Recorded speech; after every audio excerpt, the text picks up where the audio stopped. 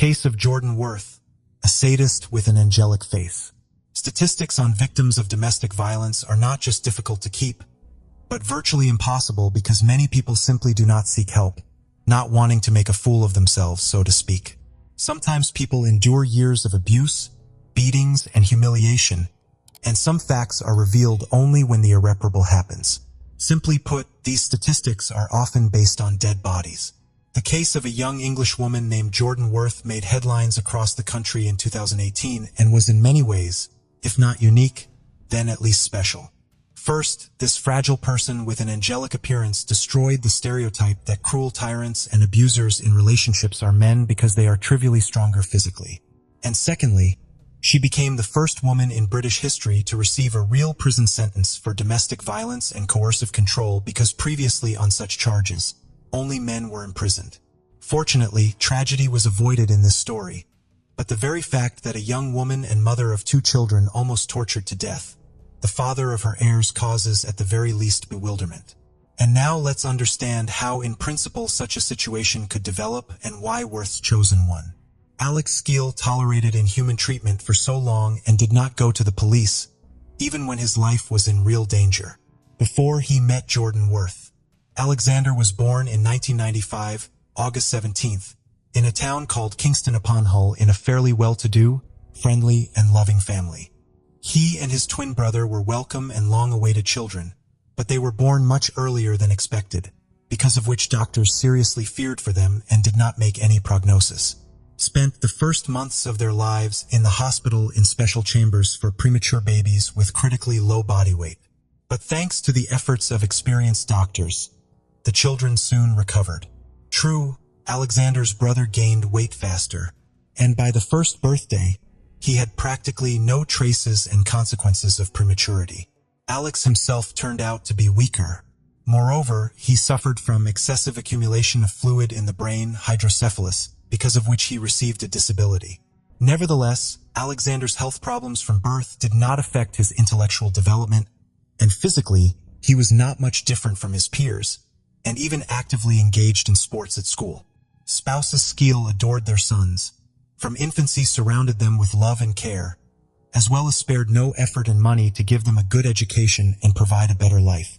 After graduating from high school, both brothers entered the prestigious Bedford College, where they continued their studies.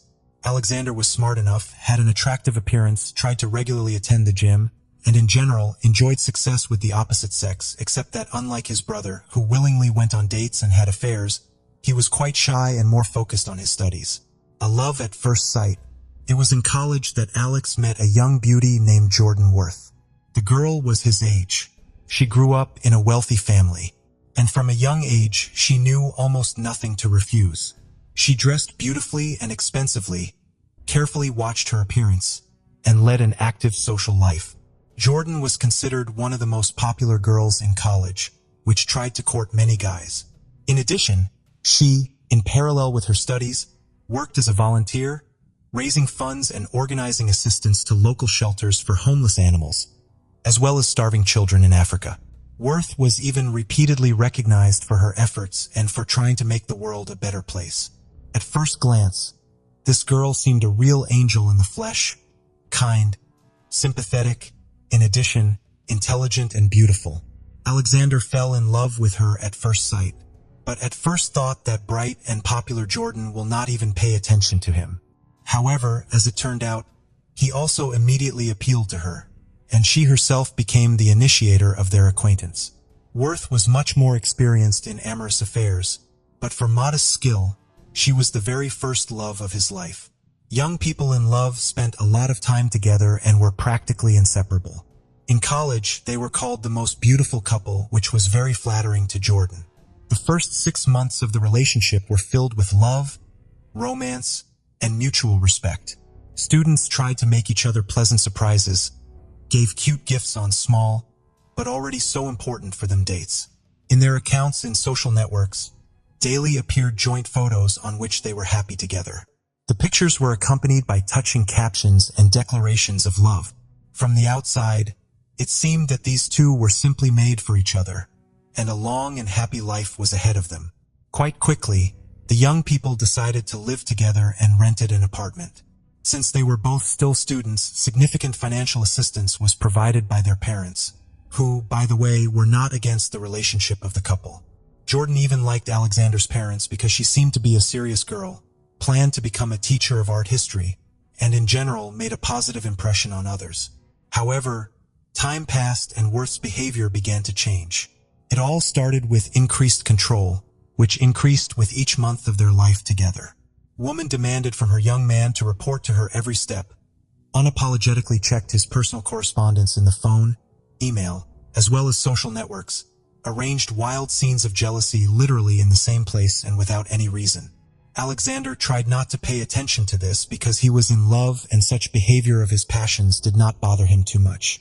Even when the beloved began to choose his own clothes, forcing him to wear only what she buys, the guy wrote it off as care on her part. Soon, the woman began to limit the circle of socialization of her boyfriend. Jordan herself chose with whom and when he can see and with whom he can no longer keep in touch. Under this separation fell not only friends and fellow students of Skill, but also members of his family. As Worth got away with it, her boyfriend never complained to anyone, and they continued to look like a happy, perfect couple in public and on social media. The young lady began literally to revel in her impunity. She deleted contacts from Alexander's phone, without his knowledge blocked his family and friends, and even responded to messages on his behalf, often in a rude and insulting form. And after Jordan erased the correspondence so that the guy did not even know what he said to people, from which they no longer wanted to communicate with him. The last straw and the breakup. The first alarm was raised by Alexander's twin brother when Jordan began to prevent their communication. By that time, the parents of the brothers also noticed that Alex distanced himself from the family and his beloved and at all began to avoid them, refusing to come to visit even on holidays and not wanting to communicate even on the phone. And on all attempts to get in touch with her, the woman was frankly rude. In those rare moments when the mother was able to get through to her son, she asked him to leave his chosen one, warning that nothing good will come out of this affair. But the young man in love did not want to listen to anyone and defended his girlfriend, claiming that she just so takes care of him and does not wish anyone anything bad. Soon the Skill family became aware that Worth forced their son to drop out of college, leave sports, and get a job. At the same time, the woman took away from her lover all the money he earned and spent it on his own needs and entertainment. Then the parents again made an attempt to talk to their son and convince him to leave Jordan, but their efforts were again unsuccessful. In 2013, during the celebration of his adulthood, committed a disgusting act, which she got away with. On that day, she and her friends celebrated the solemn event in a country hotel. And at some point, closer to the night, when the guests have already begun to disperse, the woman, without saying anything to anyone, simply disappeared. Alexander literally went crazy trying to find his beloved and worried that something might have happened to her. She returned to their room in the morning, being in a state of strong alcoholic intoxication. And when the guy tried to find out where she was, she just attacked him with fists and insults and then laughed and said that she was going to report to him. 2 months later, while celebrating Alexander's own 18th birthday, Jordan got into a fight in front of her boyfriend's family and friends. She beat up a 15-year-old girl neighbor, whom the Skill family knew well and had invited to the family party. Worth thought the woman was talking too sweetly to Alex, so she attacked her, pulling her hair and scratching her face. Jordan was barely calmed down, but it was clear to everyone what she was really like. After that, parents and brother insisted that Alexander broke up with the girl, who behaved so aggressively and inadequately. Surprisingly, but the guy listened to them for the first time and agreed that his chosen one overreacted. The same evening he talked to her and said that he would not return to their apartment, but would stay to live in his parents' house. The reunion and the birth of their shared children. It's been almost 6 months since the couple broke up. Alex returned to his studies but continued to work. He almost no longer thought about Jordan. When on the eve of New Year's Eve, 2014, she unexpectedly called and informed him that she was pregnant and in the spring they would become parents. Was surprised and delighted with such news, and the woman apologized to him and said that she had not informed him earlier because she was sure that he did not want to see her anymore. The parents of the guy, having learned that they will soon have a grandchild, also melted and themselves offered the woman to move into their house. Worth agreed and moved into the Skeel family home. She officially married the father of her child, and 3 months later, she and Alexander had a common son, William. The young parents and grandparents were unspeakably happy, and until about mid-fall 2014, they lived amicably and quietly. It was a short period when Jordan really cared about her chosen one, tried in every possible way to please him, and fell in love with the guy anew. When William was 6 months old, it turned out that the girl was pregnant again. At this time, she again became capricious and hysterical and demanded from Alexander that they immediately move out of his parents' house. Such behavior on raging hormones, but agreed to rent them housing in the city, where they soon moved.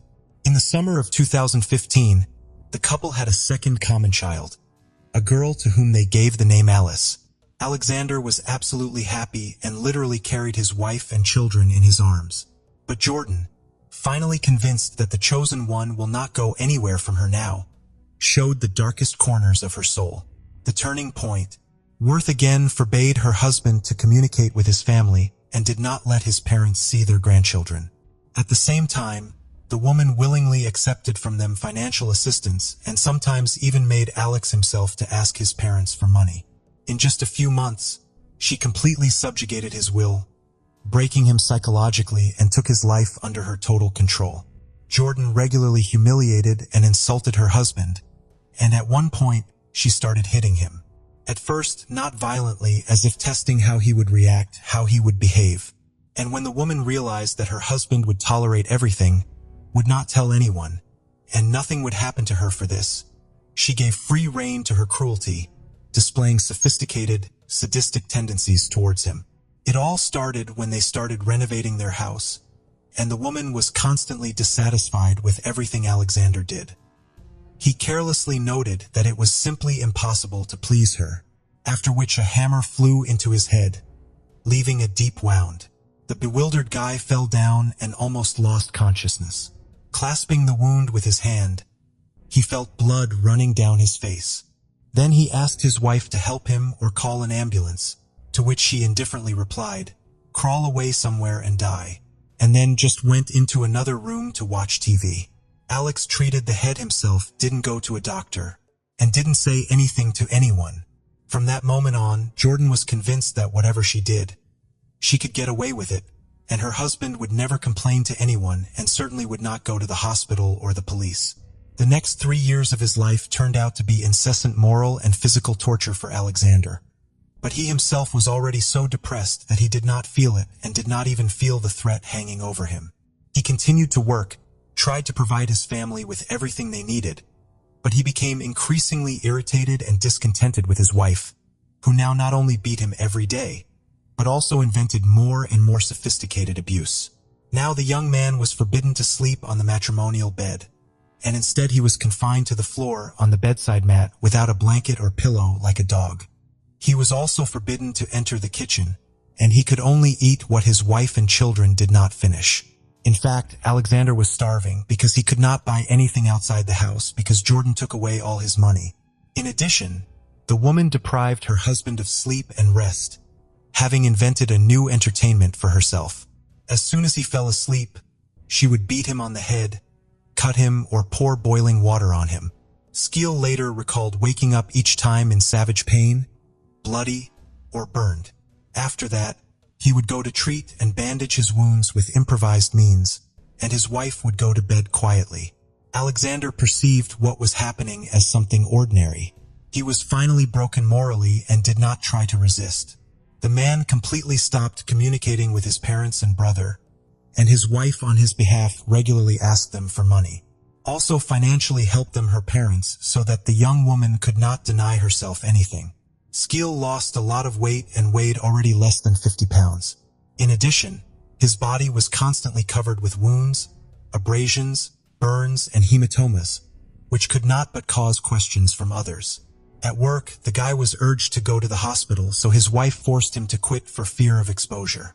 After the dismissal, he finally became a hostage of Jordan, who now abused him day and night. Long-awaited deliverance. Despite the horror that was going on in the couple's home, those around them still thought they were a happy family. Maintained social media pages on behalf of her husband, where she regularly posted old photos of them and their children, accompanied by captions about how in love they were and how lucky they were to have met each other. No one could even think that a woman with angelic looks and mother of 2 children behind closed doors turns into a real sophisticated monster. She knocked out her husband's teeth, made a long and deep cut on his arm with a knife.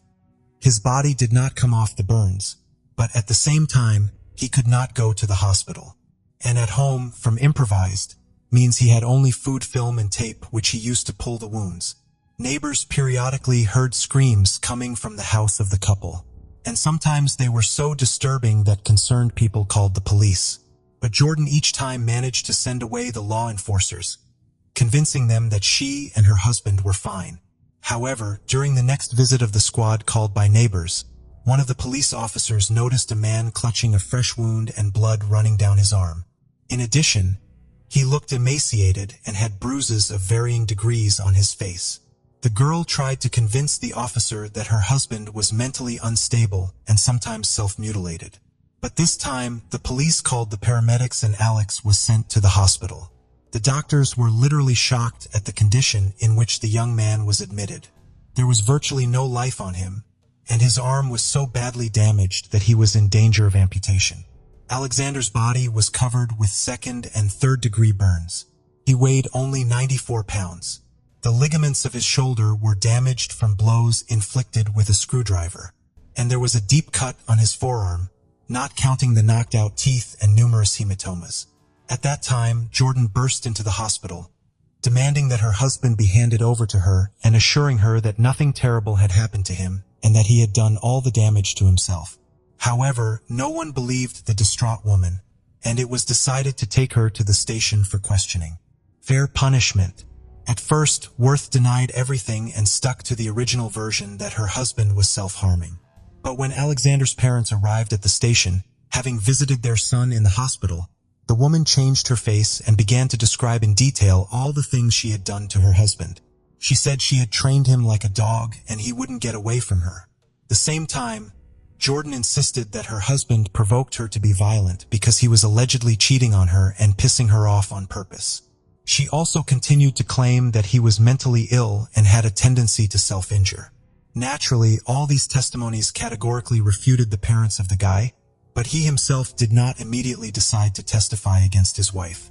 Only after undergoing a course of treatment and working with a psychologist, Alexander finally dared to talk about all the horrors that he had experienced in his own home in recent years.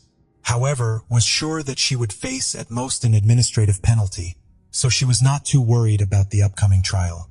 After hearing all the testimony, the judge found 22-year-old Worth guilty of willful infliction of grievous bodily harm, moral and physical abuse, and coercive control. She was sentenced to 7.5 years in prison. Even having 2 young children was not a mitigating factor for the sadist. Jordan was shocked by this sentence, and the case itself was unprecedented for the UK. The children were left in the care of their father and grandparents while their mother served her sentence. Alexander, having fully recovered from years of torture, became involved in community work, and is now actively helping victims of domestic violence himself. On July 4, 2023, Jordan, having served 5 years of her 7 and 1 year sentence, was released on parole. However, the woman is forbidden to approach her former spouse and see their joint children. She is reportedly engaged to a bricklayer named Adam Steeth and is preparing to become a mother for the 3rd time.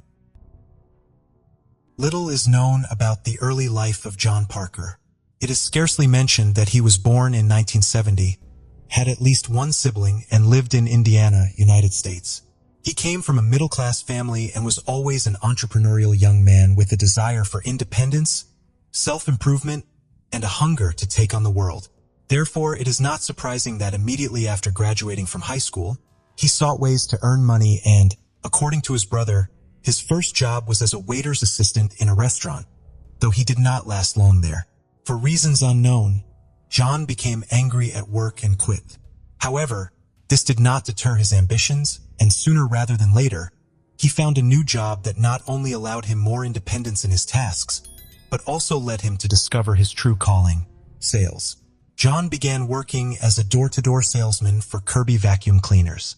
Initially, his family mocked him, but in a short time, John proved to everyone that he had found his direction in life.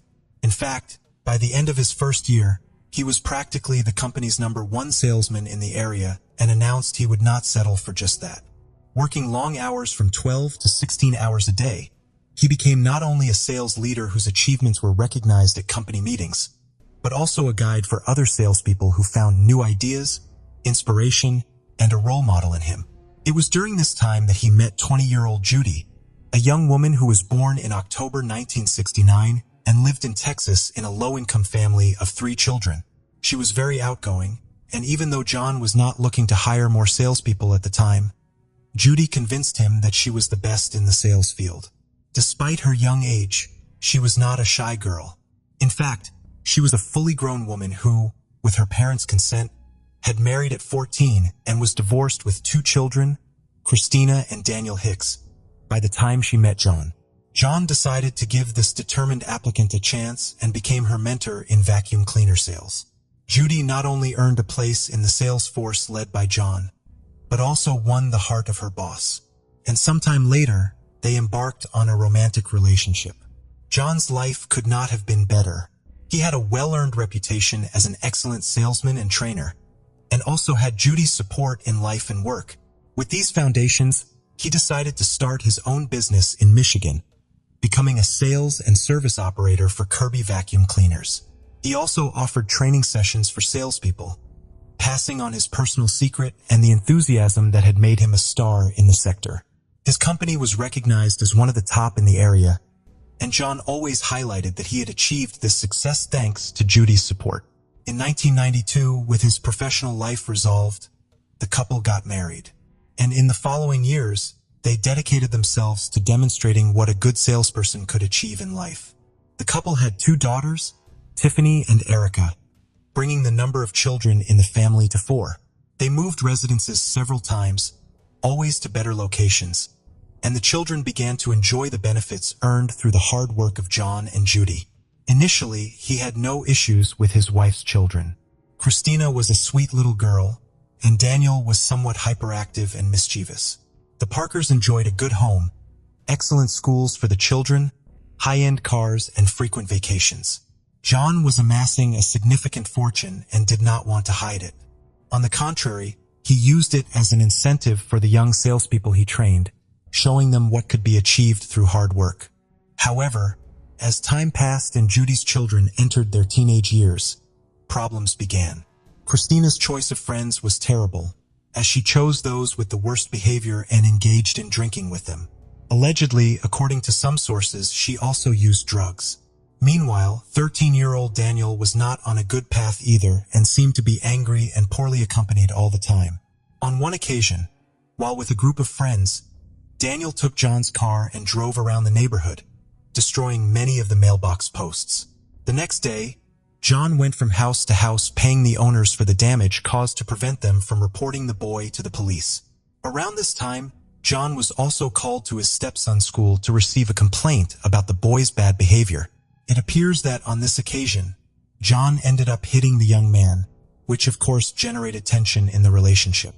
After 9 years together, Judy finally took her family to Texas so they could see the humble place where she had grown up and meet one of her brothers who still lived there. During this trip, Judy complained to her brother that her marriage was failing and that John mistreated her children. The truth was that Judy, far from recognizing that her older children were on the wrong path, sided with them, which of course heated up what seemed to be a pressure cooker. If everything was already bad, things worsened when John began to suspect that his wife was being unfaithful with an employee of his company. True to his way of solving problems, John was not a man to sit and stew over a problem, but a man of action. To leave no room for doubt, he installed cameras in various parts of the office and finally obtained irrefutable proof that confirmed his suspicions. At that moment, John's world collapsed, and his previously cheerful and cordial behavior took a 180-degree turn.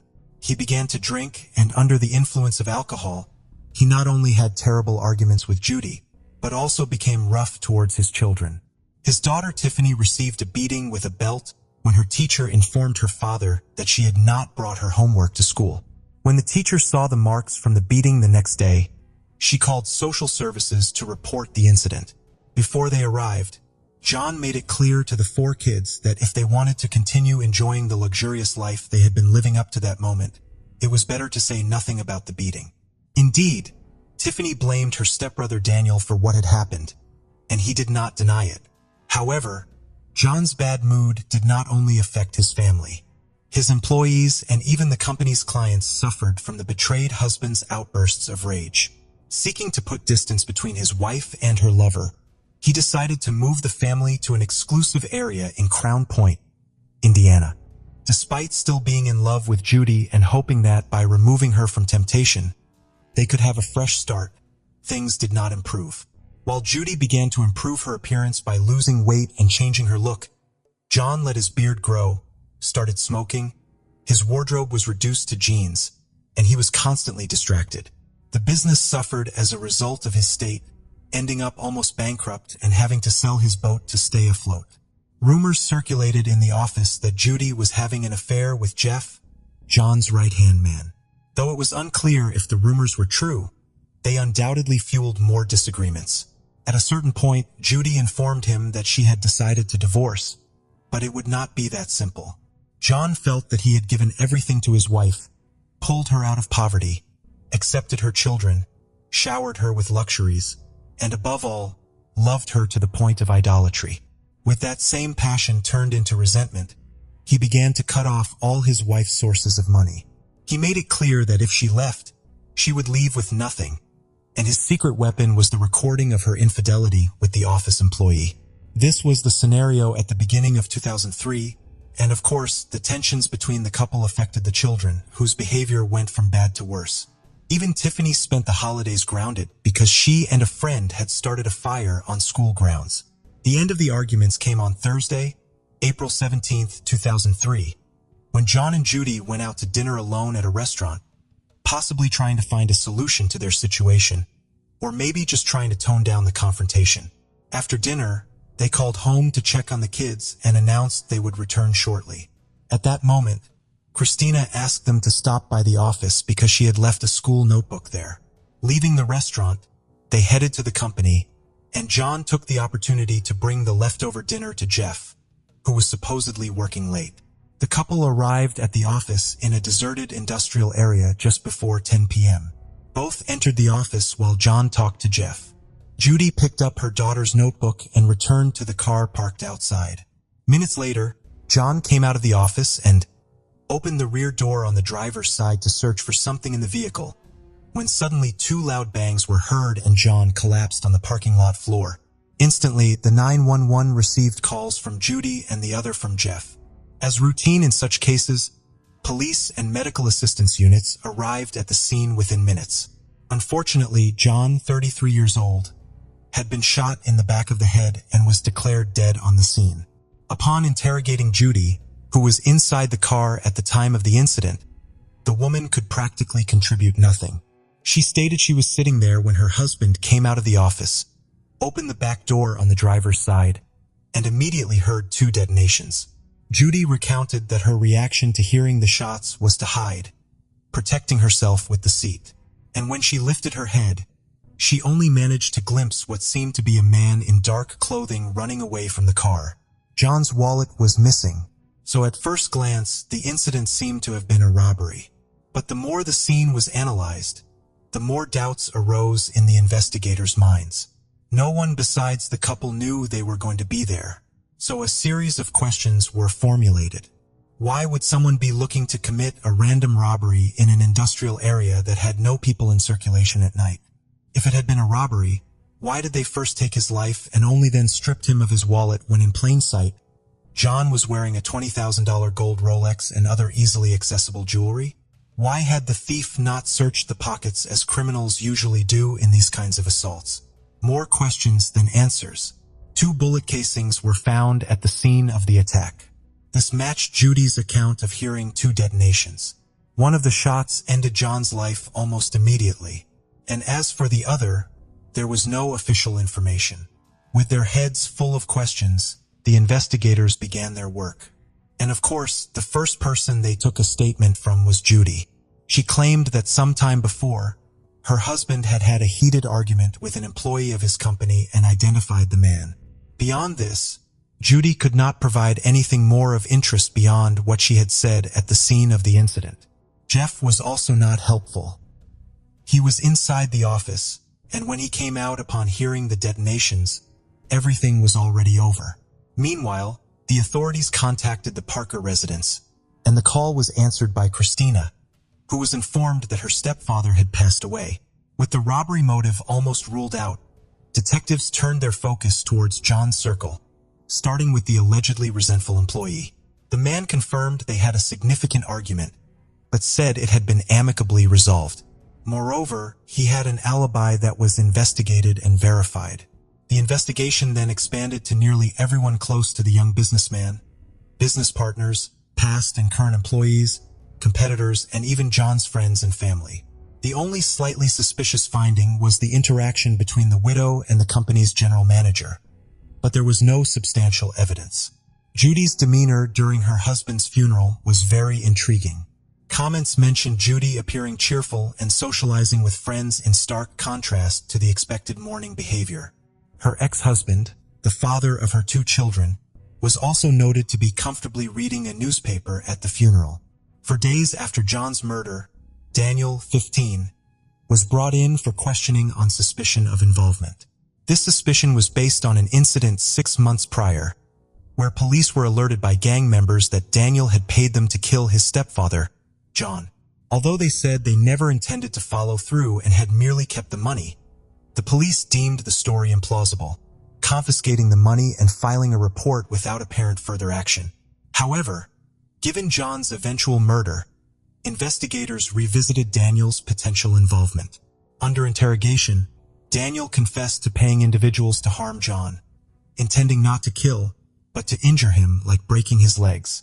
Despite detaining one of the youths Daniel allegedly negotiated with, he was released due to a solid alibi verified by the investigation. Daniel was released after 9 days due to lack of substantial evidence and his minor status. Later, it was revealed that John had issues with Judy's children, leading to more investigation into Daniel and bringing to light suspicions about Judy's daughter, Christina, 17. Christina denied everything when questioned, and like before, the alleged plan led nowhere. Given that both teenagers had shown a desire to eliminate John, investigators wondered where the money for these schemes was coming from, suspecting Judy as the only possible source. Further inquiries revealed that the relationship between the couple had significantly deteriorated prior to John's death, with at least one of Judy's affairs coming to light. However, sources indicated that John had no intention of leaving his wife and was seeking ways to salvage the relationship. The primary motive for Judy to target her husband appeared to be financial, with detectives discovering John had 2 life insurance policies totaling $1 million. Judy had attempted to claim this money after her husband's death, but the insurance company initially refused to pay, citing the ongoing investigation into his death. The payment was further complicated by John's father, who suspected Judy's involvement in his son's demise. Despite these leads, the case eventually stalled, with only circumstantial evidence available.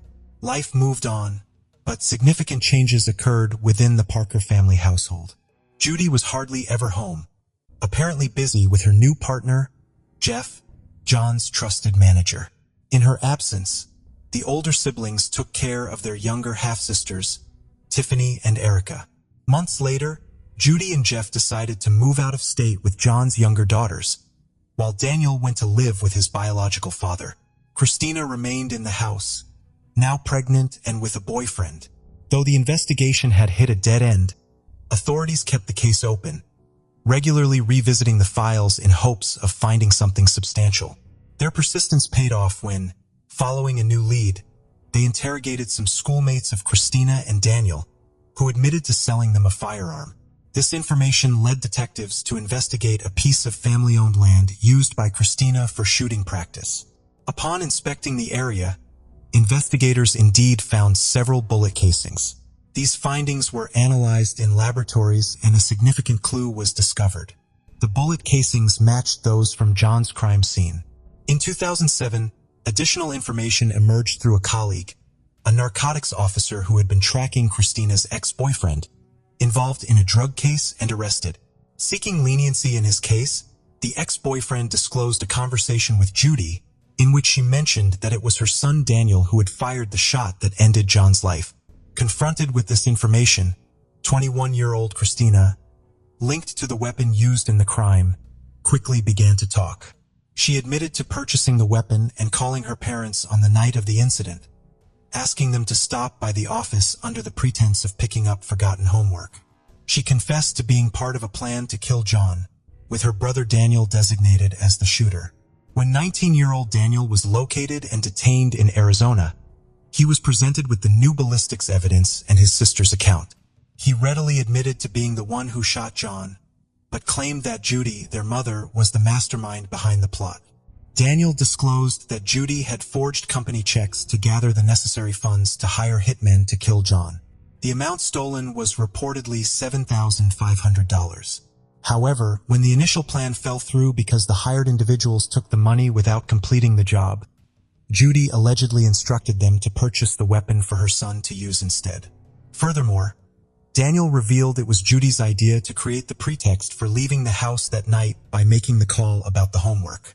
He stated he shot John once in the head, and the second shot was an accidental discharge while he was rifling through John's pocket for his wallet, following his mother's instructions. He was also told to return home without alerting his younger sisters, a task facilitated by Christina, who kept the girls occupied with television. The siblings claimed their mother had convinced them to commit the crime by alleging they were victims of abuse by John and promising them a better life with more money and freedom. It was also revealed that this was not Judy's first attempt to kill her husband. She had previously tried to poison his food, leading only to a brief hospitalization for John under the guise of food poisoning. By the end of 2007, Christina and Daniel were formally charged with murder and conspiracy. Christina pleaded not guilty to the conspiracy charge and was released on bail several months later in March 2008. Daniel, then 20 years old, pleaded guilty to a conspiracy charge to kill his stepfather and made a deal to admit his guilt and implicate his mother in the crime. In exchange for his cooperation, the prosecution agreed not to charge him with the more serious offense of murder, although he would still face a sentence of 20 to 25 years in prison. Daniel claimed that nearly a year before the incident, when he was 14, his mother and sister first asked him to help kill John. He detailed that his mother gave him and his sister money to buy a pistol, as well as providing him with black clothing, gloves, and a mask to wear on the day of the crime. She also instructed him on what to do to carry out the grim task, including taking a thorough shower upon returning home to eliminate any traces of gunpowder. Ultimately, Judy took responsibility for disposing of the weapon, the clothes worn during the crime, and her husband's wallet. Facing the inevitable in July 2009, 6 years after her husband's death, Judy surrendered to the authorities and agreed to plead guilty to conspiracy to commit murder, acknowledging her role in planning, executing, and covering up the crime. The prosecution requested that she be sentenced to life imprisonment with a minimum of 28 years and a maximum of 35 years. Judy, nearing 40, was sentenced to 33 years in prison in late August 2009. The following month, Daniel was sentenced to 23 years. And in early October, Christina, who eventually pleaded guilty to aiding a criminal, received a 5-year sentence. Press reports indicate that Daniel was released in 2017 after participating in a community transition court program and chose to live a low-profile life thereafter. Christina served 4 years of her sentence and was released in 2013, but tragically, she died from a drug overdose shortly after her release. This case is marked by greed. Despite Judy's difficult early life and later success, her insatiable desire for more led her to commit heinous crimes. Sadly, her actions not only destroyed a successful entrepreneur, but also profoundly impacted her 4 children, leading 2 to prison and leaving the younger ones without their father and mother. Emily Longley was born in England in 1994 to Mark and Caroline Longley. 2 years later, her parents had another child, Emily's younger sister, Hannah. From early childhood, the girls were very close to each other. They lived in a loving and caring family. When Emily was 9 and Hannah was 7, the family moved to New Zealand. Auckland became their new home. When Emily fell in with the wrong crowd after emigrating to New Zealand, her middle-class parents sent her back to the UK to start a new life with her grandparents. In 2010, Emily flew to England to study at Brockenhurst College. She wanted to get a business degree and dreamed of becoming a model. In England, she lived at her grandparents' house in Bournemouth. Bournemouth, adjacent to Poole in the west, is a town in the county of Dorset, a popular resort on the English Channel coast. When Emily moved to England, her sister Hannah was still at school, and her parents, Mark and Caroline, divorced but maintained a friendly relationship. Emily was a beautiful young woman who attracted much attention. One day, she met 20-year-old Elliot Turner. He made quite an impression on her. Gradually, their communication grew into a romantic relationship. In April 2011, Emily returned to New Zealand to visit her family, whom she had not seen for about 6 months. Her father met her at the airport. She ran up to him and hugged him tightly, saying she missed him very much. Emily had a very close relationship with her father, who loved her madly and missed her smile, laughter, and dirty jokes. The following day, the whole family went to Emily's favorite pizzeria.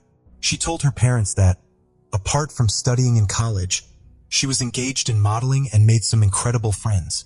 She also mentioned the man she was dating, 20-year-old Elliot Turner. They had only been dating for a few months, and it seemed to her that she was too young for something serious. "I think I'm going to end it when I go back," she said. Emily spent the next few weeks hanging out with friends and family. She had a wonderful time. No one suspected they would soon lose her. When Emily's flight started boarding, it was hard for her to say goodbye to her family. However, Emily promised she would be back in 5 months. She wanted to see the matches of the Rugby World Cup, which was to begin on September 9th. While texting with her father a few days later, Emily informed him about breaking up with Elliot. But she did not go into details. Elliot behaved strangely after seeing the photos of Emily that she posted on social networks while in New Zealand. There were guys in these photos, and Elliot was very jealous. The son of a wealthy jeweler, Elliot Turner, was 20 years old, and his life seemed carefree. Turner was well known in the local bar and club scene in the Bournemouth and Poole areas, and was part of a gang of wealthy young men called the Firm. Called by his friends All Talk Turner because of his boasting, he met Emily in December 2010. The couple enjoyed the high life at the resort and often had fun until late at night. But Turner, who had a history of obsession with women, soon showed signs of jealousy. As a result, their relationship quickly escalated into violent arguments. Some people described him as a person displaying a threatening, aggressive, violent, controlling, and possessive nature. In January 2008, when he was 16, he received a harassment warning letter from the police telling him not to contact his ex-girlfriend after he bombarded her with text messages and emails because she broke up with him. Turner loved being at the center of attention. He didn't need to work for a living. His parents gave him everything he needed. He skillfully manipulated people, including his parents. His life was all about parties, women, alcohol, and illegal substances. He considered himself a man who can do anything he wants. Elliot carried a hammer with him in case anyone tried to contradict him. His friends believed that Turner fancied himself a gangster and wanted to become the one everyone turned to for help. He could come to the bar and buy everyone a drink. Elliot bragged about driving a new Mini Cooper, but it was a gift from his grandmother. He tried to maintain his bad boy image with a series of supposedly streetwise messages on social networking sites, where he often referred to himself as Scarface or God. He didn't lack female attention, but when he met Emily, he became very attached to her. She complimented his image of a successful person, which he worked hard to create. As their relationship developed, Turner started showing his controlling behavior more and more often. He even threatened Emily that he would take her life. In an emotional plea to Turner, Emily wrote a note to him a few months before her death saying, 1. I love you. 2. Don't say you'll kill me. 3. Stop talking about your ex-girlfriends. 4. Stop being so constantly aggressive. Be more cool. because that is so much more hot and you make me scared because you're so intimidating. When Turner began to show his true face and when his controlling behavior started to go beyond all reasonable limits, Emily realized that he was not the person she wanted to be with. However, people like Turner don't understand rejection. On the evening of May 6, 2011, Emily was with friends in one of the entertainment venues. Surveillance cameras captured how she came to a nightclub with her friends. That evening, Turner read her Facebook messages and discovered that Emily was dating another man. Pissed him off. He came to the club and started arguing with Emily. This whole story ended with the girl throwing her drink in his face. Turner verbally abused her and threatened her with violence. He didn't like Emily's outfit. He thought it was too revealing. He dismissed the fact that Emily had broken up with him. The man wasn't going to let her go.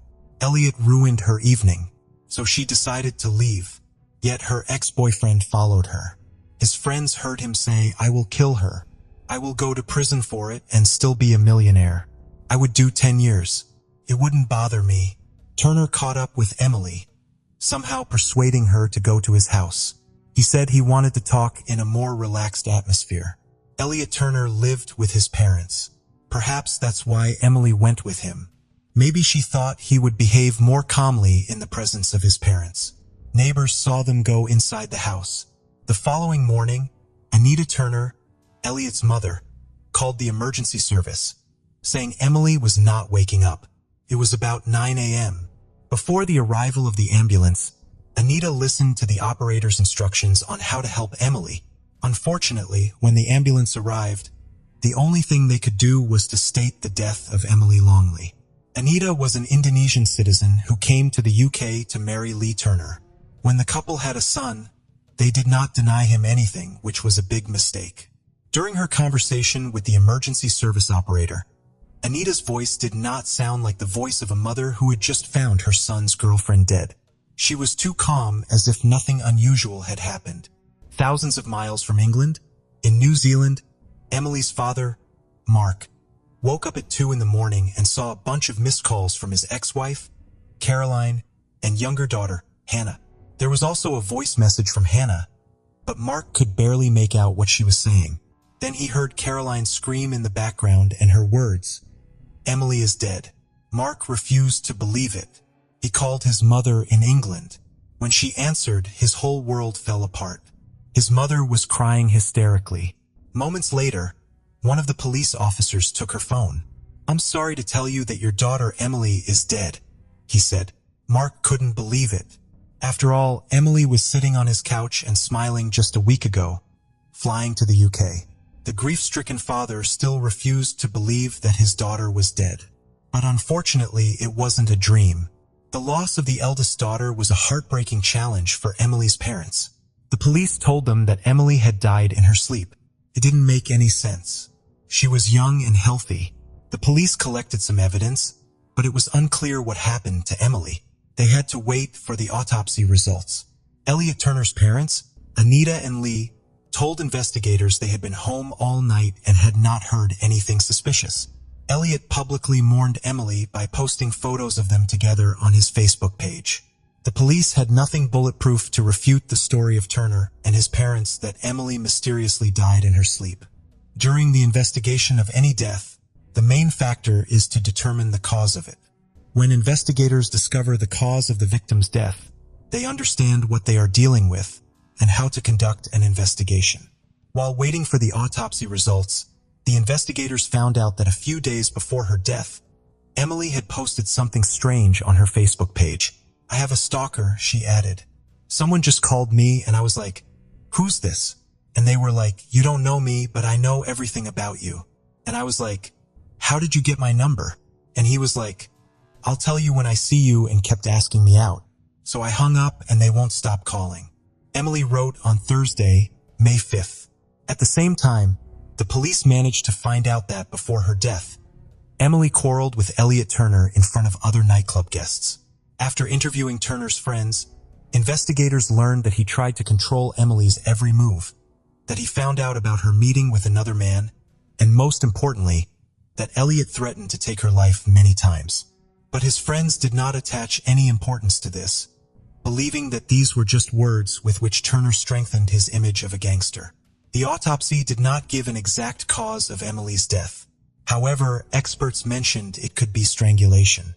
And one of them said, the physical findings are entirely consistent with pressure being applied to the neck. Investigators believed that one of the Turner family members could be involved in Emily's death, so they decided to install listening devices in their house. The police were hoping to find out if they were hiding anything, and they were right to do that. They heard Elliot instructing his mother on how to behave with the police and what she needed to say. His father, Lee Turner, seemed to be the only person who understood what he was doing was wrong.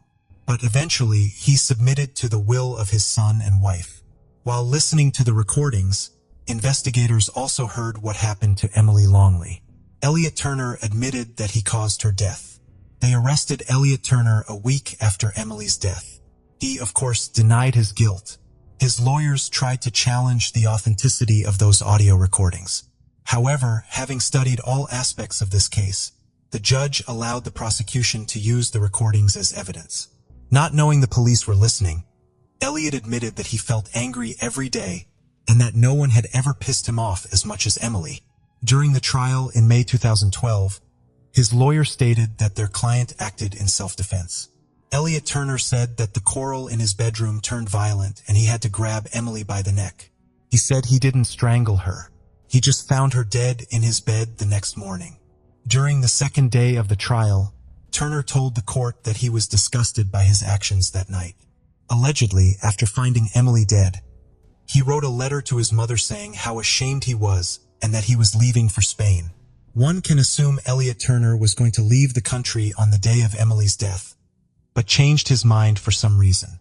When the police arrived at Turner's home after the 999 call, they saw packed bags. Elliot's passport was in his pocket. He admitted in court that he had threatened Emily and felt upset and deceived the night before her death after seeing false emails on her phone saying he had smashed her face into a table. When describing the fight they had before her death, he mentioned Emily started beating him with her hands and feet. He tried to calm her down before giving up and throwing her a 20-pound note for a cab. He said, "She just ignored me at first. Then 5 seconds later, she just went crazy. I had never seen Emily get to that point of rage. I didn't know what to do. She would not stop. I kept repeating myself, 'Stop it. Calm down.' At that point, I grabbed her by the neck using my right hand." Defense counsel Anthony Dunn asked, "Why did you do that?" Turner replied, "To stop her going nuts. I did not know what to do. My right hand made contact with her neck."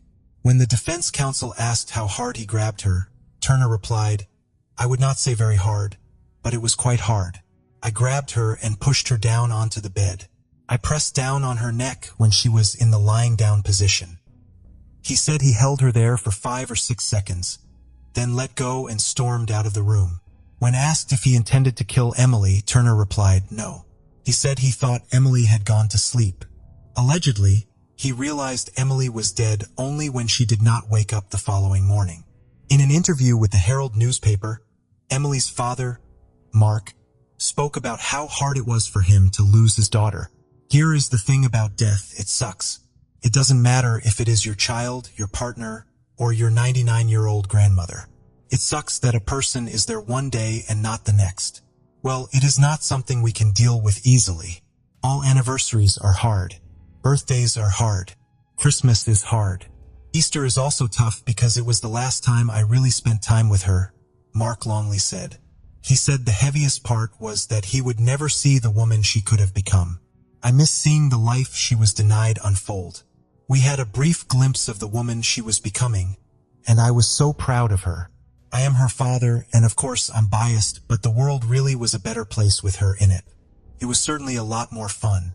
At the trial, they portrayed Elliot Turner as a spoiled, wealthy kid whose parents wanted to help him escape punishment. The court heard he was given the run of the family's home in the affluent Queen's Park area of Bournemouth, where he would hold parties for his middle-class friends.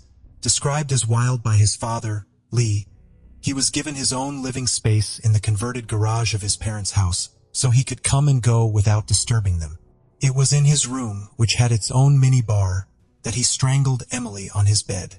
The police examined the computers seized from Turner and found the following search queries: death by strangulation and how to avoid punishment for a crime. The main motive of the crime was jealousy. The court heard testimony from Luke Ashford, who spent the night with Emily. As already mentioned, Elliot Turner found out about it. Even while in custody, Turner boasted that the jury would believe his twisted story that Emily had attacked him, and he had acted in self-defense when he strangled her in a fit of jealousy. In letters from his prison cell to his friends, he said he would soon drive the new Range Rover and move to Spain. He planned to sell the rights to his story and live a fashionable life. However, the jury quickly shattered his illusions when they found him guilty. On May 22, 2012, the court sentenced Elliot Turner to life in prison with a minimum term of 16 years. Announcing the verdict, Mrs. Justice Dobbs described Turner as a man of striking arrogance. She said, "Emily was a lovely, kind, fun-loving girl who brought a ray of sunshine to those she touched. That light has been extinguished suddenly and needlessly by you. You did not love her. She was just a trophy. The relationship, if it can be called that, was all about you. It was about control you carried out using aggression and threats. You can put away thoughts of champagne, Bentleys, and girls and concentrate on the reason you are serving a life sentence." Mrs. Justice Dobbs also sentenced Turner to 9 months to run concurrently for perverting the course of justice. But Elliot Turner wasn't the only person on trial. His parents, Anita and Lee, whom Turner used for cash to fund his lavish partying, loved their son so much they tried to cover his crime. Lee destroyed Turner's confession letter, and Anita took the jacket from the bedroom where the letter allegedly was. His mother even postponed calling an ambulance so her son could cover his tracks and let the family come up with a convincing story for the police. When asked why she did not call an ambulance, Anita Turner replied that she did not believe Emily was dead. Under cross-examination, they asked her if she thought Emily had ruined her son's life. After a pause of 6 seconds, she replied, "No." In the recording, Lee asked Anita whether they had done the right thing. "We've done the right thing," Anita replied. Both 51-year-old Anita Turner and 54-year-old Lee Turner were found guilty of perverting the course of justice and sentenced to 27 months in prison. Mrs. Justice Linda Dobbs said, "The two of you chose to fight the case showing little remorse. Mr. Turner, you claimed you didn't know the contents of the letter when you destroyed it. But the fact it was burning on your conscience is quite evident from your anguished tone of voice on the tape." Released in 2013 after serving half of their sentence, they still live in the house where Emily Longley died. Emily's dad, Mark, broke down as he spoke about the verdicts after the case. Supported by former wife Caroline and daughter Hannah, he said, "What we have heard over these 5 weeks has shocked us and disgusted us. That a man so evil like Turner could treat a gentle and loving girl like Emily so violently is beyond belief. We are so proud of the fact that she had come halfway around the world to cause a better life for herself. This is a life Turner decided to end." Mark said there was a lot of talk about Turner's boasting and that no one had taken his threats seriously until it was too late. He added, even his mother did not take him seriously when he texted her to tell her he was going to break Emily's neck. Perhaps if someone had taken his threats seriously, Emily might be with us today. I hope Turner suffers every day in prison for what he has done. In October 2020, the press reported that Elliot Turner's cellmates had beaten him in prison. It happened after he hung up photos of Emily in his cell and boasted of receiving letters from female fans. Some of his cellmates attacked him after he said he would soon return to his life full of champagne, Bentleys, and birds. In 5 years, Turner will have the right to apply for early release from prison. One can only hope that common sense will prevail and that the parole board will make the right decision regarding a person who still has no remorse for his actions.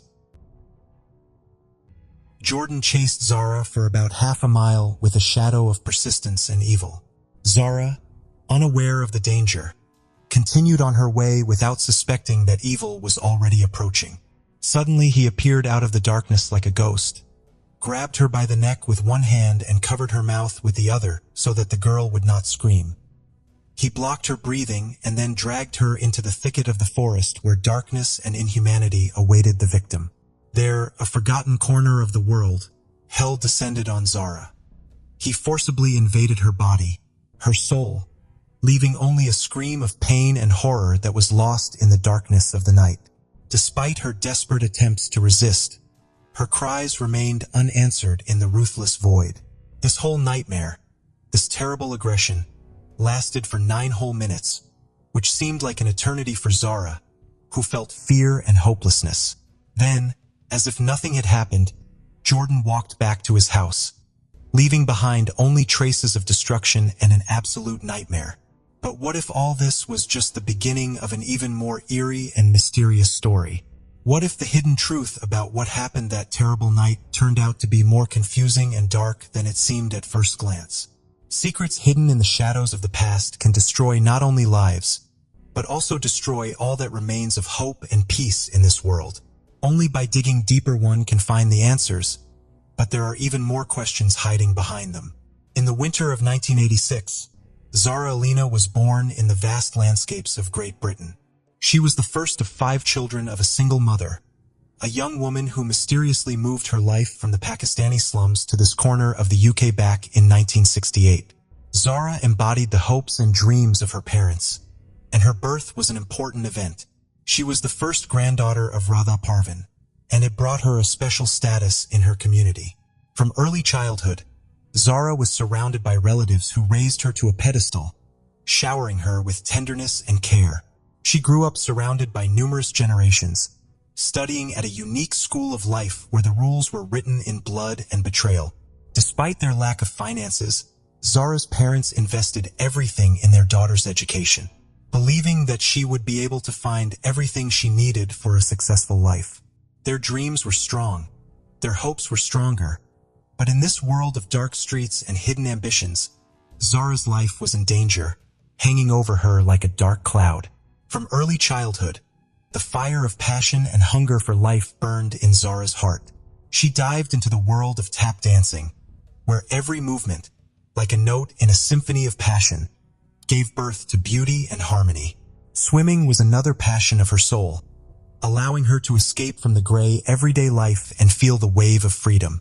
She always dressed exquisitely, as if creating a work of art from herself, embodying her dreams in every outfit. But that was just the beginning. When she skated for the first time, she felt new breath of freedom in her soul. Skating became not just a hobby for her, but a way of breathing, a way of expressing the deepest essence of her soul. Among those who knew Zara, no one was surprised to hear that she dreamed of becoming a lawyer. Her heart was full of desire to protect and help others because she was that bright ray of hope in a world full of evil. Her friendly nature sparkled with joy, which was contagious, like a fire in the dark. Her gaze and sparkling eyes promised miracles, and her black curly hair seemed to have been created to tempt fate. Her image was full of charm, like a magic potion mixing passion, kindness, and courage in an extraordinary cocktail of attractiveness. Already in her teens, she had the opportunity to travel around England and visit museums and galleries. She showed big interest in art and culture. These trips became an indicator of how independent she was. Later, trips to the rest of Europe followed. This was a clear confirmation that she inherited the desire for adventure from her relatives. It seemed she was following in the footsteps of her Aunt Farah, who, unlike the rest of the family, chose Portugal over the UK. It was fascinating for a young woman to see the work of her aunt, who worked as a psychotherapist in women's organizations. Zara visited her several times. After graduating from high school, her aspirations began to be realized when she got in the University of Westminster. Since then, she worked hard to achieve her goals while taking care of her mother and grandmother at the same time. Her tiny figure was full of a passionate soul and unstoppable energy. Her sense of justice and equality was not limited to the walls of the lecture hall. On the contrary, the generous and caring Zara supported refugees fleeing violence and sought to give a voice to those who had less power. She also participated in volunteer work in community canteens to help the homeless. In general, she had a special habit of noticing the needs of others and always including them in her schedule. Zara was an easygoing girl. Her aunt Smira Naz lived nearby, and she often visited her several times a week. While preparing for the exams, she asked her aunt to help her to study, but they always ended up laughing. Zara left a trail of joy behind her everywhere she went, as those who knew her at that time claimed. In addition, she was hardworking, covered all her expenses, and helped her family. She worked at a local clothing store and knew everyone in the area, from teenagers to the elderly. She always greeted everyone with kindness and was willing to help if necessary. The young girl could talk for hours, but it did not affect her ability to listen carefully to others. Her generosity extended to all living creatures, and she especially loved cats. Sometimes she spent her own money to take stray cats to the vet, take care of them at home, or persuade neighbors to take them in. Her friend Sanji Naira described her as radiant and believed that her main gift was the ability to share optimism. When Sanji was in a bad mood, he turned to her for help. In Zara's life, there was a bright star whose name was engraved in the very depths of her heart: Carissa Peters. They were not just friends, but companions in the struggle for justice, for protection of women from violence and abuse. Their shared hobbies, especially in the field of women's rights, and it was the connecting thread that carried their friendship through difficulties and trials. Zara and Carissa were so close that they seemed to share the same soul. They easily entered each other's house as if they were their own shelters from the storms of the world, or talked on the phone almost every day, discussing the news, their thoughts and plans for the future. In 2002, after successfully passing the exams and completing her internship in law field, Zara had the opportunity to work in the Crown Prosecution Service. It was an important step and an integral part of her dream to become a full-fledged lawyer. To do this, she worked tirelessly, even when her studies were interrupted by worries about her mother and grandmother, as well as financial difficulties. This step was important not only for her, but also for Carissa, and for those who believed in her, who support her on this stormy journey to a bright future. On her first day at her new job, Zara couldn't help but be happy. She sent a smiley selfie to her friends and family, as if announcing to the whole world her new era of life. It wasn't just a new job. It was the last piece in the mosaic of her dreams. She had been coming to this for so long that she could hardly believe in her own happiness. Working as an administrator might seem a secondary post, but for Zara, it was a giant step towards her goal. At the age of 35, she realized that a new stage in her life was beginning, and this made her heart beat with extraordinary force. It wasn't just a working day. It was the beginning of a new era, an era when she felt fulfilled and happy. The new job strengthened her confidence in the fact that it was time to create her own family. She dreamed of her children, how they would be happy and protected, how they would live in a world filled with love and harmony. At that moment, Zara realized that every new day was a step towards her happiness, a step towards her dream of having her own family. With such an active life between work, volunteering, friends, and the attentive care of her mother and grandmother, with whom she lived in a separate room when necessary, Zara loved to walk. She liked to move freely. She didn't bother with small things. She could easily put a pair of shoes in her bag to change them for sneakers when needed. Zara believed that a woman should be able to move freely without any obstacles, and even more so that no one should have deprived them of this right. But near her house, there was a man whose existence completely took away this woman's right. His name was Jordan McSweeney.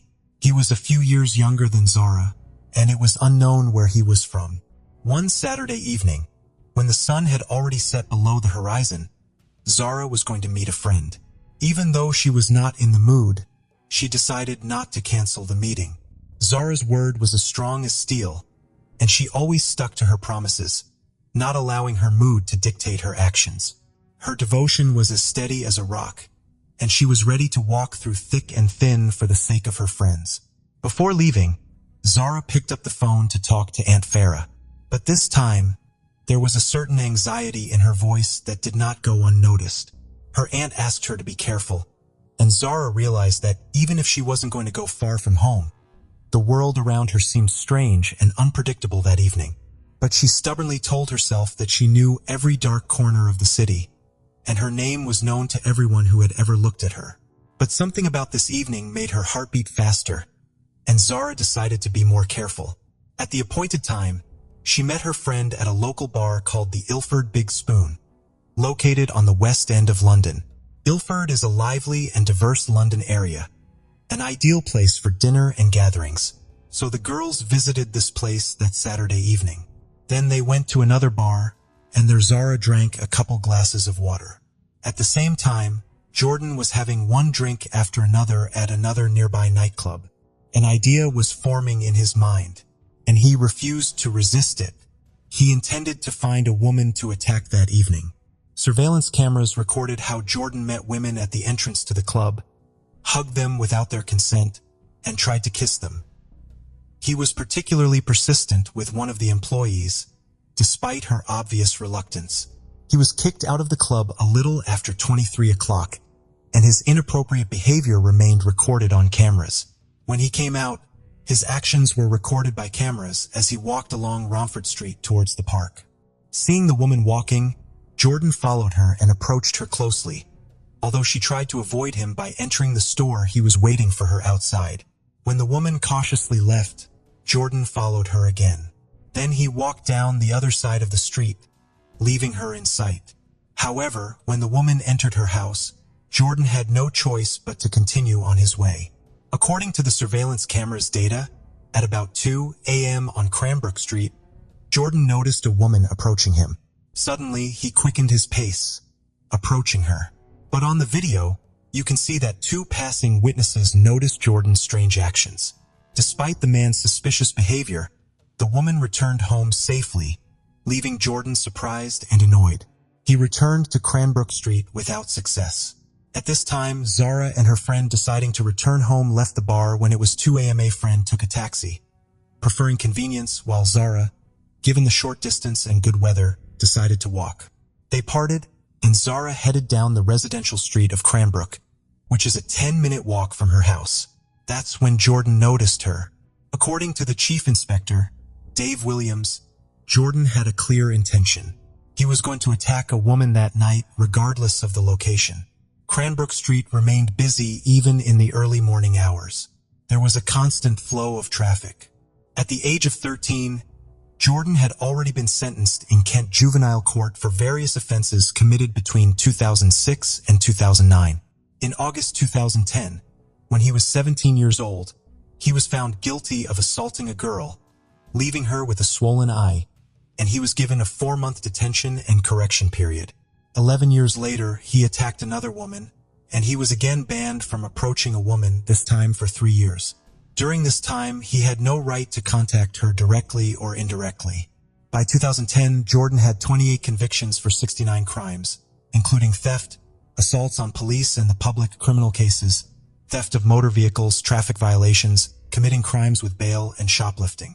On his page on a well-known social network, he bragged about having a huge collection of weapons, and in general extolled a criminal lifestyle to the sky, posting different photos and quotes.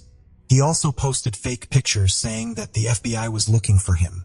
On June 17, 2022, he was released on parole after being sentenced to prison for criminal damage, racially aggravated harassment, and illegal carrying of a bladed weapon. One of the conditions was meetings with a parole officer. Jordan settled into a van on St. Valentine Street in a 130 acres park in the south of Gun Hill, the largest green space in London's Red Bridge district. He again violated all agreements and, true to his criminal background, missed not one, but 2 meetings with a parole officer. As a result, the authorities refused to give him the advantage. The parole service began the procedure for returning him to prison on June 22, 2022. But they did not immediately inform the police, but only 2 days later.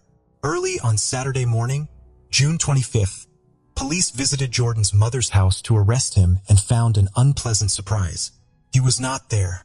Around 2:30 a.m. on June 26, 2022, the streets of Ilford witnessed a terrible crime. Zara was found on the sidewalk with signs of abuse on her body. Her belongings were scattered, as if the mess in her life was embodied in the streets. Her body was bruised, her clothes were torn, and her eyes showed struggle for survival. A woman passing by immediately realized that the situation was extremely serious.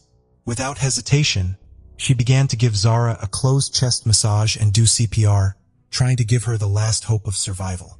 But the injuries inflicted on her body turned out to be too serious. Even with all the help of passers-by and emergency medical help, it was too late.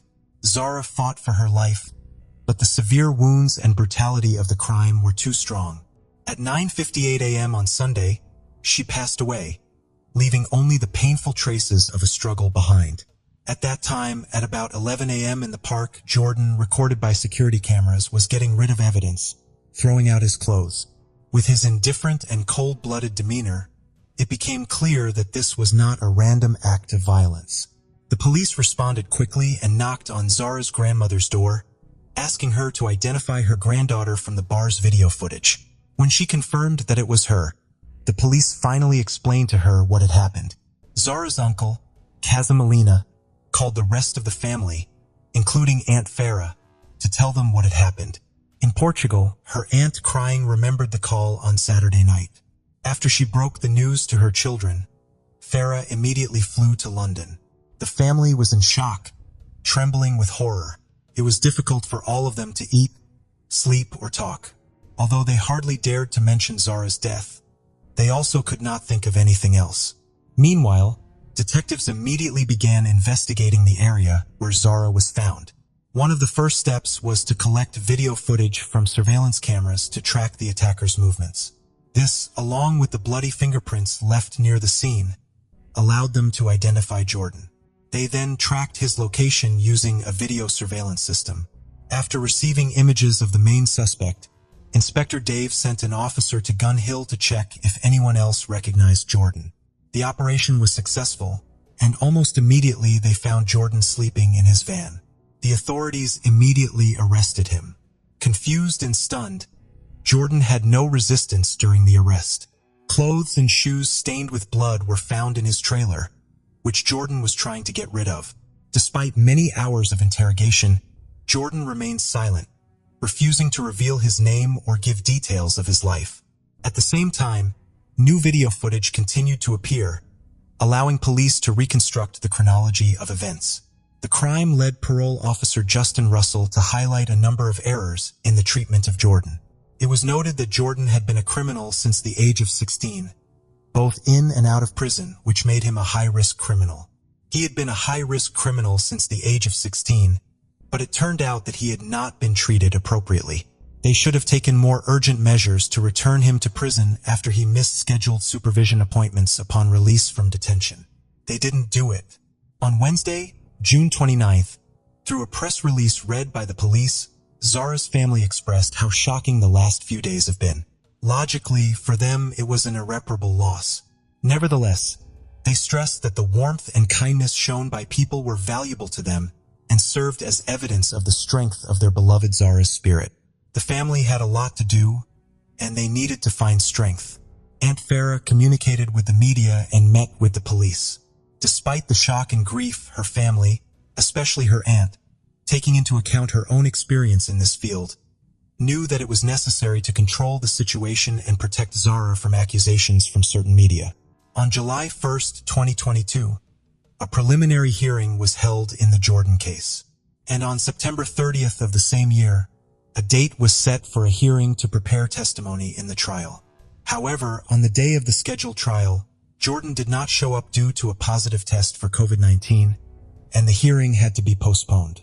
On Saturday, July 2nd, a memorial service was held in memory of Zara, organized by her family, which took place on the way to her home, symbolizing the last journey that never ended. At this service, many of those present were dressed in white, symbolizing a silent walk. The event was attended by a coalition of more than 120 organizations specializing in supporting women, expressing solidarity in the fight against violence. It was one of the many groups that worked with Zara Alina's family. As they stated in the media, they demanded justice and taking responsibility. Additionally, they asked to focus on what they considered a priority and key issue: to resist violence from men, and to stop the acts of violators. At a preliminary hearing before the investigation at the East London court in Walthamstow, crime scene investigator Nadia Persett said she believes there is reason that local police officers could and should have taken more action to find Jordan before his attack on Zara. Consequently, she expressed the opinion that jury should resolve this issue. In addition, this investigation should have included the actions of the staff of corrections facilities for probationers. According to Nadia, this process was supposed to last a month.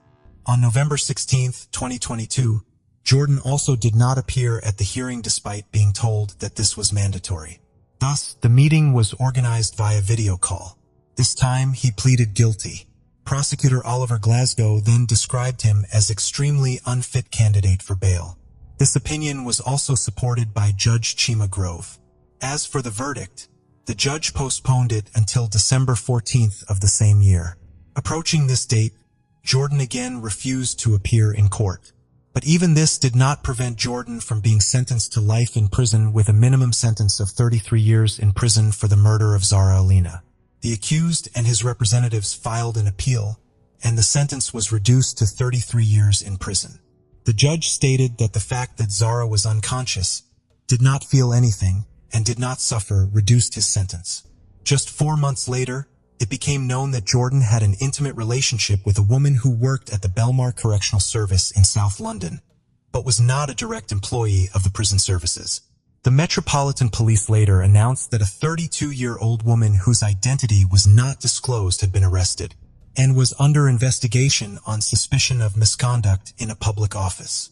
As for Zara Alina's family, everyone remembers Zara with love and pride. They still miss her. For her part, Aunt Farah continues to speak out against violence against women and girls. In March 2023, she joined a march organized by various groups seeking to draw attention to the issue and raise awareness. The protesters marched through the commercial district of West London to Trafalgar Square. Among various slogans, they stated that the lack of action against male violence is equal to abuse by the state. The tragic loss of Zara Alina has only added dark shades to this bloody picture of violence that consumes the hearts and minds of those who seek to change the world. Vilma Gabriela Nino de Guzman de la Rosa was born in Peru in the late 1940s. She married José Tejada Ramirez, a man 21 years her senior. José had an older son from his first marriage. After they started living, he increasingly started distancing from his previous family, including his son. Vilma had a strong and reserved character. In contrast, she was a woman who reserved all her tenderness and dedication for the plants in her garden, caring for them meticulously, talking to them, and observing them daily was an activity that offered her unparalleled peace. When she finally felt the call of motherhood, it was not easy for her to fulfill her dream. José was over 70 years old while she had already passed her most fertile age. However, she was not one to give up easily. Thus, the couple decided to undergo fertility treatment. Finally, after a long struggle at 49, Vilma received what she considered the best news of her life. She was pregnant. Later, when the couple learned they were expecting a girl, José felt tremendous joy. It seemed like a miracle, one he could never have imagined at his age. For her part, Vilma promised to be the best mother possible for the child. The little girl came into the world at the start of the new millennium, and they named her Stephanie. Healthy, rosy-cheeked, and cheerful as the girl grew, she confirmed to her parents that the decision to have her had been the best. With her smile and vivacity, awakened in both a new energy and tenderness they had not known before. Over time, the girl proved to be very coquettish, feminine, and a fashion lover. Although the exact date is unknown, José suffered a stroke. While he survived, the aftermath was significant, as José was left disabled and was later diagnosed with senile dementia. Meanwhile, Vilma had to face raising her daughter alone. Her ambition was for Stephanie to become a righteous woman and, hopefully, a future doctor in medicine. However, as often happens, Stephanie's entry into puberty brought changes in her behavior. It was 2012, and suddenly the once sweet and warm girl began showing signs of rebellion. As expected, this transformation also disrupted the mother-daughter relationship. Suddenly, that residence became the scene of constant confrontations that grew more frequent over time. Most of these fights occurred when Vilma forbade her daughter from going out with friends.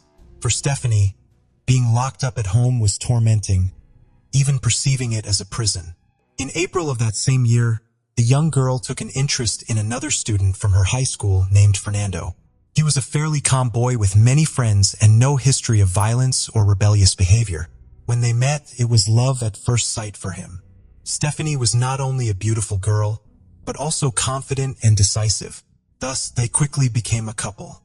At 15, Fernando felt on top of the world, capable of anything. But sometime later, everything changed. By the end of 2012, the relationship between the teenagers was tumultuous, as evidenced by a letter that Stephanie wrote to him. In her own handwriting, the young girl boasted of knowing her own charms perfectly, making it clear that if he didn't measure up, she could easily replace him with another boy. Although Vilma learned of her daughter's relationship, she initially tried not to interfere. After all, she believed it was likely just a fleeting, insignificant romance typical of Stephanie's age. But months passed with no sign of the affair ending. Meanwhile, Stephanie took control of the relationship, knowing how to dominate Fernando. She liked to give orders and, of course, to be obeyed.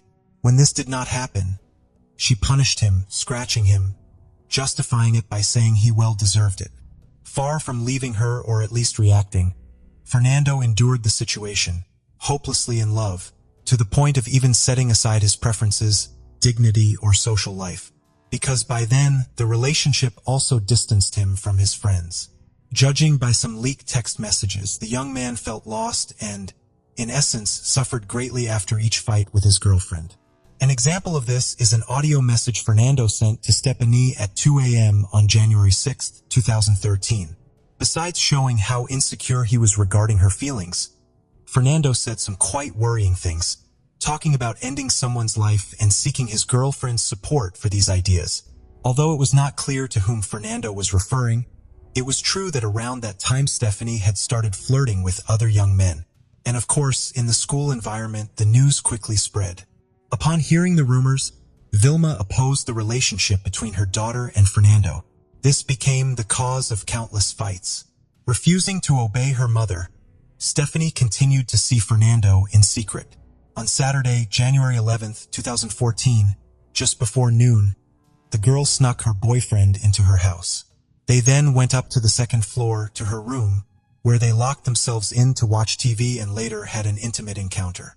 When Fernando's father noticed his son's absence, suspecting he had returned to Stephanie, he began calling him on the phone. Distracted or perhaps anticipating his father's reproaches, Fernando did not answer.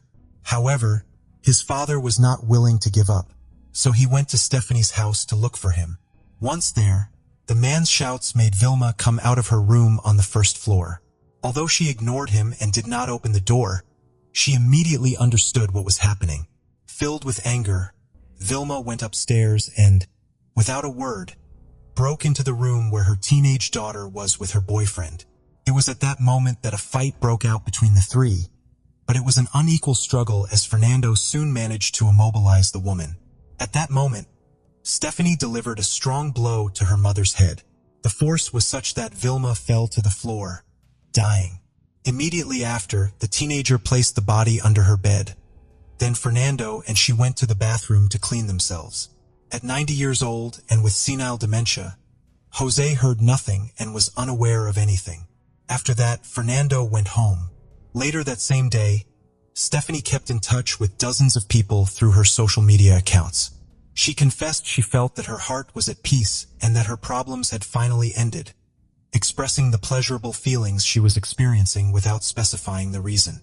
From that moment, Stephanie moved into her mother's room, which was about 10 meters away from hers. Additionally, she took the savings Vilma had, just over $10,000, and went on a shopping spree, spending as she pleased. 48 hours later, she posted a photo taken with her cell phone camera, in which she appeared wearing short floral pants and a pink blouse, holding a small puppy she had just bought in her right hand. She also paid for a change of style. As days passed, the teenager remained calm, even with her mother's decomposing body in the house. She continued to party with friends on several occasions. Jose, due to his health condition and advanced age, did not receive the care he needed from his daughter. When the smell from the second floor became unbearable, she and Fernando sprayed the room with various cleaning products and insecticides. They also partially covered the stained wall with black paint. Meanwhile, despite not being particularly friendly with them, the neighbors noticed that Vilma had not been seen watering the plants in her garden for a while. On January 16th, Stephanie called Fernando to tell him that 3 people were going to help her take out her mother's remains. According to his later testimony, Fernando suddenly felt a great repulsion towards his girlfriend, almost as if for the first time he fully understood what kind of person she was. He then decided to end their relationship. Although he no longer communicated with her or saw her, Stephanie tried to contact him in any way possible. Realizing that her text messages and calls were not being answered, the minor spoke with Marco, a cousin of Fernando's, and through him, she sent messages via one of her social media accounts. There, with encrypted messages, she asked him not to do anything foolish and not to say anything about what had happened. By that time, Vilma's loved ones had tried to contact her without success. Every time they asked Stephanie, she gave some excuse. After some time, they stopped believing her explanations and began to suspect that something had happened to her. In early March 2014, Vilma's relatives reported her strange disappearance to the authorities. Consequently, on the night of Sunday, March 9th of that year, the police arrived at the house with them. When they did not receive a satisfactory response from Stephanie about her mother's prolonged absence, the officers broke into the property with the family's authorization. Once inside, they found Stephanie nervously giving them the runaround in an attempt to hinder the authorities' progress. But the young woman's efforts were in vain, as the strong smell and the flies buzzing all over the place only heightened the police's worst fears. Upon turning the key to the room, the macabre scene was revealed in a matter of seconds. For 57 days, Vilma's body had been there, in the room of the daughter. Forensic experts at the scene found a knife, which was taken for analysis to determine if it had been used to kill Vilma. The authorities immediately considered Stephanie the main suspect in the crime. However, in her version of events, she tried to absolve herself of any responsibility and accused Fernando. Within minutes, reporters swarmed the surroundings of the house. The head of the Criminal Investigation Division informed the press of what was known so far based on the minor statements. Thus, both the motive and the cause of Vilma's death were still under investigation. The 65-year-old woman's body was transferred for forensic examinations. Meanwhile, news cameras managed to enter the house and obtained images of the teenager's room. There, marks on the floor were still visible, despite the presence of several bottles of different elements, presumably used to erase them. It wasn't until the following day, Monday, March 10th, 2014, that the police formalized the request to initiate a process for violation of criminal law for the crimes committed by the 14-year-old minor. Consequently, Stephanie was forced to remain in a juvenile center for the duration of the process. In the early hours of Tuesday, amidst the tumult of reporters and neighbors, agents transferred Stephanie as some of those present shouted accusations at her. Due to her status as a minor, she wore her face semi-hidden with a cap.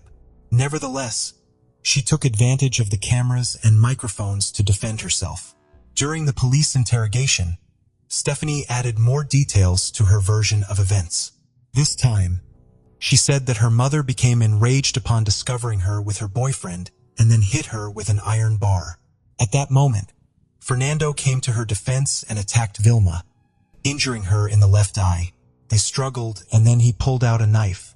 She took the blade from him and tried to attack him, but he crawled away and with another blunt object hit Vilma 3 more times in the head.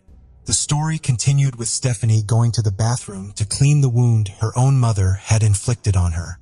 By that time, Vilma was already showing no signs of life, and Fernando also approached the sink to wash off the traces of the crime they had just committed. In conclusion, Stephanie only admitted to hiding the body. A few hours later, after being summoned by the authorities, Fernando appeared at the police station to give his testimony. He arrived accompanied by his father and his lawyer. The detectives heard from the young man that all responsibility for the crime lay exclusively with Stephanie. Furthermore, Fernando claimed that the girl was tired of the constant physical abuse she suffered at the hands of her mother. The boy recounted that the teenager used the same bar with which her mom had hit her several times. However, Fernando's version did not convince the police either, as he made serious contradictions during the interrogation. Consequently, the police decided that the young man should be held as the suspected co-author and accomplice of the homicide. It was up to the prosecution to decide whether to charge him. On the afternoon of March 12th, 60 days after the crime, Vilma's body was removed from the morgue and was taken directly to the cemetery where she was buried in the presence of family and friends. One of the victim's nieces called for the maximum penalty for the 2 minors involved, adding that for teenagers, it seemed all too easy to kill without facing responsibilities. She also mentioned that Stephanie was very much loved by her mother and denied there was a bad relationship between them. Meanwhile, the prosecution's decision led to Fernando's arrest. The teenager was placed in a juvenile center. Experts concluded that he was a young man with a tendency towards introversion, easily influenced by a figure that generated emotional attachment. They also indicated that Fernando submitted to his partner's wishes, allowing himself to be manipulated to satisfy her desires, showing himself submissive and compliant out of fear of emotional abandonment. Regarding Stephanie, forensic psychologists saw that the young woman had psychopathological traits in her personality. Amidst the twists and turns of the case, a television report revealed that Stephanie had been influenced by another girl who was in prison for killing her mother after a heated argument on March 5, 2005. It was also stated that Stephanie stored poems of her on a tablet or personal computer. At the end of March that same year, Stephanie insisted on her innocence through a letter. There, she explained that when she misbehaved and did not obey her mother, she was hit with a towel or a notebook, but not with an iron bar. An unexpected twist was her portrayal of Fernando, whom she accused of mistreatment and threats, even against his father. The reason was simple. He was obsessed with her and aimed to socially isolate her. Lastly, she assured that she loved and respected her mother and was overwhelmed with sadness for missing her father so much. In this story, Jose too was a victim of circumstances, even though he was unaware of what was happening around him. The elderly man was left at the mercy of Vilma's family when the firstborn finally learned of the crime and traveled from Brazil. He found that Vilma's family refused to let him see his own father. After turning to the authorities, Jose's son was finally able to rescue him. He found his father in a state of neglect and uncleanliness, and they were unable to find his documents anywhere in the house. Consequently, his lawyer reiterated his request for the relevant agency to expedite the delivery of this documentation.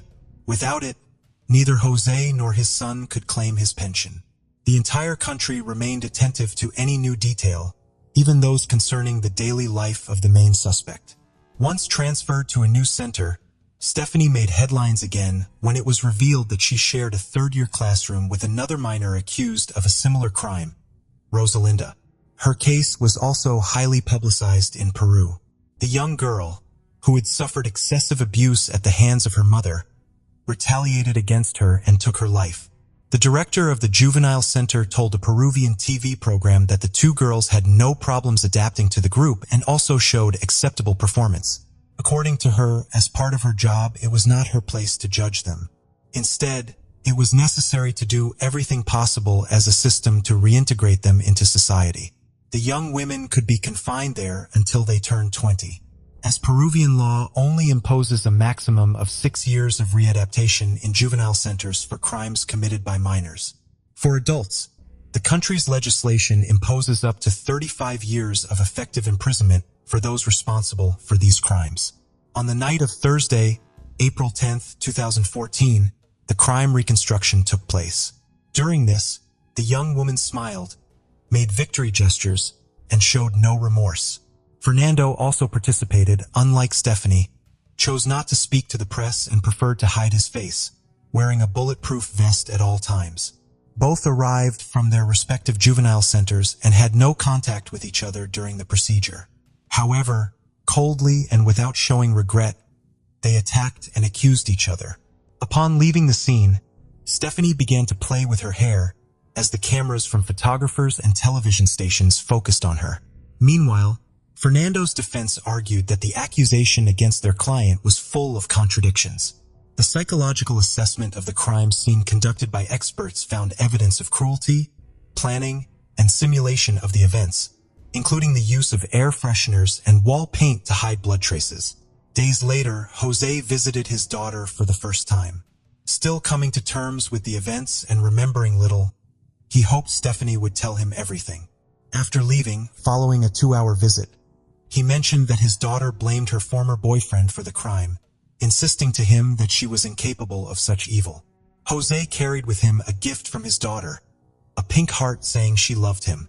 In the second half of April 2014, Stephanie's situation worsened when investigations into her cell phone uncovered threatening messages she had sent Fernando.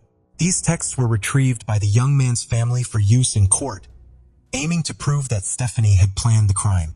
By the end of July 2014, the prosecution formally charged Stephanie as the perpetrator of her mother's murder, with Fernando deemed an accomplice to the crime. In both cases, the public ministry requested 6 years of detention in a juvenile center and a compensation payment of $1,300.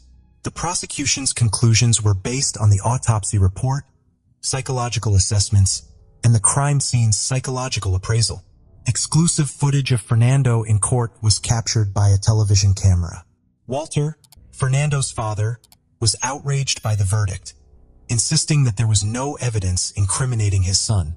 He believed that the inability to absolve Stephanie led to Fernando being charged as an accomplice. Contrary to the father's hopes, in October 2014, Fernando was sentenced to 4 years and 6 months in prison, while Stephanie received a 6-year sentence. After serving their sentences, Stephanie and Fernando were released with no further updates on their lives made public. Yet in Peru, the memory of this shocking story lingers. A story of a daughter whose miraculous birth filled her parents with joy, only to later become a figure far from the angel they had dreamt of spending their final years with. It was in May 2002 in Australia, specifically in New South Wales, that Jamie and his wife Peta welcomed their firstborn. The arrival of their daughter was a source of immense joy, not only for her parents, but also for her maternal grandmother, who was immediately captivated by the little girl's beautiful blue eyes. Her warm smile radiated happiness, enchanting everyone around her. The kids had a privileged childhood setting along those idyllic coasts with their mild temperatures, where the locals knew each other well. Indeed, Jamie and Peta had earned the esteem of their community, and by extension, Lily also became very beloved. Later, the family welcomed their second and final child, whom they named Max. Jamie worked as the water polo coach at a girls' school in the economic and business heart of Sydney. It was there that Lily pursued her studies. Throughout her time at school, she proved to be an outgoing girl with lots of friends. Lily was an exceptional student who enjoyed helping her peers with less academic dedication. This virtue, coupled with her good nature, won her the affection of many. As her younger brother grew up, the young girl also dedicated herself with patience and care to helping him overcome difficulties. Always brimming with energy, she was keen to learn swimming and later, following in her father's footsteps, took up water polo, becoming an accomplished player. By the time she reached high school, she was recognized by all as one of the school's top students. Between her academic commitments and her numerous extracurricular activities, her teachers always saw her versatility and high level of achievement. These values were evident when the young girl not only joined the school's theater group, but also enrolled in dance classes. In reality, her dream was to excel in both disciplines, and she soon achieved this goal. It quickly became apparent that her performances blended dramatic expressiveness with the physical grace of dance. Knowing she possessed this talent, Lily prepared to participate in a festival. At this event, contestants had the opportunity to showcase their skills to the public and compete in various categories ranging from theater and dance to other artistic representations. Moreover, constructive feedback from qualified judges could help them improve their standards and also promote musical sponsorship within the community. Lily decided to perform a monologue from Macbeth, William Shakespeare's famous play, infusing it with her unique style. Instead of relying solely on dialogue and facial expression, she sought to convey the emotional journey of the main character through movement. The result was a harmonious combination that captivated the jury and earned her second place in the theatrical category. In the sporting arena, the talented young woman also earned amazing rewards, becoming the swimming champion in the under-17 category. As expected, Jamie and Peta were bursting with pride. For them, every achievement of their daughter was a cause for celebration. Like in 2018, when at just 16 years old, Lily passed her learner's driving test. Immediately, Peta and Jamie proudly shared the news on their social media. In 2020, during the high school graduation ceremony, Lily radiated light and happiness. Intelligent, beautiful, and possessing an independent spirit, the world opened up before her.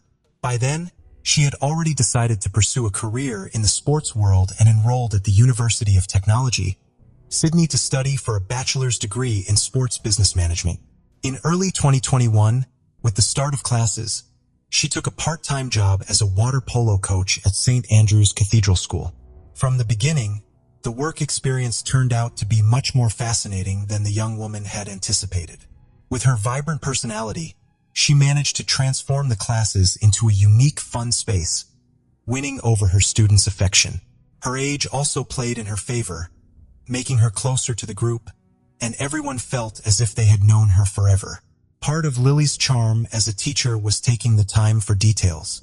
For example, she wrote cards for each student, focusing on their personalities, beauty, and individual talents. It was there that Lily met Paul, the coach and sports assistant at the school. Born in 1999 in the Netherlands, Paul was the only child of a couple with a privileged economic position. The family moved to Australia in 2015 when the father was transferred to Sydney for work reasons. Once there, Paul enrolled in St. Andrew's Cathedral School, where he joined the cricket team. Over time, after earning the respect and admiration of his peers, he was appointed captain. He also actively participated in the school community by being part of the leadership team, contributing to the planning and execution of various events. However, not all his peers had a good opinion of him. Some considered him quite arrogant, and they were bothered by the way he approached girls, as if all were willing to fall in love with him. As it later emerged in 2017, once Paul graduated from high school, the institution offered him the opportunity to become an assistant coach for the cricket and hockey teams. He accepted the offer, and at the beginning of 2018, fully took over the role. In his new role, he was attentive and enthusiastic about motivating the students. However, under circumstances that have not been clarified, Paul returned with his parents to the Netherlands. During that time, he enrolled in a master's program to complement his sports knowledge. At the end of it, he gladly accepted an invitation to rejoin the sports department at St. Andrew's School. At the start of 2020, returning to the Australian dream, Paul reconnected with a former school and hockey mate. The two young men decided to share expenses and moved into an apartment in Kensington, a suburb located in the eastern area. As part of his duties at St. Andrew American Samoa, he was tasked with welcoming the sports teams of other coaches after their respective classes, which included being aware of their schedules. This responsibility facilitated his interaction with Lily. In addition to his primary job, Paul joined the field hockey team at the University of New South Wales and also taught at a second institution. Despite these activities, he was quite a solitary person. Then, on March 18, 2020, due to the coronavirus pandemic, the Australian Prime Minister declared a health emergency and imposed a strict quarantine. The restrictions affected all sectors, leaving Paul not only without anything to do, but also isolated from all human contact. He spent a total of 18 months in solitude in a city that, although familiar, felt somewhat foreign to him. Like many people around the world, this isolation affected his way of relating to others to some extent. By mid-September 2021, as the restrictions were lifted and things began to return to normal, Paul resumed his activities. He rapidly became an essential part of the hockey team, to the point where his image was used in promoting the games. Amid this period of openness, he had already shown a particular interest in Lily, with intentions that clearly went beyond mere friendship. However, according to the students, she was not the only one to whom the young coach dedicated his charming efforts. In fact, some of his students viewed him as someone who inappropriately flirted with the school's teenage girls. However, these concerns were not widely known. In fact, many considered him an essential part of the team. His exceptional performance was crucial in leading them to the final of the Sydney Hockey League, even though they were defeated in that match on September 9, 2023. A few days later, Paul finally gathered the courage to ask Lily out, and she accepted happily, unaware of any rumors about him. Their first date turned out much better than either had imagined, leading them into a passionate and swift romance. However, the intensity of their feelings did not make them overlook the importance of discretion, especially considering their work environment. Thus, they opted to keep their relationship private. Initially, Lily kept her part of the agreement, but Paul, on the other hand, couldn't resist boasting to his students and began to hint that he was dating her. As expected, the rumor gradually spread throughout the educational center until in the first days of October 2023, Lily learned of his indiscretions and felt betrayed. For her, it was not a minor issue, as the way he bragged about their relationship left her exposed to criticism, leading to disappointment. The romance was just 5 weeks old, and if she couldn't trust him, she was determined to end it. She couldn't continue with someone like Paul. Despite his insistence and attempts at excuses and justifications, Lily made it clear there was nothing more to consider. It was definitively the end of any interaction between them. In a matter of hours, Paul's hurt from the breakup turned into anger, not at himself for breaking a promise, but at her for not forgiving him. Such anger led him to imagine various scenarios, all aimed at harming the young woman. He then decided to go to a hardware store and there chose what he considered the ideal weapon, a hammer. On October 25, 2023, Lily left her house and attended her university classes as usual. In the afternoon, she went to the school for another work day with her students. Meanwhile, Paul rented a silver car and arrived at the school in this vehicle. He didn't get out. He just stayed there, waiting patiently until the activities ended. Around 7 p.m., when the water polo students left, Paul finally made his way towards the institution's gym. In his hands, he carried the hammer. Once there, he saw Lily enter the bathroom and followed her. All his movements were recorded by the security cameras at the location. Inside the bathroom, with no witnesses, they argued. Everything happened very quickly, almost as swiftly as their brief love story had begun. Then, amidst the shouting, Paul managed to gain the upper hand and overpower Lily. The newly purchased tool was used to end her life. He then took the girl's backpack and cell phone, and about an hour later, he left the bathroom. This sequence was captured again by the surveillance cameras. Afterward, he drove to the area known as the Gap, known for its cliffs. As he walked around for the third time, Paul was recorded by security cameras. Meanwhile, Peta and Jamie tried repeatedly to contact their daughter to no avail. Desperate, they decided to alert the police. The authorities immediately took notice of the situation and began searching for Lily. Around 10 at night, Paul sent a text message from the young woman's phone, asking Jamie to pick her up at the school without giving further explanations. An hour later, the 24-year-old perpetrator made an anonymous call to emergency services, reporting a body in the St. Andrew's School gym and stating that the case needed investigation. After hanging up, he disposed of the hammer and Lily's backpack in a garbage bin. He then abandoned the rented vehicle and walked to the edge of one of the cliffs, jumping and ending his own life. When the police arrived at the school, following the anonymous call just before midnight, the institution was in complete and utter silence, the opposite of its usual bustling energy. In the gym, as soon as the officers saw the silhouette on the floor, they realized their worst fears had come true. Lily's body lay lifeless. However, due to the severe injuries she suffered, investigators were initially unable to identify her. In the course of the investigation, the officers' first task was to seize the gym's security camera footage. Next, the team traced the anonymous call. It became quite clear that whoever had made it was likely to provide more information. Some reports state that the first thing they determined was that the number belonged to Paul, and they began to call him insistently. They didn't suspect him at the moment, but wanted him to share everything he knew. Unfortunately, the young man did not respond to the calls. Shortly after, the investigators were able to locate where the call had been made from. Thus, in the early hours of the morning on Thursday, October 26, 2023, the police arrived at the Gap area and cordoned off the surroundings. After patrolling and conducting thorough searches, they discovered the hammer, which was immediately considered the fatal weapon. Finally, the agents found Paul's belongings. Around 4 in the morning, the police officers requested the school authorities to suspend classes until the investigation was concluded. This measure was communicated to all parents and guardians through a text message mentioning a critical incident, naturally causing panic to set in every home in the community. 2 hours later, a second considerably more reassuring message arrived because by then, the school's management had decided to assure that no student was involved in the incident.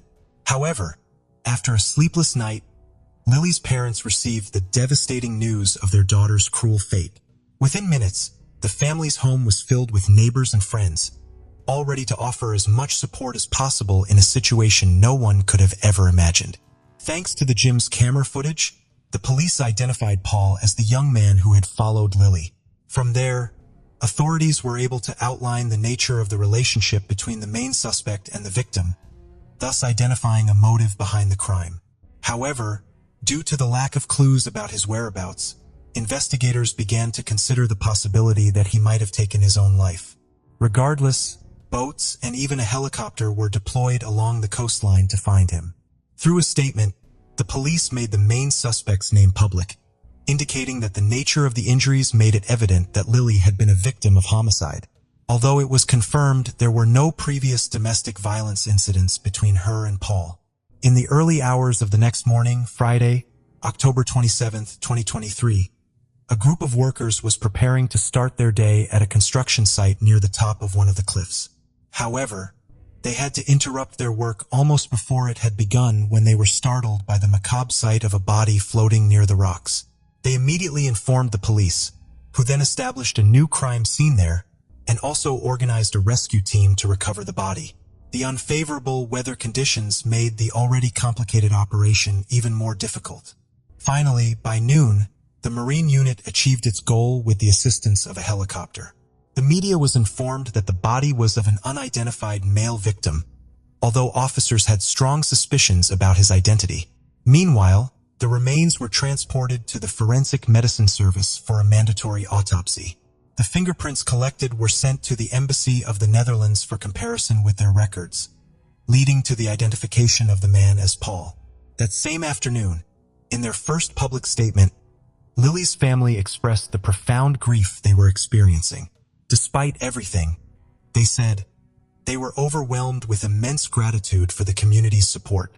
Concurrently, given that the police investigation was ongoing, they opted to refrain from further comments. The director of the school also shared warm words of thanks to everyone for the love and support provided during these difficult times.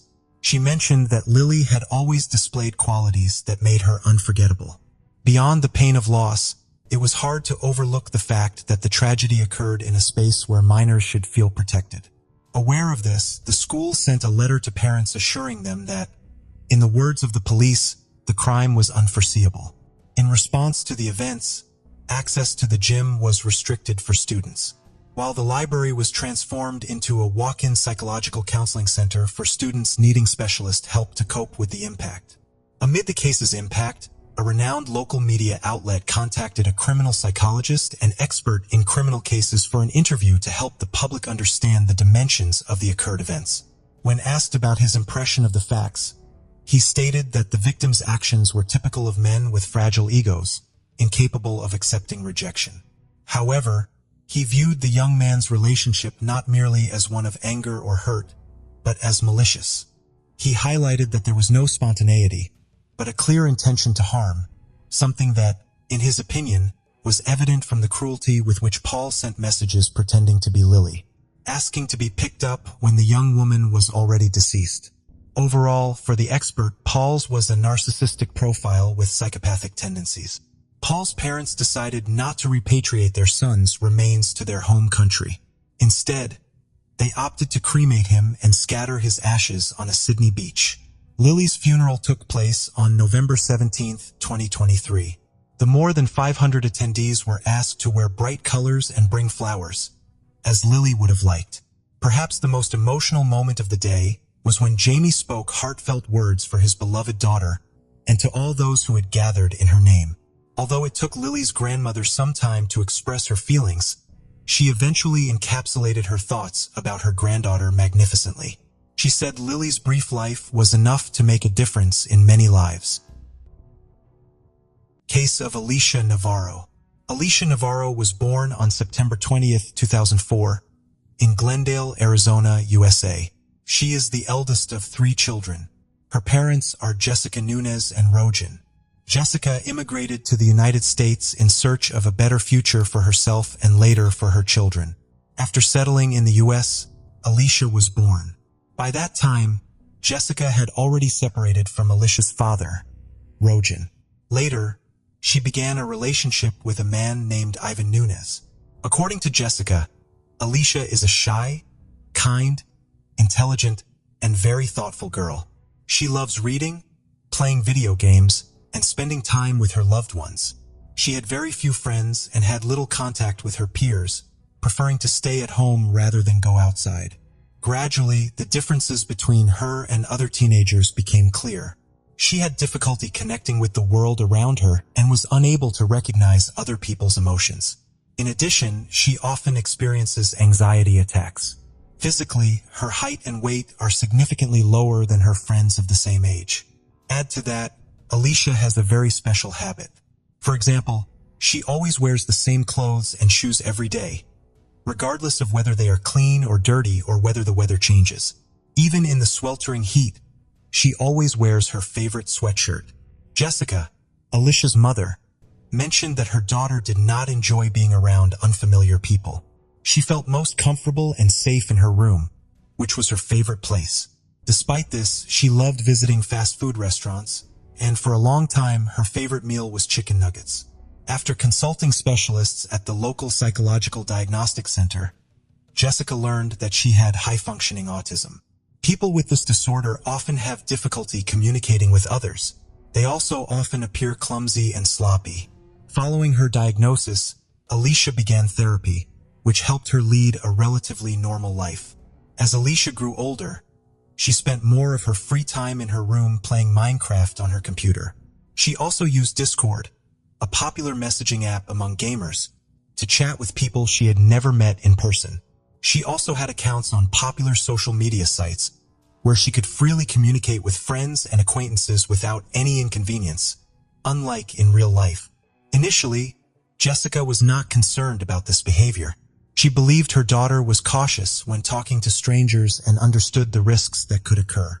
Soon, the changes in Alicia's behavior caught her mother's attention, Jessica. She began saving her allowance to buy cosmetics, perfumes, and revealing clothes, behavior that was unlike the Alicia they had known before. Jessica thought it was due to the natural changes that teenagers go through at this age and believed that the problem should be approached calmly. By September 2019, 14-year-old Alicia transferred to a new Catholic school in Phoenix to start the new academic year. It seemed that her anxiety had become more severe than ever, perhaps because of having to get to know and interact with new classmates and teachers. According to Jessica, Alicia never said that she was unhappy or had any problems at school. However, she began to ask her mother for permission to stay home. This mainly happened on Thursdays and Fridays. On Saturday, September 14th, 2019, Jessica and her children had gone on a family trip to a local chocolate factory. According to Jessica, she appeared relaxed and even happy throughout the outing. Jessica could never have imagined that she was about to make a decision that would upend their lives. At around 1 a.m. on September 15th, Alicia left her room and ran to her mother, who was still awake waiting for her husband to return from work. She asked her mother what time she should go to bed, then went to the kitchen to get something to eat. Jessica was surprised by her daughter's strange behavior, but she thought it was just normal anxiety, so she didn't pay much attention. A while later, Jessica's husband returned, and they both went to bed, unaware that something bad might be about to happen. Alicia's mother, Jessica, woke up around 7 a.m. and went straight to the kitchen to prepare breakfast for the family. When she entered the kitchen, she noticed that the door leading to the yard was open, which caught her attention. She looked outside but didn't see anyone. She She then went to Alicia's room and found her daughter gone. After collecting herself, Jessica checked Alicia's belongings and found a note on the desk. It was left by Alicia, saying that she had run away. She was sorry, and that she didn't know when she would be back or if she would ever be back. Alarmed, Jessica immediately called the police to report her daughter's disappearance. When the police arrived, they inspected Alicia's room. During the investigation, they found that she had taken her laptop and phone but had left all of her chargers at home. She also packed nearly all her cosmetics and one of her favorite comics. Jessica explained that a few weeks earlier, Alicia had pleaded with her to buy that particular comic, as it was a limited edition and highly valuable to fans. Wanting to make her daughter happy, Jessica had decided to grant her request, understanding how much it meant to Alicia. Additionally, they discovered that Alicia did not have her daily medications with her, which made her mother even more worried. Alicia's refusal to take her medication put her mental health at risk. However, signs such as the fact that she did not have chargers, medications, or money with her made people think that she would be returning home soon. The police launched an investigation and analyzed Alicia's social media activity but found no clues about her whereabouts. There were no messages or signs that she had planned to meet any acquaintances. Still, Jessica is convinced that someone on the internet influenced her daughter to leave home. In a later interview, Jessica shared that several months before Alicia's disappearance, she had accompanied her to meet some friends at a shopping center. Jessica noticed that the people Alicia was meeting seemed slightly older than her, and she appeared particularly interested in one of the young men. However, the authorities did not consider this detail significant. Several witnesses reported seeing a teenage girl resembling Alicia at a park about 20 kilometers from her home. According to the story, the girl seemed to be with an adult man. However, this lead did not yield any clear results. At the same time, Alicia's mother, Jessica, posted a video on social media. In the video, she wished Alicia a happy birthday and expressed her deep love for her daughter at the same time. She also called on everyone to help find her daughter. She also took other actions, such as posting posters and organizing a fundraising campaign to increase her chances of finding Alicia. At this time, the police discovered that on Thursday, September 12th, Alicia had been messaging a 20-year-old man named Clark, who lived in Oregon. Even though there was an age difference, they became friends. Their conversations revolved around video games.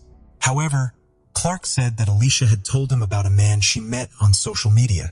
She also talked about plans to meet this person. Clark admitted that he knew Alicia was very young, and that was why he had never taken her words seriously, thinking they were just fabrications. But this time, things seemed completely different. Jessica firmly maintained her account of her daughter's kidnapping, while Arizona state authorities concluded that the girl had left home voluntarily. Alicia's disappearance became one of the most perplexing cases for law enforcement, her mother, and the public, who closely followed the investigation. After 11 months, the Arizona police announced that Alicia's case remained unresolved, but was no longer a priority. They assumed she didn't want to go home, though it was unclear what evidence supported this claim. Perhaps they were correct, but Jessica refused to accept this explanation. When she no longer received help from the police, she turned to the national media for support. She was determined not to give up and wanted to find her daughter's whereabouts.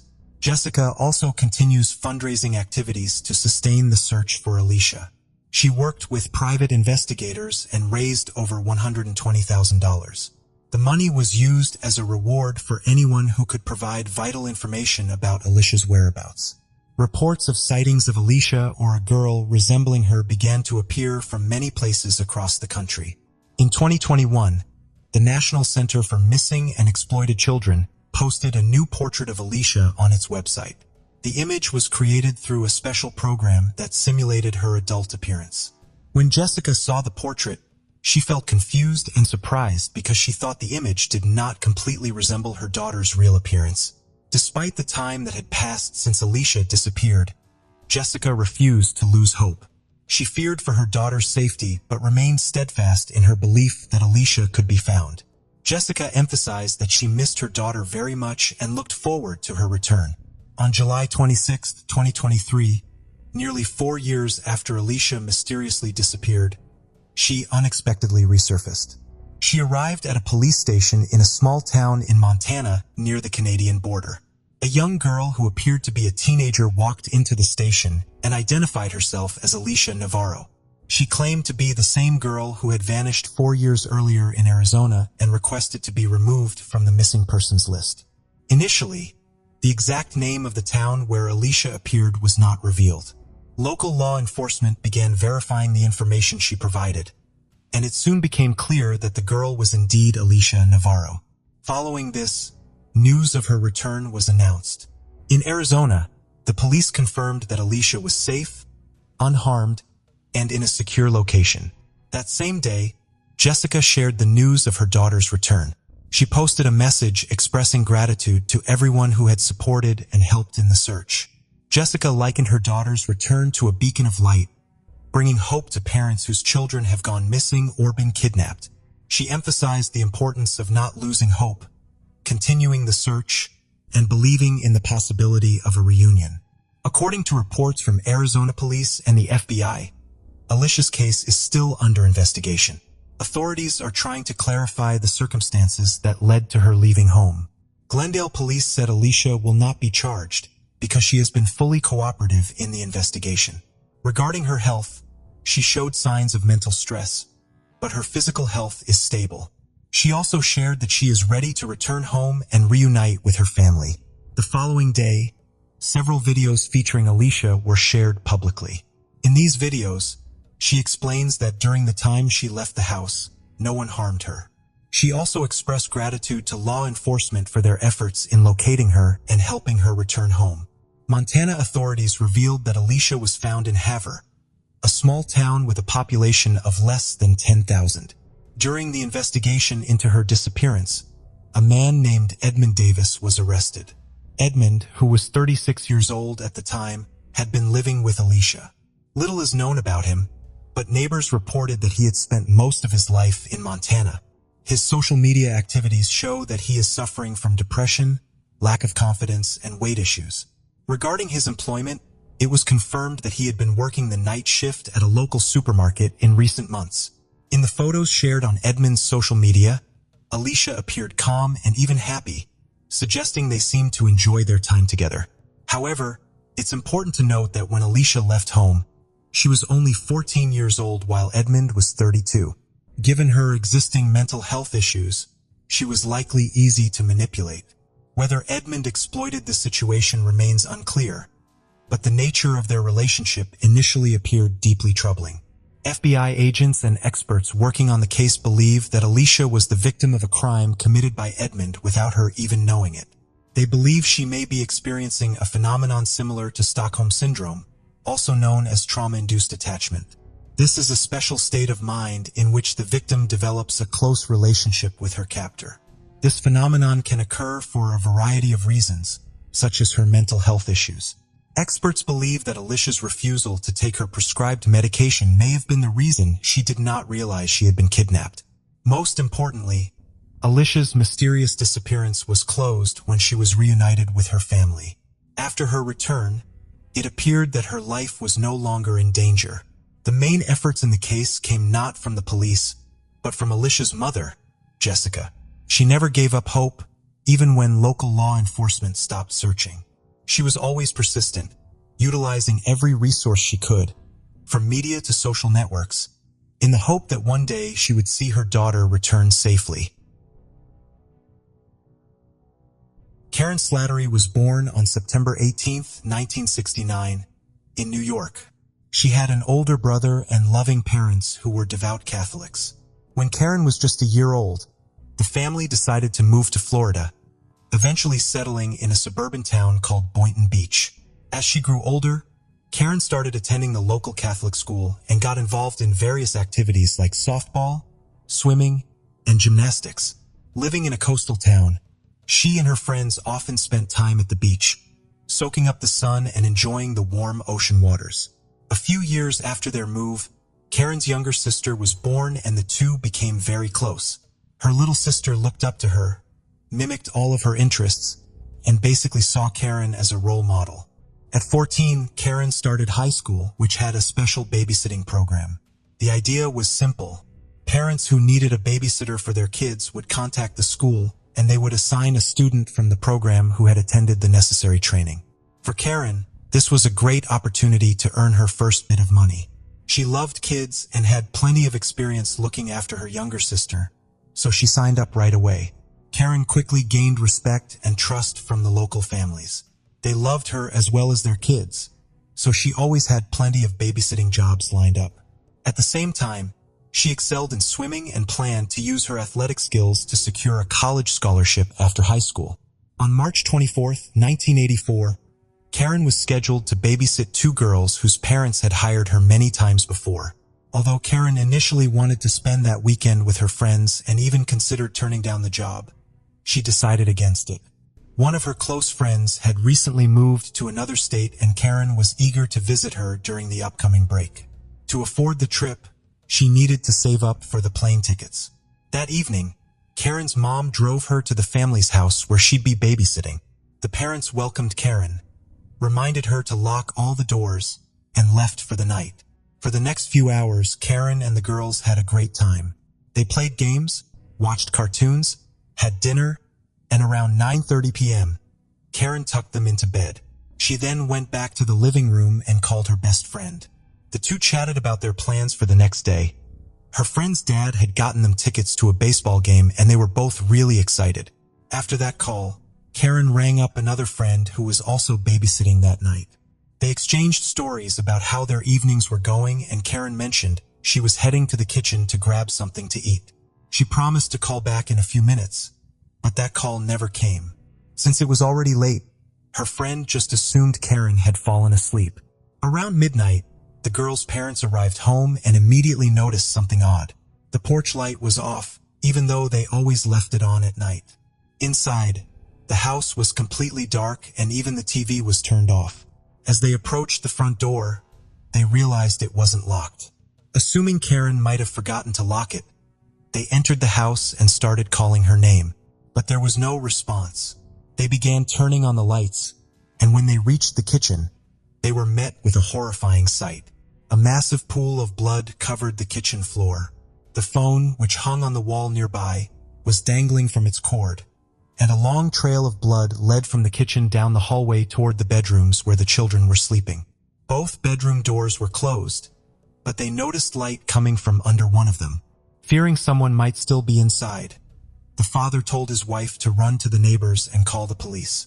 He stayed behind, torn between wanting to check on his daughters and dreading the possibility that they might already be dead, so he couldn't bring himself to open the door. A few minutes later, a patrol officer arrived on the scene. He instructed the father to wait outside and began searching the house. Opening the door to the girls' bedroom, he found them both lying in bed, both sound asleep and unharmed. The officer carefully picked them up and carried the girls outside to their parents, who were overwhelmed with relief that their children were safe. But their relief quickly turned to dread as they remembered about Karen and informed the officer that there was another girl inside the house. The officers went back and followed the trail of blood, which led to the master bedroom door. When he opened it, he discovered a body on the floor. He checked for a pulse, but there was none. While he was in the room, more police officers and an ambulance arrived at the scene. Investigators quickly identified the victim as Karen Slattery. Her clothes were partially missing, suggesting a possible assault, and a towel had been placed over her face. Her body showed multiple injuries consistent with stab wounds. After Karen's body was taken away for further examination, detectives began searching the house for clues. They noticed that a window in the living room was open and the screen had been cut. They also found boot prints and trampled vegetation outside several windows, indicating that the perpetrator might have been watching Karen from outside before cutting the screen and breaking into the house. The investigators found a few more unusual clues. In addition to the boot prints, there were also barefoot tracks on the ground, as well as inside the house. This suggested that the perpetrator had removed their boots before entering. During their conversation with the homeowners, police learned that Karen always locked the front door when she was babysitting. Given that the door was unlocked when they returned, the detectives realized the killer might have exited through it after the attack. As for the open window, the homeowners explained that they had left it open before leaving because the weather was cool and fresh that day. Realizing that their action might have allowed the killer into the house, they were both shocked and began blaming themselves for Karen's death. The police also discovered bicycle tracks in the yard, indicating that the killer had likely arrived on a bike and used it to flee the scene.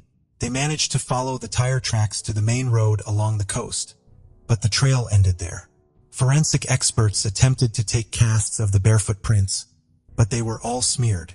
They also couldn't find any foreign fingerprints anywhere in the house, which was highly unusual. From the evidence in the bathroom, it appeared that the perpetrator had taken a shower, yet even there, no fingerprints were found. Investigators believe the attacker struck Karen while she was standing by the phone in the kitchen. Nearby, they found a bloodied hammer, which might have been the initial weapon. No knife matching the wounds on the victim was found in the house, indicating that the killer had likely taken it with him. The hammer, it turned out, was taken from a cabinet inside the house, suggesting that the killer had searched for it before attacking Karen. He had also taken a pair of women's gloves from the same cabinet, which he probably took with him when he left. No other items, including valuables, were missing from the home, which cast doubt on the idea that it was a robbery gone wrong. The medical examiners found 18 stab wounds on Karen's body, which were determined to be the cause of death. They also confirmed that she had been assaulted and found biological material on her body, but DNA analysis was still in its infancy at the time and wasn't widely used. Interestingly, a piece of chewing gum was found stuck to her shorts. Karen had recently had her braces removed and was excited to finally be able to chew gum again. But the experts were puzzled about how it ended up on her shorts, speculating that the killer might have placed it there. With no other substantial leads, the police turned to the public for help, asking for any information about suspicious men who might be riding bicycles and behaving oddly around town. Investigators also began looking into individuals with prior records for breaking and entering, hoping to find a connection to the crime. The news of Karen's murder sent shockwaves through the entire town. Parents became fearful, convinced that a dangerous criminal was on the loose, and stopped letting their children go anywhere alone. The school's babysitting program also underwent a major overhaul. What used to be a common practice of having students babysit in the children's homes was now deemed too risky. From then on, the girls were instructed to be vigilant at all times, double-check all windows and doors, and if possible, work in pairs. It was even suggested that parents drop off their children at the babysitter's house instead and pick them up afterwards. The local police department dedicated nearly all of its resources to the case, as the community demanded to catch the killer as quickly as possible. They tried to speak with the girls Karen had been babysitting, hoping they might have seen something. One of the girls mentioned being woken up by a man with blood on his face, but she couldn't remember any details. As for the parents, a theory quickly emerged that they might somehow be involved in the murder. The suspicion was largely driven by the fact that they had the opportunity to commit the crime, even though no clear motive was apparent. The suspicions only grew when the family moved to another state just 2 days after the incident. Soon, the police had another suspect. One of the officers was investigating a completely unrelated case involving the burglary of a mobile home. When the detective tracked down the culprit, he discovered that the suspect had been getting around on a bicycle. But that wasn't all. Traces that looked like blood were found on one of the bike's handlebars, and a piece of gum was lodged in the spokes. The gum was the same color as the one found on Karen's shorts. The investigator sent the bike to the lab and began considering the possibility that Karen's murder might have been the result of a botched burglary. However, the lab results showed that the gum was a different flavor, and what they thought was blood on the handlebar turned out to be just paint. As the police continued their search for the killer, Karen's friends and family organized a fund to offer a reward for information leading to an arrest, starting with $10,000. The amount quickly grew to $30,000 and eventually to $50,000. The community was eager to bring the perpetrator to justice, not only to find closure for Karen's family, but also for their own safety. This significant amount of money led to thousands of calls flooding into the police department, and officers tried to follow up on every lead. A large number of people urged them to investigate the parents of the girls Karen had been babysitting, believing they might be involved in the murder. Eventually, the detectives had to make a public statement, clarifying that the parents were not considered suspects and that their alibi had been thoroughly verified. Not long after, a woman living just a few streets away from the crime scene contacted the police with a rather strange story. She said that she had returned home to find drops of blood on the floor and a note addressed to her nephew. Investigators reached out to the nephew, who confirmed the woman's account. According to him, the note was from his 22-year-old friend, who had a criminal record and had left the state the day after Karen's murder. Detectives tracked down the man in Ohio, where he admitted that he had indeed written the note and slipped it through the mail slot at the woman's house. But he claimed he didn't see any blood and insisted that he had nothing to do with the murder. He agreed to provide a DNA sample and undergo a polygraph test. During that test, the operator flagged several of his answers as deceptive, but the man continued to deny any involvement in the crime. In the end, with insufficient evidence to make an arrest, the police had no choice but to continue their investigation. Around this time, the county police department received a new, expensive device that could detect fingerprints with 10 times the efficiency of older technology. The investigators working on Karen's case requested to borrow the device and decided to re-examine the crime scene. This time, they managed to uncover dozens of new fingerprints. However, after running them through their database, the experts concluded that all these prints belonged to the family members and their friends. In the next few weeks, the police followed up on thousands of leads and investigated numerous suspects, but nothing led to a breakthrough. The situation was further complicated by the fact that crime rates in the city had nearly reached record highs that year. The number of murders, assaults, and other crimes had significantly increased, putting additional strain on the police force. At one point, the police even recommended that parents submit their children's fingerprints to make it easier to locate them in case of a kidnapping, and many people responded to this request. For a while, there were no significant developments in Karen's case, but 2 months after the murder, everything changed.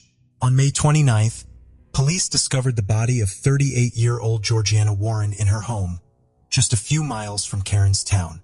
Georgiana was found on her bed with a pillow covering her face and a hammer was lying nearby. The house showed numerous signs of a struggle, including traces of blood on the bed and in the bathroom, as well as indications that the perpetrator had taken a shower. Investigators determined that the killer likely entered the house through a window. Medical experts found that Georgiana had been assaulted and recovered biological material from the body. The detectives couldn't help but notice the striking similarities between this murder and Karen's. It was almost a replica. Georgiana's 2 daughters were in the house that night, but the attacker left them unharmed and they heard nothing. Everyone suspected that the same person was responsible for both crimes, but once again, no fingerprints were found at the scene. At the end, experts decided to examine a book found next to the bed, checking all of its pages for fingerprints.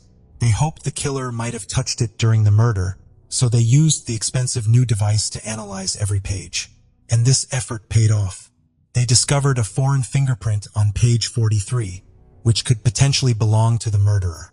In 1984, there were no digital fingerprint databases, but the detectives were able to compare this print with those of all suspects, hoping for a match. They also uncovered another possible link between the murders of Karen and Georgiana. It turned out that one of Karen's friends had been babysitting her children just days before the murder. Detective Kevin McCoy began to consider that the elusive killer might be connected to other cases that weren't immediately obvious. The perpetrator's ability to avoid leaving fingerprints and evade witnesses suggested significant experience with such crimes. McCoy then recalled an unusual case he had been assigned a month before Karen's murder in Boca Raton. An unknown man had broken into a woman's bedroom, struck her several times with a heavy object, removed her clothing and ring, and then simply left. The woman survived, but the injuries resulted in severe brain damage. Detective McCoy suspected that the same perpetrator might be responsible, but unfortunately, the victim was unable to recall any details about the attacker. As McCoy continued to search for connections to other cases, he came across another intriguing incident. On May 22nd, 2 months after Karen's murder, a woman was returning home with her son around 2 a.m. To their surprise, They saw a man removing the security screen from their window and attempting to break into the house. The woman's son chased the man, who tried to escape on his bicycle. Although the cyclist managed to briefly evade capture, the son eventually tackled him. The struggle was short, but the man managed to break free and escape by jumping into a canal, disappearing from view. In his haste, the man left behind not only his bicycle, but also his sneakers, which were found under the window. It appeared he had removed them before the homeowners returned. 2 days later, a woman in the same town woke up to a heavy blow to her head and screamed. When she opened her eyes, she saw a man running out of her bedroom. That same evening, a man burst into another woman's bedroom and began threatening her. The woman screamed loudly, which apparently scared off the intruder. He simply turned and left. For days later, a similar incident occurred. An unknown man broke into another woman's home and frightened her, causing her to scream. The attacker left the house, stumbled, and fell into her pool before fleeing. Detective McCoy believed all these incidents were connected and soon focused on a new series of crimes. Over the past few months, several female students from a local university reported a man exposing himself on campus and breaking into their dorms. They all described him as a white male of average height with short dark hair, and the police created a composite sketch of the suspect. McCoy took this sketch and began examining a large book of mugshots of individuals who had been charged with sex offenses. As he carefully studied each face, one of them caught his eye. It looked just like the sketch. He pulled that photo out, mixed it with a few others, and then showed them to one of the students who had seen the suspect. Without hesitation, she pointed to the man she recognized. The man was 23-year-old Dwayne Owen, who had a lengthy criminal history, ranging from theft to public indecency and other offenses. This was enough to get a warrant, but there was a catch. The detective had no clue where Owen was. McCoy put out a citywide alert, sending his photo to every cop in the area. A few days later, an officer was patrolling the streets when she noticed a man who looked strikingly similar to Owen. She asked for his identification, and he presented a military ID under the name Dan Brown. The officer suspected that the ID might be fake, because the man looked so much like Owen's mugshot. So, she decided to arrest him and take him in for questioning. After running his fingerprints against those on file, it was clear this was Dwayne Owen. This allowed authorities to charge him with using a false ID, which led to his imprisonment while they focused on linking him to the murders and assaults. During interrogation, Owen admitted that the sneakers and bicycle found at the crime scene, where he had tried to enter a house through a window, belonged to him. He also confessed to several burglaries, but continued to deny any involvement in the murders. At the time, it was still not possible to match his DNA with the biological material from the crime scenes, because the technology wasn't there yet. Detectives questioned Owen for hours. He clearly enjoyed the process, often speaking in riddles and sometimes answering their questions in poems. When asked directly if he had killed anyone, he simply said yes, but didn't provide any details. Interestingly, when they asked him how many people he had killed, he remained silent. Instead, he drew the number 2 on the table with his finger. The man also bragged to the detectives that he knew criminology inside out and could commit crimes without getting caught. But he overlooked one crucial detail. Authorities had requested a comparison of his fingerprints with those found on one of the pages in Georgiana's book. And they finally made a breakthrough. The fingerprints matched. When detectives returned to the interrogation room and informed Owen that his fingerprints had been found at one of the crime scenes, Owen responded with a smile, saying, "I must have touched that stupid book lying on the bed." Soon after, Owen began to talk, confessing to all the details of this crime. He described how he wandered the streets looking for a house with a potential victim, broke in, and carried out the murder, giving detailed accounts of Georgiana's killing. One of the most chilling details was that Owen had brought a clean set of clothes and left them on his bike, planning to change after the crime. But despite this confession, Owen continued to deny involvement in Karen's murder, and the police still didn't have any evidence to link him. So one of the detectives decided to bluff. He took Owen's footprints, but none of the footprints at Karen's crime scene matched because they were all smudged. The detective then decided to try a little trick. He took some random photo of a bloody footprint and placed it next to Owen's footprint. Then he told Owen they had a match and now had proof he was in the house. To the detective's surprise, the bluff worked. Owen looked at the photos and admitted they did look alike. Not long after, he started confessing. According to Owen, he had been riding his bicycle around the area when, around 8 p.m., he saw Karen through a window and decided to kill her. First, he went to a bar, had a drink, stayed for a while, and returned to the house after dark. There, he watched the victim through the window for some time, before removing his socks and putting them on his hands to avoid leaving fingerprints on the window frame. Once inside, he hid in a closet, where he found a pair of women's gloves and a hammer. After a while, he saw Karen go to the kitchen and pick up the phone. Owen panicked, thinking she might have spotted him and was calling the police. He jumped out of his hiding place, attacked her, and dragged her into the master bedroom to assault her. Owen then took a shower, gathered his bloody clothes, and went outside to hide them in nearby bushes. He mocked the detectives, saying they had done a poor job because they hadn't checked all the bushes in the area. As for the knife, he rode his bicycle to the ocean and threw it into the water. After disposing of the evidence, he went home, where he lived with his brother and another roommate. He set the kitchen wall clock back by 2 hours and made a lot of noise until both roommates woke up. When they came out and asked him to be quiet, he apologized and said, "What time is it now?" Both men looked at the clock and saw the wrong time. Owen hoped this would give him an alibi if the police questioned his roommates.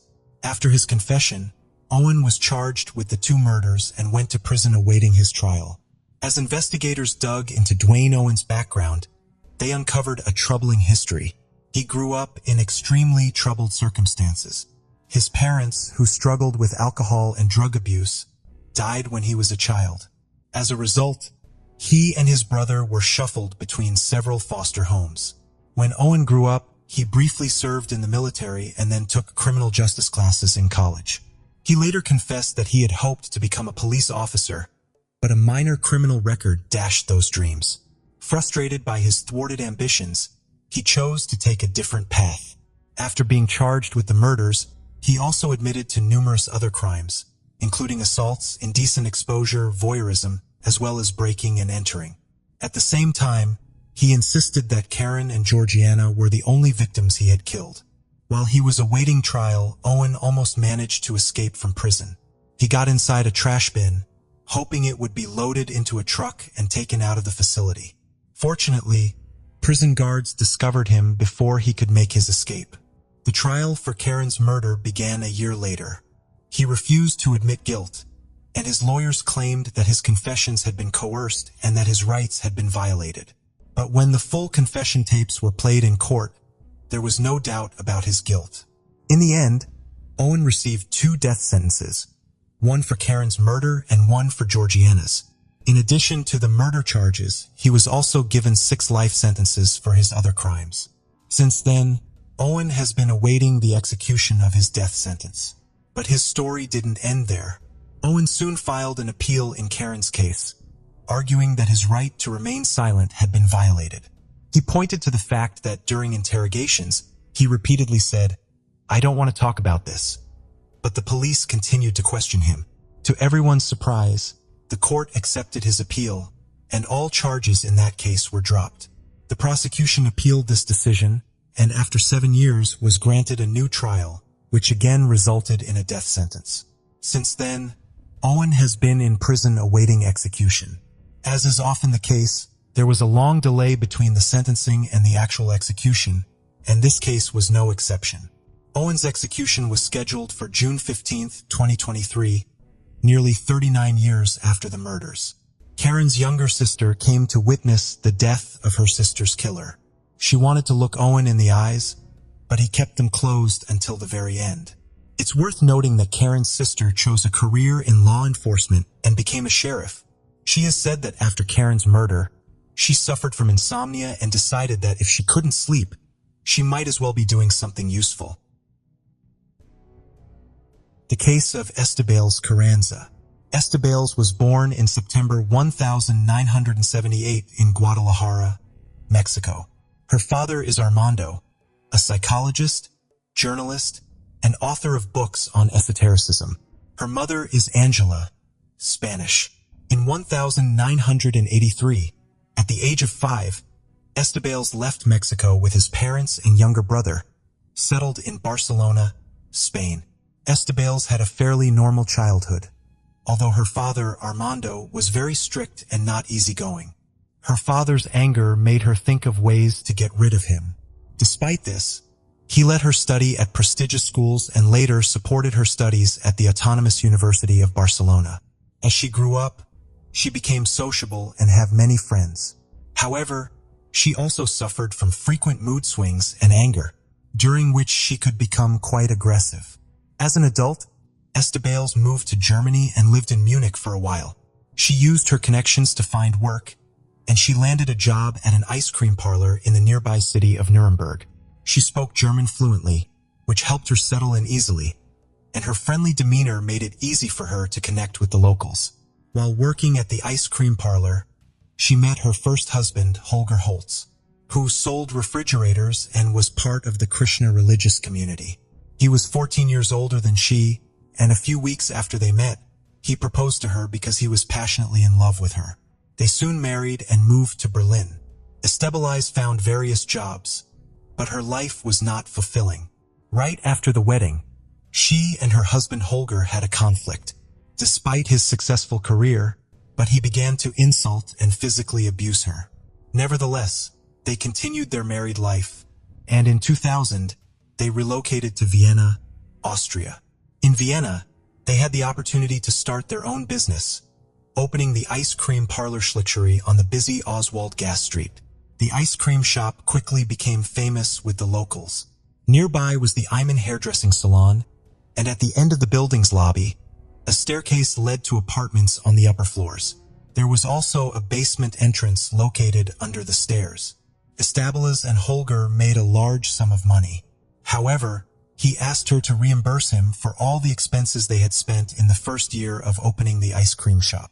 Estebales, ice cream shop owner, dedicated herself to her work and grow her store successfully. Meanwhile, her husband Holger has an interest in weapons technology, which causes more conflicts between the two. He asked her to join his Krishna religion, but she felt it was quite strange. In the end, she decided to follow this religion. Estebales' business has allowed her to get to know many people, including several men. Over the years, she had several lovers, some with her clients, others with suppliers, tourists, or neighbors.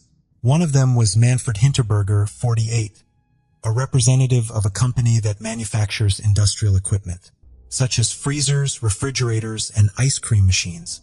After many years of knowing each other, she started dating Manfred in 2008. She decides to divorce her husband, Holger, but he will only accept if she pays him the debt she owes. Since she did not want to pay the debts, they decided to live together in a small apartment. On April 27, 2008, after finishing the shift at the ice cream shop, Estebales returned home. Then she had a heated argument with Holger, during which he hurled insults at her and accused her of cheating throughout their marriage. In a moment of anger, he threatened to take drastic action.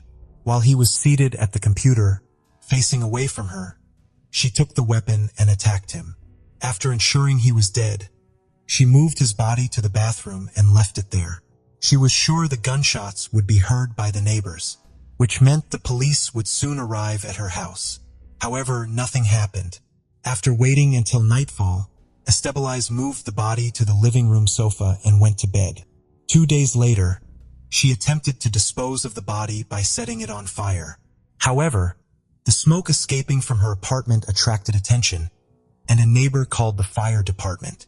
When they tried to enter her apartment, she stopped them, claiming everything was fine and that she had simply burned her lunch. A few days later, Estebales considered buying an electric saw. Although she didn't know how to use one, the store staff helped her learn. Upon returning home, she began dismembering the body, placing all the parts, including the head, into a bag and storing them in the freezer. Later, she transferred the remains into empty ice cream containers and covered them with cement. Next, she moved these containers to her ice cream shop and stored them in the basement freezer, where they were eventually discovered. Estibaliza's main motive for the crime was her frustration with her husband, Holger, refusing to move out of their apartment, and he refused divorce. Additionally, she had financial debts to him that she wanted to avoid repaying. As time passed, she continued to live her life normally, and no one seemed to notice Holger's disappearance. They had only been living in Austria for a short time, so they had very few friends here, so no one asked about him. If anyone asked about she will mention that he went to India. The regular customers at her ice cream shop didn't notice any change in her behavior, and no one suspected anything. Estabiliza's relationship with Manfred grew closer, and eventually they moved in together. She asked Manfred for money to help her business, and he gave her over $100,000, allowed her access to his bank accounts. However, he also wanted she to spend more time with him and to enhance her appearance. To achieve this, he pressured her to get plastic surgery, which she did not want. She had dreams of becoming a mother, but since he already had children, he couldn't help her fulfill that desire. Their relationship took a turn for the worse when Estabiliza discovered that Manfred had been having affairs with several other women. Feeling betrayed, she plotted her revenge. In preparation, she took shooting courses to improve the necessary skills. After completing the lessons, she felt ready to take action. To avoid leaving any evidence, she covered the floors and walls of their apartment with cling film. On the night of November 21st, 2010, Estabiliza and Manfred returned from a joint trip and had sex. Afterward, she confronted he about his infidelity, but he denied it and fell asleep. In a moment of anger, she grabbed a gun and attacked him on the neck while he was sleeping. She left his body on the bed for the entire day before moving it to the bathroom. Using an electric saw, she cut the body into pieces, this time doing so with more care and skill. Estabiliza couldn't find any cement, so she decided to store the body parts in a refrigeration unit in the basement. However, the unit couldn't fit the entire body, leaving her to hide most of the remains in her apartment, where she covered them with cat litter to minimize the smell of decomposition. After taking care of this, she continued with her daily routine. Meanwhile, Manfred's relatives began to ask about his whereabouts. Estabiliza told them that he had left for Thailand. They believed her story and stopped asking further questions. Shortly after Estabiliza met Ronald, an Austrian man, he became her lover and the father of her unborn child. It seemed like her life was getting better. After all, she had managed to evade the consequences of her previous actions.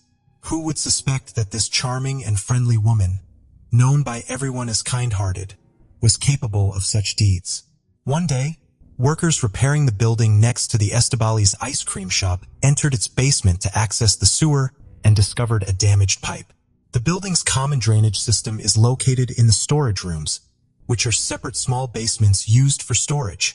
As they entered the basement, they smelled rottenness mixed with cat litter deodorant, which piqued their curiosity.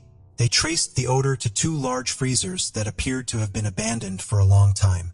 When they opened the freezers, they were shocked to find containers filled with cement. Inside one freezer, they saw a hand and a leg. In the other, a head. They also discovered two rifles with optical sights, a woman's handbag containing a pistol, a beret, and a notebook with notes in Spanish. Terrified, they quickly left the basement. They informed the hairdresser next door about the discovery, urging her to call the police. When the police arrived, they searched the basement and found the remains of two dismembered bodies. One was in several pieces, while the other was just a severed head, all encased in cement-filled containers. The remains were sent to the forensic medical examination in Vienna. During the initial investigation, authorities were unable to determine who owned the basement. This was because the basement had not been used for a long time and no other suspicious items were discovered. Investigators began to analyze the evidence they had collected. The next day, after the police arrived at the crime scene, Estabiliza came to work. A neighbor informed her about the discovery in the building's basement and mentioned that the police had started an investigation. This news made her extremely worried, forcing her to quickly return home. She locked the ice cream shop and put up a temporarily closed sign. As she left, her face betrayed her nervousness, looking very different from her usual demeanor. Naturally, Her worried expression caught the attention of nearby residents, who began to mock her as she crossed the street towards the bus stop. They saw her take out her phone to make a call before getting into a taxi. Then she went to the bank, withdrew all her money, and then purchased a plane ticket to Paris. However, she was never able to use this ticket. Austrian police were waiting for her at the airport. They were aware of the ticket she had purchased, but realized she had not checked in for her flight. Police issued a warrant for her arrest on Wednesday, June 8, 2011, after a search warrant was issued. Investigators believe the containers found in the basement belonged to her ice cream shop, but locating her became difficult since she had stopped using her mobile phone. Meanwhile, she remained in Vienna, took another taxi, and asked the driver to take her to northern Italy. She then traveled to the mountains and reached Basu, from where she continued on for another 6 kilometers to Telemadzu, where she decided to stay in a hotel for a few days. Before arriving, she asked the taxi driver to book a room for her because she couldn't do it herself. Later, the taxi driver saw her picture in the news and informed the police that he had driven her there. Unfortunately, by that time, it was already too late. In this city, Estebali stayed for one night before taking a train to Udine, which is 50 kilometers from Almaty. There, she met Ivan, a street artist who noticed her crying at a cafe and offered his help. When he approached her to ask if she needed help, she told him about her problems, especially her husband's cruelty that forced her to leave home. Ivan invited her to stay in his apartment for a few days. She agreed, and he offered her the couch while he slept in his bed. During her stay, Estabelas helped Ivan with cleaning, shopping, and cooking, and everything seemed fine until he discovered her identity through a newspaper article. This revelation shocked and frightened he. He asked her to leave immediately, admitting that he knew she was evading the law. She denied his accusations. He then went to the nearest police station to inform them that Estebales, a woman wanted by the authorities, was in his home. Ivan was surprised to find Estebales waiting for the police at his house. She did not resist arrest. She was taken into custody as the primary suspect in several murders. She was arrested on June 10, 2011 at 7:30 a.m. in Udine, Italy. After her arrest, Estabelas was taken to the police station for questioning, where she confessed to 2 murders, one in 2008 and another in 2010. She used the same methods for both crimes, but claimed that the second murder was executed more skillfully. Meanwhile, Austrian authorities quickly requested her extradition while in Italy. Forensic experts identified the second victim as Manfred Hinterberger. During her interrogation, she attempted to justify her actions, saying that both men, Holger and Manfred, had subjected her to violence and cruelty. She felt very angry about the way they treated her. She described the murders as a response to the physical and psychological abuse she had suffered. Estebelas admitted that she had attacked Holger and Manfred on the head, then used an electric saw. She told investigators that she killed the first man, Holger, to improve her skills. She took shooting lessons and take a course on how to work with cement to prepare for the second murder, Manfred. At the time of her arrest in Italy, she was pregnant with Ronald's child, and during a medical examination, it was revealed that she was 2 months along. 14 days after her arrest, on June 24, 2011, Estebelas was extradited by an Austrian court and detained on suspicion of involvement in 2 murders. Her lawyer argued that although police testimony is considered legal evidence under Italian law, Austrian law is very different. He asked that it not be admitted as evidence in her case. He said he planned to sue several Austrian tabloids for making the accusations against her.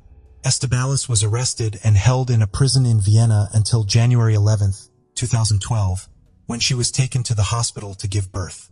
After her son was born, he was immediately given to his father. From the start of the trial, Estebelas admitted her guilt, while the prosecution and psychiatrists portrayed her as a ruthless, manipulative, and selfish individual.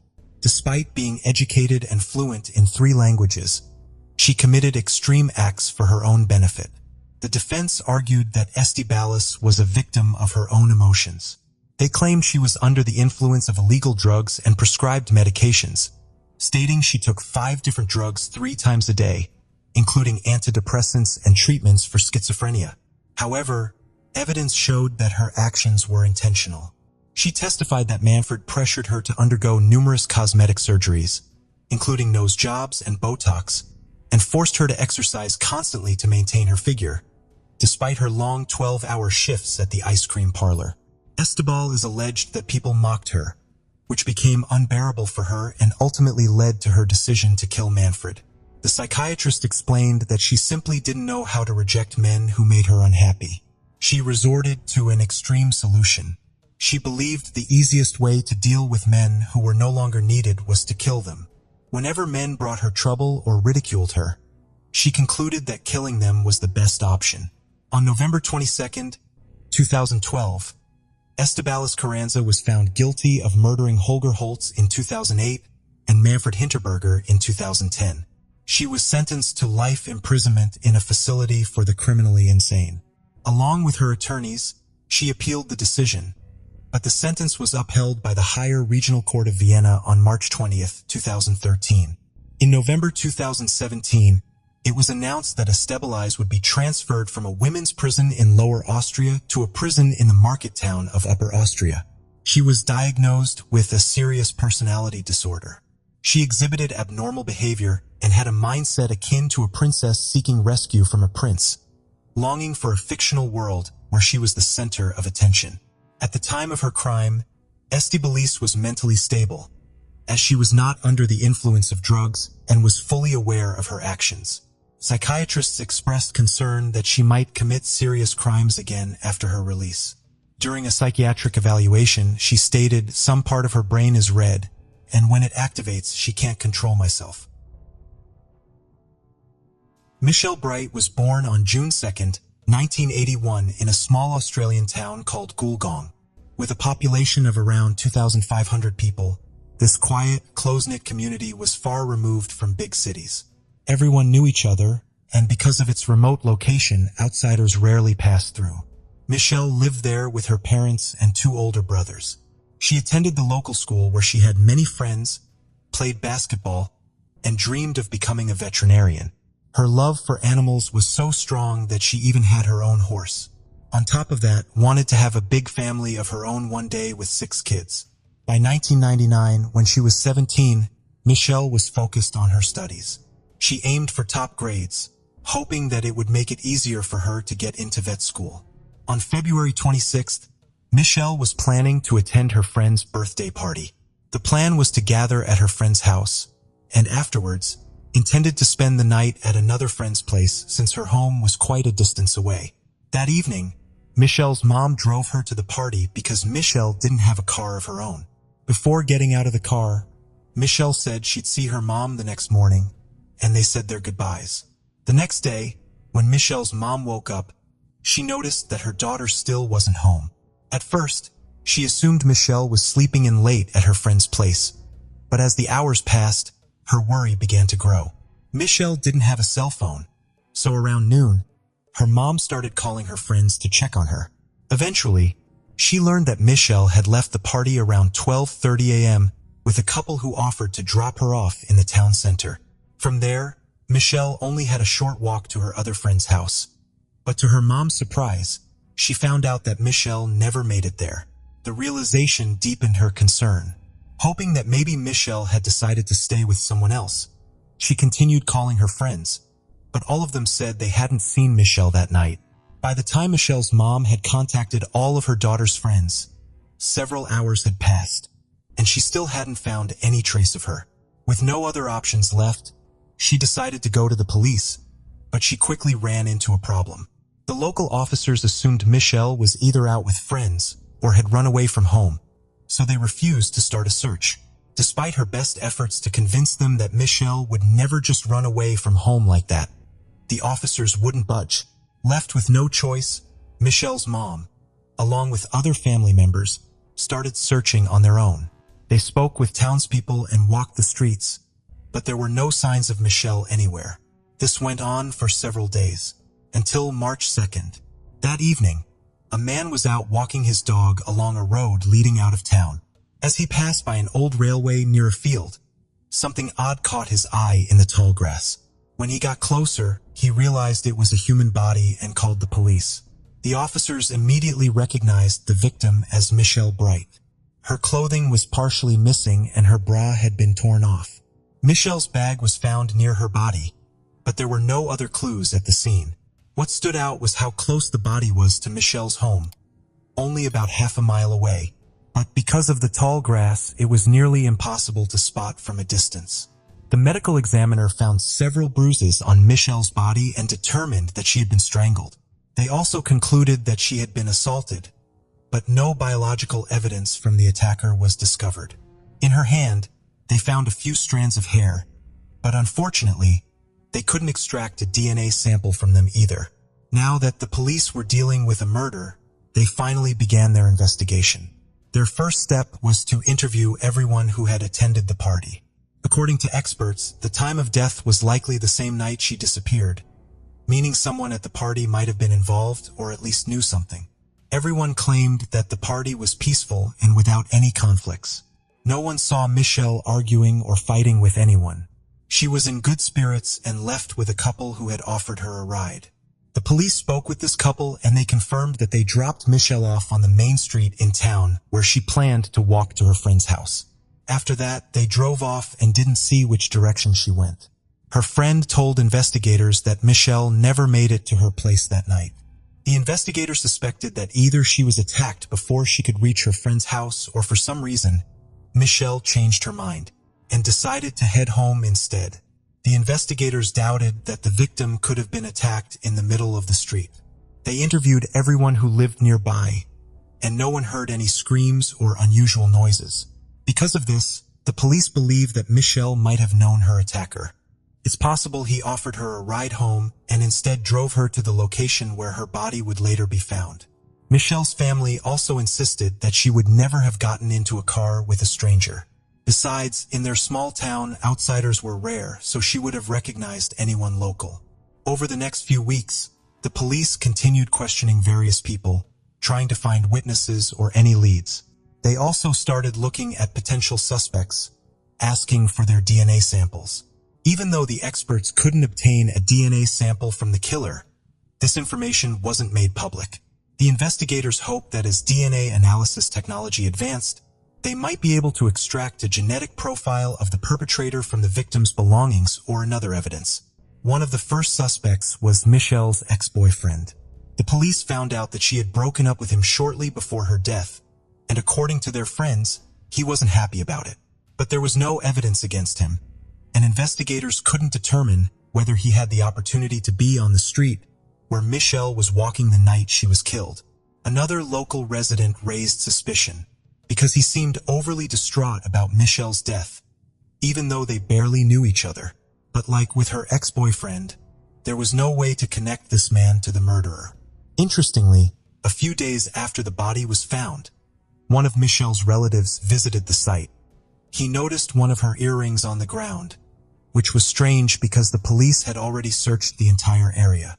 Either they missed the shiny piece of jewelry or the killer had taken it with them initially, and later decided to return it to the scene to dispose of the evidence. Over the next few months, investigators compiled a list of 14 suspects, but they struggled to connect any of them to the crime. Without a DNA sample from the killer or other significant evidence, finding the culprit seemed like an almost impossible task. All the suspects voluntarily provided their DNA samples except for one. A 23-year-old man named Mark refused to give a sample, which made the investigators take a closer look at him. Shortly after Michelle's death, it came to light that Mark had been stalking a local woman for 8 months, even breaking into her home. Later, he was accused of harassing another woman in a nearby town. He followed her down the street, then caught up to her and started touching her. Although there wasn't enough evidence to charge him in that case, it gave the investigators in Michelle's case even more reason to be suspicious. They also discovered that Mark had been in the same class as Michelle's older brother, which meant he could have known her family well. Mark claimed that he was indeed in the town center that evening, but got home around 1:15 a.m., meaning he wouldn't have had enough time to kidnap Michelle, drive her to that field, and kill her. However, when investigators spoke with his wife, they found out something interesting. She said she wasn't sure about the time and suggested that he might have come home much later. This prompted the police to install a wiretap in Mark's house, which led to another alarming discovery. It turned out that his wife also had doubts about his honesty and had repeatedly questioned him about whether he was involved in the murder. Eventually, she convinced Mark to provide a DNA sample, but just a day before his meeting with the police, he crashed his car into a tree. Investigators suspected it might have been intentional, but a few days later, Mark did hand over his DNA sample after all. Despite his suspicious behavior, the investigators still lacked the killer's DNA, and without it or any other solid evidence, they couldn't arrest Mark. Since then, the case saw almost no progress. The police continued to investigate various suspects, but nothing led to any breakthroughs. About a year after the murder, Michelle's family decided to move to another city. They were convinced that the killer was someone local, and it became too difficult for them to stay among people they suspected.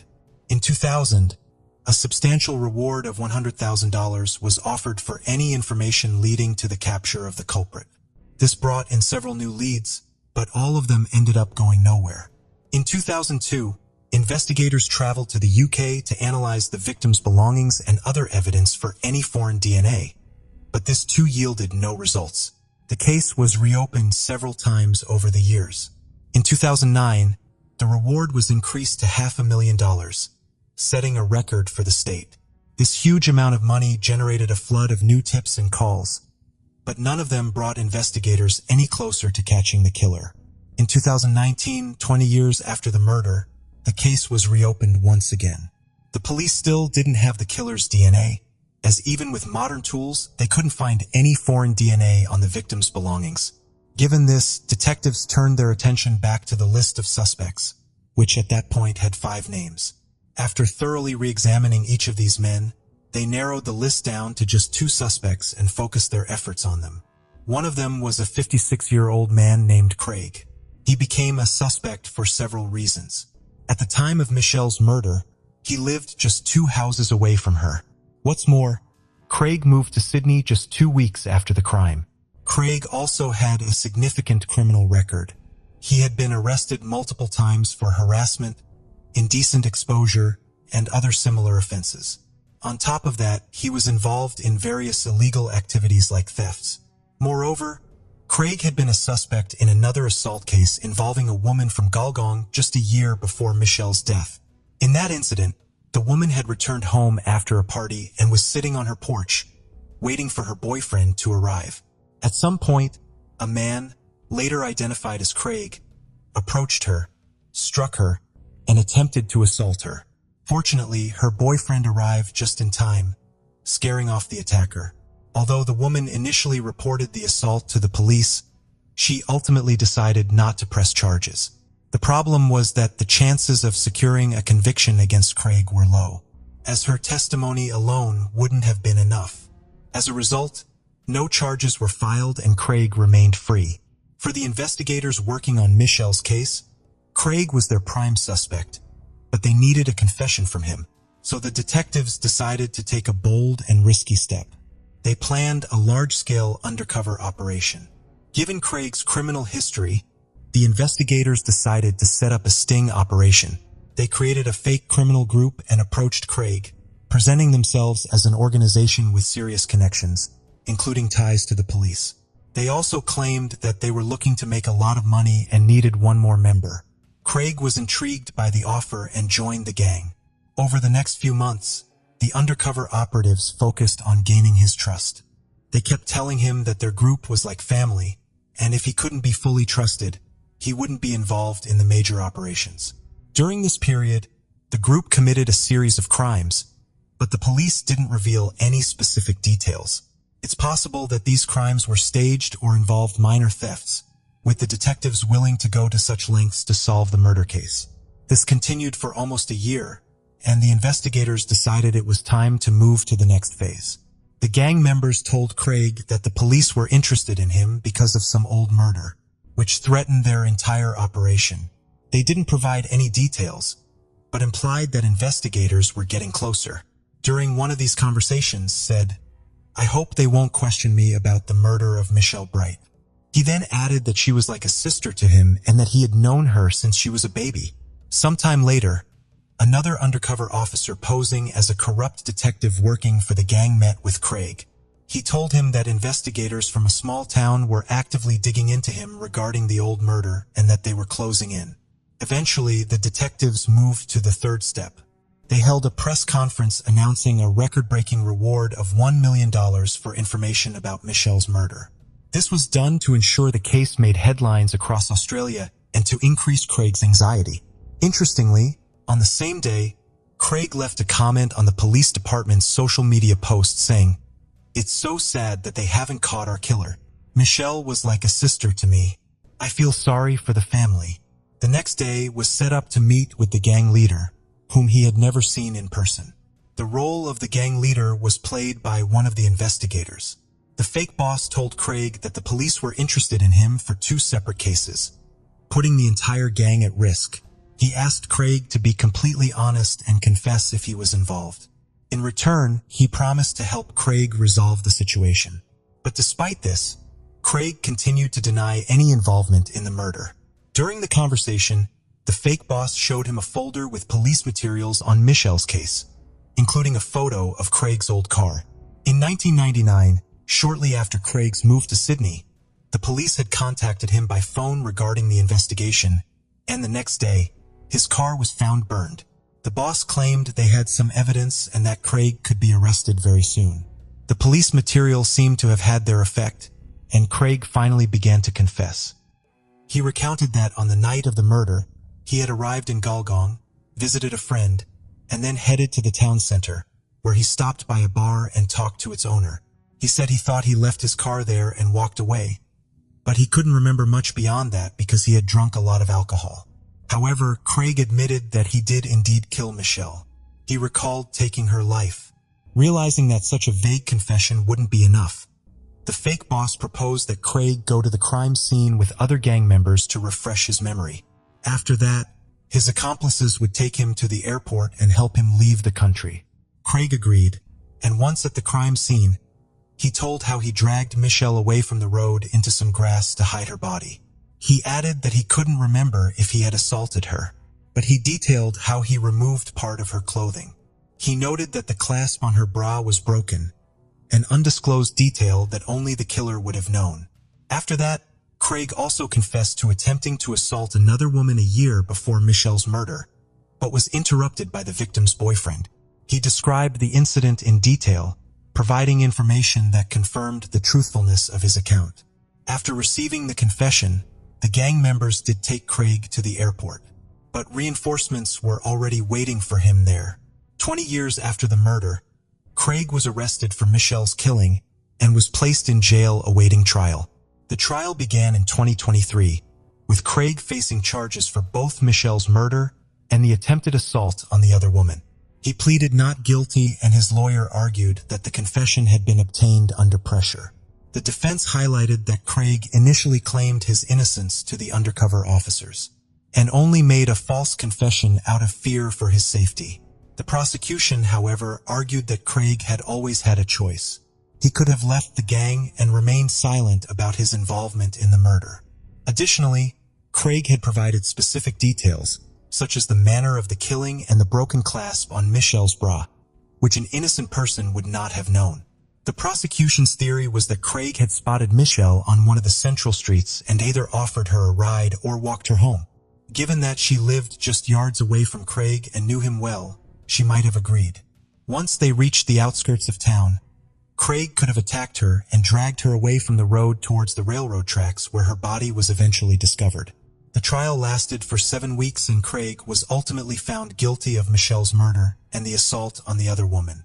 The victim testified in court and once again identified him, but this time she didn't have to worry about him evading justice.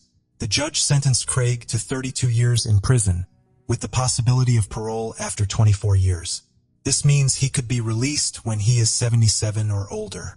Michelle's relatives, who had long lost hope for justice, thanked the detectives for their tireless efforts in uncovering the truth.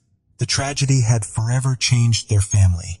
6 years after Michelle's death, her parents divorced, and her mother struggled to live without her daughter. Her father and brothers could not stop blaming themselves, believing it was their duty to protect her. Now, they can find some solace in knowing that the murderer will likely spend the rest of his life behind bars. The case of Daniela Tabarez. Daniela Tabarez was born on May 8, 1998, in Cali, Colombia. She is the only child of Isabel Tabarez, a single mother. Daniela did not know her father and had never met him. Their life was not easy. Her mother raised her alone. She lived with her mother, her grandfather, and her maternal uncle, who supported the family during difficult times. For many years, Isabel worked at a bank and saved some money. However, in 2010, when Daniela was 12 years old, Isabel was laid off from the bank and had difficulty finding a new job. To solve her financial problems, Isabel decides to use her savings for a trip to Florida, USA, where she believes there are more opportunities. However, she realized her savings were insufficient for the journey, so she borrowed money from several neighbors, promising to repay them once she secured a job in the United States. Isabel received support from her two older sisters, who had settled in the United States.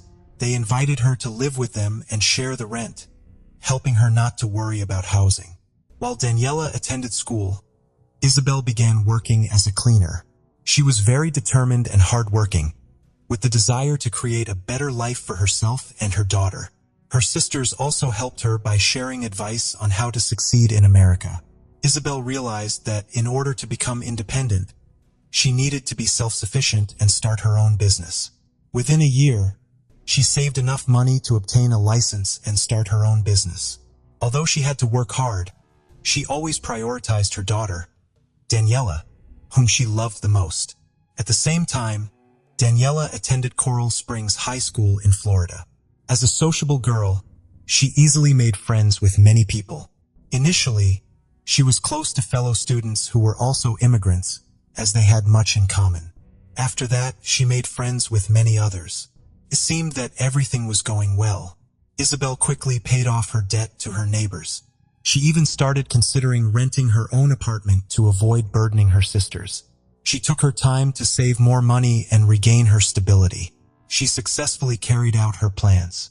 Her small business grew and began generating income. She worked hard and her efforts paid off.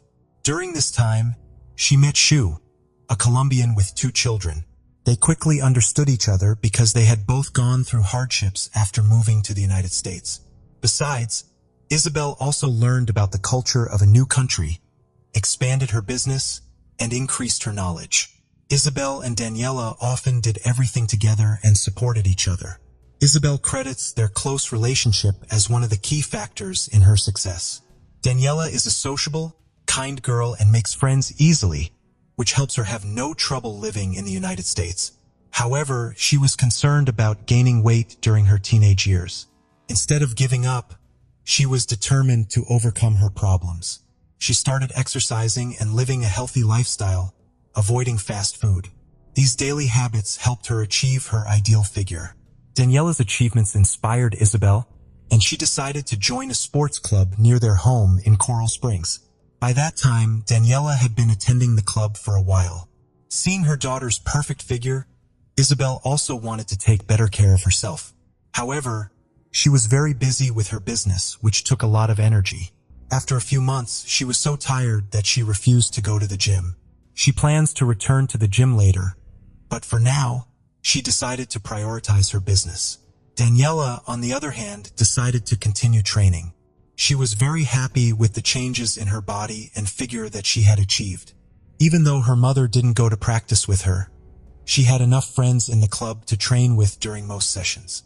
One of them was Carolina Miller, a 40-years-old woman whom Daniela met during training. They quickly found harmony and started training together in 2017. Despite facing challenges like migration and a language barrier, Daniela graduated from high school, proving that she could overcome difficulties and was ready to fight for her future. Furthermore, she wants to pursue higher education, but she needs financial support. Her mother's business wasn't enough to cover her college expenses, so she took a job as a switchboard operator at a gym where she trained for many years. At the same time, she also learned about criminology, a field she was very passionate about and dreamed of building a career in. By 2019, at the age of 21, she was able to become independent. She was in her prime and busy planning for the future. Daniela enrolled at a local university to pursue her education and achieve her dreams. She transformed from a shy schoolgirl into a confident young woman. She was not only attractive and charming, but also passionate about her job at the fitness club. Her enthusiasm caught the attention of the owners of the sports complex, and they offered her a position in the gym. She became a coach, encouraging people to participate in sports and supporting beginners. Her main goal was to inspire others, and she worked with many different groups, sharing her passion. She also organized weekly group activities to promote teamwork and camaraderie within the sports organization. Daniela then met Yvonne Serrano, a woman of Panamanian descent. An active individual, Yvonne enjoyed sports and had never experienced any legal or substance abuse problems. She was generally considered a respectable person and avoided dangerous relationships. However, she lived in a troubled neighborhood, so she purchased several registered firearms for self-defense. By 2019, Yvonne decided to invest more in sports and joined inspirational classes taught by Daniela. However, due to frequent travel and the difficulty of making friends, she felt different from the other participants. Although she seemed unapproachable and a bit withdrawn, she always attended all the classes and was determined to change her life.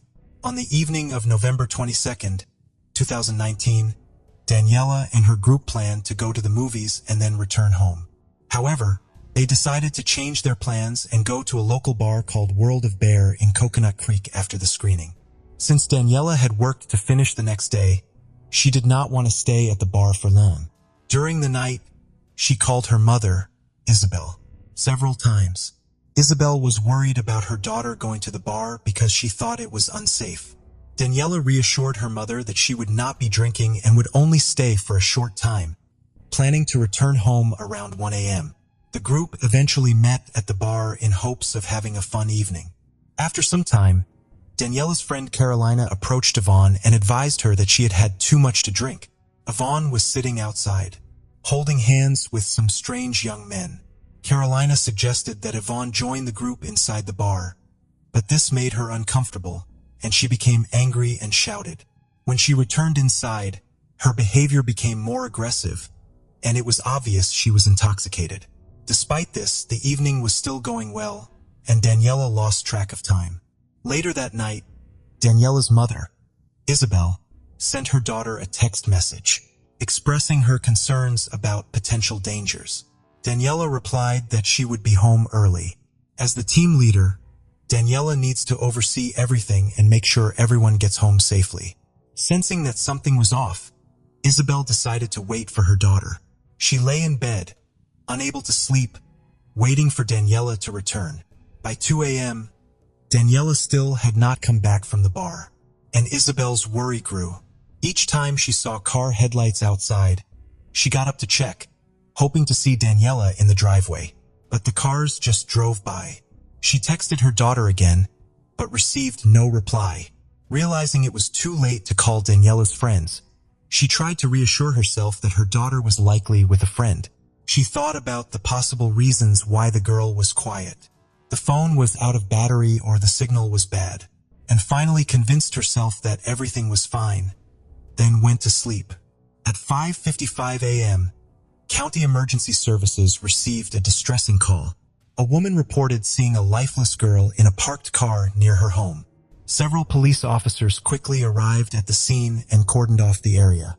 They spoke with the witness, a 51-year-old named Yvonne Serrano. Meanwhile, at 6 a.m., Isabel woke up and noticed that Daniela had not yet returned home. She felt exhausted, having only slept for 3 to 4 hours, but she needed to prepare for work and clean the offices. Unable to reach Daniela, she called Carolina, hoping that her daughter had arrived at Carolina's house and was still asleep. However, Carolina replied that she did not know where Daniela was. She felt confident that Daniela would make it home safely, even if she had been drinking, because there were plenty of people nearby with cars who could help.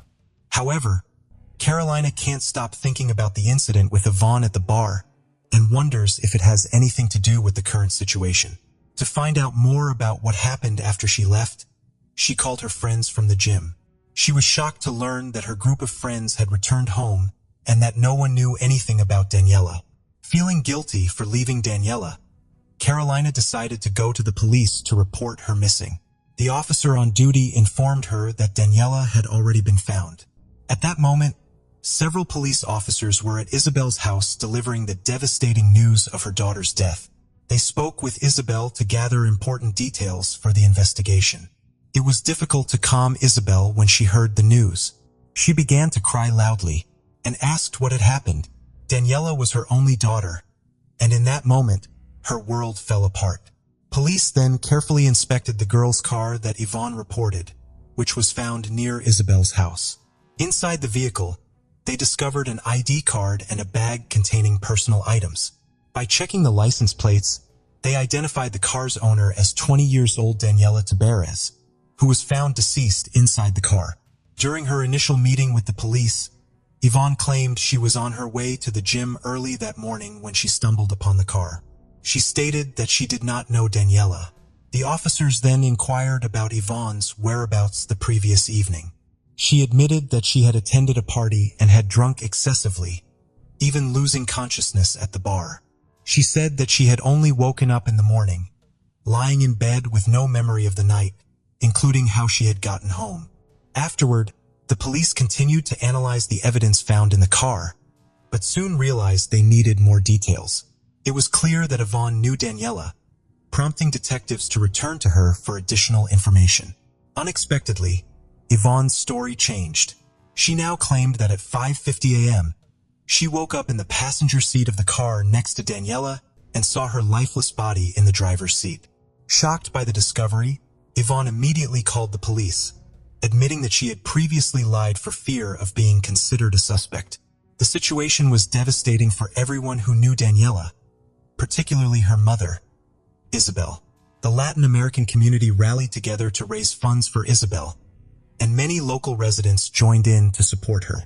Meanwhile, the police were conducting an investigation, which quickly indicated that Daniela had been murdered. Forensic experts discovered shell casings inside her car and collected several fingerprints from both the inside and outside of the vehicle for analysis. They were also awaiting the results of Daniela's autopsy, which would provide further insights. Police then began interviewing individuals who had been with Daniela that evening and collected CCTV footage from the bar where they had gathered. It was confirmed that Daniela had not had any conflicts. The night had gone smoothly. However, multiple witnesses reported that Yvonne had been drinking heavily and was very attached to the group at the bar. In contrast, Daniela chose not to drink that night to avoid any issues. A girl offered to drive her home, and Daniela accepted. Their movements were tracked to the parking lot exit at 1:30 a.m., where they left the nightclub calmly, as confirmed by the last person to see Daniela alive. The preliminary report from the medical examiner indicated that the death occurred around 2 a.m., which was the exact time when Yvonne left the bar to go home. By then, Yvonne had already become the main suspect in the murder. The police wanted to find out what she had been doing for the 4 hours before she reported the incident to them. They then found that she had been busy. She had deleted messages from her phone with Daniela, deleted the video from the front door camera, and changed clothes. She had also washed the outfit she had worn that night at the bar. It was clear that she was trying to cover up evidence of the crime. The police decided to arrest Yvonne Serrano and hold her in jail while they investigated further. Once the final results of the forensic examination were in, she was charged with first-degree murder and tampering with evidence. Despite the accusations, Yvonne has maintained her innocence and stood her ground.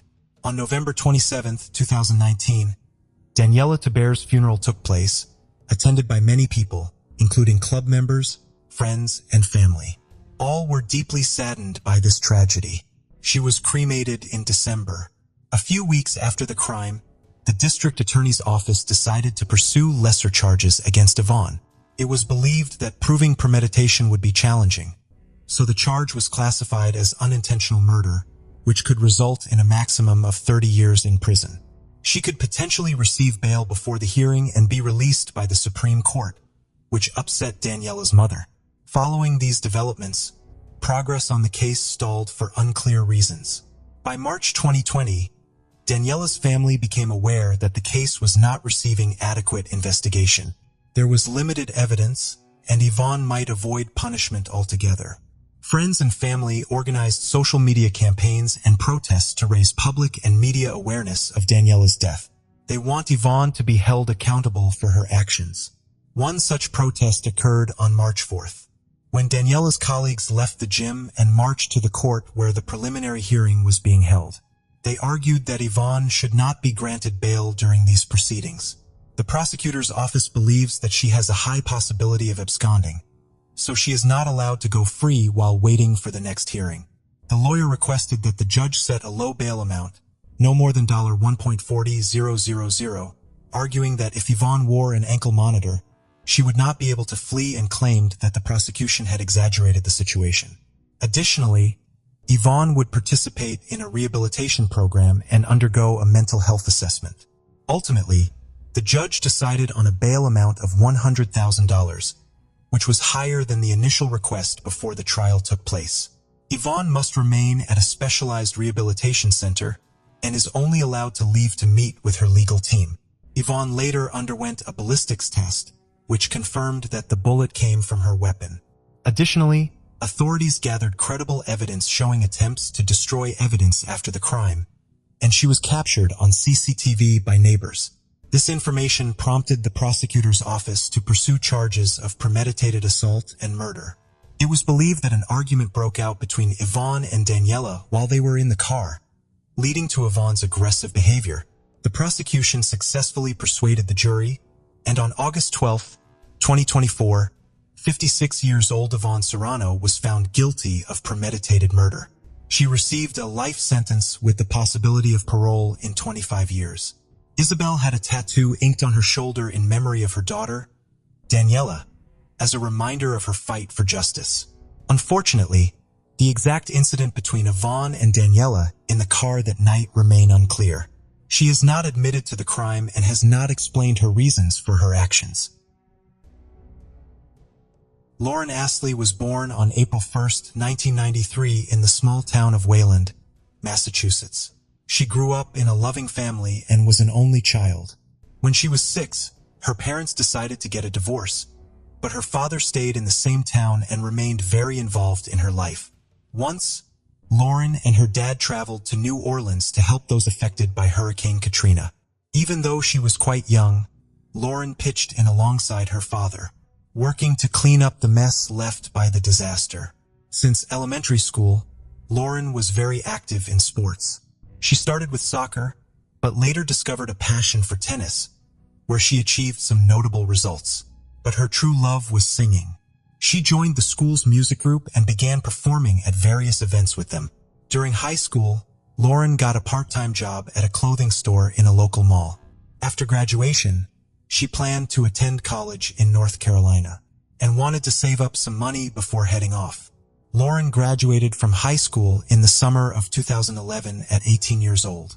After finishing school, she spent most of her free time with her parents and friends. Knowing she'd soon be moving across the country, she wanted to make the most of her last few months at home. On the morning of July 3rd, Lauren headed to her shift at the mall, just like any other day. Beforehand, she had made plans to meet up with her friends right after work. They were expecting her to call. Around 6:30 p.m., finished her shift, said goodbye to her coworkers and left the mall. Her friends waited for her call, but for some reason, Lauren didn't reach out. They started sending her messages and trying to call her, but there was no response. This was unusual since they were always in touch with each other. At first, they thought Lauren was just busy and would call them back soon. Meanwhile, her father also began to worry. Lauren was supposed to stop by his place after work, but she never showed up. His calls went unanswered as well. A little later, he contacted Lauren's friends. When he learned that they hadn't seen or heard from her all evening, he decided to go to the police immediately. Their town was quite small, and Lauren's parents couldn't think of any place where she might have gone. The fact that she didn't meet up with her friends and wasn't answering any calls made them fear that something bad might have happened to her. The local police department quickly launched a search, and around the same time, Lauren's friends reported that one of them had spotted her car near a beach by a lake. Officers rushed to the scene and found Lauren's red Jeep. She wasn't inside, but her purse, phone, and laptop were, with the windows rolled down. This raised immediate concern for the police. Lauren's friends and family were adamant she would never leave her car like that with her belongings inside. Her father was frantic. He ran to the beach and waded into the water, thinking that his daughter might be there. The police searched the car but found no sign of a struggle, no blood, or any other clues. After that, they began combing the area around the beach, but there was no sign of Lauren. The only thing they discovered was her car keys, which were found in a nearby storm drain, as if someone had deliberately thrown them there. By this time, Lauren's friends had gathered near the beach, and detectives began questioning them. They mentioned that Lauren had an ex-boyfriend, Nathaniel, whom she had broken up with just a few months earlier. The friends also said that he had taken the breakup pretty hard, so the police decided to check on him. When asked if they thought Nathaniel could have harmed Lauren, her friends unanimously denied it. They insisted that Nathaniel loved Lauren and would never hurt her. Later that night, detectives went to talk to Nathaniel. He told them he had been home all evening. His mother backed up his story, adding that they had been watching movies together. With that, the police ruled him out as a suspect and shifted their focus to searching the area around the beach. Lauren's relatives, along with dozens of other town residents, joined in the search. Her friends stayed by her car all night, hoping for a miracle that she would eventually appear. That night, the police also examined Lauren's phone and they found something interesting. At 7:05 p.m., she had sent Nathaniel a message with just one word, "Here." 14 minutes before that, she had called him and they had talked for a few minutes. This was pretty suspicious, so detectives decided to visit Nathaniel once again. He admitted that Lauren had indeed stopped by around 7 p.m., but she hadn't come inside or even gotten out of her car. They talked for about 5 minutes, mostly about their relationship, and then she just left. He explained that this seemed unimportant at the time, which is why he didn't mention it earlier.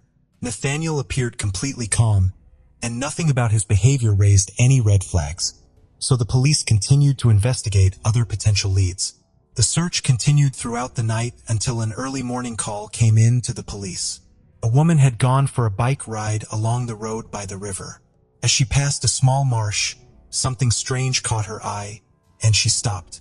Upon closer inspection, she realized it was a human body in the water and immediately called the police. When officers retrieved the body, they saw that it was Lauren Astley. It was also immediately clear that they were dealing with a murderer. A bungee cord was wrapped around her neck and there was a noticeable cut. The body was sent to medical examiners who confirmed that the cut, along with strangulation, was the cause of death. They also found numerous defensive wounds on her body, indicating that Lauren had fought back against her attacker. Meanwhile, the police searched the area around the marsh and discovered a blood-stained towel nearby, which was sent to the lab for DNA analysis. Now that the police were dealing with the murder, they turned their attention to finding the killer, and the only viable suspect at that point was Nathaniel. After speaking with Lauren's friends and family, they learned more details about their relationship and breakup. Lauren and Nathaniel had started dating 3 years earlier, and for most of that time, their relationship seemed perfect. Nathaniel came from a respectable family, played on the school football team, and was generally one of the most popular guys at their school. However, about 2 years into the relationship, things began to deteriorate. Nathaniel grew increasingly jealous, tried to control who Lauren spent time with, and even started drinking heavily. Lauren's friends noticed these issues and saw how they were taking a toll on her. They repeatedly advised her to consider ending the relationship. The couple would break up frequently, only to get back together again. But 3 months before Lauren's death, she decided to end things with Nathaniel for good. According to her friends, Nathaniel took the breakup very hard. He tried to persuade Lauren not to leave him, showing up to talk with her and calling frequently, but she was firm in her decision not to get back together. After the breakup, Nathaniel fell into a deep depression. He stopped leaving the house, cut off contact with his friends, and lost interest in football, which had always been his passion. Even though he had received a sports scholarship for college, he no longer cared about it. While sitting at home, Nathaniel began drinking and smoking. His mother eventually decided to take him to a therapist, and after a few sessions, the therapist suggested that Nathaniel might indeed be suffering from depression. Even though he had withdrawn from his social circle, Nathaniel continued trying to rekindle his relationship with Lauren. Once, Lauren and her friends organized a graduation party, which was attended by dozens of their classmates and their parents. Nathaniel showed up drunk and saw Lauren talking to other guys. He approached her and tried to discuss their relationship, but Lauren made it clear that she wasn't interested. Nathaniel became angry. There was a large tent set up in the yard where the party was held, and in his frustration, Nathaniel punched one of the tent's supports, causing the whole structure to start collapsing on the people inside. They had to hold it up, and Nathaniel was immediately asked to leave. After that, came to her mother in tears and told her that Nathaniel wouldn't leave her alone. In another incident, Nathaniel approached a guy Lauren was talking to and threatened to kill him. All these details led investigators to seriously consider that Nathaniel might be involved in Lauren's murder. He was the last person to speak with her and see her alive. However, the police still faced one major obstacle: his alibi provided by his mother. As the investigators dug deeper, they uncovered another interesting detail. Reviewing security footage from the mall where Lauren worked, they saw that Nathaniel had been there about an hour before her shift ended. Although he didn't approach Lauren, he did visit a sports nutrition store on the same floor. The police decided to visit Nathaniel again and talk about what they discovered. But this time, he wasn't at home. His parents told the officers that Nathaniel had left several hours earlier and they had no idea where he was. When investigators questioned his mother again about whether she was home the entire evening, this time she remembered that she had actually gone out briefly to run some errands. This just so happened to be around the time Lauren had visited Nathaniel after work. For the police, this meant that Nathaniel didn't have an alibi, making him the prime suspect. With all these facts coming together, the police obtained a warrant to search Nathaniel's home. Their first stop was the garage, where they immediately noticed several bungee cords, exactly like the one found around Lauren's neck. Using luminol, forensic experts discovered a large blood stain on the garage floor that had been cleaned and was invisible to the naked eye. Blood traces were also found on the door handle, the kitchen floor, and in 2 sinks. Soon after, investigators found a sports bag containing sneakers covered in blood and dirt. In Nathaniel's room, there was a small door leading to the attic where the police discovered another pair of blood-stained shoes along with wet, dirty clothes. The detective sent all these items to the lab, and the results quickly confirmed that the blood belonged to Lauren. The police immediately began searching for Nathaniel, and just a few hours later, they found him at his aunt's house. During the arrest, Nathaniel did not resist and remained calm. He was brought in for interrogation, but his parents quickly hired a lawyer, so the detectives were unable to get a confession. Nathaniel was charged with murder, and the case was handed over to the court.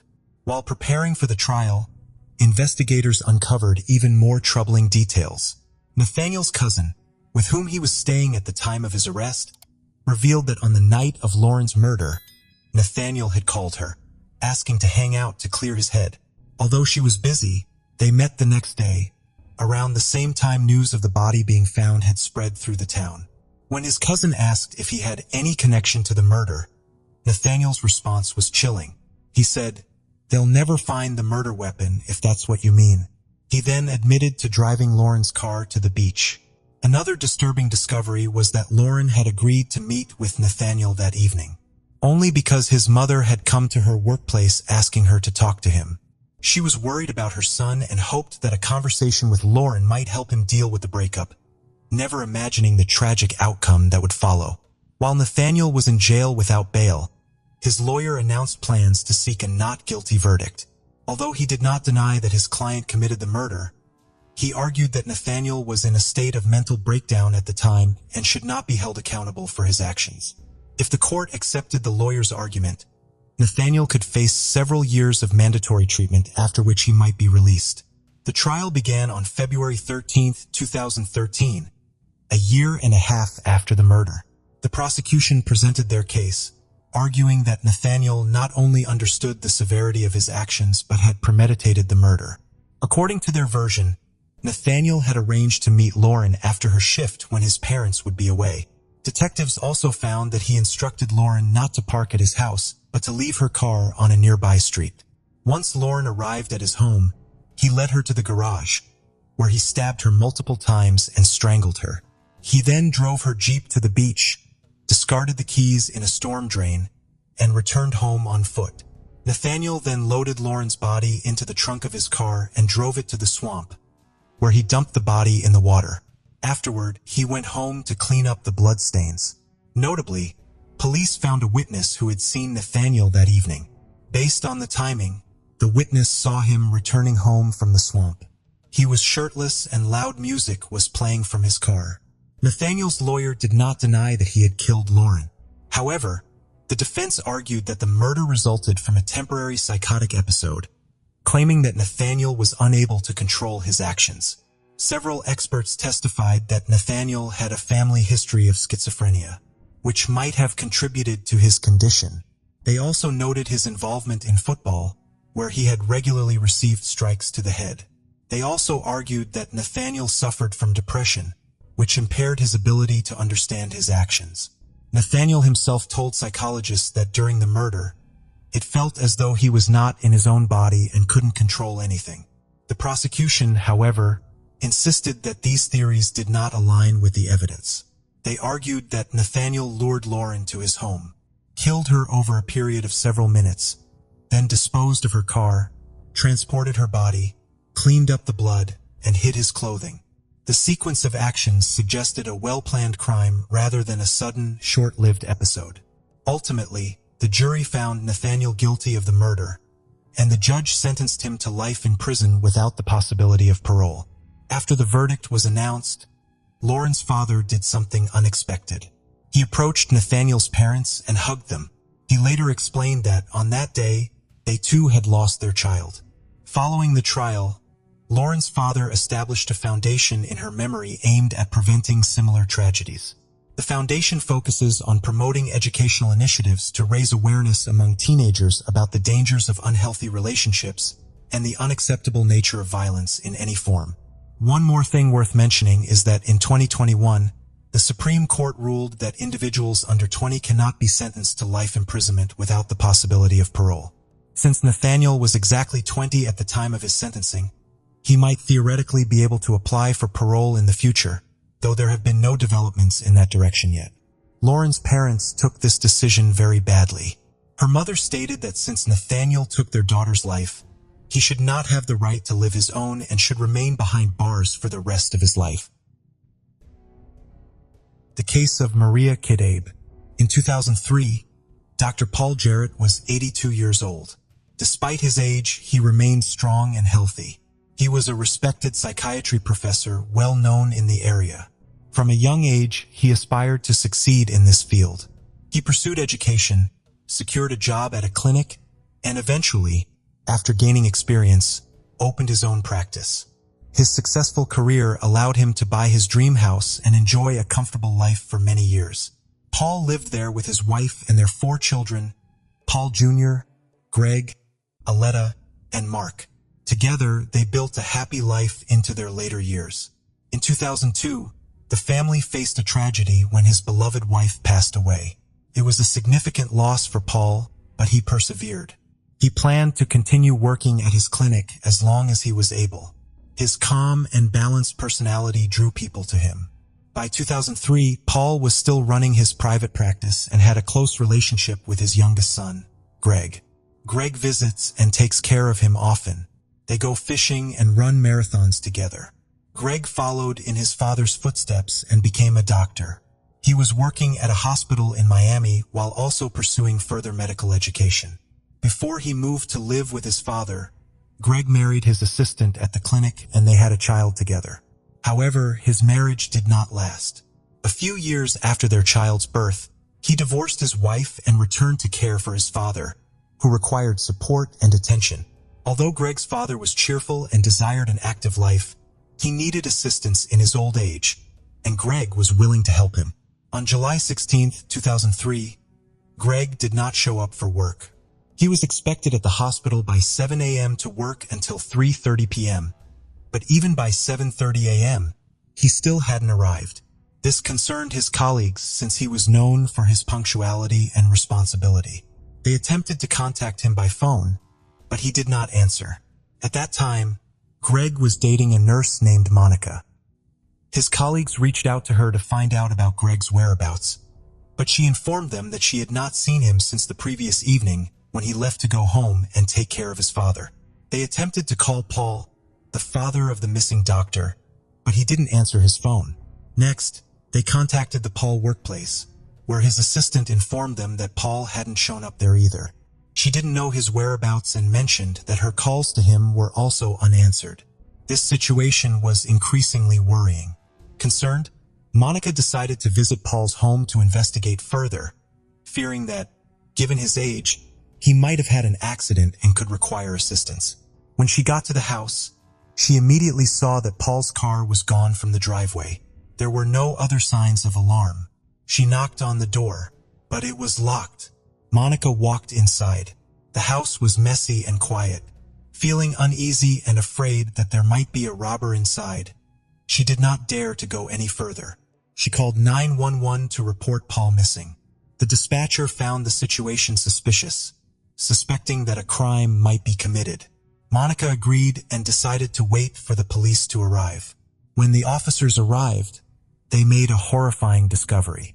Inside, they found Paul Jarrett lying lifeless on the floor, having been shot in the head. There were no signs of a struggle, suggesting he was likely shot while asleep and died instantly. During their initial inspection, officers noticed black spots around the gunshot wounds and on the bed linen, indicating traces of gunpowder gases that had burned his skin. It was clear that the attacker was very close to Paul when he was shot. In the next room, Greg was found, and his death was far from peaceful. The noise of the shooting likely woke him up. He got up to investigate and encountered the attacker. There were probably 2 criminals involved. Greg was shot 4 times. He attempted to defend himself, first attacking the shooter, but was immediately wounded in the arms. Realizing he was outmatched, he tried to escape, prompting the criminal to shoot wildly. The police found several bullet holes in the walls. Furniture in the rooms was overturned, and items from shelves were scattered on the floor. At first glance, it appeared to be a robbery gone wrong. Typically, thieves target houses when the owners are absent, but sometimes they encounter them. If the criminals have a weapon, they might use it to eliminate unwanted witnesses. However, in this case, the victims were intentionally targeted. Paul was clearly killed in his sleep and never saw the criminals' faces, posing no threat to them. Greg was also asleep during the invasion, and if the intruders hadn't made noise with gunfire, he wouldn't have been a problem for them. Robbers do not usually act this way. They only open fire if the homeowner spots them during the robbery and recognizes them. The police soon realized that the attackers had come with the intention of killing, and that the rearrangement of the furniture was just a setup to throw the investigation off track. Furthermore, the locks showed no signs of damage, suggesting that the perpetrator knew the victims, either breaking into the house or being let involuntarily. The presence of numerous visible valuables and cash left untouched in the house suggested it wasn't a typical robbery, as a real thief would have likely taken them. It's possible the criminal was targeting specific valuables, but that's just speculation. Many neighbors later described the area as peaceful, safe, and where incidents were rare. The deceased had good relationships with neighbors and apparently had no enemies. Typically, Paul, like many residents, didn't lock his doors, trusting those around him as friends, not foes. Paul was well liked by his neighbors and was a respected physician. Police could not determine a specific motive for the crime. Strangely, Paul's car was missing, as was a gun in Greg's safe. Greg had a weapon for self-defense, but ballistics tests showed that the men had been shot with different guns. None of the neighbors heard the gunshots, which was highly unusual, suggesting the use of a silencer. Although there were several small houses near the Paul house, no one saw anything unusual. Forensic experts had not found any useful evidence in the house. Paul's car was found about 20 kilometers from the crime scene. The car was reported missing, The doctor's car was left in a parking lot near a dry cleaner's, with the doors unlocked and the keys still in the ignition as if the criminal had expected it to be stolen. Fortunately, police found the car. After a thorough examination, forensic scientists could not find any DNA or fingerprints inside. The criminal wore gloves or wiped away any traces. There was nothing in the surveillance footage. The killer acted professionally and avoided being caught on camera. With no leads, the police were left with limited resources. The police had nothing left but to start checking the immediate surroundings of the doctors in search of suspects. The first person they focused on was Monica, who had called 911. Although she had done the right thing by notifying the police and not entering the house herself, police questioned whether she knew what she would find inside and deliberately avoided going inside. After reviewing the evidence, they determined that Monica had no motive for Greg and Paul's deaths and had actually suffered a loss because she and Greg are dating and are getting ready to get married. And Monica had a verified alibi and were eliminated as suspects. Likewise, Greg's ex-wife also had an alibi and was not considered a suspect. The investigation then focused on his father, Paul Jarrett, a renowned psychiatrist. Although he could have difficult clients and everyone was in a bad mood from time to time, people with problems could easily be hurt, leading to resentment. However, Dr. Paul's practice was impeccable. He was highly regarded by his colleagues and patients, and no dissatisfied clients were found. While police were investigating various leads, searches continued at the victims' homes. A forensic scientist found the letter from a credit union addressed to Paul, sent shortly before his death. The letter alerted him to some suspicious transactions on his bank account, which caught the attention of the police. They discovered that access to Paul's account had been granted to his trusted assistant Maria Katabi. This raised suspicions about her potential involvement in the tragedy. Police learned that Maria had repeatedly attempted to cash counterfeit checks at banks involving the embezzlement of tens of thousands of dollars. However, despite her persistence, the credit union did not approve the fraudulent transactions. Maria had no problem with her salary. She earned a lot of money and Paul appreciated her work. However, it appeared that she had been stealing money from him, which was discovered by a strange coincidence. Just a few days later, Paul was found dead in his home, making it seem as if Maria had a strong motive for the crime. Maria, therefore, became the prime suspect. She was summoned to the police station to discuss the use of her boss's money.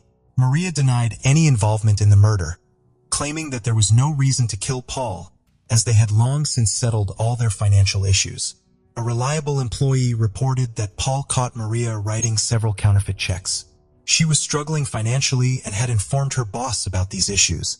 The assistant felt that resorting to illegal actions was her only option. Paul and Maria had worked together for many years and he had grown very fond of her, trusting her completely. As a result, according to Maria, he forgave her financial fraud and they continued to work together. Maria indeed had confirmed financial troubles, including tax issues, and to her property. She was going through a divorce. Given these problems, Paul felt sympathetic towards her and did not plan to terminate her employment. During the investigation, it was found that Maria had stolen $100,000 from Paul. He trusted her so much that he didn't scrutinize her financial dealings. The last transaction she made was for $9,000. It was not possible to prove any involvement of the Maria in what happened. Maria had no other motive for any criminal acts and had a confirmed alibi for the incident, as did other possible suspects. Ultimately, the police reached a dead end and had to remove Maria from the suspect list. For many months, the case made no progress. Police repeatedly reviewed all the evidence but found no clues. Maria was the only possible motive, but her alibi excluded her as a suspect. Ultimately, police was waiting for the attacker to slip up in some way. They needed something concrete like a murder weapon. The only forensic evidence was a few shell casings. Police hoped the killer would use their weapon again, making it possible to catch them. However, if the criminal was clever, they likely disposed of the gun used in the double murder. In such a case, police needed to wait for them to use a stolen gun. They constantly monitored news reports, focusing on gun-related crimes. The strategy was clear. All they could do was wait. The toughest time was for Alette Jarrett, the daughter of the Paul For months after her father and brother were shot, she returned to their home. In the Paul family, she was left alone. Paul and Greg were gone. Alette, grieving and alone, came to a house where she had lost her loved ones, an older brother who was killed, another family member who died after stopping NMI substances, and a third who died in a car accident. She didn't intend to stay long in the house, as its gloomy atmosphere was overwhelming. Her goal was to create a memorial video and gather the belongings of her relatives, because the house was scheduled for demolition. Alette began recording, wanting to walk through the rooms one last time to remember the happy years when her loved ones were still alive. It reminded her of the day Paul died. She walked through the rooms, collecting items that were precious to her and had been left untouched for months. Among these was her father's jacket. While checking the pockets, she discovered a letter from her father's assistant, Maria Katabi. In the letter, Maria apologized profusely to her boss and elaborated on her family issues, struggles with redeeming the house, and tax debts. She confessed to embezzlement and promised to return the money once her problems were resolved. Alette turned to the police for help. They had several questions about the letter.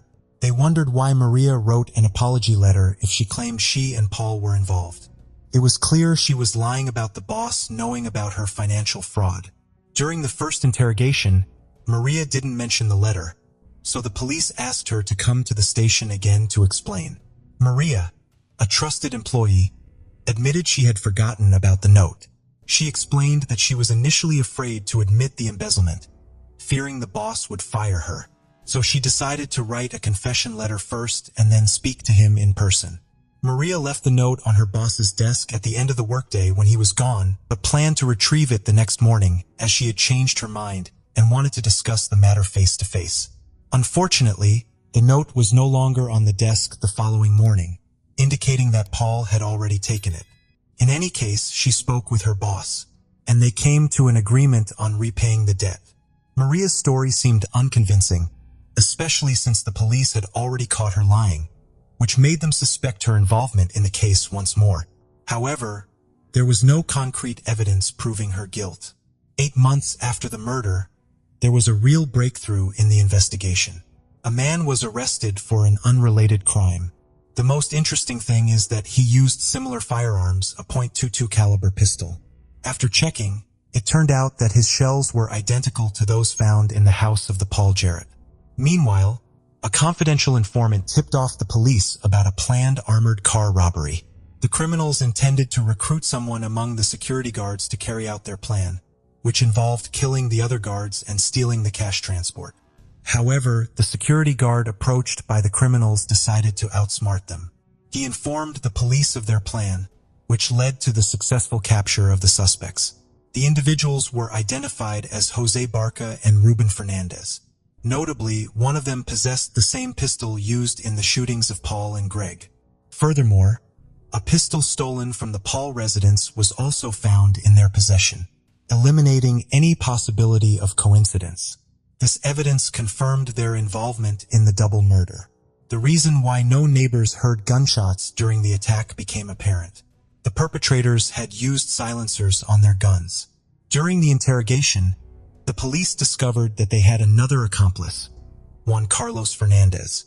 He admitted to knowing Maria Katabi, with whom he had a romantic relationship that Maria had hidden from the police. Juan confessed that Maria had asked him to break into her boss Paul's house to retrieve a letter. Maria had previously stolen money from Paul and had written a confession of embezzlement, which she left on Paul's desk. She later regretted this but was too scared to ask the doctor to return the letter. Maria wanted to destroy the letter but had no chance, so she begged Juan to help her get it back. The consequences could have been serious, potentially costing her both her job and her freedom if her boss contacted the police. Not wanting to go to jail, Maria asked her boyfriend to help her steal the Juan agreed and asked his brother Ruben and his friend Jose to do the job. Maria gave them information about the house. All she asked for was a letter admitting her embezzlement. She did not kill them. She also said that Paul's house rarely locked its front door, so gaining access to the house was not a problem, allowing the criminals to easily break in. However, they did not know where to find a small note in such a large house. Realizing that this might wake the homeowner, they decided that they would kill them first and then search the house without getting caught. So that is what they did. They shot Paul first, then his son Greg. Surprisingly, even after searching the entire house, they could not find the note they were looking for. The robbers then left, taking the gun with them. Despite a thorough police search, the note was never found.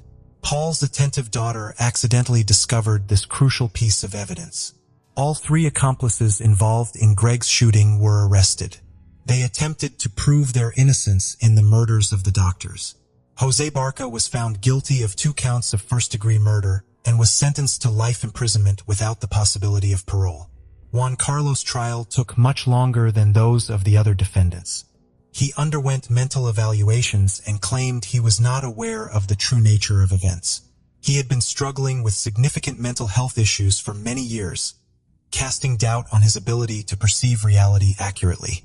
It was known that he had suffered a serious head injury, which was exacerbated by a fall from a great height, worsening his mental problems. This was the main cause of the incident. Questions quickly arose as to whether one knew renowned psychiatrist Paul Jarrett and had a grudge against him, which could have been the real motive for the crime. However, these speculations could not be confirmed. In the end, one still had to stand trial. In 2016, nearly 13 years after the crime, he confessed to the murders of Paul Jarrett and Greg. He apologized to the victims' families and asked them to pray for him in the name of Christ. He was sentenced to 30 years in prison. His brother, Ruben Fernandez, also admitted to being an accomplice in the robbery because he was the driver. Ruben said he did not know about Juan and Jose's murderous intentions. They had originally come to the house to retrieve a letter. When the shooting began, Ruben feared that the homeowner was shooting at the robbers, so he fled the scene.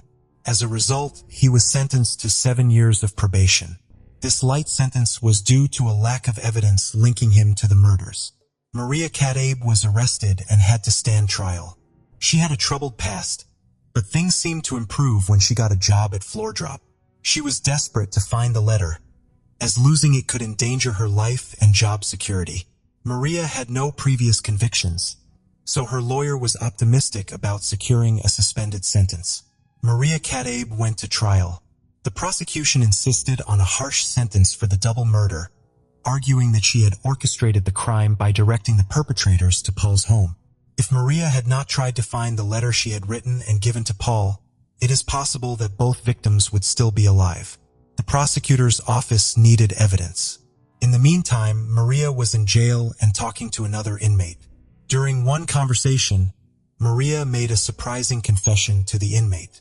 She revealed that the doctor had no intention of firing her or contacting the police. He just wanted his money back.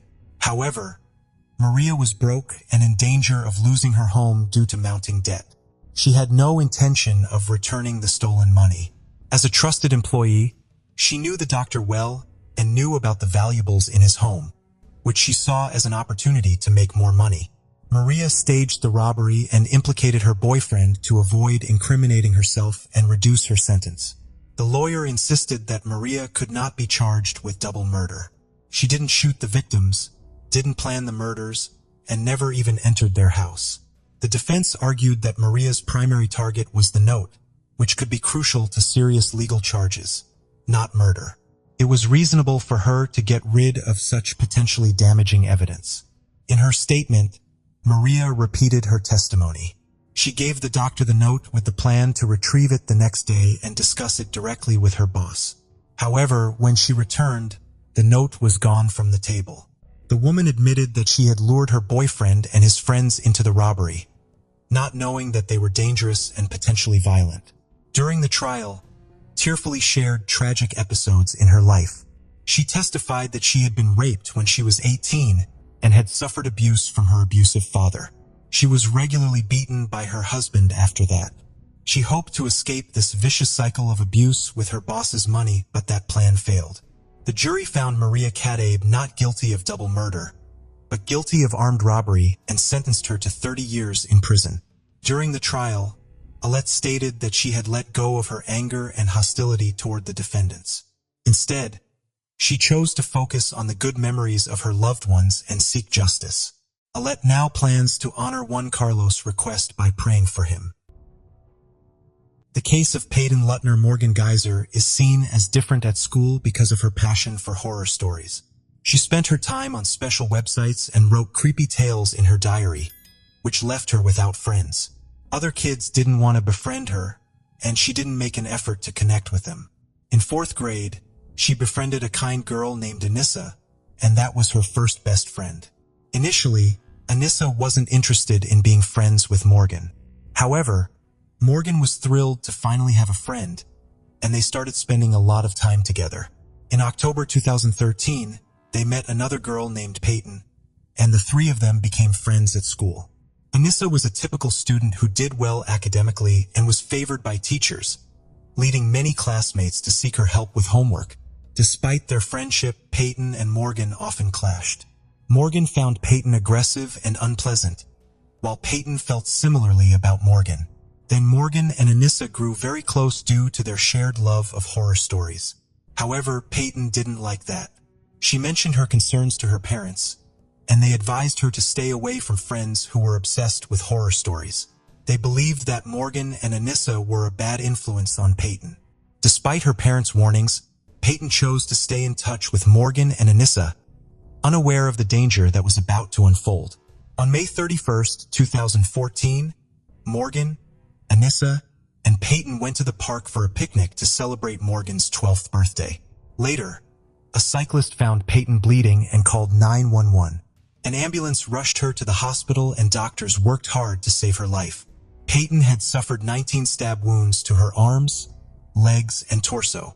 The police launched an investigation into the brutal attack and determined that she had been in the park that day with Morgan and Anissa. Morgan and Anissa were all 12 years old, just like Peyton. Because of their age, the police tried to question them gently to avoid causing any trauma. Morgan was sweet and answered the questions calmly and honestly. She inquired about Peyton's condition and whether she was dead. When the investigator asked why Morgan had hurt her best friend, Morgan replied that it was necessary. She shared that the crime had been premeditated. 6 months prior, they had planned it carefully, but they couldn't do it until May 31st. On that day, they played video games, dressed up, and had fun, then prepared to go to the park. Peyton noticed that Morgan had packed a backpack for the trip, which contained clothes and granola bars. When Peyton asked why they needed supplies, Morgan said it was in case they wanted a snack. And in the backpack, there were also pictures of Anissa's parents and Morgan's parents. They took these photos with them because they weren't sure if they would be able to return home. No one witnessed Anissa putting a knife in the bag. The group first played on the playground, then went to the restroom. While there, Anissa and Morgan whispered to each other. Then, Anissa told Peyton to go into a stall, although Peyton was confused about why. Anissa and Morgan had a different motive. They believed it was easier to harm someone in a dream since a person doesn't resist, making the act simpler. They pushed Peyton into a stall and backed her into a corner. Morgan reminded Anissa of their agreement that she would be the one to perform the act. They hit Peyton's head against the wall and then stepped out of the stall to plan their next move. They returned to Peyton and suggested playing hide and seek, with Morgan being the seeker. Anissa instructed Peyton to lie down in the bushes to hide, which was actually their intention all along. They began to push Peyton down, and Anissa gestured to Morgan for her to lie flat. Morgan then signaled that Anissa should stab her. Anissa knocked Peyton down to the ground, and then Morgan rushed over and tried to take charge. Morgan insisted she could handle it alone, claiming she knew the weak points to attack because she had watched the movie Doomsday. However, Anissa would not agree, and they started arguing about who was going to kill Peyton. Morgan believed Peyton was too distracted by the flowers to hear their conversation. In that moment, Anissa stabbed Peyton with a knife and then handed the weapon to Morgan. Morgan then jumped on Peyton and began to stab her repeatedly. Anissa stepped back to watch as Morgan continued, and afterward, Morgan walked away from the scene covered in blood. In distress, Peyton screamed that she had trusted them and that she hated them. Anissa simply told her to lie down quietly. Peyton tried to stand up but was unsuccessful. She fell down and said she couldn't breathe and couldn't see clearly. In distress, she begged Anissa and Morgan for help. Morgan approached her and attempted to clean the blood off her body with leaves, but it was ineffective. Peyton asked Morgan not to touch her. They pretended to go for assistance, but actually ran away, leaving her there to die. They went to a Walmart, where they entered the restroom to wash the blood off their hands and tried to remove the stains from their clothes, but they were unsuccessful. During questioning, Morgan expressed uncertainty about whether she wanted to see her parents, which might indicate issues at home. Morgan revealed that Anissa had convinced her that Peyton needed to be killed to appease the fictional character Slender Man. Otherwise, he would harm their families, and they felt compelled to act. Morgan admitted that she understood what they were doing, but she didn't want to upset Anissa. Slender Man is a fictional character, tall and faceless, known for abducting children. Morgan and Anissa were obsessed with him and wanted to be his assistants, believing they could prove his existence. They fantasized about living in his mansion in the forest, not realizing he was just a made-up character. They were convinced that they had seen him in real life. Anissa was very emotional during the interrogation, struggling to hold back her tears. She explained that both she and Morgan heard voices, which led them to commit their actions. Anissa stated that in December 2013, Morgan suggested they become assistants to Slender Man, and Anissa agreed. Morgan claimed she made a deal with Slender Man, asserting that they needed to kill Peyton to avoid him coming after them and their families. For this reason, they were forced to kill their friend, Peyton. They talked about the case on the bus ride to school, discussing it in whispers so as not to be overheard. They were aware that their plan was dangerous. Anissa mentioned that Morgan brought a knife, which she tucked into her belt under her sweatshirt. This contradicted Morgan's own account, which said the knife was in Anissa's backpack. According to Anissa, all the stabs were performed by Morgan, insisting she did not participate because she considered herself a good person and was too squeamish about blood. However, her clothes had blood stains, making her statement seem unconvincing. They exchanged blame for the incident. After leaving Walmart, they walked to a national park in Wisconsin, believing that Slender Man lived there. Anissa claimed to have seen him. She described him as a tall man in a suit with no face, just a white mask. Anissa said that on the way, they argued because they felt guilty towards Peyton, whom they left behind in the woods. They began arguing about their actions. They realized that returning home would lead to their arrest. Anissa regretted the incident, while Morgan remained calm and unrepentant during the interrogation. When questioned, they revealed that they had initially planned to kill Peyton while she was sleeping to avoid facing her. They considered taping her mouth to prevent her from screaming and then running away, but ultimately decided against it because they didn't want to involve their families. After the police placed Anissa and Morgan on the wanted list, a passing driver spotted them and reported their location. Consequently, they were apprehended just 30 minutes after Peyton was found in the forest. In a backpack belonging to them, authorities discovered bars, a diary, photos of their families, and a knife with blood on it. A search of their computers and phones revealed that Morgan had looked up phrases like how to hide a murder, guilt for murder, what happens if get caught for murder, and can you be arrested for murder in self-defense. This evidence indicated that they had planned the crime and researched how to execute it. During the investigation, it was discovered that a student had informed the school counselor about overhearing Anissa discussing her desire to become Slender Man's assistant, which involved killing someone. The school counselor reportedly did not investigate this incident.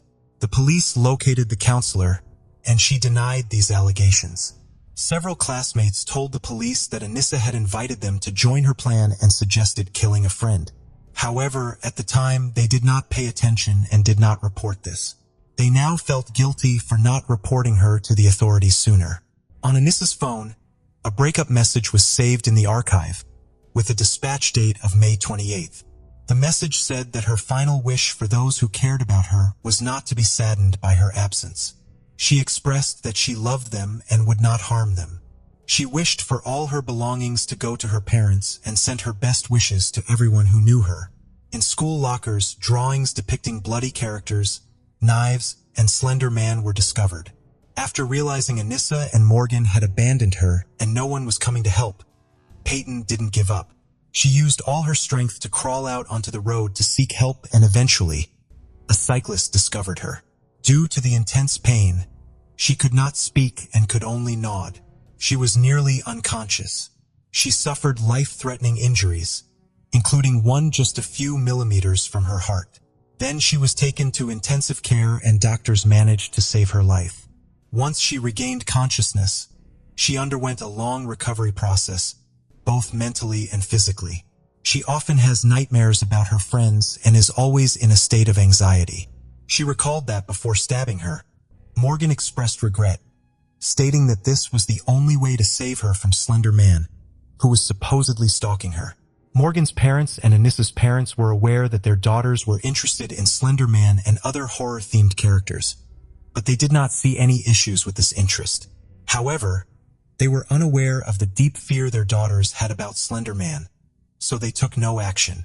Teachers characterized Morgan as a peculiar, quiet girl who preferred to be alone, and her classmates often chose to avoid her. One day, Morgan ran through the school claiming that Snape from Harry Potter was stalking her, but others dismissed it as just a fantasy. On another occasion, students saw her in the bathroom with blood on her fingers, which was alarming. A teacher reported this to Morgan's mother, who responded that her daughter had simply been watching too many scary stories. The teacher then advised Morgan to stop watching horror tales, but she ignored this advice.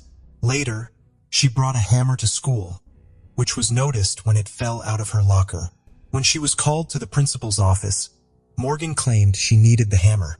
Morgan's mother was notified by the teacher about her daughter's concerning behavior, but she didn't take the issue seriously.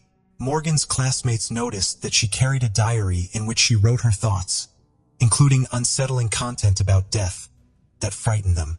The teacher raised the matter with her mother again, but she dismissed it. 12-year-old Morgan Geyser and her friend Anissa were charged with attempted first-degree murder. During the trial, Anissa said she felt the situation was not serious, thinking that she and Morgan were merely playing a game. She didn't understand the gravity of their actions until Morgan began to stab Peyton. Anissa stated that she didn't intend to hurt anyone. Her goal was to prove the existence of Slender Man and find different ways to do so. They were scared that if they didn't go through with their plan, Slender Man would come after them, which drove their actions. Anissa and Morgan felt deep remorse for their actions. Morgan was diagnosed with early-stage schizophrenia, a condition that was later determined to be hereditary, as her father also had the illness. She pleaded guilty, but under a plea agreement, she was found not guilty by reason of mental illness. Consequently, she was sentenced to 40 years of treatment in a psychiatric hospital. Anissa also pleaded guilty to being an accomplice in attempted premeditated murder. However, the jury found her not guilty due to mental illness, concluding that she could not differentiate between reality and her fantasies. She received a sentence of 25 years of treatment in a psychiatric hospital. In the summer of 2021, the court approved Anissa's request for early release after doctors confirmed that she no longer posed a threat to herself or others. On September 13, 2021, 19-year-old Anissa was released from the psychiatric hospital. She now lives with her parents and intends to continue her education and seek a part-time job. Anissa is under constant GPS surveillance and her internet activity is monitored to prevent her from visiting horror story websites. Additionally, she is prohibited from consuming alcohol, using drugs, possessing weapons, and contacting Peyton and her family. Peyton is now 19 years old. She has graduated from school and enrolled in university to study medicine. Although she currently has no friends, she is dating a guy. Janelle Patton was born on June 30th, 1972, in Sydney, Australia. She was an only child, and her parents lavished all their love and attention on her. From a very young age, Janelle developed a passion for music. She played both the piano and clarinet and was active in her school's music group. After finishing high school, Janelle went to university to study medicine. But after just a year, she decided to drop out and focus on her career. She got a job at a bank and spent the next few years working her way up. Over time, though, Janelle started feeling that big city life, with all of its challenges and stresses, was taking a toll on her, and she began thinking about moving somewhere quieter. In October 1999, at 27 years old, Janelle decided to move to a small island called Norfolk. The island was nearly 1,000 miles from Australia. Back then, Norfolk had its own custom regulations and local laws, making it pretty independent from the mainland, but it was still considered part of the country. With a population of around 2,000, everyone in Norfolk knew each other, and because it was so isolated, new faces were rare except for tourists. The island was a popular spot for visitors from both Australia and New Zealand, which was a bit closer. Janelle quickly found a job at a local hotel, got to know the island's residents, and eventually settled into their laid-back way of life. Norfolk felt like a small town, but with the added isolation of being surrounded by nothing but ocean for hundreds of miles. Because of that, locals really tried to get along. After all, they didn't have much choice. In late March 2002, a year and a half after moving, Janelle's parents decided to visit her for the first time, and she was really excited. They arrived on March 30th, and Janelle spent the whole day showing them around, introducing them to the island's main sights and the locals. The next day, Janelle had a morning shift at the hotel, so they planned to meet up as soon as she finished work. She had rented a small cottage on the property of a local woman, but it wasn't big enough to fit her parents, so she booked them a room at a hotel. That morning, Janelle finished her shift around 11 a.m. and set off on her daily walk, something she did regularly. Her route was a short loop from her house to a lookout point at the edge of the island. Her parents expected her to stop by their hotel around noon, but Janelle was running late. At first, they figured she might have gotten caught up with something, so they decided to go for a walk themselves. Before they left, they wrote her a note and stuck it in the door, but when they got back around 2:30 p.m., the note was still there. Realizing that Janelle hadn't come by as planned, her parents started to worry. They tried calling her, but she didn't pick up. It was strange. How could their daughter disappear on such a small island? The thought that something might have happened to her began to creep in. They went to her cottage and found the front door unlocked. But on Norfolk, that wasn't unusual. People rarely locked their doors as crime was practically unheard of on the island. Inside, there was no sign of Janelle and nothing suggested that anything bad had happened. Her car was also parked outside. While they were at the house, one of Janelle's friends showed up. When they told her they hadn't been able to reach Janelle all day, she suggested they check the route Janelle usually took for her daily walk. The three of them drove along the path, but there was no sign of her. After that, her parents returned to the hotel and informed the manager about what was going on. He made a few calls to people around the island, asking if anyone had seen Janelle, but no one had. By then, it was around 8 p.m., and her parents decided it was time to call the police. They explained that their daughter had been missing all day, and the officers asked them to come down to the station. The police informed Janelle's parents that just an hour before their call, a tourist from New Zealand had discovered a body near a waterfall. She had spotted a large black bag and, upon getting closer, saw human hands sticking out from underneath it. When officers arrived at the scene, they found a woman's body showing multiple visible injuries, and her clothes were partly missing. As Janelle's parents were speaking with the police, the officers had just begun processing the crime scene. They immediately suspected that the victim could be Janelle. To spare her parents from the trauma of identifying the body, the investigators asked Janelle's neighbor, the woman she rented the cottage from, to come to the scene. When she arrived, she immediately confirmed that the victim was indeed Janelle. The body was handed over to the medical examiners, but based on the initial assessment, it was clear that they were likely dealing with a murder. The news sent shockwaves through the island community. There hadn't been a murder on Norfolk since 1893, and even minor crimes were rare. The local police were used to handling nothing more serious than fights and domestic disputes, but now they were faced with a homicide investigation.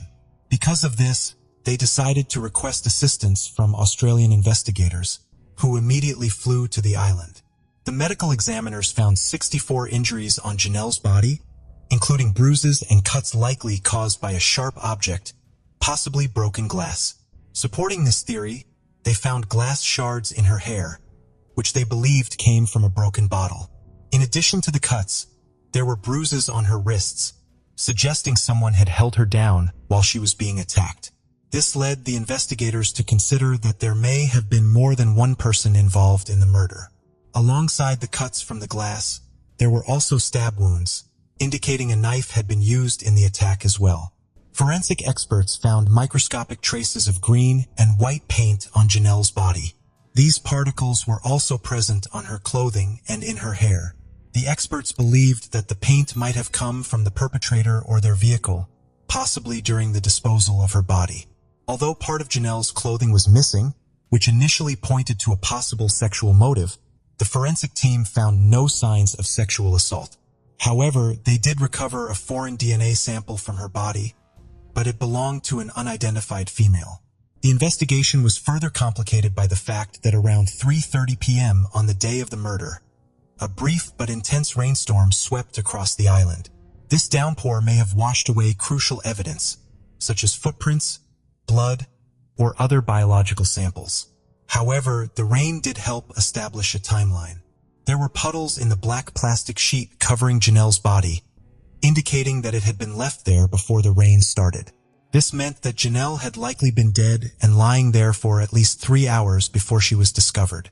While the forensic experts were busy searching for clues, the police began piecing together the final hours of Janelle's life.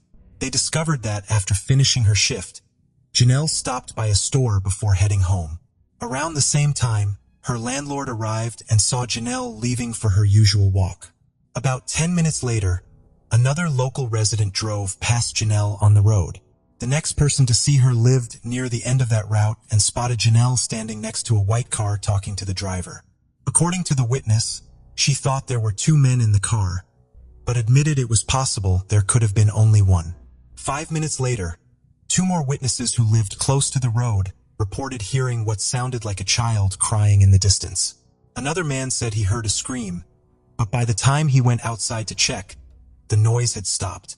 Based on this information, the police concluded that the attack on Janelle likely took place around 11:45 a.m., just half an hour after she had finished her shift.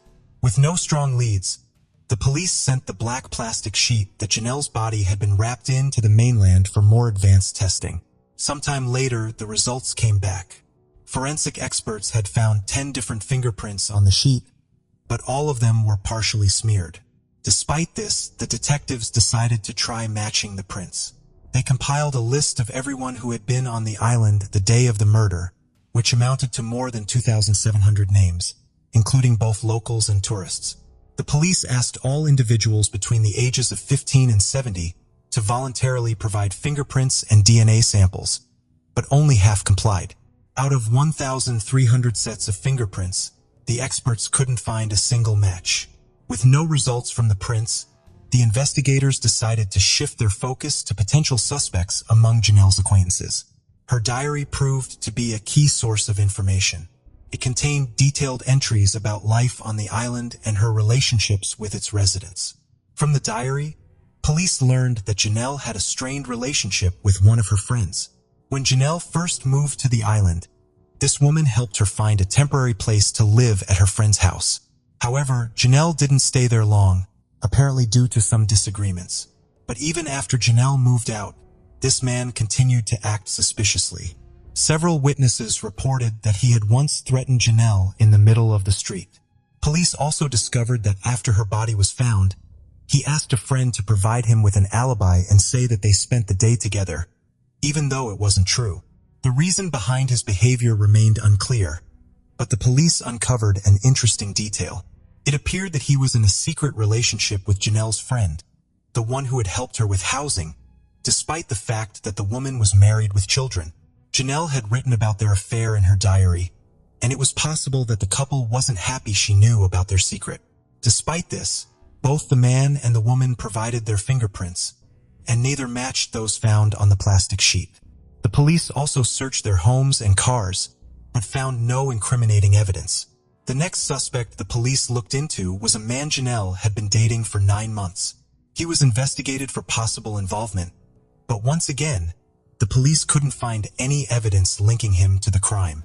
Janelle's diary also mentions several other people with whom she had tense relationships, but all of them agreed to provide their fingerprints and DNA samples, and none of them matched. At one point, The police even considered Janelle's parents as suspects, since the murder occurred the day after they arrived on the island. But this theory also led nowhere. Eventually, the investigation hit a dead end. For months, the police tried to identify new suspects and re-examine the existing evidence, but every lead turned into a dead end. They even announced a substantial reward of $300,000 for information about the case, but none of the tips brought them any closer to finding the killer. 2 years later, investigators reopened the case and decided to re-examine the fingerprint samples they had collected from locals and tourists. This time, they also included prints from suspects in other recent cases on the island. Since all the prints were stored on paper, experts had to compare them manually. The process took a while, but eventually detectives got a breakthrough call. The fingerprints of a suspect in another case matched 2 prints found on the black tarp used to wrap Janelle's body. That suspect was 26-year-old Glenn McNeil. Shortly after Janelle's murder, police had questioned him in connection with a home invasion, but he wasn't arrested. Despite this, they had taken his fingerprints, which had been stored with the case file ever since. Police also learned that in 2002, McNeil owned a white Honda, matching the description of the car a witness saw near Janelle just minutes before her death. Another curious fact was that McNeil had left the island shortly after the murder. He had moved to Norfolk from New Zealand in 2000 with his wife and worked as a chef, but they later divorced, which also happened around the time of his move from the island. At the time of the investigation, McNeil was living in New Zealand with his new wife and 2 children, which made it difficult for the police to question him. However, they realized that he likely hadn't taken his car off the island, so they decided to search for it, hoping forensic experts could examine it for evidence. Before long, they found it. The white Honda had been abandoned on someone's property, not far from his old house, overgrown with weeds. It was handed over to forensics, and investigators got a warrant to search the house where McNeil had lived during his time on the island.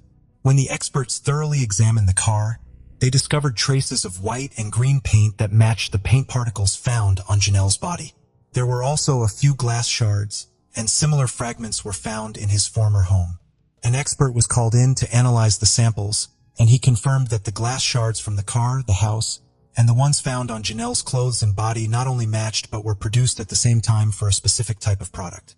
He also discovered parts of an engraving on one of the shards, which turned out to be the name of a wine.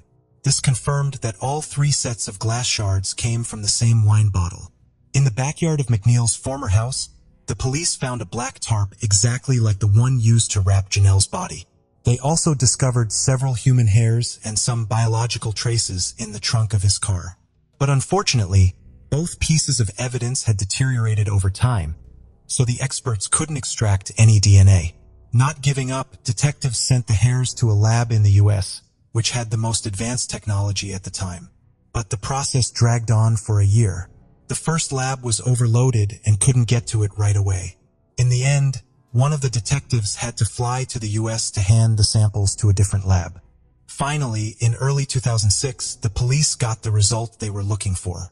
The hairs were confirmed to belong to Janelle. With all this evidence coming together, detectives secured an arrest warrant and headed to New Zealand to take McNeil into custody. He was then extradited to Australia, where he was officially charged with Janelle's murder. During the first interrogation, McNeil, to the surprise of the detectives, started confessing right away. He claimed that, on the morning of the murder, he smoked some weed and went for a drive around the island. At some point, he bent down to grab a pack of cigarettes, lost sight of the road, and hit something. At first, McNeil thought he'd run over an animal, but when he got out of the car, he saw a person lying underneath it. Panicking, he loaded the body into his trunk and drove home, where he spent hours using drugs. A while later, he started hearing noises coming from the trunk and realized the woman was still alive. That's when he grabbed a kitchen knife, opened the trunk, and stabbed her multiple times. After that, McNeil wrapped the body in a tarp and dumped it near the waterfall. Despite his confession, detectives knew immediately he was lying. Almost everything he said didn't match the facts. Medical examiners were sure the injuries Janelle had didn't line up with being hit by a car. Plus, McNeil's story didn't explain the bruises on her wrist, the cuts from glass shards, and why part of her clothing had been removed. And if he really had stabbed her in the trunk, there would have been blood traces there, something the forensic team would never have missed. But there were none. The police tried to get him to tell the truth, pointing out all the inconsistencies, but McNeil stubbornly stuck to his version. In the end, the case went to trial, which began in the summer of 2006. It was held on the island, and the jury was selected from the local residents. At the first hearing, McNeil claimed he had nothing to do with the murder, and even said he didn't remember giving any confession to the police. He blamed his memory lapse on supposed mental health issues, although there was no medical proof to back up his claims. But by the time the trial began, the detectives had dug up something interesting. They knew McNeil's defense team would focus on the fact that female DNA was found on Janelle's body. It wasn't just on her clothes. It was also under her fingernails, which suggested she might have scratched a woman in a struggle before she died. This raised the possibility that a woman was involved in the murder and could have jeopardized the whole case. After McNeil's arrest, the investigators questioned everyone who knew Janelle, asking if there was any connection between her and McNeil. One of her friends remembered something odd. Just 2 or 3 weeks before Janelle's death, she had asked her friend if she knew a woman named Alicia and her husband, Glenn McNeil. The friend replied that she didn't know them personally but had seen them around. Janelle didn't explain why she asked that and just changed the subject. The same friend also mentioned that on the day of the murder, she was working at a hotel and spotted Alicia outside acting weird. Alicia was covered in something red, and when the friend asked if everything was okay, Alicia, who seemed a bit shaken, simply said it was just paint and walked away. For some reason, the witness didn't think to tell the police about this at the time. She didn't realize it could be connected to Janelle's murder until detectives asked her about McNeil and his wife. Alicia was called to testify in court but insisted she had nothing to do with the murder. We still don't know if the police compared her DNA with the female sample from Janelle's body.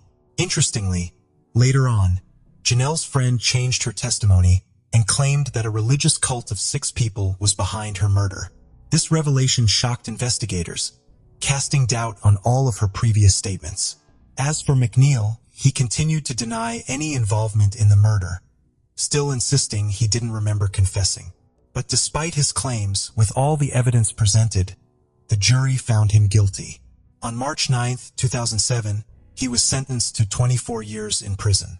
Even though the case seemed closed, many people continued to question whether McNeil was truly the killer. The most popular theory, based on witness statements and the nature of the injuries, suggested that he may not have acted alone. Either he killed Janelle with someone else or helped someone dispose of her body. A few years after the trial, McNeil suddenly claimed he knew who really killed Janelle. According to his new story, it was a man who had been selling him drugs. McNeil said that on the morning of the murder, he was at home when this man and his wife showed up. The man told him there was a body in his trunk and ordered McNeil to get rid of it, threatening to harm him and his wife if he didn't comply. Scared for his life, McNeil did as he was told. He moved the body into his own car, wrapped it in a tarp, and took it to the waterfall. He also claimed he wore medical gloves while doing this, but the detectives quickly pointed out a flaw in his story. There were several of his fingerprints on the tarp, which wouldn't have been there if he had used gloves. Plus, he claimed he buried the gloves in his yard. But when police dug up the area, they didn't find anything. McNeil also named the man he claimed killed Janelle, and this guy was indeed suspected of selling illegal substances. When police checked McNeil's phone records, they found he had been in regular contact with him. However, this only suggested that McNeil was buying drugs from him, not that the man was involved in the murder. In the following years, several more theories about this case emerged, each one more dubious and contradictory than the last. Some media even suggested that Janelle was a secret police informant, claiming that could have been the real motive for her murder. But no solid evidence was ever found to support this theory, or any of the others. On February 1, 2024, McNeil was released from prison early and deported back to New Zealand. He will remain under supervision while on probation, but technically he is now a free man. Throughout all these years, McNeil has stuck to his story that other people were responsible for the murder. Maybe one day he'll change his story again and we will finally learn the truth. But until then, this case remains filled with unanswered questions. The case of Linda Loaiza. Linda Loaiza was born on December 12, 1982, in La Victoria, a city in the state of Mérida, Venezuela. She grew up in a modest family and had 10 siblings. From an early age, she developed a strong interest in animals and often helped her parents with their livestock business. This passion prompted her to enroll in an agricultural engineering school.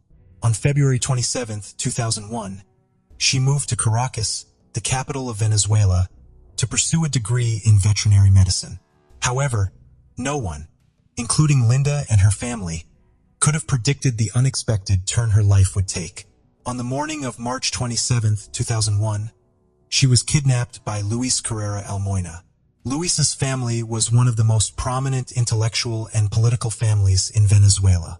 He is the second son of Gustavo Carrera, a renowned researcher, writer, and university professor who was a member of the Venezuelan Language Institute and a former rector of the National Open University. Luis's uncle is a notable intellectual and academic figure in Venezuela. His family is very influential, with many members involved in the Communist Party of Venezuela. Luis's mother, who died in 2000, was also a talented researcher, writer, and professor at the Faculty of Humanities and Education at the Central University of Venezuela. Luis's aunt, along with his sister, had close ties to the government during the Chavez era and were involved in promoting cultural ties linked to socialism. Luis is considered an agricultural engineer and rancher, and he is the son of a school principal from the upper class. However, in reality, he has no stable job or permanent residence. Instead, he relies on his father's financial support and reputation. As a young man, Luis attended a private high school in a wealthy area of eastern Caracas and spent some time living in France. Those who knew him often described him as sociable and self-promoting. On March 27th, Luis, then 36, kidnapped 18-year-old Linda at gunpoint. The next morning, Cecilia Lopez noticed that her sister had not returned home. The sisters lived together and were both planning to move to the capital for college. Concerned, Ana reported Linda's disappearance to the police, but they told her it was too early to start looking for her. Shortly thereafter, a stranger called Ana and said her sister would not be returning. When Ana tried to call back, she reached an answering machine. Turned out that Luis, the kidnapper, had made the call. Ana went to the police at least 6 times, but they did not file a complaint or take any action. Instead, they reassured her that Linda and Luis were likely in a romantic relationship and that it was best not to interfere. Occasionally called Ana to reassure her that Linda was fine and studying to pursue a modeling career. However, 2 months after the kidnapping, on May 26, 2001, Ana reported the incident to the police, who began an investigation. The police attempted to contact the owner of the phone number associated with the case, and left several messages urging him to voluntarily turn himself in. One morning in March, just weeks after arriving in Caracas, Linda left the building where she lived. She was carrying a thesis and some documents to submit to the Ministry of Education. The building, located at the end of a dead-end street, also contained a small bookstore, a bakery, and a hardware store. As she stepped outside, Luis approached her from behind, threatened her with a weapon, and dragged her into a burgundy-colored van. After putting Linda in the car, he drove to a hotel near the location where she was kidnapped. Linda was terrified immediately after the incident. He was much taller and stronger than she was, looked well-groomed, but acted aggressively and threatened her with a weapon throughout the trip. He warned her that any attempt to resist would result in her death. He arrived at a hotel. Before parking, he repeated that he would kill her if she screamed. He then put the weapon in his jacket pocket. When he checked in, the room he had booked was not ready, and he was told to wait for about an hour. Since the wait was taking too long, he decided to take Linda back to the car and drive to his father's apartment. Before going out into the street, he threatened Linda again. This time, he put his arm around her and walked with her from the parking lot. They passed 2 houses where everyone knew Luis, and he stopped to say hello and chat for a while. He told the women that Linda was his girlfriend. He made up a story that Linda had decided to move in with him, but she cried because she felt guilty about leaving her family. When they arrived at the apartment, he calmed down a bit and started packing various things into a black bag that he had prepared earlier. When he was done packing, they went back to the hotel to check in. After checking into the hotel, quickly inspected the room, looking at the doors, windows, curtains, and bathroom. Meanwhile, Linda noticed a door leading to the next room and considered using it to escape. However, Luis sensed her intentions and asked the hotel staff to change rooms.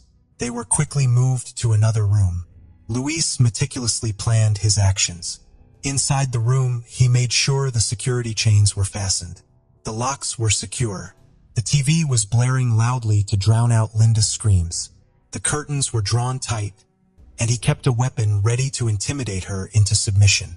Linda later described her first night of captivity as terrifying and hopeless.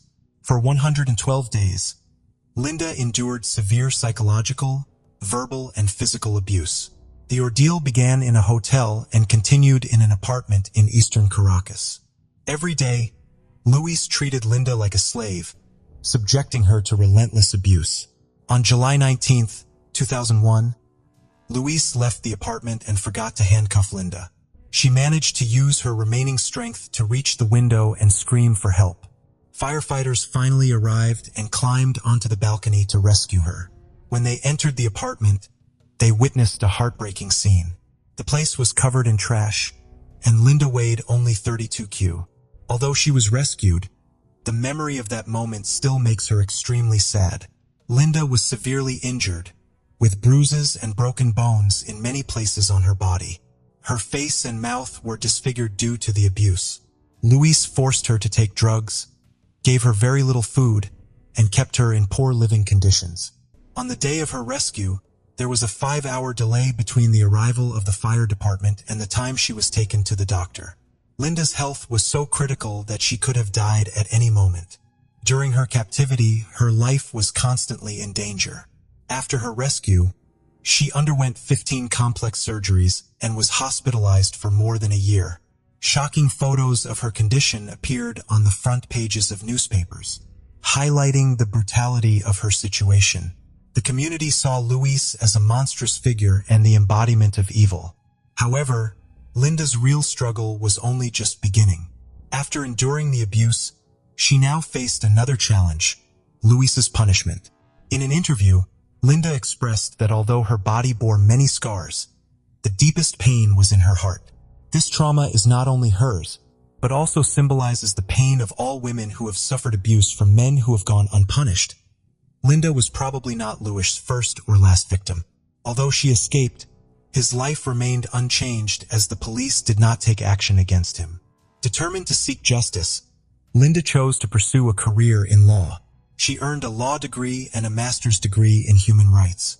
She repeatedly pointed out that Luis's socio-economic status had a significant impact on both the investigation and the court's decisions. While Linda was in custody, Luis repeatedly told her that his father's status and connections would protect him from punishment. Her family noted that in Linda's case, basic procedures such as taking photos of the crime scene, collecting evidence, and conducting a forensic examination were not carried out until 8 days later. These essential steps were initially overlooked. There was also the issue of her numerous health problems not being properly documented, along with other important details being omitted. All of this clearly worked against Linda and in favor of Luis.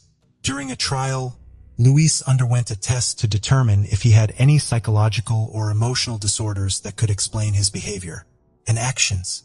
The test showed that Luis did not exhibit any signs of mental illness. In October 2004, Luis was tried for causing serious injury and false imprisonment, with the possibility of attempted murder still being considered. The defense argued that Linda was promiscuous and had consented to most of Luis's actions.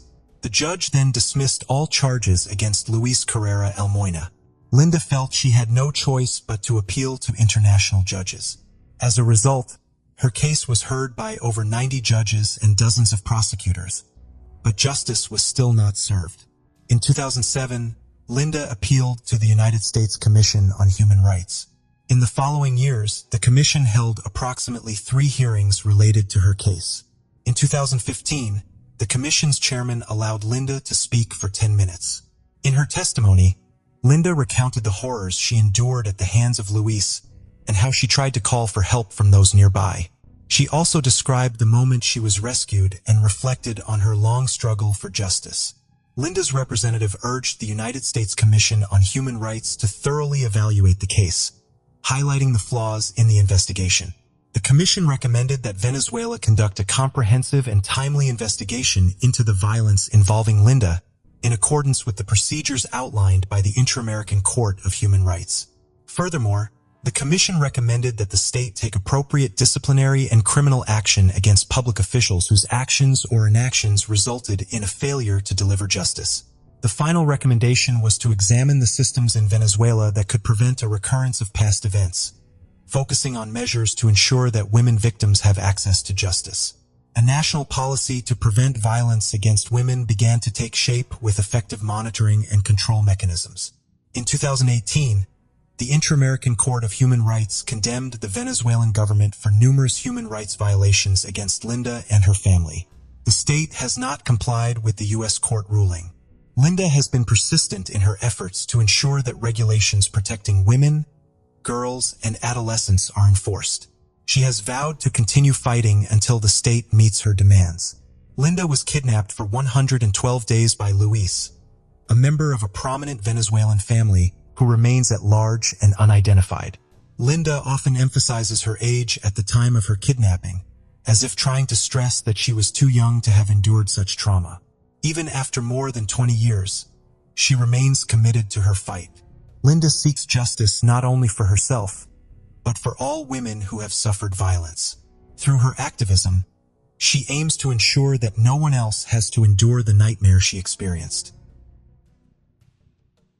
Valerie Tyndall was born on August 29, 2005 in Indianapolis, Indiana. She had a big, loving family, her parents, a brother, and 4 sisters. At some point, they decided to leave the big city and move to a tiny town called Arlington, about an hour's drive from Indianapolis. With only a few hundred residents, Arlington was a quiet, peaceful, and safe place. Valerie enrolled in the local school, made friends, and grew to love the small-town life. As a teenager, she started taking on various part-time jobs to earn her first paycheck. She initially worked at local restaurants before landing a job with a lawn mowing company. This job was perfect for her. It had a flexible schedule that fit well with her school hours, and operating a lawn mower didn't require any special skills or much effort. By 2023, when Valerie was 17, she was working hard to get good grades so she could get into a college to become a veterinarian. She had loved animals since childhood and had long dreams of becoming a vet. That summer, during her school break, she was busy researching colleges and continued mowing lawns to save up as much money as she could before heading off to college. On June 7th, Valerie told her parents she was heading to work, said goodbye, and left. Her mom expected her to be home in a few hours. As the day went on, it became clear that something was wrong. Valerie wasn't answering her phone, and as evening approached, her mom decided to call her boss. Valerie worked for a neighbor and family friend, Patrick. To her surprise, Patrick told her that not only had Valerie not shown up for work, but she didn't even have a shift scheduled that day. This news made Valerie's parents even more worried. They feared something bad might have happened, but held on to hope.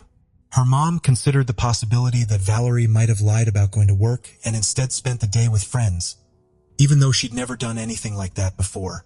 In the end, they decided to wait, hoping their daughter would come home soon. They also called everyone she knew, but no one had seen her that day. So by the next morning, when Valerie still hadn't returned, they decided it was time to call the police. After speaking with Valerie's parents, the police considered the possibility that she might have gone somewhere secretly or even run away from home. Her mom mentioned that Valerie usually didn't work on Wednesdays, but she assumed her daughter had just picked up an extra shift that day. The officers also talked to her boss, who confirmed that Valerie had no scheduled work that day and had last worked on Tuesday. The police questioned her friends and acquaintances, but none of them had seen Valerie or spent time with her. Given the small size of their town, the officers quickly interviewed everyone Valerie might have been with, but it led nowhere. The only lead they managed to find was a witness who saw Valerie driving by around noon on the day she disappeared. But unfortunately, this didn't bring them any closer to finding out where she was. As days passed without any sign of Valerie, the police became increasingly convinced that she wasn't going to return home on her own. Investigators began focusing on two main theories: that she had either run away or that foul play was involved. Valerie's parents were skeptical about the idea of her running away. There were no issues at home, and she had been working hard in school to achieve her dream of becoming a veterinarian.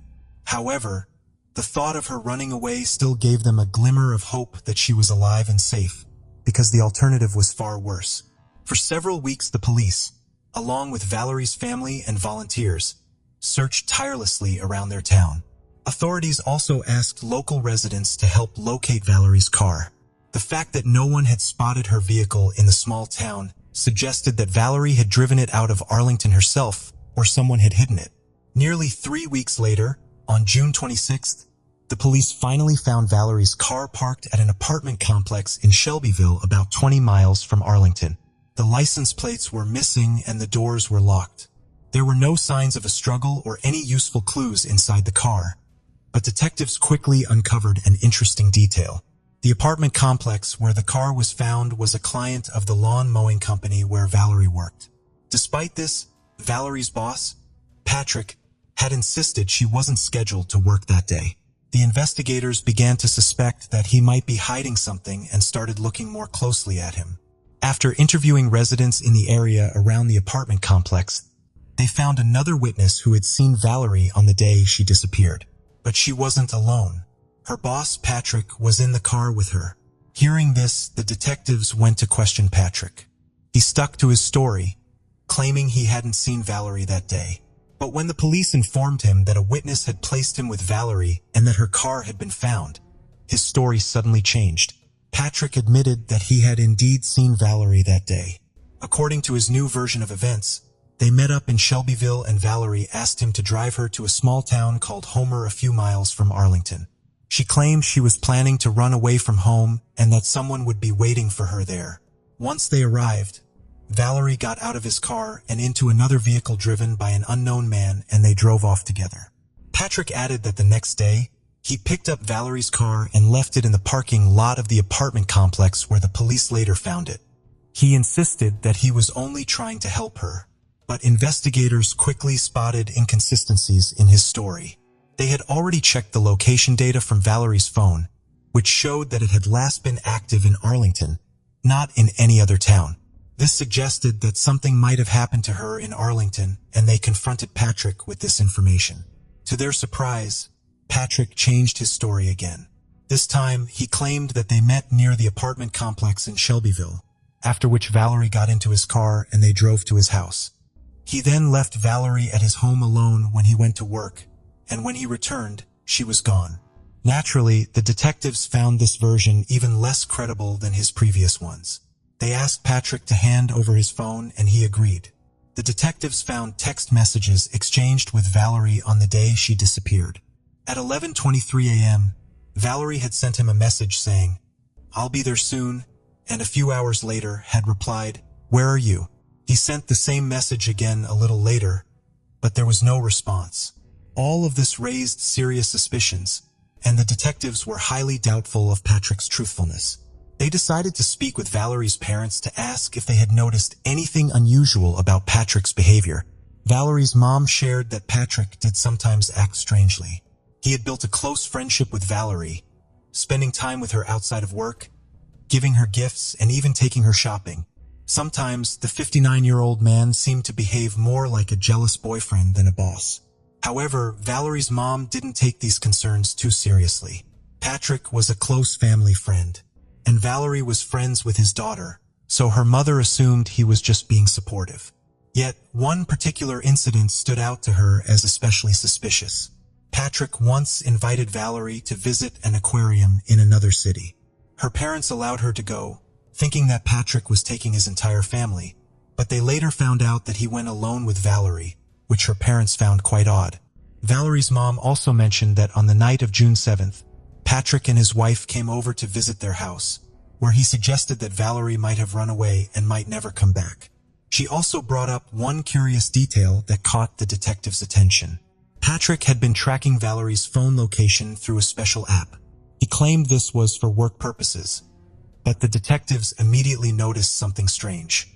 If Patrick could simply open the app and see where Valerie was, why did he send her several messages asking, "Where are you?" on the day she disappeared? After piecing together all the information, the detectives were nearly convinced of Patrick's involvement in Valerie's disappearance. However, with only circumstantial evidence and no clear idea of Valerie's current whereabouts, they couldn't yet hold him accountable. Still, the police decided to arrest Patrick for providing false statements, as he had broken the law by lying about not seeing Valerie on the day she vanished. He was formally charged, and the police continued to think what to do next. This move was largely driven by the detective's hope that after his arrest, Patrick might eventually tell them the truth, but he continued to insist that he had nothing to do with her disappearance. The next step was to obtain a warrant to search Patrick's home, but this process proved difficult. Without any solid evidence, it took several months. Eventually, the police uncovered another suspicious detail. Several of Patrick's neighbors reported that the day after Valerie disappeared, he dismantled and burned his garage in the middle of the night around 2 a.m. Finally, on October 11th, the police secured a warrant and went to search Patrick's property. His house sat on a vast piece of land with a pond in the middle. For search dogs immediately indicated that there was a sense of human remains coming from the water, so investigators focused their search there. However, no remains were found in the water. The experts suggested that a body might have been near the pond at some point, causing the scent to seep into the water. The police then expanded their search across the property. They requested a helicopter equipped with ground-penetrating radar, and from the data collected, they created a map highlighting areas with some signs of digging. Given the size of the property, the search extended for several weeks. This continued until November 28th, when the police focused their attention on a large pile of construction debris mixed with soil. After clearing the debris, they uncovered 2 wooden crates beneath it. The first contained old VHS tapes and documents, though the police have not yet disclosed their contents. In the second crate, they found human remains wrapped in black garbage bags. The level of decomposition made it impossible to visually identify the person. But the detectives noticed the nails of the deceased were painted in the same color as Valerie's on the day she disappeared. The remains were sent to medical examiners, who quickly confirmed that they belonged to Valerie Tyndall. Following this confirmation, was charged with her murder, and the detectives brought him in for questioning. Now that Valerie's body had been found on his property, Patrick did not deny his involvement. However, his account once again raised serious doubts. According to his account, they met that day near the apartment complex in Shelbyville for work, after which they went to his home, where his office was also located. Patrick claimed that Valerie began to blackmail him. He insisted that she had been trying to seduce him for some time, and that on that day she demanded a new car. If he didn't comply, she threatened to tell everyone he had seduced her, destroying his life. Patrick said he panicked and a heated argument ensued, escalating into a physical struggle. In the midst of this, he grabbed his belt and strangled Valerie. Afterward, he moved her body to his office and hid it there. The next day, he went to a store, purchased some wooden boards, and made 2 makeshift coffins. In one, he placed Valerie's body, and in the other, he stored documents and old videotapes. He also wrapped the body in garbage bags and duct tape to mask the odor of decomposition. Patrick then decided to hide the crates in a pit that was already on his property. But he needed something to cover them. So he used the construction debris, which was plenty on his land, and buried the coffins under a layer of soil to secure them. As for the burned garage, the purpose of his action remains unclear. Given that he burned it shortly after the murder and in the middle of the night, it likely has some connection to the crime. Perhaps he needed to destroy certain evidence, and the garage demolition was just a cover for the large fire. It's worth noting that the pit where he buried Valerie's body was only 100 yards from her parents' home, who had been searching for their daughter for almost 6 months. When police asked him how he felt after committing the murder, Patrick calmly stated that nothing in his life had really changed. Naturally, the detectives were skeptical of his entire story. It all seemed like Patrick was trying to portray himself as the victim, justifying his actions by claiming he was being blackmailed. A far more likely scenario was that Patrick had been ingratiating himself with Valerie for some time, hoping for a romantic relationship. On the day of the murder, he might have brought her to his home and attempted to initiate an intimate encounter. But when Valerie refused, he panicked at the thought she might tell her parents and decided to kill her. Another detail that cast doubt on Patrick's version of events was the testimony from Valerie's relatives. They mentioned that she loved her car and even said once that she wanted to drive it for the rest of her life. This made Patrick's story about being blackmailed for a new car seem even less believable. After charges were brought against Patrick, detectives uncovered several more intriguing pieces of evidence that further built the case against him. A thorough examination of his smartphone revealed that shortly after arriving home on the day of the murder, Patrick began deleting apps from his device. Although he failed to remove his health app, which recorded a significant spike in his heart rate for several minutes, shortly after his arrival. Investigators believe that this was the moment when he killed Valerie and moved her body. Patrick also admitted to disposing of the license plates from Valerie's car and her keys by throwing them into a river, intending to make it harder for the police to locate the vehicle. He also revealed a chilling detail. After strangling Valerie with his belt, he just put it back on and continued wearing it as if nothing had happened. The victim's parents were devastated to learn that their neighbor and friend was her killer. They admitted that they had never truly believed Patrick was involved, despite his strange behavior.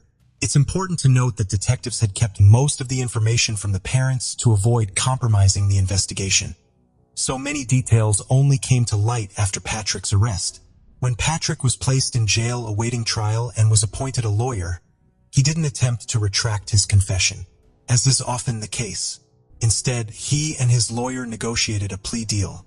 Patrick would plead guilty to the murder, and in exchange, the charges of giving false information, for which he was originally arrested, would be dropped. Thanks to this deal, Patrick stood before the judge on March 11, 2024, just a few months after his arrest, and was sentenced to 57 years in prison. While the victim's family didn't have to endure years of waiting for the trial and the defense's attempts to justify Patrick's actions, the plea deal came with a significant drawback. Typically, such agreements don't require the guilty party to disclose all the details of their crime. Patrick only needed to admit his guilt in the murder. Because of this, Valerie's parents may never know the real reasons behind the crime, even if the investigator's theory seems closest to the truth. As for Patrick's family, they too were horrified when the police discovered Valerie's body on their property. His wife and children, including his daughter who had been friends with the victim, had lived just yards away from her remains for nearly 6 months, completely unaware. The plea deal also means we may never learn what was on the tapes that Patrick buried in the second coffin alongside Valerie. It's possible their content could have brought additional trouble or even criminal charges, and Patrick may have feared that the police would search his home following Valerie's disappearance.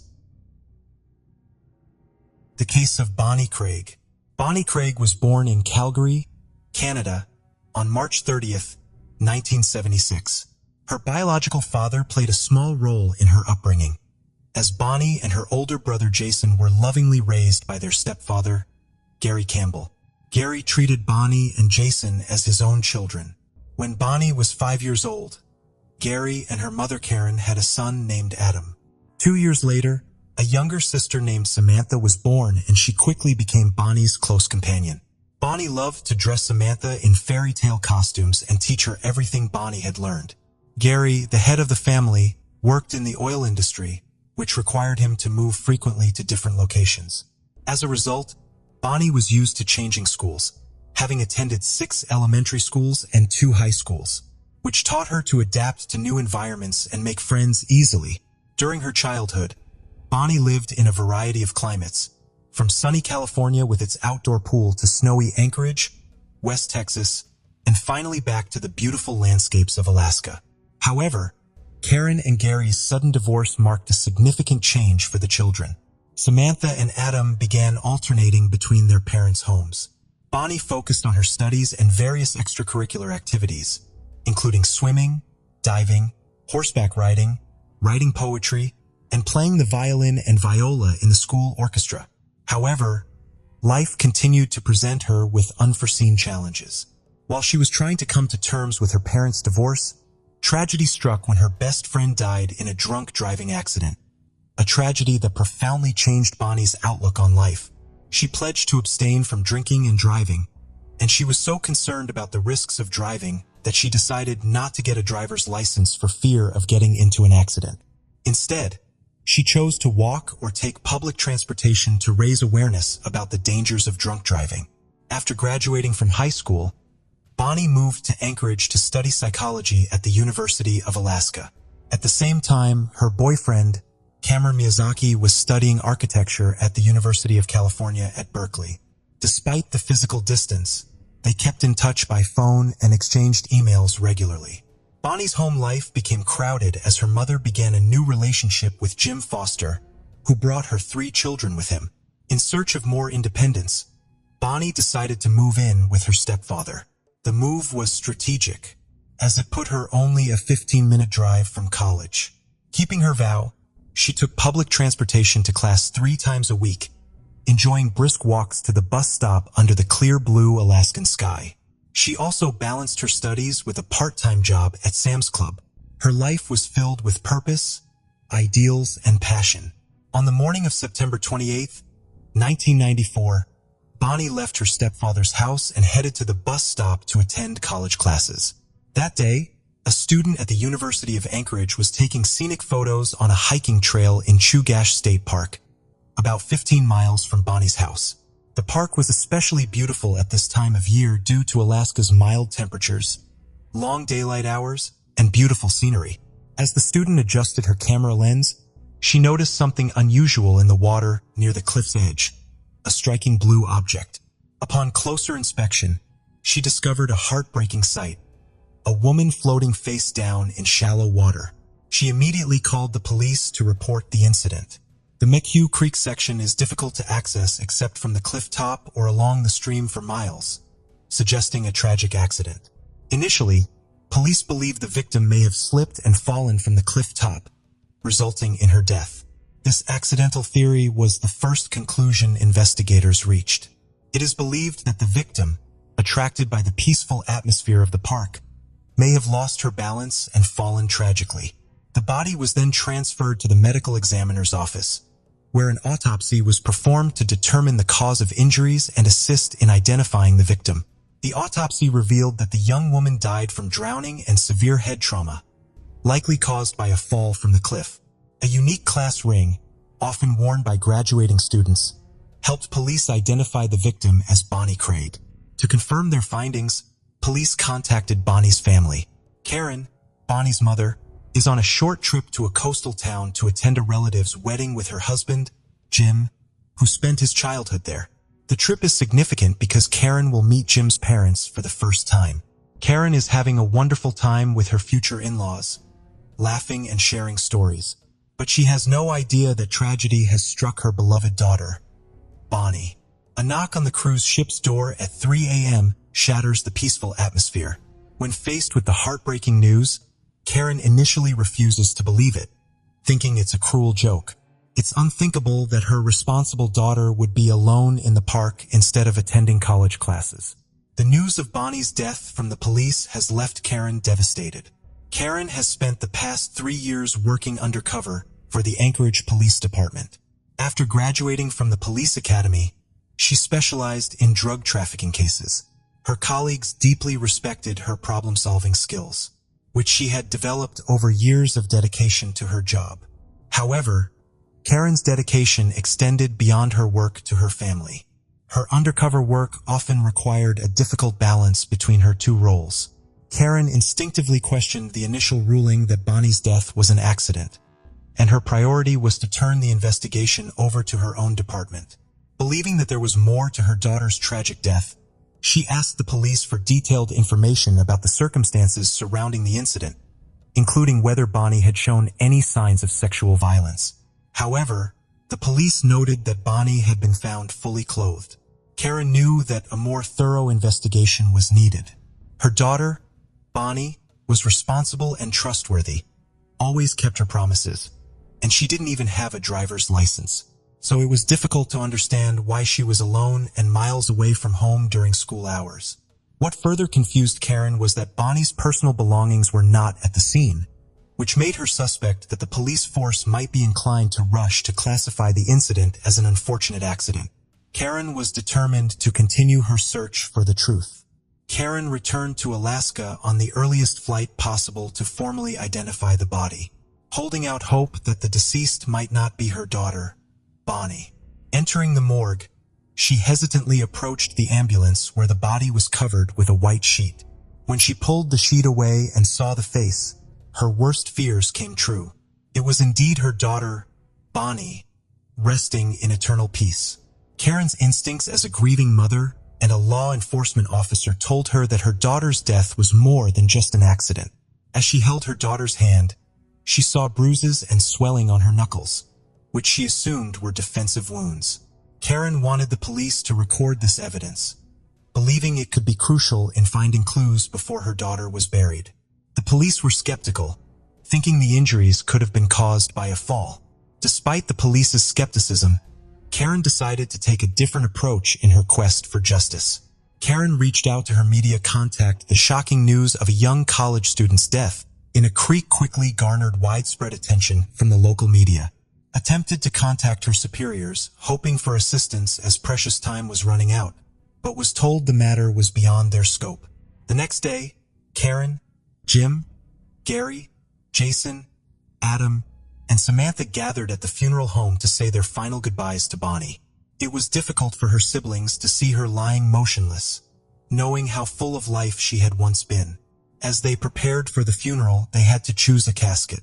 Karen, wanting to keep any potential evidence safe, decided on a stone crypt, thinking that it might need to be reopened in the future if new information came to light. Although she tried to seek help and attention from the media, her efforts seemed to complicate things rather than help uncover the truth.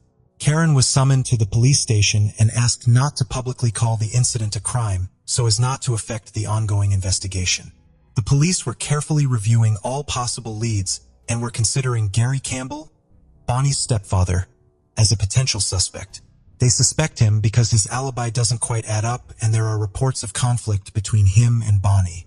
This information leaves Karen stunned as she finds it hard to believe that Gary, who has always been Bonnie's loving father, could be involved in such a terrible thing. The situation worsens when Karen goes to Gary's house to collect her daughter's belongings, but finds Bonnie's room locked. An argument breaks out when Gary accuses Karen of stealing a photo of Bonnie that she took without his permission. He insists on keeping the memories of the girl he cherishes. Bonnie's death has a profound effect on her younger sister Samantha, who was only 12 when the tragedy occurred. Samantha begins to struggle in school and finds it difficult to concentrate at home. She often shares everything with Bonnie and feels completely lost without her guidance. The confusion that arose from her sister's death even caused her to doubt her own trust in her father, leaving her uncertain about what was right. One evening, as her father, Gary, was tucking her in for bed, fear filled her eyes as she asked if he was responsible for Bonnie's death. Gary was surprised and hurt by her question. He regained his composure and gently reassured Samantha that he would never hurt her sister. His comforting words helped her to ease her fears and trust him again.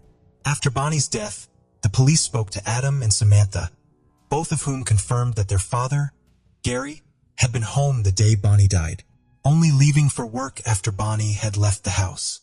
His alibi was confirmed by co-workers and supervisors, clearing any doubts about him. An autopsy revealed that Bonnie had died several hours before her body was found. The cause of death was determined to be drowning, and she also suffered severe head injuries that may have been caused by falling from a cliff or being struck by a heavy object. The police began a thorough investigation into Bonnie's death, which was initially ruled an accident at the park. A police officer carefully searched the area near the cliff and found a leaf with a drop of Bonnie's blood a few feet from the edge of the cliff. This prompted an investigation into the presence of blood. If her injuries were caused by a fall, the discovery led the police to consider that Bonnie's fall may not have been an accident. but rather the result of someone else's actions. The police were aware that solving this case would be difficult and would require them to proceed with caution. Therefore, they chose not to notify the relevant parties at this time. Family members suspected that a crime had occurred, and the police deliberately withheld all information about the case to avoid alerting potential perpetrators. They could not escape the feeling that the killer could be someone close to Bonnie. This made Karen's sudden media release a hindrance to the investigation. Bonnie Craig's funeral was filled with loved ones, including friends, family, and acquaintances, as well as her boyfriend, who traveled from California to say goodbye. He was deeply saddened, as he could never have imagined such a tragic ending to their story. Even Bonnie's biological father, Gordon Craig, who had not played an active role in her life, attended the funeral to pay his respects and say goodbye to her. The funeral took place at a church that Bonnie occasionally visited. It was a moment for everyone who knew Bonnie to pay their last respects, share fond memories of her, and support each other during this difficult time. A week after Bonnie's death, Karen decided to investigate her daughter's case herself. Since the police had not provided any updates, carefully traced Bonnie's pre-dawn route from Gary's house to try to understand what might have been going through her daughter's mind that morning. She wanted to put herself in Bonnie's shoes and imagine what details might have caught her attention. As Karen walked along the path her daughter had walked many times that week, she began to realize how dangerous it was. The path was surrounded by tall trees that seemed to loom in the shadows, hiding potential dangers. Karen wondered why Bonnie didn't ask her stepfather to drive her to the bus stop and why she never mentioned the dangerous path she had walked every day. She later learned that Bonnie felt the same way, not wanting to worry anyone and wanting to be independent. Bonnie was prepared and carried pepper spray, believing that she could protect herself if necessary. Karen had also taught Bonnie from a young age never to hitchhike with strangers, believing that her daughter would only hitchhike with someone she knew and trusted.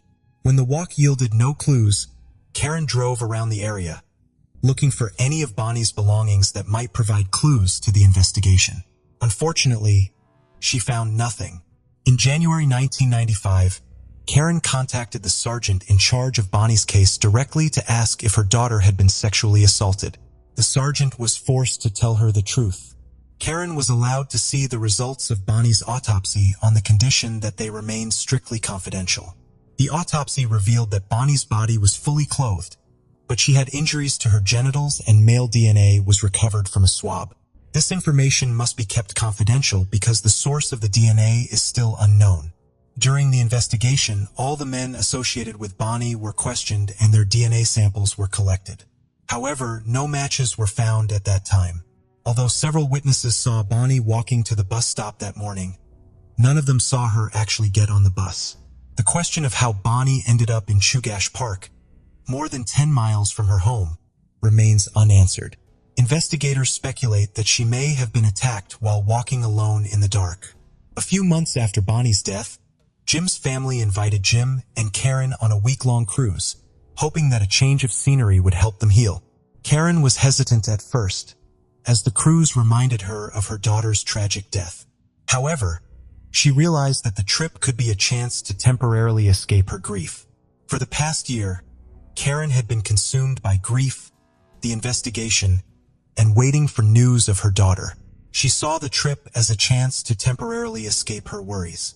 Karen, Jim, Jim's brother Ken, and Ken's wife spent the week enjoying the sights and sounds of the ocean. When they returned to the dock, they received word from the Coast Guard that their family had attempted to contact them about an emergency. Karen immediately became concerned that it might be about one of her children.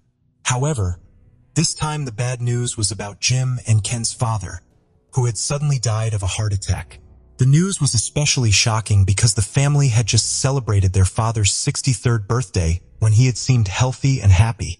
Unfortunately, this was the second time the family had received heartbreaking news after returning from a boat trip.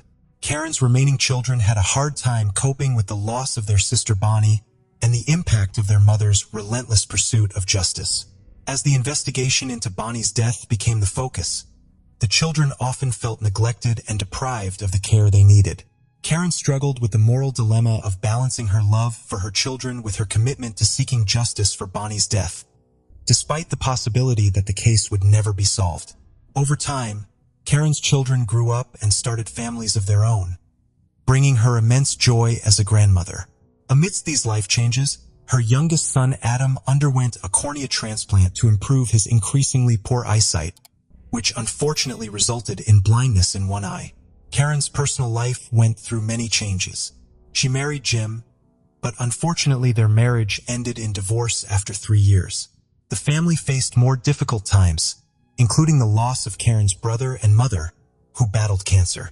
Throughout the ups and downs, the sadness and grief of losing Bonnie continued to have a lasting impact on Karen's life. The family experienced a great deal of emotional pain, including sleepless nights, anxiety, anger, and deep depression. On January 5, 2007, 12 years after Bonnie's death, Karen set off on a round-the-world trip with a friend.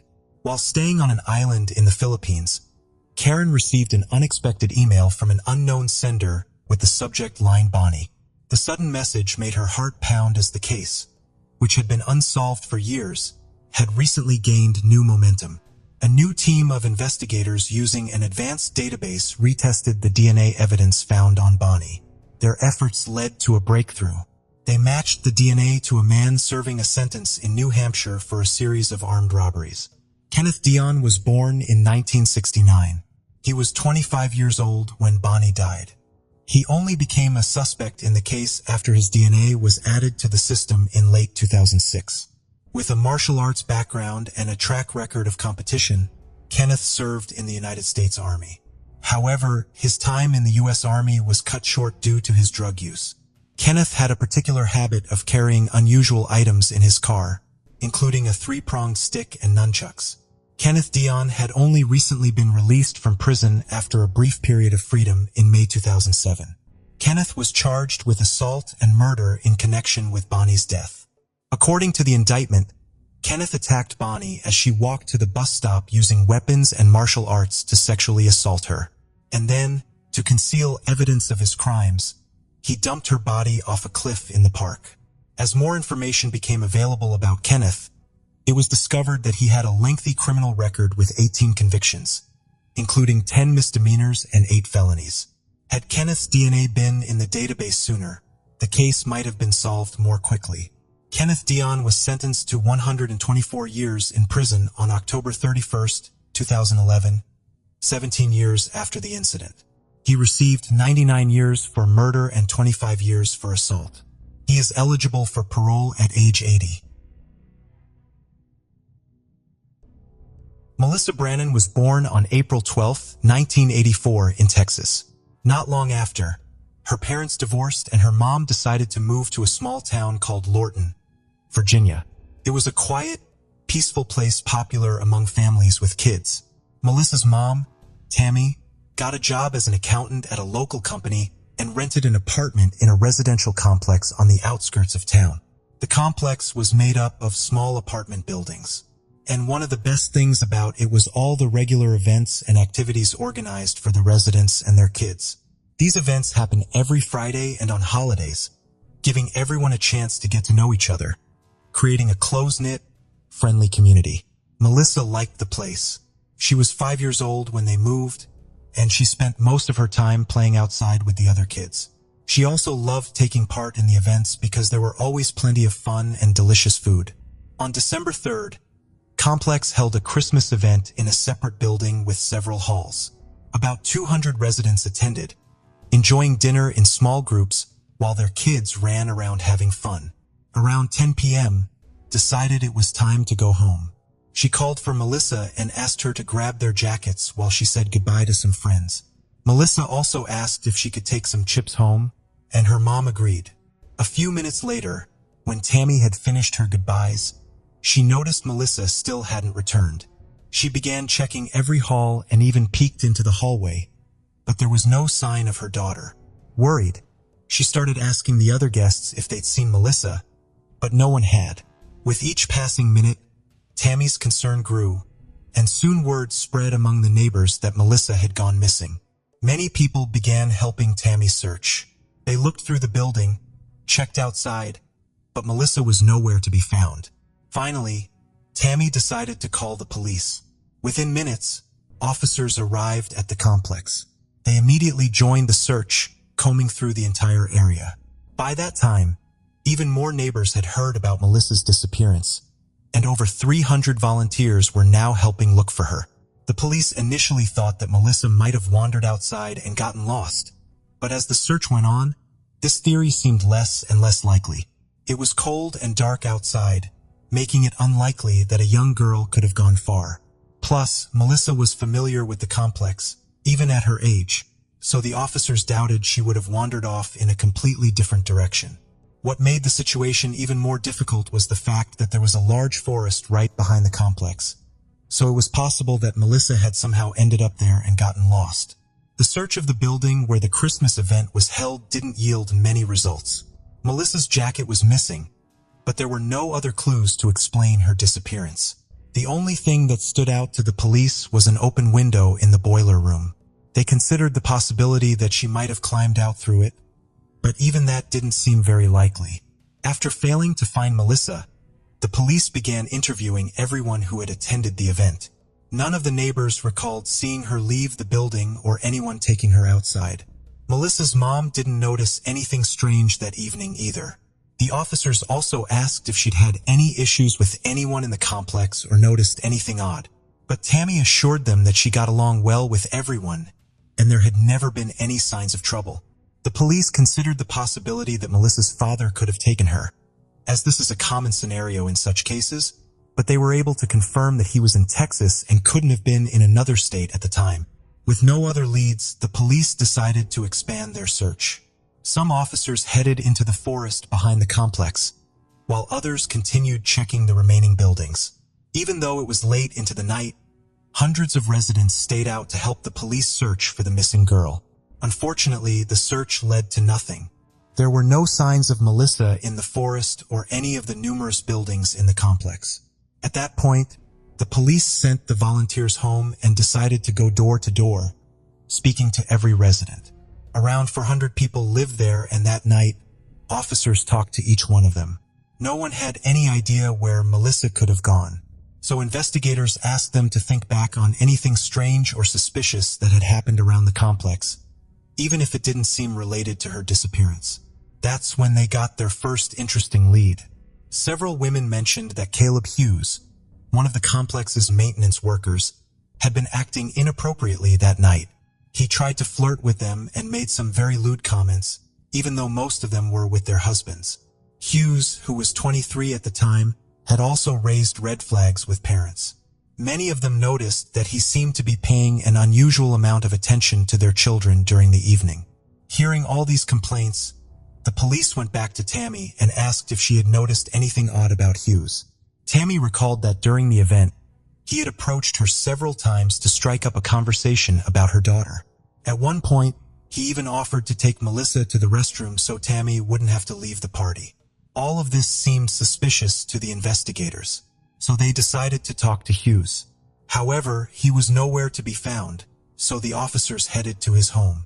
Hughes lived just a few miles from the complex, but when the police knocked on his door, he wasn't there either. Instead, his wife answered and told them that he hadn't come home that evening. The police left but returned a few hours later. By then, Hughes was back and said he had arrived home around 12:30 a.m. The officers quickly realized that Hughes had left the complex about 2.5 hours before returning home, which was odd since his commute should only have taken about 10 minutes. Hughes claimed that he had taken a longer route to stop at a store for a pack of beer, but the police were skeptical of his story. First, a quick stop still wouldn't account for nearly 3 hours. And second, there was a state law prohibiting alcohol sales after midnight. On top of that, Hughes couldn't provide a receipt for his purchase. The situation looked pretty suspicious, so the police asked Hughes to hand over the clothes he had worn to work that day. This is when things got even stranger. Hughes said that he had thrown his clothes into the washing machine as soon as he got home. Despite this, the officers convinced him to give them the clothing. To their surprise, they found that he had also washed his shoes. But that wasn't all. Parts of the soles had been cut off, and along with the clothes, there was a large knife sheath and a leather belt in the washing machine. The police asked where the knife was, but Hughes claimed he couldn't remember.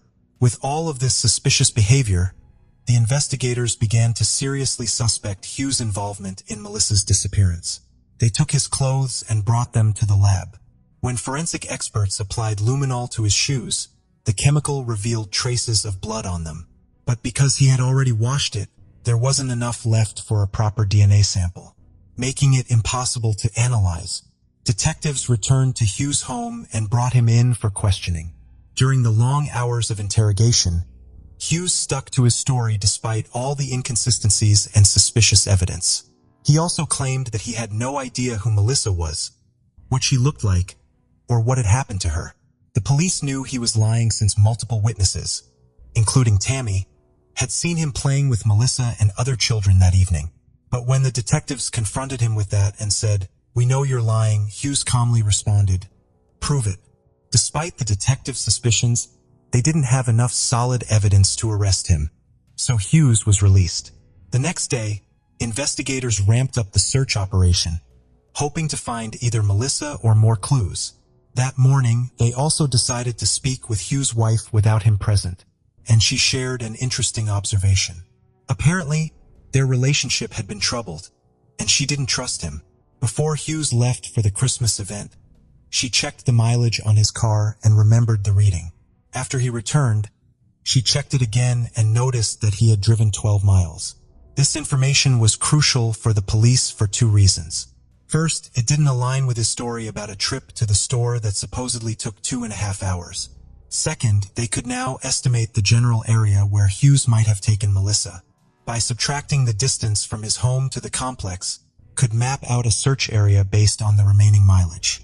This led them to an area covering roughly 25 square miles. To cover such a large space, the police enlisted the help of the military, called in helicopters and planes, and even brought in divers to search local bodies of water. Around 400 volunteers also joined the search. Melissa's father, who had flown in from Texas immediately after her disappearance, also took part. The police printed thousands of flyers with information about Melissa's disappearance, hoping to reach as many people as possible.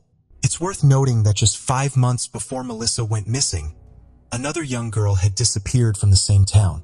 Her body was later found, but the police hadn't been able to identify the killer. While the large-scale search was underway, a team of forensic experts were sent to the complex. As we remember, the only potential lead the police had initially found was the open window in the boiler room. The experts examined the area and discovered something interesting. Just outside the window, there was a faint adult-sized boot print, and similar prints led all the way to the parking lot. There were no children's footprints, suggesting that the abductor had likely carried Melissa and placed her in a vehicle. The police had already searched Hughes' car, but hadn't found anything useful. At this point, the FBI got involved. They still didn't have enough evidence to arrest Hughes, so they placed him under 24-hour surveillance. A judge also ordered him to provide a DNA sample in case any new evidence surfaced. As investigators dug into Hughes' background, they uncovered a troubling history. He had multiple arrests dating back to his teenage years. He also had a history of alcohol and substance abuse and had been suspected several times of inappropriate behavior towards minors. Further investigation revealed that a few years before the incident, had received a suspended sentence for stealing a car in a neighboring county. When the detectives looked deeper, they found that he had violated his probation, leading the judge to convert his suspended sentence into actual jail time. This gave the investigators a way to put Hughes behind bars, even if it was for a lesser crime. In the following weeks, the search for Melissa continued, but it was fruitless. The terrain made things even more difficult. Most of the area was covered in dense forests with a large river running through it. Then, about 2 months after Melissa's disappearance, something unexpected happened. An unidentified man called Tammy, claiming he had Melissa and demanded a ransom of $75,000. Tammy immediately informed the police, and the FBI agents advised her to gather the money and meet the caller. They quickly set everything up, placing dozens of agents around the area, and began waiting for the supposed kidnapper to show up. Before long, 2 men approached Tammy, and the FBI agents swiftly arrested them. It turned out these men had no connection to Melissa's disappearance. They were just two local university students who had seen the news about the missing girl and thought they could make some easy money. Instead, they earned themselves prison sentences. One was sentenced to 7.5 years, and the other received nearly 4 years behind bars. Once again, the investigators found themselves at a dead end. They had a prime suspect, but no solid evidence and no sign of Melissa. In a move to break the case, the detectives decided to re-examine Hughes' car more thoroughly using advanced forensic tools from the FBI. But there was a catch. The car belonged to his wife, so they needed her permission. Fortunately, she immediately agreed, and the forensic team began their work. First, they applied luminol, which revealed traces of blood on the driver's seat mat, pedals, steering wheel, and windshield. This deepened their suspicions of Hughes, but once again, they were unable to extract a usable DNA sample from the blood. Next, the experts decided to search the car for hair, fibers, and other potential clues. But they faced another significant challenge. The car was a mess. The interior was covered in dirt, trash, and dog hair, making it difficult to identify useful evidence amidst the chaos. One of the experts came up with a plan to collect evidence manually using tape. He meticulously went over all the surfaces in the car, then sent the collected materials to the FBI's forensic lab. At first, they found mostly dog hair, which was irrelevant since Hughes and his wife owned 2 large dogs. But then, the forensic experts noticed a different type of hair, dyed black rabbit fur. He soon learned this was the same material used in the coat belonging to Melissa's mother, Tammy. To confirm the match, the experts requested Tammy's coat and verified that the rabbit fur was identical. Investigators theorized that the fur could have transferred to Melissa's clothing when she went to retrieve their coats or in other situations, as Tammy frequently wore the coat during winter and Melissa was always near her mother. In addition to the fur, the experts found a single light-colored hair that matched strands from Melissa's hairbrush. But the most significant clue was still to come. Numerous small red and blue fibers were found on the car's passenger seat. Since Melissa had been wearing a red and blue sweater and skirt on the night she disappeared, investigators needed to track down those exact clothing items to confirm the connection. They spoke with Melissa's grandmother, who had bought the outfit for her, but she couldn't recall the specific store. The police scoured local shops in an attempt to find matching clothes, but came up empty-handed. The forensic expert kept pondering how to prove the fiber similarity to Melissa's outfit. One evening, while discussing this dilemma with his wife, she asked him to describe the clothing. After hearing his description, she suggested that the items might have been sold at JCPenney, a major retail chain where she often shopped for their children. She even had a collection of JCPenney's catalogs from over the years. She decided to help and began searching through those catalogs, looking for similar clothing.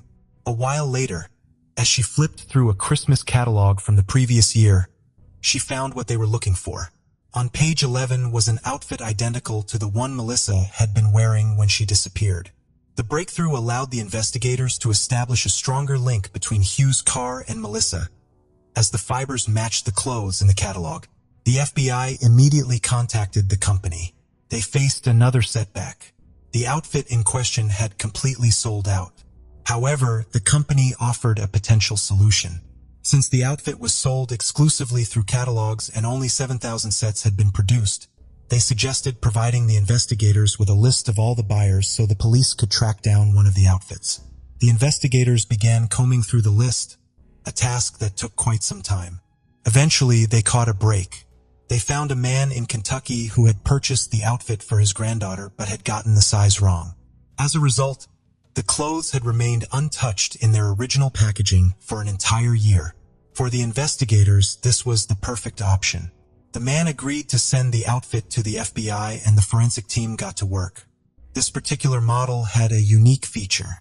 The manufacturer had created a custom shade of dark blue, coded 887, which was patented and hadn't been used in any other clothing line. After comparing the fibers from this outfit, the experts concluded that they were an exact match to the fibers found in Hughes' car. This provided compelling evidence that one of the 7,000 children who had been bought this outfit had been in his vehicle. Although it didn't definitely prove that Hughes had abducted Melissa, The odds of another child wearing this rare outfit being in his car were astronomically low. As a final step, the expert conducted an additional test. He collected over 100 similar colored fibers from various types of clothing and performed 7,983 tests to compare them with the fibers from Hughes' car. The results showed minimal differences across all the fibers, except for two types. The set from the store and the fibers from Hughes' passenger seat were 100% match. This eliminated any doubt that someone else wearing similar clothes could have been in Hughes' car. It had to be the exact outfit that Melissa was wearing. Despite this, the detectives still faced a difficult situation. They knew that the fiber evidence, while strong, was circumstantial, even combined with the blood on Hughes' boots in his car and other clues they had gathered. But with nothing else to go on, they decided to formally charge Hughes with Melissa's abduction. The prosecution argued that Melissa was likely dead based on the blood evidence.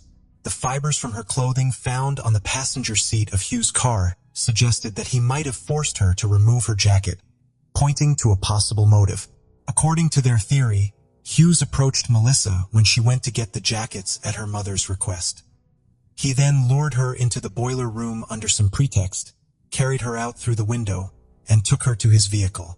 After taking Melissa to an unknown location and presumably killing her, likely with a knife, Hughes disposed of the weapon and hid the body. This would explain his prolonged absence. Following the crime, Hughes attempted to clean the blood from his car and clothing, even going so far as to cut parts of his shoe soles that had been heavily stained. In a final effort, the police decided to conduct a polygraph test, hoping that, combined with all the other evidence, Hughes might finally confess. The state law required either the discovery of the victim's body or the identification of the exact location of the murder to file a murder charge. Since the penalty for kidnapping was significantly less severe, the investigators hoped that Hughes might confess. The polygraph results showed that Hughes provided deceptive answers to almost all key questions, but he still maintained his innocence. With no other options, the detectives had no choice but to proceed with charges of kidnapping. The trial began over 2 years after Melissa disappeared, and Hughes maintained his innocence. His defense attorney tried to challenge the circumstantial evidence, but the prosecution's argument had a much stronger impact on the jury. After 8 hours of deliberation, they found Hughes guilty, and he was sentenced to the maximum penalty, 50 years in prison. Since then, Hughes has remained behind bars, continuing to deny any involvement in Melissa's disappearance. The police made several more attempts to find her body, but none were successful. For years after the trial, an energy company worker discovered red fabric fragments in a lake within the search area. Divers were sent to investigate, but they also failed to locate Melissa. 8 years after her disappearance, her mother remarried and raised 4 stepchildren with her new husband. Although she took his surname, she continued to use her previous one everywhere, in case Melissa was still alive and trying to find her. As for Hughes, his story didn't end there. On August 2nd, 2019, he was released early for good behavior, having served just over half of his sentence. At the time of his release, he was 53 years old and has been free for several years now. Melissa is still listed as missing since her murder was never proven. However, very few people believe she could still be alive. After all these years. The case of Alison Bonilla. Alison Pamela Bonilla Vasquez was born on November 7, 2001, in Cartago, Costa Rica. She is an only child living with her mother, Yendri Vasquez. In addition to her mother, her grandparents, Ramon and Marjorie, and her aunt, Samara, also helped raise Alison. Alison's father left the family shortly after her birth. He chose to be with another woman who was pregnant. He did not want to play a role in Alison's life. Only once, when he was diagnosed with lung cancer, did he ask to see his daughter, and Yendri allowed him to. It is worth noting that his second family did not know about Alison's existence. Alison and her mother, Yendri, had a particularly close relationship. For Alison, Yendri was not only a mother, but also a father. Therefore, Alison often gave her mother gifts on Father's Day. Their relationship went beyond the typical mother-daughter relationship. Allison felt comfortable sharing everything with Yendri without fear of being misunderstood or judged. Despite not having a father, Allison did not feel lonely or abandoned. She had a large family and enjoyed spending time with them. She also attended church regularly every Sunday. Relatives described Allison as a kind, outgoing, and friendly girl. In photos, she always looked happy, and there was no sign of sadness or longing in her eyes. Allison had always dreamed of becoming a model. She decided to drop out of 8th grade to focus on makeup classes, thinking that combining the two was too difficult. She did not want to waste time on something that would not help her achieve her goals. After that, Allison started looking for a job to help her mother pay the bills, but did not receive any responses from the places she applied. This made her very sad.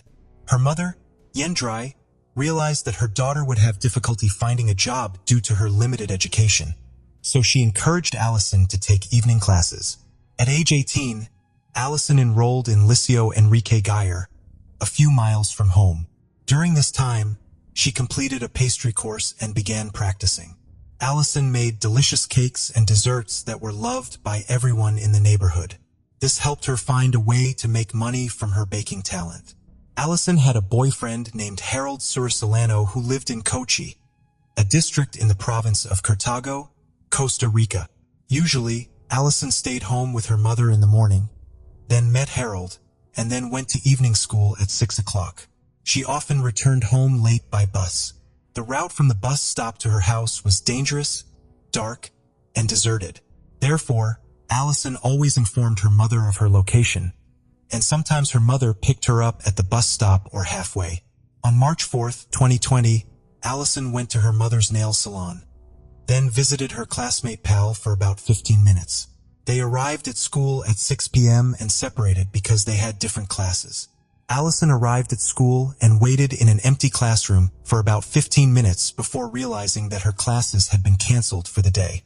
Instead of going home right away, she decided to visit her aunt who lived near the school.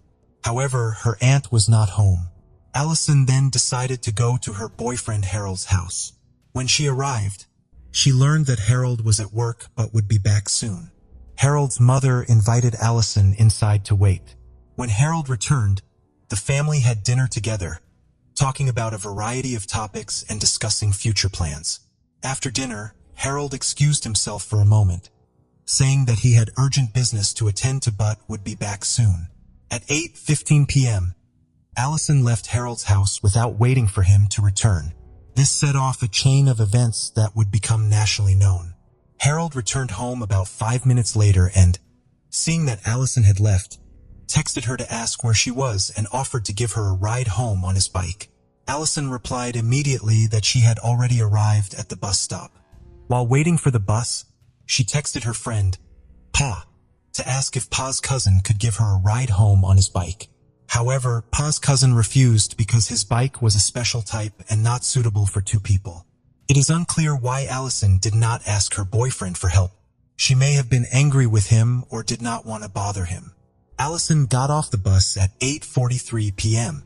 Her house was about a mile away. Feeling anxious and scared, she texted her mother to pick her up. At 8:45 p.m., Allison texted her boyfriend and mother that 2 suspicious men had gotten out of a car and were following her. She decided to run home to avoid them. The road Allison was on was dangerous, poorly lit, and had few people. There was only one security camera there, which captured a blurry image that could have been Allison. Allison's mother, Yendri, went to the bridge half a mile from their home to pick up her daughter but did not see her. She tried to stay calm, thinking that Allison might have gone back to the bus stop for safety. However, she did not find her there either. She finally thought that Allison had not seen her and had gone home on her own. When Yendri returned home, she found that Allison was not there. She immediately called relatives and friends to ask for help in the search. About 30 minutes later, Harold woke up and received a call from his Aunt Samara saying Allison was missing. He tried to contact Yendri, but was unsuccessful. 3 hours later, Yendri reported Allison missing to the police, and the search began. Luckily, Yendri had the last photo of Allison in the clothes she was wearing. Police checked several locations, from the bus stop to Allison's house, Catsi Lake, and the nearby hydroelectric dam. On March 5, 2020, police found their first clue: Allison's glasses in the grass about a mile from her house. However, Allison seemed to have disappeared without a trace. 8 days later, they discovered Allison's identification on a coffee plantation. This was surprising because they had checked the area several times before. What was even more suspicious was that her ID was placed in such a conspicuous and clean location, as if someone had intentionally placed it there to mislead the investigation or hide something. 15 days after Allison went missing, Yendrai received a call from Allison's father. Instead of showing concern or offering help, he said that Allison was missing because she was too beautiful. Shocked by these insensitive words, Yendrai immediately hung up the phone, unable to believe what she had just heard. For a long time, the family, police, and volunteers continued to search for Allison. Every Sunday, they hung up posters with her picture. One day, they decided to paint messages on the streets, recreating Allison's journey from the intersection to the bridge, where she was believed to have disappeared. They also put up posters on roadside poles to attract the attention of passersby. At the same time, the police received an important clue. A man came to the police station and said that he knew Allison and had seen her on the night she disappeared. According to the man, at around 8:30 p.m. On March 4th, he left his home on his motorbike to pick someone up. On the way, he saw Allison and a burgundy two-door BMW parked next to her. He turned around to check on the situation and realized it was his cousin's BMW. He was 100% sure of this because the car had distinctive bright yellow headlights. Another witness also confirmed to the police that he had seen the same BMW near where Allison went missing that evening. The car belonged to Nelson Sanchez Urania, 28, nicknamed Sukia. Locals called him that because they believed he was a member of a gang in the area. In fact, Nelson and Allison knew each other. Their families had been acquainted for a long time and had lived in the same neighborhood for a while. However, according to Allison's mother, they had only interacted with Nelson a few times. It was just a normal neighborly relationship, not a close friendship. One day, Nelson offered to give Allison and her cousins a ride home. She agreed because it was morning, she was not alone, and she thought Nelson was a good person. On March 2nd, 2020, 2 days before Allison went missing, Nelson contacted her via Facebook.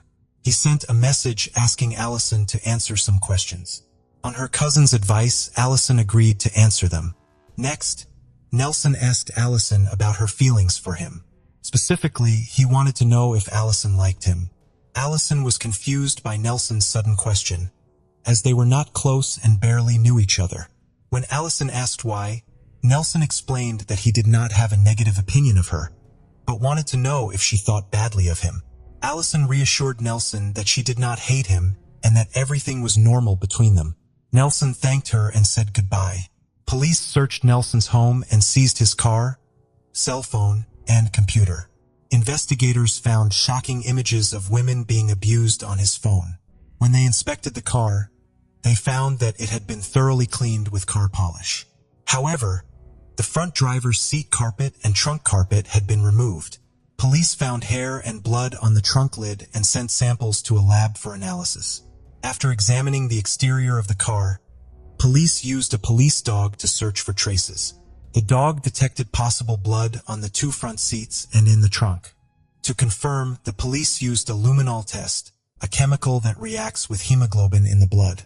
The results showed that there were many blood stains on the car's interior, despite the owner's efforts to remove them with cleaning products. While waiting for the results from the lab, Nelson remained free but was closely monitored by the police.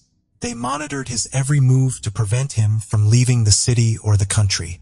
Although Yendrai repeatedly requested his arrest, the police did not have enough evidence to do so. Therefore, Nelson continued to live freely without being prosecuted for many months. Yendrai believed that Allison had been kidnapped for ransom. She tried to stay calm and hoped that her daughter was still alive. In preparation for Allison's return, Yendrai kept her daughter's room as it was, not cleaning or rearranging the furniture. She even bought Allison a gift. Yendrai told the press, "I will continue to do so, as long as there is no evidence that she is dead." I still believe that my daughter is alive and will return home. Laboratory test results confirmed that the hair and blood found in Nelson's car belonged to Allison. The police immediately arrested Nelson.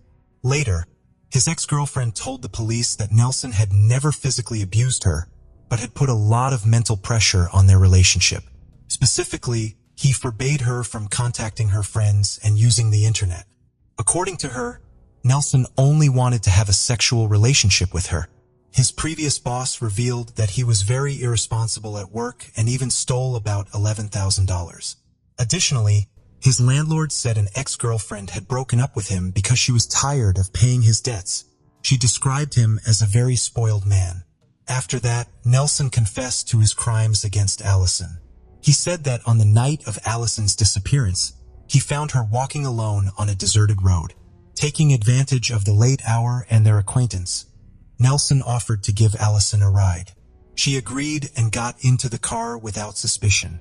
However, instead of taking her home, Nelson drove to a remote coffee plantation and forced Allison out of the car. Nelson violently attacked her, knocking off her glasses and leaving her nearly unconscious. He dragged her to a nearby abandoned house, where he raped and brutally beat her. Nelson then tied her hands with cloth and duct tape to the front seat of his car. Finally, he stuffed her into the trunk of the car and drove to a dumpster in San Geronimo, Cache. There, the killer pushed Allison off a cliff into a pile of trash below. He justified his heinous actions by saying that he was under the influence of drugs. He also admitted that he had long been obsessed with Allison, and when he saw her that night, he decided it was his chance to carry out his dark intentions. Surprisingly, Nelson later recanted his initial statement, accusing the police of coercing him into confessing. However, the authorities had enough evidence to charge him despite his denials. The suspect could face a maximum sentence of 35 years in prison. In the early morning of September 4th, a search party went to the San Ono landfill to look for Allison's body.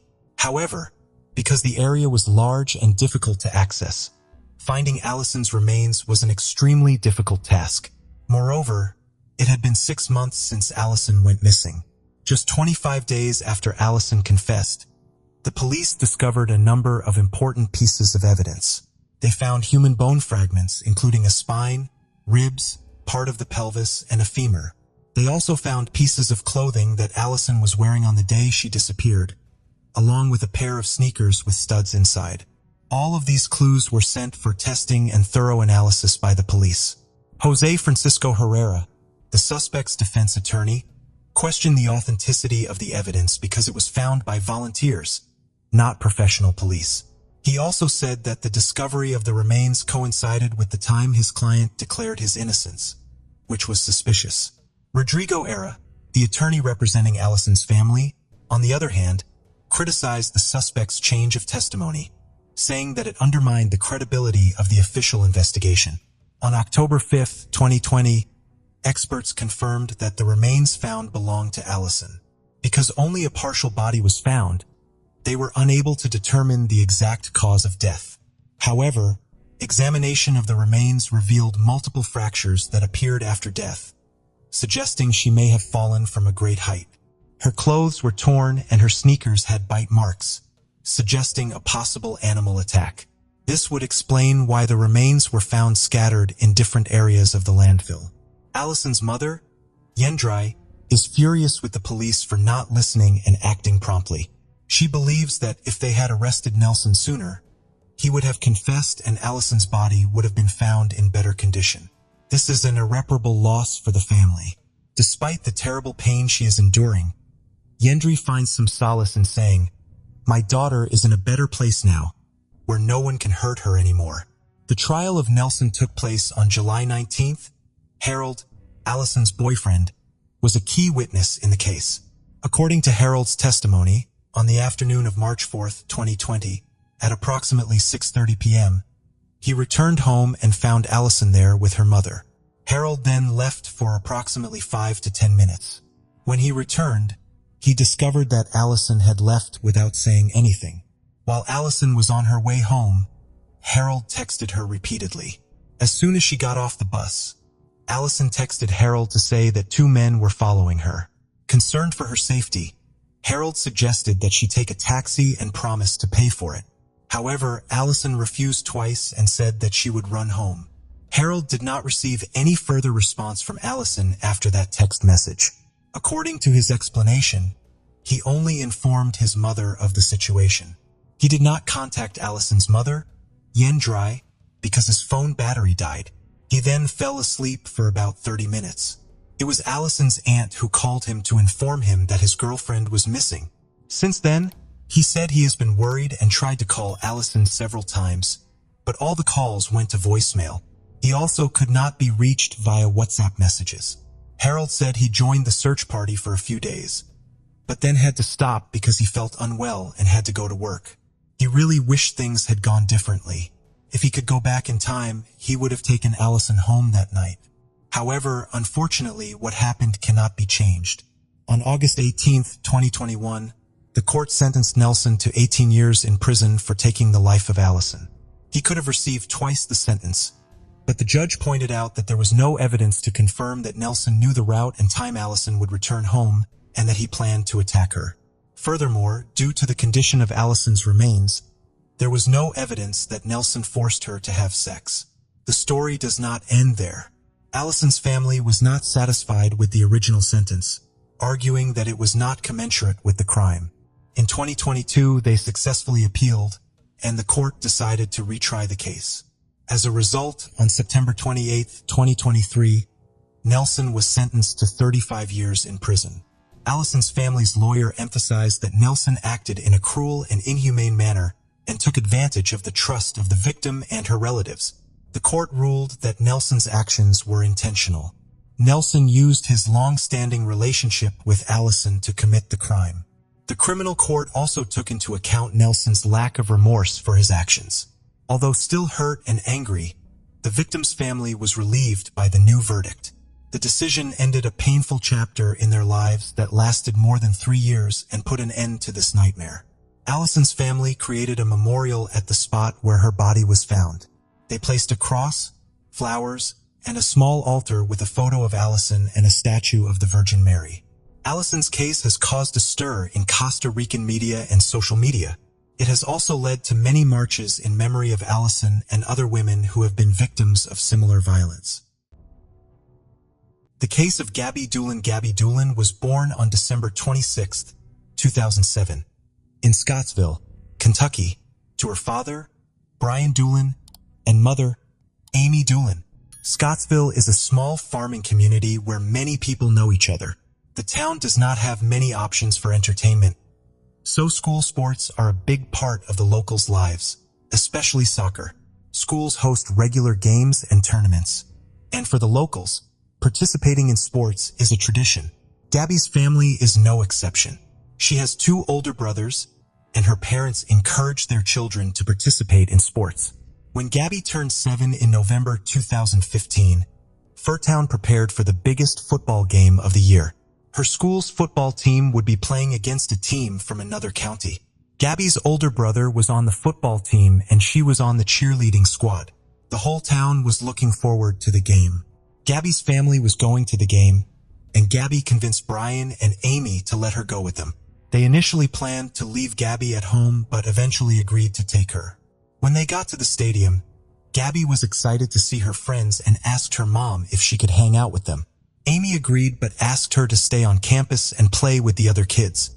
During the entire time, Gabby kept running back and forth between her mom and her friends, playing and having a good time. Gabby also went to Brian in the announcer's room and asked for some money to buy snacks. After a while, Gabby's friends came up to Amy in the stands. Her mom took one look and noticed that Gabby wasn't among them. Gabby's friends asked her if she had seen Gabby and were worried. Amy said she hadn't seen Gabby in a while. She then asked why they were worried, and the girls explained that they had been playing hide and seek. Gabby had been assigned to look for them, and they had been hiding in the restroom. However, as time passed and Gabby had not arrived, the girls decided to leave the hideout to look for her. When they left the hideout, the girls could not find Gabby. They called her name and checked all the places they had played before, but Gabby seemed to have disappeared. The girls began to worry and thought that Gabby might have gone to the stands with her mother. After hearing the story, Amy began to panic and ran to her husband. Amy told Brian that Gabby was missing. Brian immediately began searching the area around the stadium. Meanwhile, Amy went to the snack bar where Gabby wanted to go and began looking for her there. After searching and finding no sign of Gabby outside the waiting areas around the stadium, Brian and Amy returned to the broadcast room and made an announcement over the loudspeaker in the hope that Gabby would hear them. This did not yield any results. Brian and Amy did not give up and continued to ask the people present to let them know if they knew where Gabby was. And several people joined them in the search for Gabby.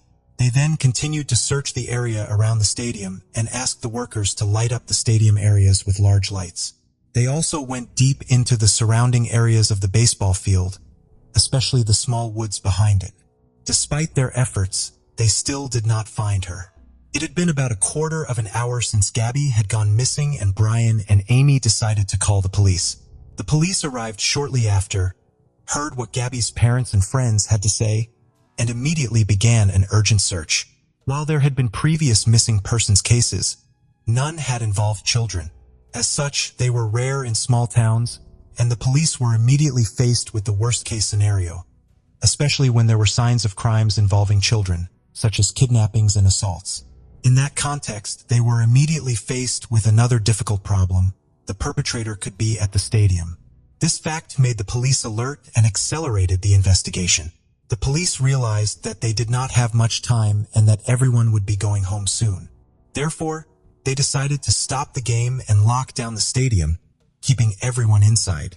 The police closely guarded all exits to prevent anyone from sneaking out. To avoid disrupting the search efforts, the police did not inform people about what was happening. If people knew that the police were investigating the kidnapping of a 7-year-old girl that had occurred nearby, the situation could have become chaotic. Meanwhile, the state police arrived at the school and began searching the area. In a location in the woods, they stumbled upon a small creek and discovered the body of a young girl. They identified the victim as Gabby and called an ambulance to take the body to the medical examiner's office.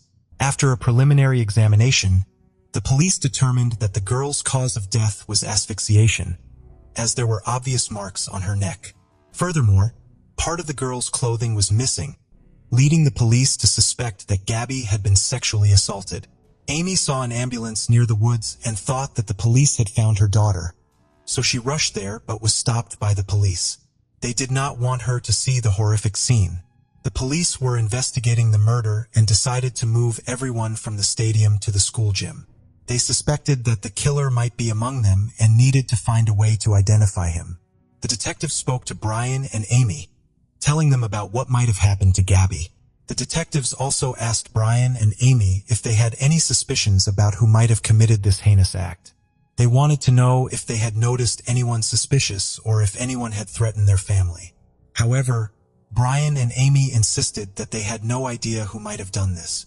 The detectives then spoke to Gabby's friends, asking them if they had seen anything strange. The detectives wanted to know if anyone had been following or watching them, but the girls said they could not recall anything of the sort. The police also took Gabby's friends to the gym and asked them to take a close look at the people present. They hoped that the girls might remember something. However, this did not lead to anything. The detectives believed that Gabby's friends might have seen the kidnapper but were too afraid to point him out or did not realize the significance of what they had seen due to their age. So the detectives asked them to recall every detail of that evening. Finally, one of them recalled that while she and Gabby were in the bathroom, she had seen a man standing near the door. The girl could barely remember what he looked like, except that he was wearing a denim jacket. The police questioned the ticket seller at the game, and he also remembered the man with the denim jacket. He said the man looked strange and drunk. However, the police were still unable to identify the man. The police continued to interview the people who attended the game, and gradually everyone learned why they were being held. When they realized that they might be in the same room as the killer, everyone was scared, especially for the safety of their children. But they still cooperated with the police and answered their questions. Investigators compared the list of names of all the men in the gym to the sex offender registry but found no matches. The police also visited the homes of several sex offenders who lived nearby, but all had solid alibis and none of them were near the school at the time. Meanwhile, the police continued to interview people at the school and found some important clues. Some people told the police that during the game, they saw a man named Timothy Madden near the girls' restroom, acting suspiciously. He was a local, so many people knew him. Witnesses also said that he was wearing a denim jacket, a description that matched that given by one of Gabby's friends, who also saw a man near the restroom. Another witness was a distant relative of Timothy. He said that Timothy seemed unusual during the game. His youngest son was playing on the field, but Timothy was not paying attention. This was very strange because Timothy was usually very interested in his son's athletic achievements. He even seemed lost. Other witnesses also said that Timothy's behavior seemed strange, which prompted investigators to talk to him. By nightfall, almost everyone at the school had been released. The officers decided to go and question Timothy, but they had first consulted with the local police chief. The police chief had known Timothy since childhood and thought that Timothy was unlikely to commit his crimes, citing that Timothy's criminal record was mostly clean, except for minor traffic fines. The officers then went to Timothy's home, where he lived with his wife and 5 children. When they arrived, the officers knocked on the door and Timothy answered. They asked him if he knew why they were there. He replied that he knew about Gabby's murder but denied any involvement. In an attempt to elicit a response, the detectives asked if he had any explanation for a video recording showing him talking to the victim, Gabby, before she was killed. In fact, no such video existed. Timothy initially said he did not know what the officers were referring to. However, he quickly recanted his statement. He admitted that he had spoken to Gabby that evening near the stadium. He explained that he had stepped outside to smoke a cigarette when a group of girls ran past him. Moments later, Gabby walked by and asked if he had seen her friends while they were playing hide and seek and needed to be found. Timothy claimed to have directed her to the girls, and then she left. Detectives were skeptical of Timothy's rapidly changing story. His account indicated that he had been at the scene just minutes before the victim went missing and there were no witnesses outside the stadium at the time, raising concerns that he may have had the opportunity to commit the crime. Detectives then asked for DNA samples and the clothes he was wearing at the stadium, which Timothy agreed to.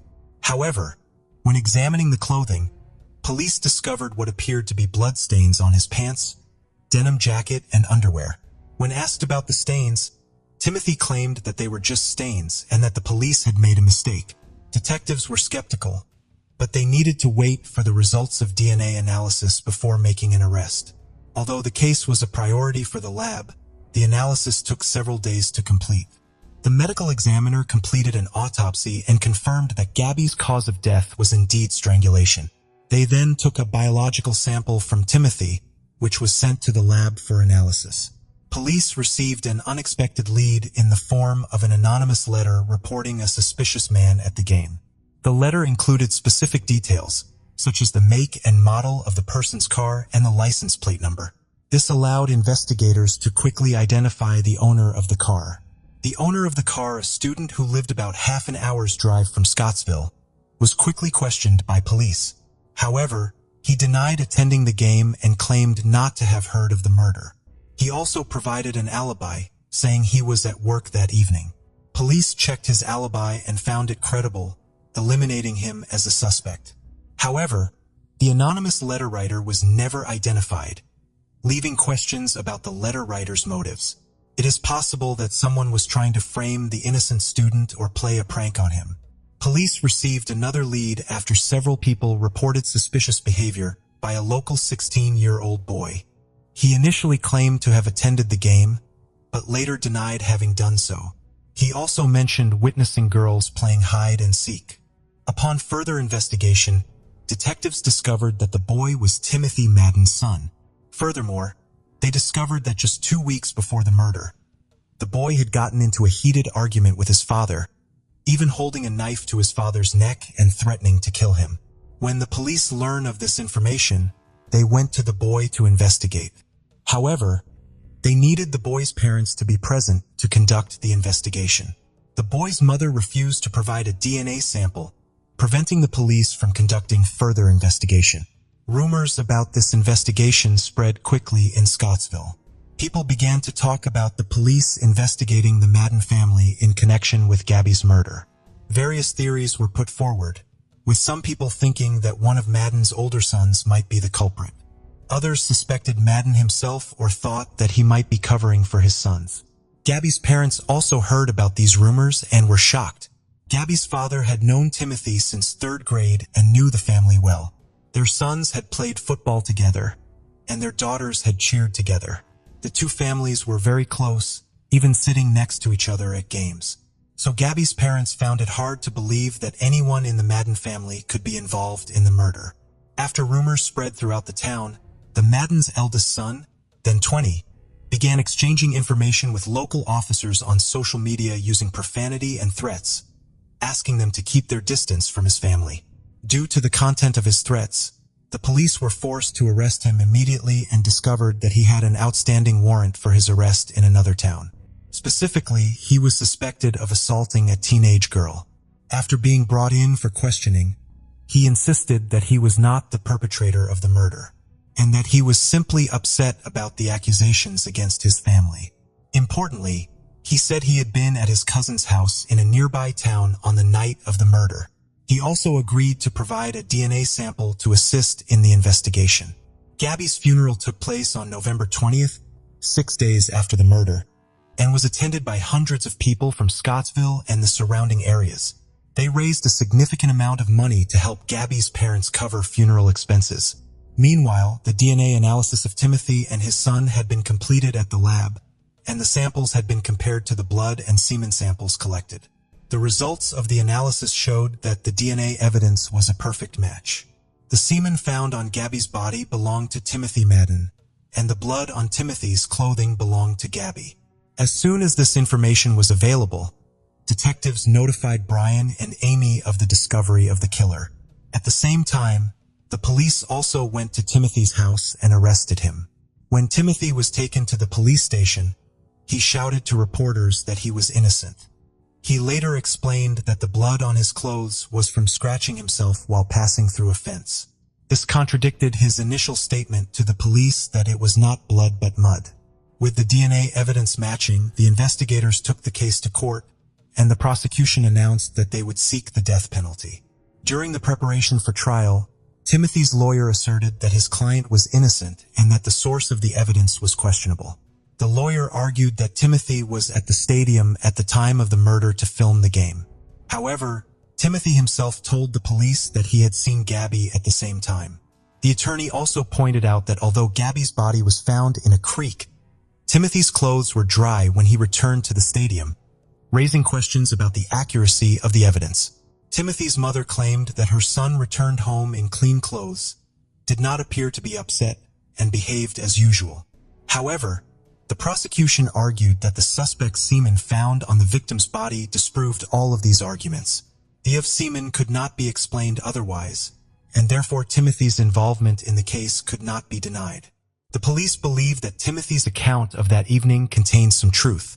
He may have left the stadium during the game and encountered Gabby, who was looking for her friend. Since Gabby knew Timothy well, she may have approached him and asked for information about her friends. That may have been when Timothy came up with a plan, suggesting that the friends had run into the woods behind the baseball field and offering to escort Gabby there. When Gabby and Timothy were only a few hundred meters from the school, Timothy could have attacked Gabby and then returned to his friends. 4 years after the murder, in 2019, the parties began discussing a plea deal. The prosecution proposed to overturn the death penalty and exchange it for a life sentence on the condition that Timothy admitted his guilt. Brian and Amy agreed to this decision because the wait for trials was a heavy burden for them. They also worried that if the trial began, they would have to attend hearings for months, reliving the pain of their daughter's death all over again. Timothy eventually agreed and confessed. However, the agreement did not require him to reveal the details of what he had done. He only had to admit his guilt. This did not satisfy Gabby's family, who wanted Timothy to fully admit what he had done to their daughter. During Timothy's trial, the atmosphere became tense when Brian loudly yelled at Timothy. Eventually, the judge had to intervene, suspend the trial, and order the men to be separated. As a result, Timothy was sentenced to life in prison and served his sentence in a maximum security prison. Rachel Moran was born on January 17, 1981 in England and was the youngest of 4 siblings, having 2 sisters and 1 brother. They all lived together in their hometown. From an early age, Rachel developed a keen interest in music and dance, particularly ballet. She excelled academically in school and later attended a local college to study information technology. However, she eventually decided to focus on her passion for dance. In college, Rachel met a young man named Mark, and they soon started dating. They decided to move in together and rented an apartment in a quiet residential area, which was only a kilometer away from Rachel's parents' home, allowing her to visit them frequently. Rachel also found a job at a local bakery, where she enjoyed decorating cakes. This experience sparked her interest in pursuing a culinary education. In December 2002, when Rachel was 21, she and Mark adopted 2 kittens. They were both very attentive to the pets, ensuring they were never left alone for long periods. As a result, Rachel and Mark always planned their activities to ensure someone was home to care for the animals. This included their New Year's Eve plans, where Mark was to visit his parents and return in the evening, while Rachel planned to go to a bar with her brother to celebrate. On the night of December 31st, Rachel met up with her brother and they went to a bar joined by some friends.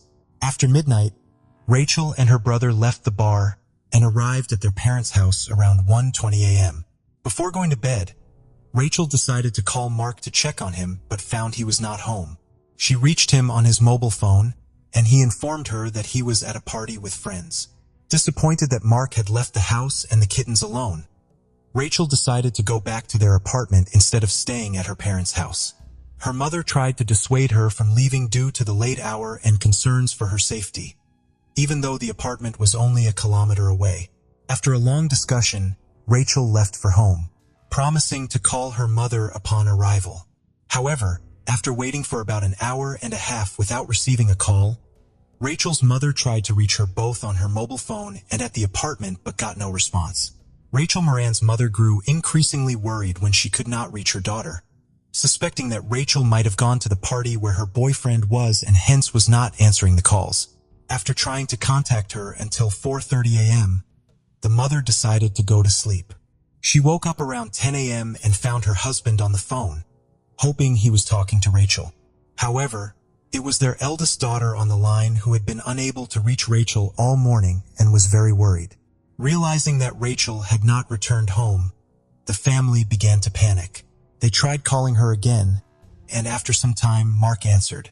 He was surprised when asked if Rachel was home. He said he had returned around 7 a.m. and found that Rachel wasn't there. Assuming she had stayed at her parents' house, he didn't think much of it and went to sleep. According to Mark, there were no signs that Rachel had been in the apartment. Her belongings were not there. The bed was as he left it and the kittens had not been fed. This escalated the family's panic. The family called Rachel's friends and other relatives, but no one had seen her that night. Subsequently, Rachel's parents decided to inform the police. Although Rachel was almost 22 years old and the police might typically wait before starting a search for a missing adult, they decided to begin the search immediately in this case. They inspected her apartment and interviewed all her family members and friends. The police quickly ruled out the possibility that Rachel had left of her own free will, given her background and the accounts of her loved ones. During the investigation, Rachel's mother recalled a moment from the night Rachel disappeared. When Rachel was leaving for her apartment, they had a discussion literally at the doorstep, standing with the door open as her mother tried to convince her to stay. At one point, an unknown man passed by the street. Rachel's mother even considered asking him to accompany her daughter home, but decided against it. After receiving a basic description of the man seen near Rachel Moran's location, the police began searching for him as he was headed in the same direction as Rachel shortly after her departure. This individual might have witnessed something relevant.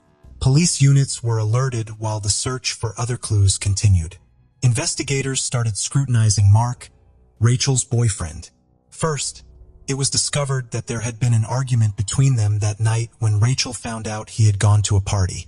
Secondly, during his interactions with the police, Mark did not appear distressed despite his girlfriend's disappearance. These factors led the investigators to consider the possibility of his involvement in her disappearance, prompting them to verify his alibi. Mark stated he returned from the party after 6 a.m. The police confirmed his statement by speaking with people present at the party.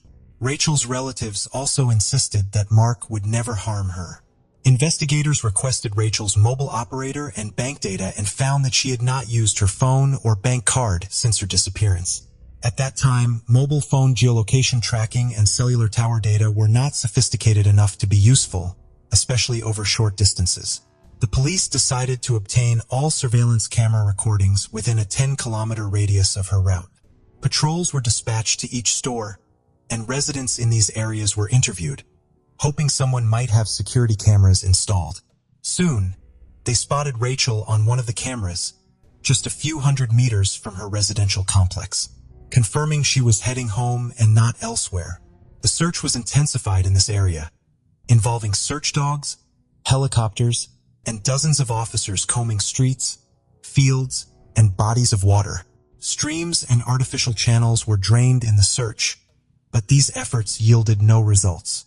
As time passed, the police increasingly suspected that Rachel might no longer be alive, but the search continued on a larger scale. 2 weeks later, concerning clue emerged.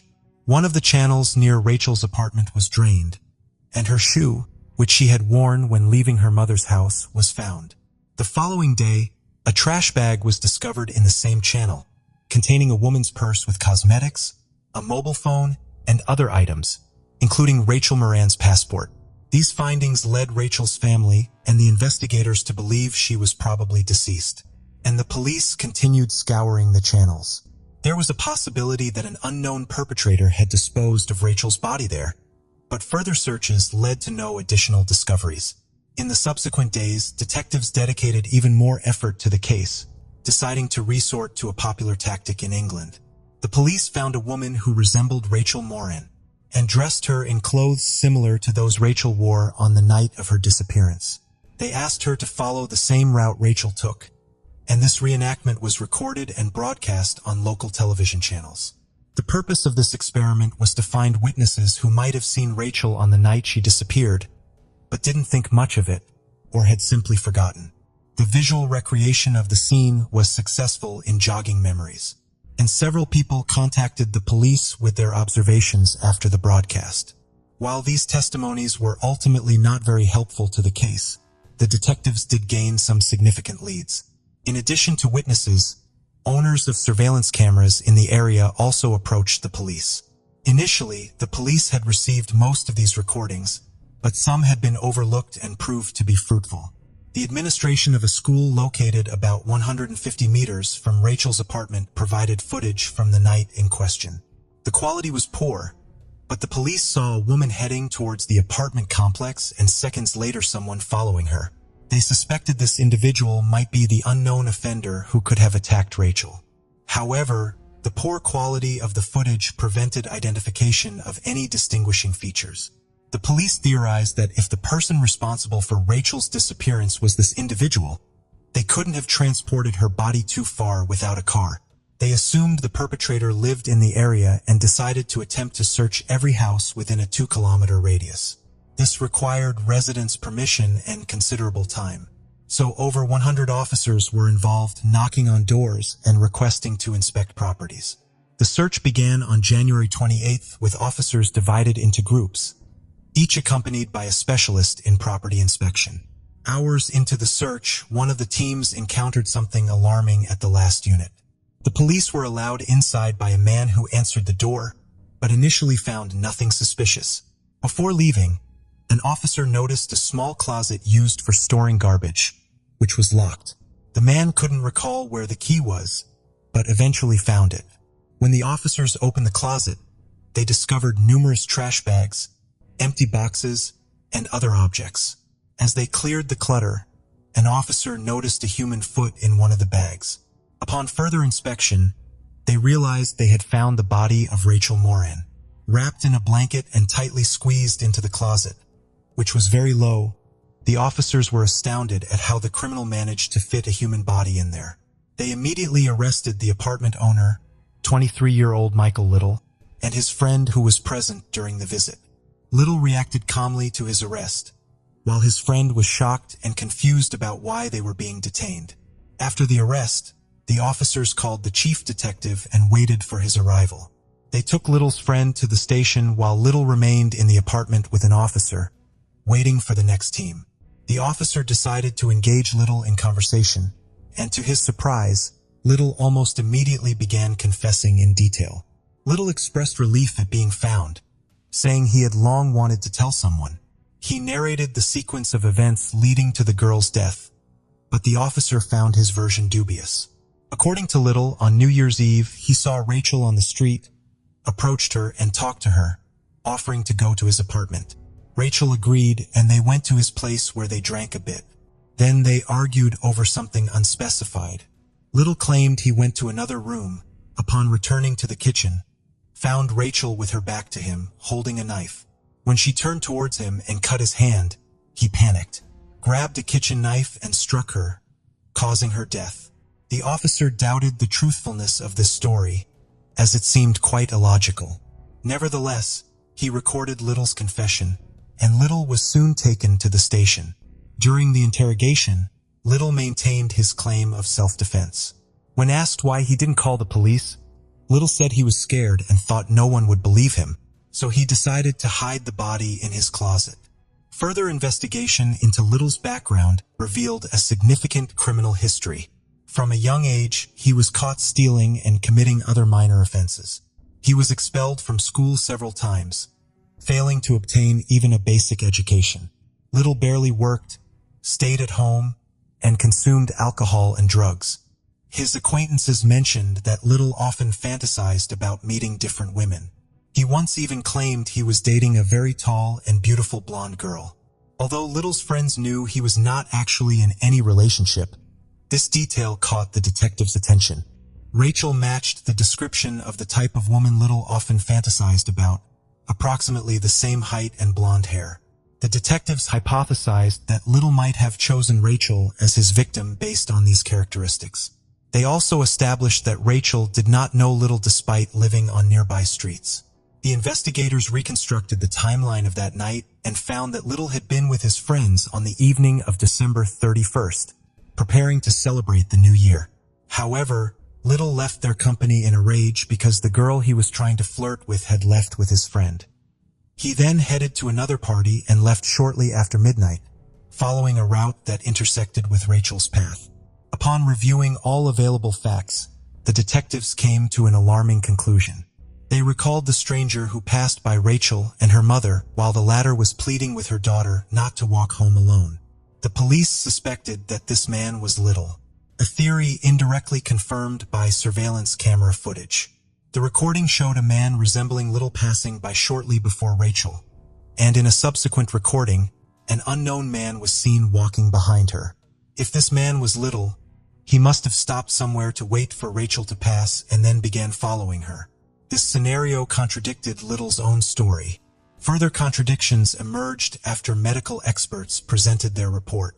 Rachel's body had 27 stab wounds inflicted with great force, and she had no defensive wounds, contrary to Little's claim of a fight between them. Additionally, some of the wounds were inflicted from behind and no cuts were found on Little's hands.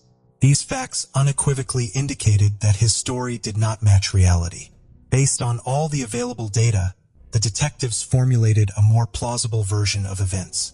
On that night, Little, feeling spurned from being rejected at the first party, passed by Rachel's mother's house. Hearing part of their conversation, he understood that Rachel would be walking home alone. She fit the type of woman he fantasized about, so he decided to attack her or try to talk to her. He advanced a bit, stepped off the main street and waited for Rachel to pass, then began following her. The situation could have developed in two scenarios. Either he attacked her immediately or attempted to flirt with her. In the scenario where Rachel might have ignored Little and walked away, there were several reasons for this. Firstly, she had a boyfriend. Secondly, she would not go to the home of a stranger who approached her on the street in the middle of the night. And thirdly, Rachel was very concerned about her kittens. Rachel was very concerned about her kittens. Upon learning that her boyfriend had left them alone all night, she was focused on getting home as quickly as possible. The most likely scenario was that Little attacked Rachel when she was close to her home and dragged her to his apartment. Criminologists found evidence supporting this theory. There were mud stains on the back of Rachel's legs, indicating she had been dragged along the ground.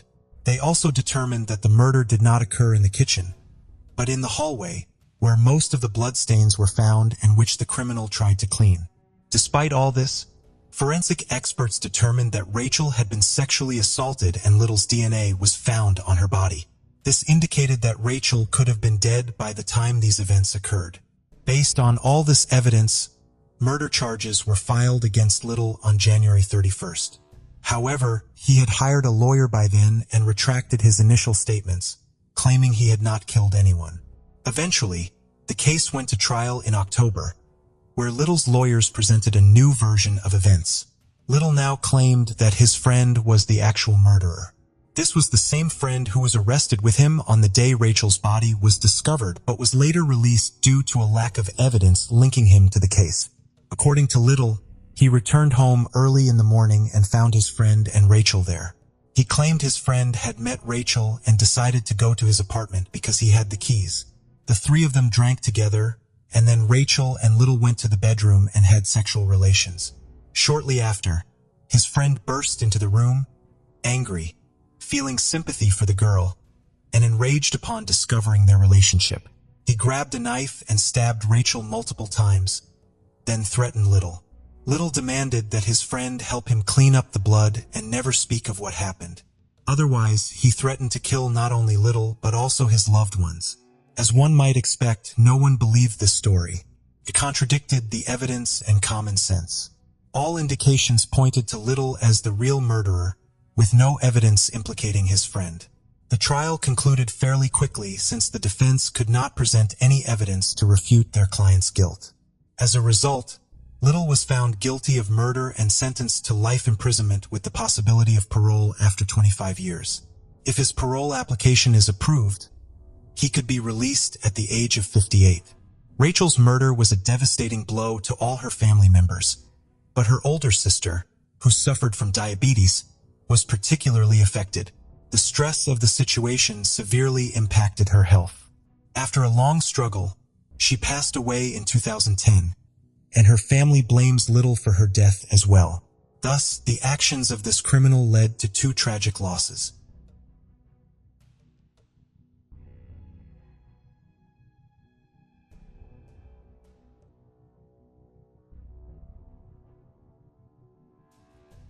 Case of Connie Alm. Connie Alm was born on July 18, 1974, in Malaysia. She was the younger of two daughters and enjoyed a very close relationship with her parents. In 1995, Connie moved to the United States to pursue higher education and a career in information technology. While living in the United States, Connie met a man named Brandon. He was a U.S. and an ethnic Chinese whose parents emigrated from Singapore over 20 years ago. Initially, Kanye and Brandon were just friends, but their friendship eventually blossomed into a romantic relationship. Brandon became a significant figure in Kanye's life, supporting and helping her in various ways. They got married in 2001. Kanye's life was on track in 2003. She was working as an analyst in San Diego, planning a future with her husband, and hoping to start a family. Her life changed dramatically that year.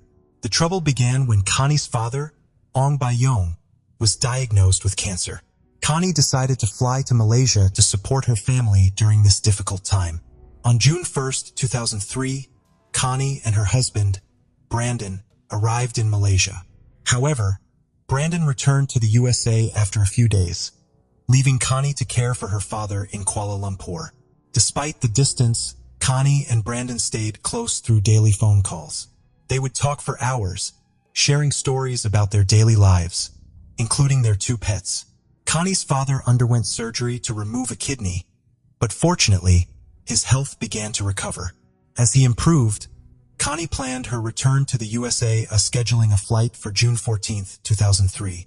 Connie organized a farewell dinner at a local restaurant the evening before her departure.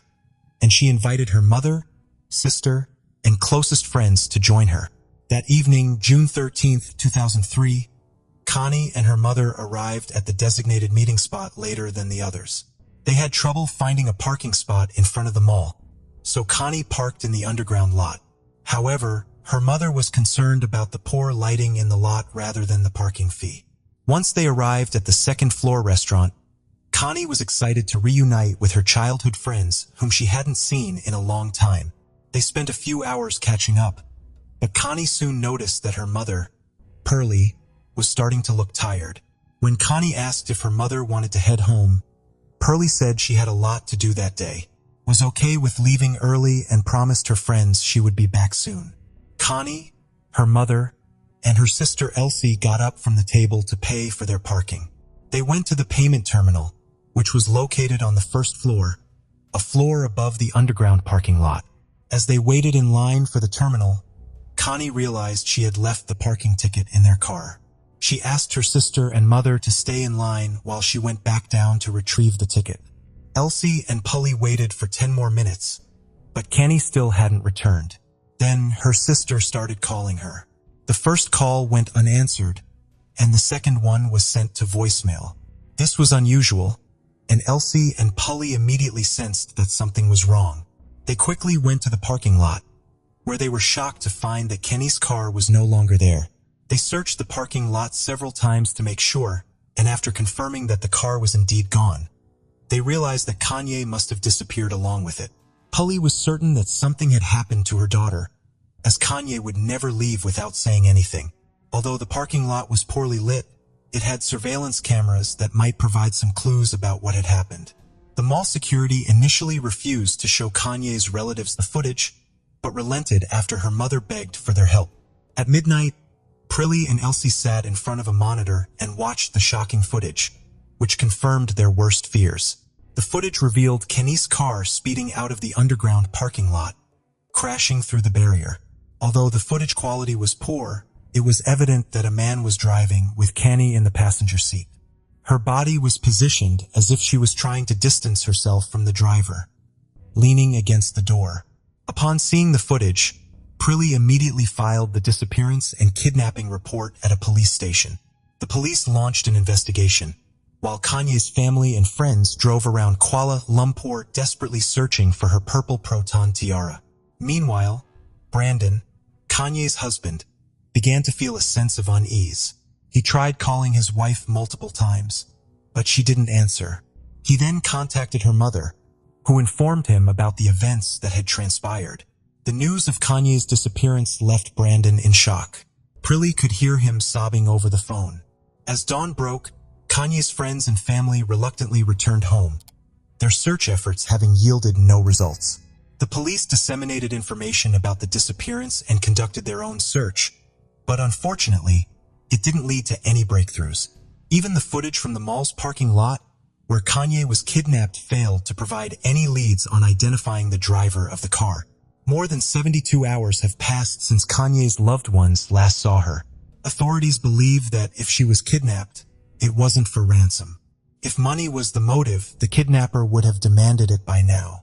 A disturbing find was made by police when they discovered Kanye's car left empty on a city street. The front right tire was severely damaged, indicating it had been driven on while flat for some time, causing it to shred. In the back of the car, a large red stain was found on the passenger seat. Forensic experts collected evidence, including scrapings from the back seat, fingerprints from the steering wheel, and other parts of the car. There were many clues found in the vehicle. Kenny's family and friends held on to hope and prayed for her safe return. However, their hopes were crushed the next day after her car was found. On June 17th, a road worker detected a strong, foul smell coming from a manhole near the highway. Upon lifting the lid, he discovered a body that someone had attempted to burn using 2 car tires and sticks. A team of leading forensic experts from the Royal Malaysian Police immediately arrived at the scene. They found 2 car tires filled with concrete which had been used as stands for road signs lying on top of the body. It appeared that whoever had hidden the body trying to make it harder to identify. Although the discovery of the body seemed to confirm the family's worst fears, Kenny's mother, Pearlie, refused to believe that her daughter was dead without official confirmation. "Until they confirm it, we will continue to hope that she will turn up alive," she said. The family went to the morgue, but the doctor said that they couldn't confirm the identity of the body yet. Connie's family members provided DNA samples for comparative analysis. Unfortunately, the results confirmed their worst nightmare. The body was indeed that of their daughter, Connie. Some sources claim that before the DNA test results, Connie's family identified the jewelry on the body. However, as a loving mother, Polly held onto the hope that her daughter was still alive until the very end. The emotional torture she endured is unimaginable. The autopsy revealed that Connie had 2 stab wounds to her abdomen, and a medical forensics expert found signs of strangulation. A cloth was tied around her neck in multiple knots, and semen was found inside her body, which served as a source of DNA. A few days after the body was discovered, an incident raised questions about the work of police. An undercover policeman, Subramaniam Ravichandran, reported to his superiors that on the night of Connie's disappearance, he was on duty with his partner, patrolling the streets of Kuala Lumpur at night on their motorcycles. Both officers were dressed in civilian clothes. They noticed a car parked incorrectly, taking up half the road, and stopped to investigate if anyone was inside. Ravichandran approached the driver's door and saw a man behind the wheel with a woman in the passenger seat. He knocked on the window, and when the man lowered it partially, Ravichandran displayed his police ID and asked what they were doing.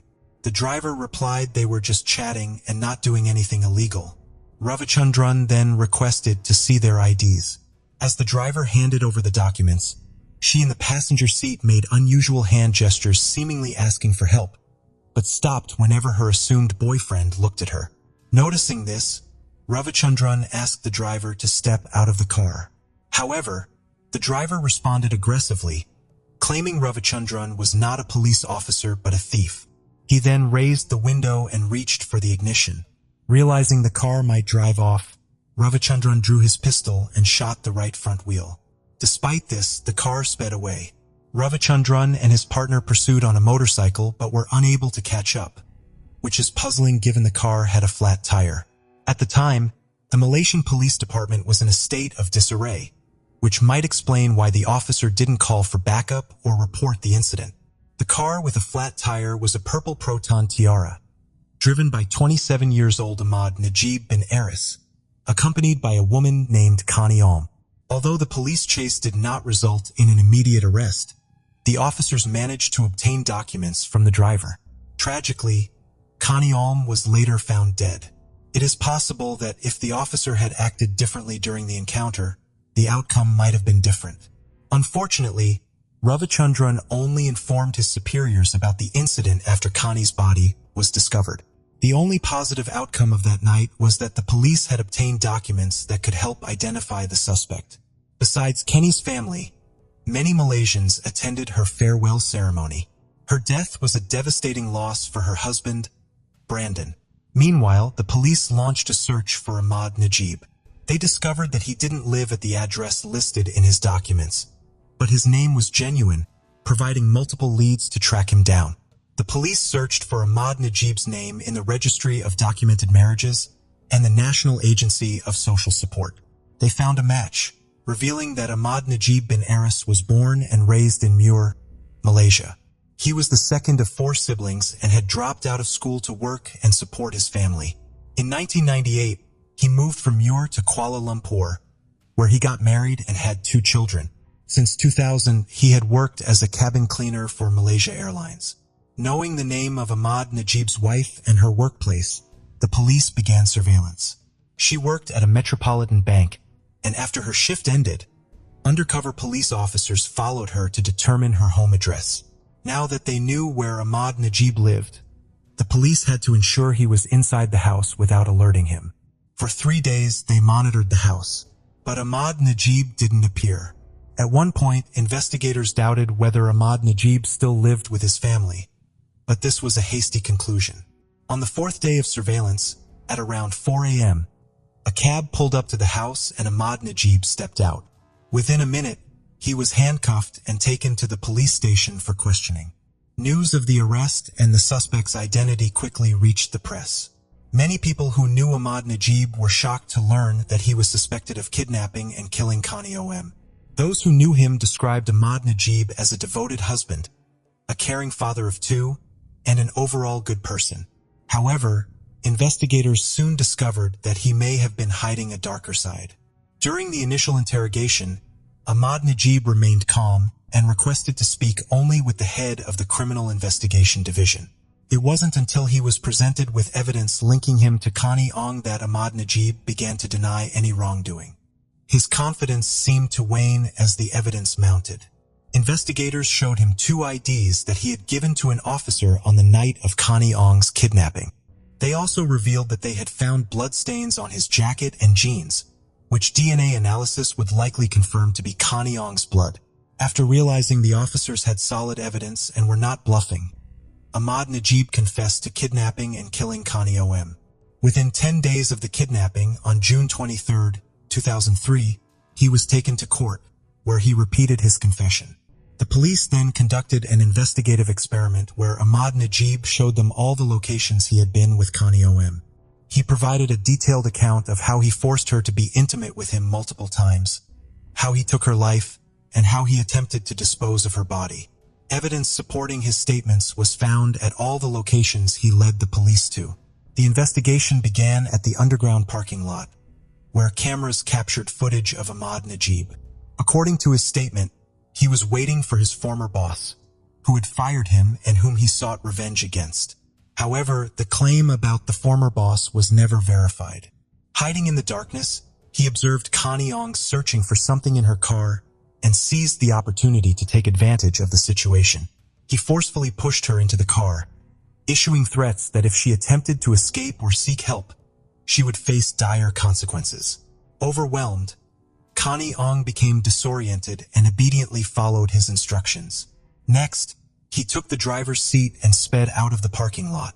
After crashing through a barrier, he stopped in an industrial area where he began to harass Connie O.M. Just as this was happening, a plainclothes police officer approached the car. Ahmad Najib falsely told the officer that he didn't know he had taken the wrong person until the officer asked him and his victim for their identification. Even assuming Ahmad Najib had intended to kidnap his former boss, his guilt remains unchanged. Undoubtedly, his former boss would have suffered the same fate as Connie O.M. According to Ahmad Najib's account, he managed to evade the pursuing officer. Despite the officer possessing his documents, Ahmad Najib failed to consider releasing Connie O.M. Instead, he stopped the car on the street to replace a tire damaged by a bullet. A car containing a woman was parked at the spot where he had pulled over. He approached she and asked for a car jack, intending to change his tire. However, he noticed Kim Yong signaling to she, who then handed him the jack. He abandoned the idea of changing the tire and drove off immediately. Later, he stopped at a secluded area and used a knife to threaten Kim Yong, forcing her to engage in intimate acts with him. Afterwards, he drove to another district where he coerced Connie Ong into satisfying him again, with both of them in the back seat. Connie Ong pleaded for mercy, but he took her life instead.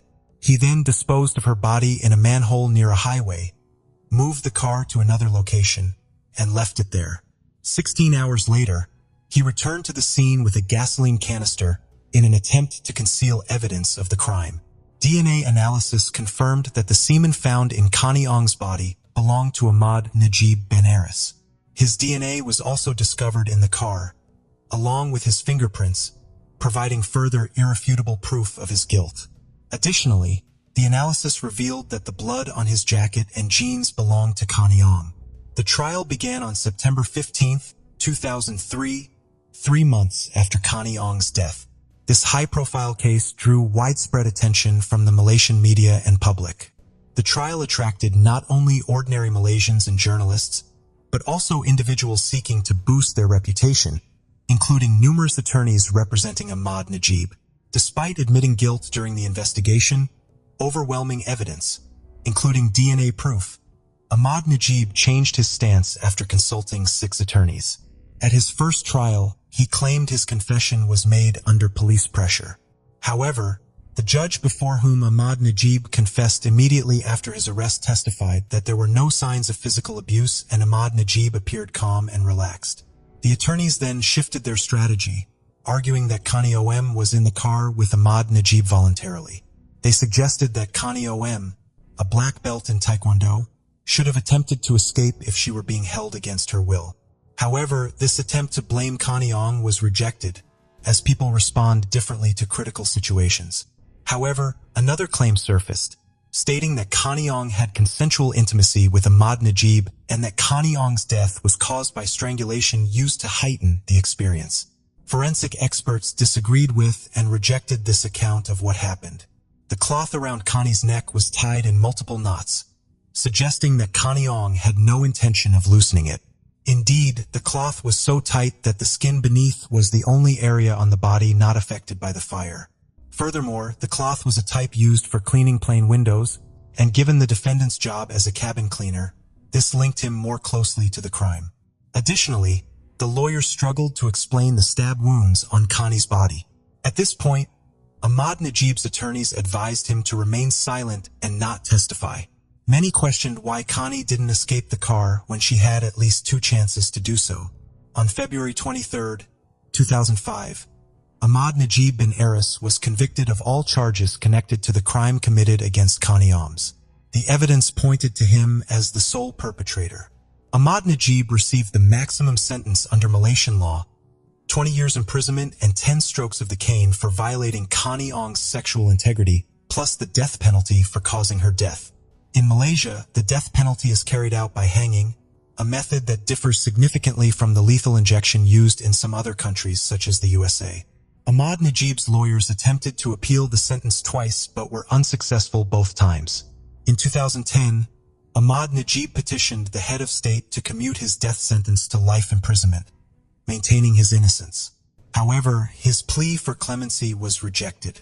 More than 13 years after Connie Ong's death, on September 23, 2016, Ahmad Najib's sentence was carried out. He was 40 years old at the time of his execution.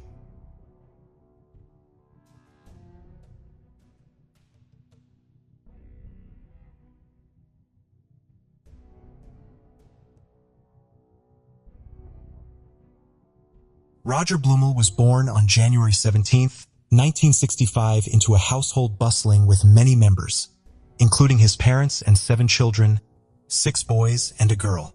Roger's family was not only large, but also very united, raised with a strong sense of values and community life. Even while still in high school, Roger proved to be a hardworking young man with goals for the future. He began driving his father's truck and after graduating from the local high school, worked in concrete transportation. Later, he discovered that his true calling was in sales, a field in which he eventually found success. According to his friends, he was one of those people capable of selling ice to Eskimos. This skill was also accompanied by a generous, cheerful, and extroverted personality. He always seemed happy, and nothing pleased him more than making everyone around him have a big smile on their faces. Roger had a good life and an excellent relationship with his family. The only thing missing was a partner, and one day he achieved that too. The details are not specified, but a close friend later recounted that at the end of the evening, when he met a young woman who captivated him, Roger declared with absolute resolution that she was the woman he was going to marry. The girl in question was named Melissa. She was born in Wichita on January 1, 1960. Her childhood, too, was spent in a loving family comprised of 3 girls and 3 boys, though a younger sister died before reaching her first birthday. Melissa was a sweet, hard-working girl, always ready to help not just her family, but everyone around her. She began working as a cashier at a bank where she made a successful career. In the following years, her seriousness, commitment, and sense of collaboration earned her several promotions that led her to become the vice president of the bank. That first meeting marked the beginning of the union of 2 soulmates who married in 1991. Life for the Blumels seemed perfect as Melissa climbed the ranks within the bank and Roger's charm led him to establish his own business. Roger loved to share time with friends and bring joy to everyone around him. In Melissa, he found the perfect companion. Moreover, Both had a strong social consciousness that led them to collaborate and participate in any charitable sports or collective activity that took place in their community. However, as we've seen in almost all stories, a perfect life does not exist. And for the Blumless, the only thing missing was a child to bring laughter and joy to their loving home. Unfortunately, this desire remained elusive for the couple.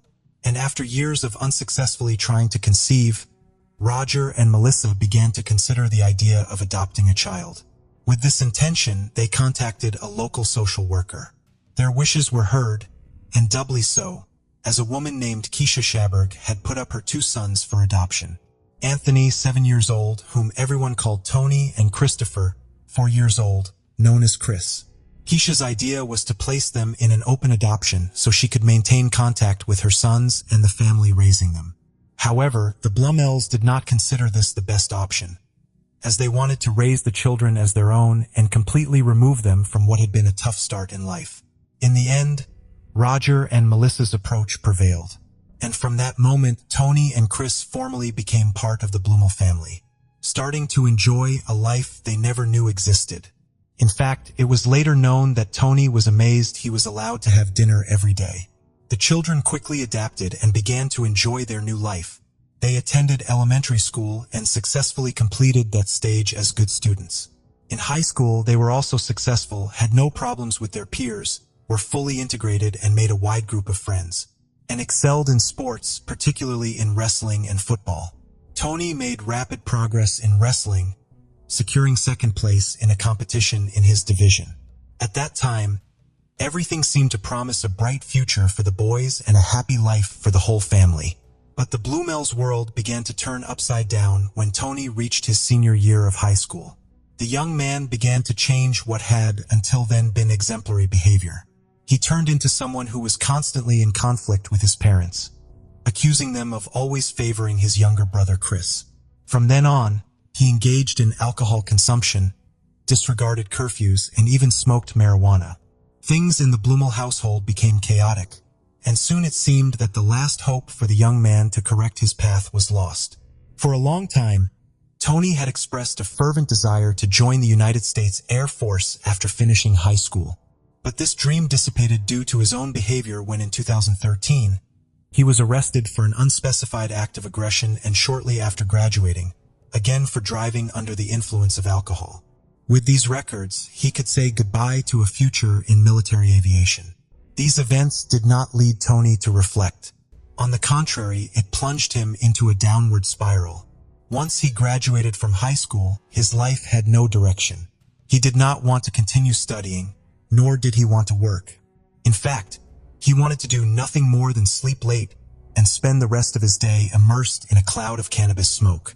Melissa lived in terror of the boys' outbursts of rage. And amidst all this situation, which was so difficult to bear, there was something else that the Blumels did not know. Since the spring of 2013 through social media, Keisha had been contacting her biological sons. While it seems Chris either rejected Keisha's friend requests or was not very receptive to communicating with his biological mother, Tony not only accepted immediately, but was also completely excited to reconnect with his real mother. Keisha had been devastated after giving her sons to the Blumels. Although she was relieved to know that both had been welcomed into the same good family and would stay together, she could not resign herself to the lack of contact. Reconnecting with her eldest son filled Keisha with excitement, but at the same time, she developed a great resentment towards the Blumels, believing that they had turned Chris against her. However, this feeling was undoubtedly overshadowed by the happiness of reconnecting with her firstborn. Additionally, the news of Tony's problems with his adoptive parents fueled Keisha's hope of reuniting with her son, and she wasted no time in offering him to come to see her. Meanwhile, at the adoptive family's home, far from improving, things were getting worse. The conflict reached a point of no return when one day, in the midst of one of his fits of rage, Tony punched a hole in a wall. This was the turning point for the Blumels. They could no longer risk their own safety and that of Chris. After several unsuccessful discussions trying to put an end to the eldest son's behaviors, Roger and Melissa came to the difficult decision to tell Tony that he had to leave the house. The young man initially wandered aimlessly, but soon realized he had to do something to sustain himself. So he got some jobs at fast food restaurants and supplemented those meager earnings by selling cannabis. Although he slept like a nomad from night to night at some friends' houses, he ended up associating with a group of youths who were deeply involved in excessive drug use. And amid all these despairing events, a lifeline suddenly appeared for Tony when Keisha told him to come to California to live with her. Tony eagerly accepted the invitation, and the reunion took place in September 2013 at Keisha's house in California. The young man was accompanied by his best friend from high school, Braden, who had dropped out in his junior year to dedicate himself to drug dealing. The two young men were excited because they arrived with the hope of having Keisha's support, who was also versed in the drug trade, to start a large marijuana business in the area. And they even talked about entering the medical cannabis market. The reality was that the two young men had arrived to live in a small apartment, which had only one room.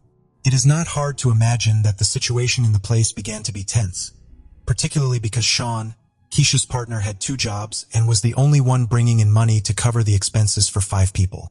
Keisha only contributed a part of the social assistance she received for her daughter. Keisha, Tony, and Braden spent their days using drugs, and the woman's younger daughter was all the time under that bad influence. Logically, at one point things reached an unacceptable limit. Something that happened when Sean found out that Tony and Braden were selling marijuana near her house. She let them know that what they were doing was simply unacceptable and dangerous for her as the property owner. Consequently, she told them to take their drugs elsewhere. Additionally, after this episode, Sean gave an ultimatum to the house occupants. Everyone had to get a job or leave the apartment. Far from making the group reflect, as was her intention, what it achieved was that they formed an alliance to show indignation towards her. They decided to leave the apartment and go to a nearby hotel for 2 weeks. But that was not the solution either, because without having an income after those weeks, they had no means to sustain the hotel payment. The need for money did not make them consider working decently. The first idea they had was to return to Kansas, perhaps because it was familiar territory for Tony in terms of drug dealing. After almost a day on the road, the group decided to stop in Arizona and spend the night at a hotel. It was there that Tony told his travel companions that he had come up with an idea, which was to end the lives of his adoptive parents to claim the inheritance. Once they arrived in Wichita and found accommodation at a hotel they rented for a month, they dedicated themselves to refining the details of that idea. It was a simple solution. They had to end the lives of Roger and Melissa, claim the insurance, sell the assets, and use the resources to start a new, larger-scale drug business. Tony was convinced that the original family, which he had returned to, would become rich by cultivating and selling marijuana. Tony even proposed a perfect day to carry out the crime. It would be Friday, November 15th of that year, 2013, as his brother Chris would not be at home, as he had to attend an event related to his wrestling practice. Tony had been a star in that discipline and still maintained contact with some team members, which is how he learned about his brother's commitment that night. Gradually, the plan was formed in which Tony would communicate with Roger and Melissa and invite them somewhere with the excuse of talking about what had happened between them and try to fix things. Tony's idea was that while there was no one at home, Braden would take Keisha to the residence so she could enter and steal some valuables. Tony also knew where his adoptive parents kept a significant amount of money for emergencies. The idea was that the act would appear to be a robbery gone wrong. But from the beginning, the final intention was clear. When Roger and Melissa returned home, Keisha would end their lives. Everyone thought it was an excellent plan, but later Braden backed out. He did not want to participate in the act, but agreed to help by acquiring the guns they would need. As a substitute, he recommended a friend of his, also a former high school peer named Andrew, who could take on the role as the driver to take Keisha to the Blumels' residence. As promised, Braden procured 2 pistols purchased from other criminals. It should be mentioned that there was never any intention to share the money with Andrew, who was agreed to be paid $1,000 to act essentially as a driver and support for Keisha in the robbery. In the end, she would be the executor. In early November, Keisha posted on her social networks a photo of her with Tony and a caption that read, "A bond that cannot be broken." Finally, the day arrived. It was Friday, November 15th, 2013, and as Tony had predicted, his wonderful adoptive parents did not refuse to meet with him. The meeting went peacefully. While at the Blumels' house, the scene was completely different. As soon as Roger and Melissa left for the meeting, Keisha and Andrew entered the house, forced the garage door, and began to rummage through everything. They took the opportunity to take some small valuable items and the cash the couple kept in the house for any eventuality. Once the first part of the plan was carried out, Keisha and Andrew hid beside the secluded residence to wait for their victims to arrive. They soon received a call from Tony informing them that the meeting had ended, that his adoptive parents had dropped him off at the hotel, and they were on their way home. The wait was not too long. As soon as the Blumels' vehicle stopped in front of the parking gate, the two attackers came out of their hiding place. Keisha immediately positioned herself on Melissa's side, while Andrew aimed at Roger to keep him still. Melissa, still surprised, recognized the mother of the children they had adopted more than 10 years ago to provide love, stability, and a better future. She only managed to say, "Oh my God, Keisha," when a precise shot to the head made her collapse in the seat. Roger, completely disconcerted, tried to assist his wife. Meanwhile, Keisha reached the man's window and pulled the trigger towards Roger's head, but the gun jammed. The woman made several attempts to shoot while he was frozen with the slumped body of his wife next to him. Finally, the gun fired and Roger also collapsed next to the one who had been the best partner for his life project. Once the fatal plan was carried out, Keisha and Andrew boarded the vehicle they had arrived in and quickly left. The Blumel spouses remained there until around 9:15 p.m. when Chris returned from his meeting and found the terrible scene. He immediately called 911. Reporting that he had just arrived home and found his parents practically unconscious inside their van. The young man stated that Roger was coughing and that Melissa was bobbing her head up and down. Both had gunshot marks on their heads. The dispatcher instructed him to try resuscitation maneuvers while emergency services arrived a few minutes later and took over the situation. Miraculously, the Blumels were still alive, but their lives were hanging by a thread, so they were immediately transported to a hospital. While all this was happening, upon returning to the hotel where they were staying, Keisha seemed to have a panic attack and stated that all she needed was to consume some illicit substance, and she did so accompanied by the other boys. Also, at that moment, Keisha handed over the used gun and a wallet of Melissa's that she had stolen from the house to be disposed of in a nearby stream. Andrew threw the items into the pond of a nearby park. The following day, Tony began using the money stolen from his adoptive parents' home to start trafficking marijuana, earning his first $100. Unfortunately, that same day, Melissa lost her battle and passed away at the age of 53. Tony also went to the hospital to see his father, but what he did not know is that sometime before, he had been removed from both the Blumels' will and their insurance policies. Consequently, the two heinous crimes had been committed in vain. In the following days, it was also discovered that Andrew had not been paid, and was even unaware that Keisha had taken cash from the Blumel family's home. Eventually, fate caught up with them. In the initial inspections of the Blumel residence, the police noticed that the garage door had been forced open, and inside the home, everything was in disarray. There were items scattered everywhere. It was confirmed that money, jewelry, and other items had been stolen. The authorities wondered if the attack on the spouses had been a result of them arriving while the thieves were still in the house. However, the fatal assault had occurred before the couple entered the home, so this initial hypothesis was dismissed. In the van where Roger and Melissa were attacked, there were no significant fingerprints, although investigators did find a bullet casing. Then, the authorities turned their attention towards the victims' workplaces, thinking perhaps an upset client had sought revenge. But this theory was also discarded, so it was time to talk to people close to the couple. The first on the detective's list was Tony, as he had been the last person seen alive with the victims. But the young man insisted he knew nothing and had not participated in the act. According to him, after finishing dinner, he had gone straight back to the hotel where he was staying with his mother. This information was confirmed by the staff at the tolls. The second on the list was Chris, who had found the bodies. But he was quickly dismissed after verifying his statement that at the time of the incident, he was at a dinner with members of the wrestling team. However, the investigators found something strange in the young man's behavior. He didn't seem overly disturbed and instead appeared to be lost in thought. When the police pursued this direction and asked him what he thought had happened to his parents, Chris immediately replied that there was only one person who came to mind. He added that the only one who might hold any grudge against their parents and perhaps be capable of such an act was his older brother, Tony. With this significant lead, the authorities got a lucky break in their search for the culprits. A man contacted the police to say that a young man who was a friend of Tony had approached him intending to buy a gun. The detectives focused on this individual and upon checking his background, found he had a long history related to drugs. Moreover, they discovered he had traveled to California along with Tony. It was Braden. Sooner rather than later, Braden received a message from his family informing him that the sheriff's office investigators were looking to interrogate him about what had happened to the Blumels. The morning after receiving this information, Braden went to the police station.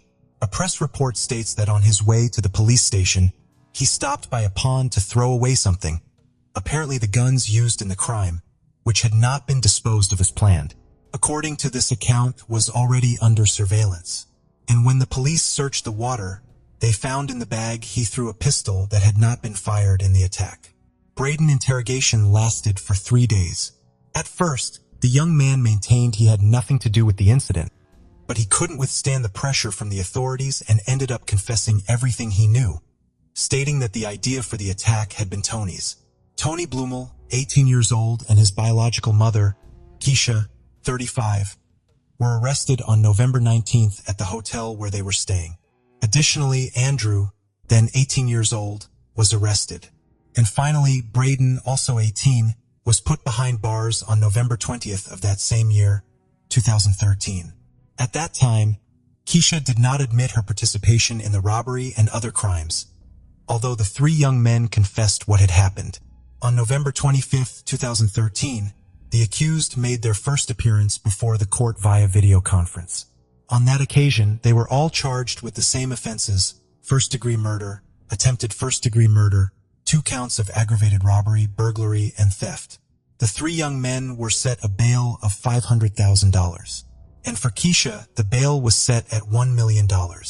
On December 21st, Roger's heart stopped beating, and at 48 years old, he joined his beloved Melissa. And after Roger's death, the situation for the woman and the 3 young men worsened, as they could be charged with capital murder, which could imply a death penalty sentence. Indeed, on January 3, 2014, the 4 detainees were formally charged with a count of capital murder for being the alleged perpetrators of the death of more than one person in the same incident.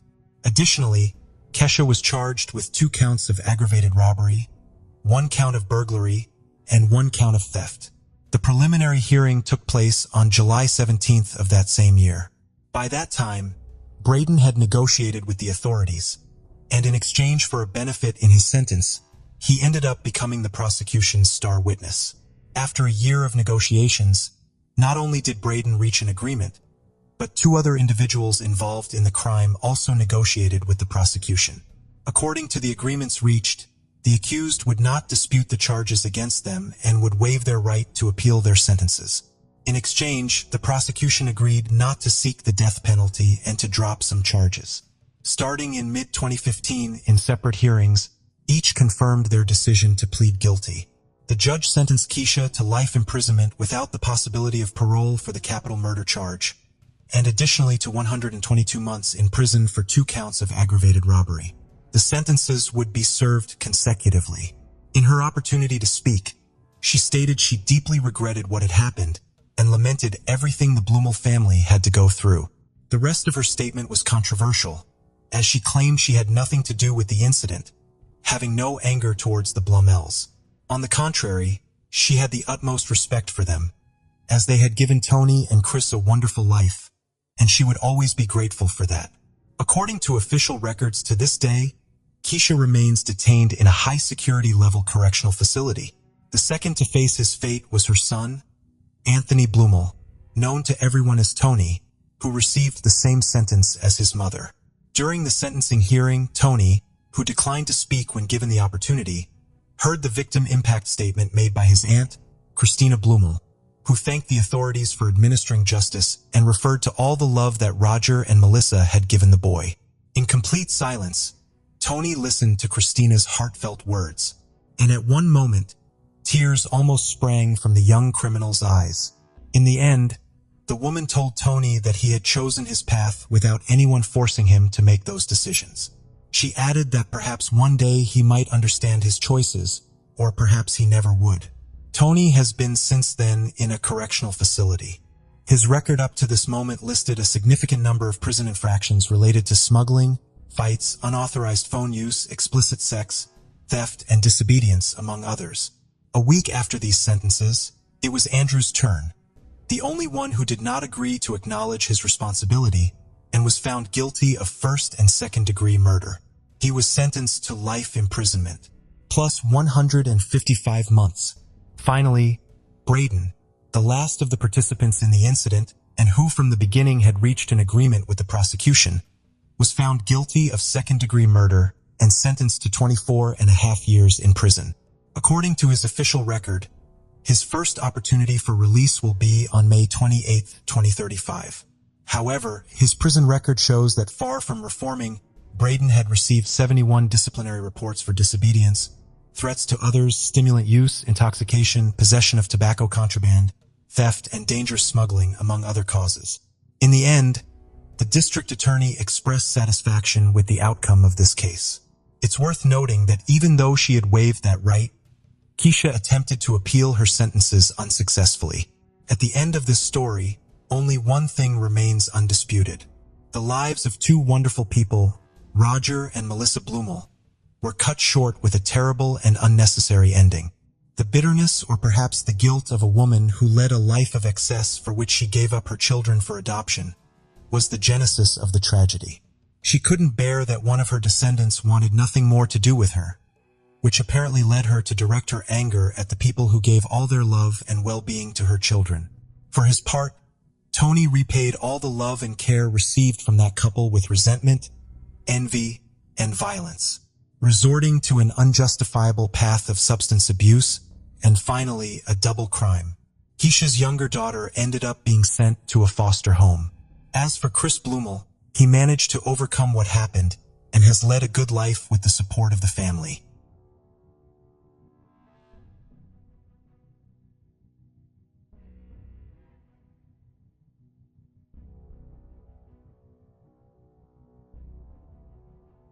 The case of Ada Betty Quadros Fernandez.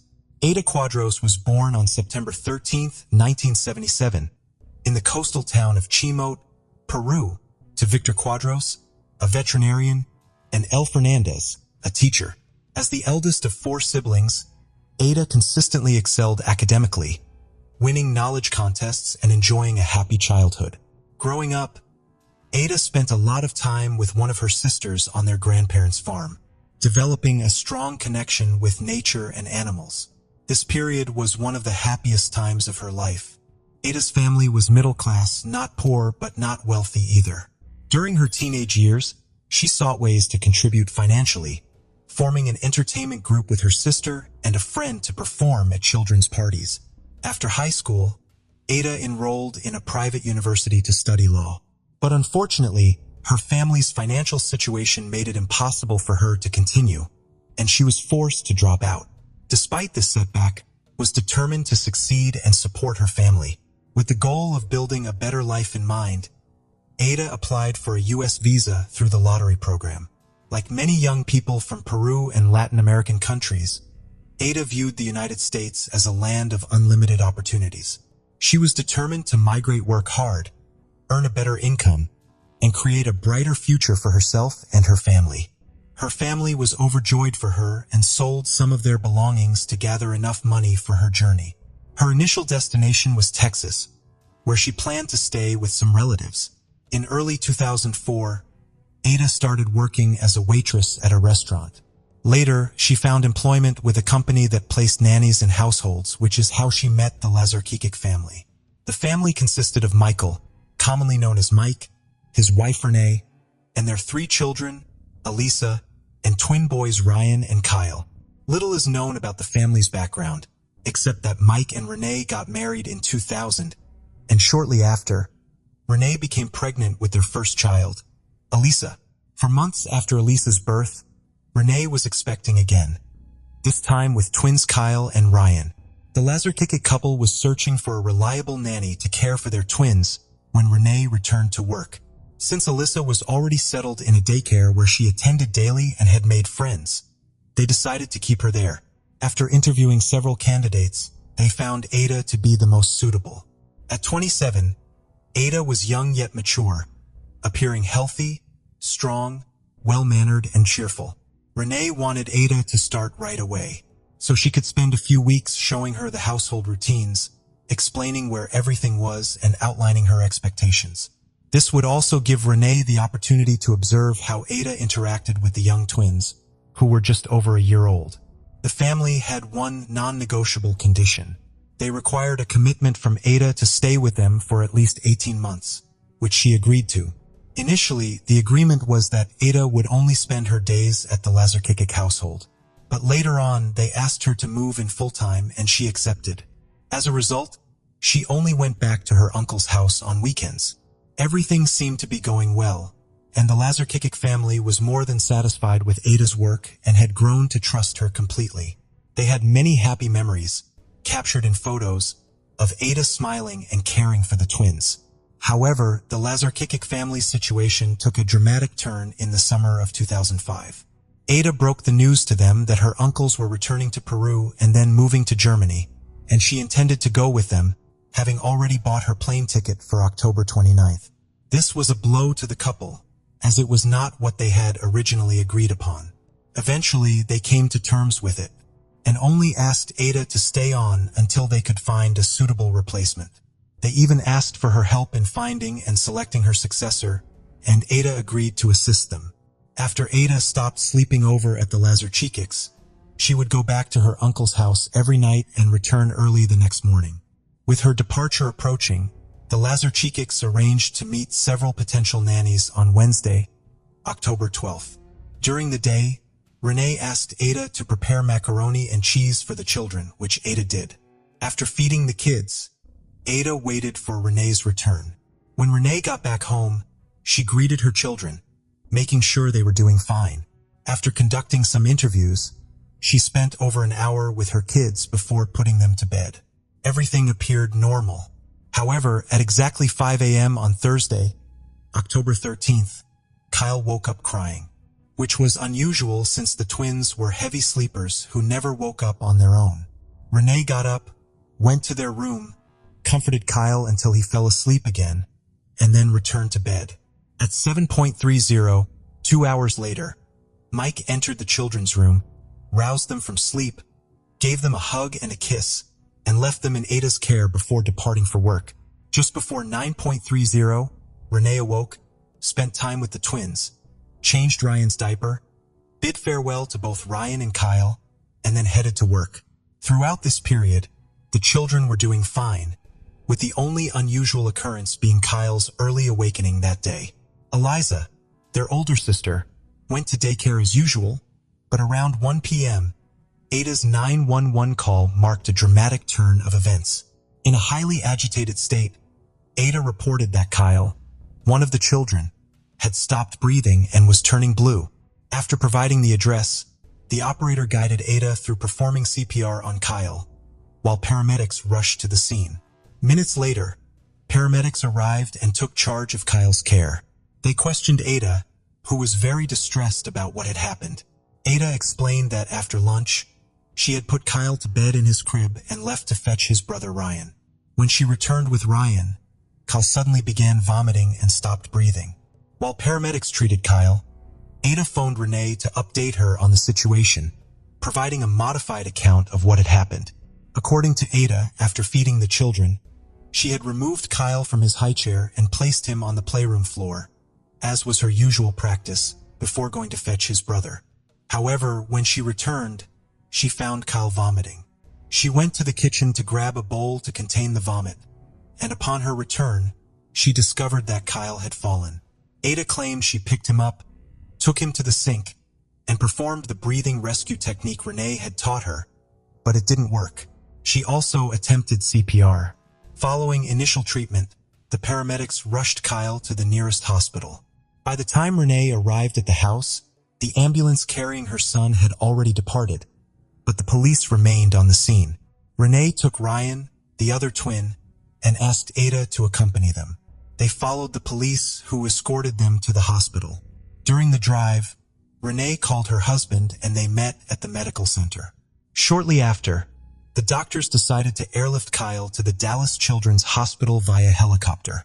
The Lazarchikics returned home, leaving Ada to care for Ryan, before heading to the Dallas Children's Hospital. Ada requested they keep her updated about Kyle's condition. Renee worried Ada might be too nervous to care for Ryan, so she called a friend to help at the house. Her friend arrived to find Ada upset, tearful, and concerned about Kyle's fall. Ada explained that Kyle suddenly fell, and she tried to revive him with CPR. She repeatedly expressed her love for Kyle, insisting she'd never harm him. At the Dallas Children's Hospital, the Lazarchik family received devastating news about Kyle's condition. The doctor in charge reported that Kyle had suffered severe head injuries, including multiple bruises on his head, arm, and left shoulder. A neurosurgeon explained to Mike and Renee that urgent action was needed to relieve the pressure on Kyle's brain, but sadly, his survival was unlikely. A child abuse specialist also met with the parents and suggested that Kyle's injuries were consistent with abuse. The specialist emphasized that the injuries were extremely severe, equivalent to those sustained in a severe car accident or a fall from a sixth-floor height. Renee was stunned when she heard the news. At first, she suspected that Ada might have accidentally dropped the child, or was too scared or ashamed to admit it. But the doctors clearly explained the severity of Kyle's head injuries, which required a significant amount of force to inflict. This made an accident seem highly unlikely. Renee quickly arranged for another friend to pick up her son, Brian, and take him away from the house. While this was happening at the hospital, became increasingly agitated at home, repeatedly calling Renee's friend to ask about Kyle's condition. When Renee's friend stepped out to pick up her son from school, Ada called her multiple times, inquiring about Kyle. However, when Renee's friend returned to the house, Ada appeared calm, no longer crying or talking. Just then, a police car drove by the house. Upon seeing it, Ada became hysterical, crying uncontrollably and shouting, "No, no, no." She collapsed behind a door, repeatedly insisting that she would never harm Kyle. Two female detectives arrived to question Ada, as she was the only adult present when the incident occurred and had called 911 to report the injured child. As the detectives arrived at the house, they heard Ada's cries and got out of their patrol car. Inside, they found Ada extremely agitated. Once she calmed down, she explained that she had removed Kyle from his high chair and placed him on the playroom floor to help him burp after a meal. When Kyle started vomiting, Ada went to the kitchen to get a container to catch the vomit, as Renee disliked stains on the floor. While she was away, Kyle turned blue, fell, and started convulsing. Ada claimed she then took him to the living room, called 911, and followed the dispatcher's instructions. During the interview, the other officer called the hospital to get an update on Kyle's condition. Upon learning the diagnosis, the detectives told Ada that her story didn't add up, given Kyle's injuries. Ada suggested that Kyle might have hit his head when he fell on the playroom floor after she left him alone. But the officers noted that the floor was covered with soft rugs, making this explanation unlikely. Ada then proposed that Kyle might have hit his head on the door frame when she carried him on her hip.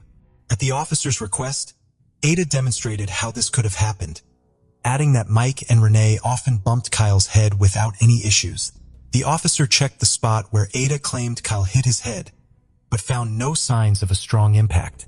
When Ada was questioned by the officers, she claimed the injury to her son Kyle was a result of a strong impact when she was running with him in her arms.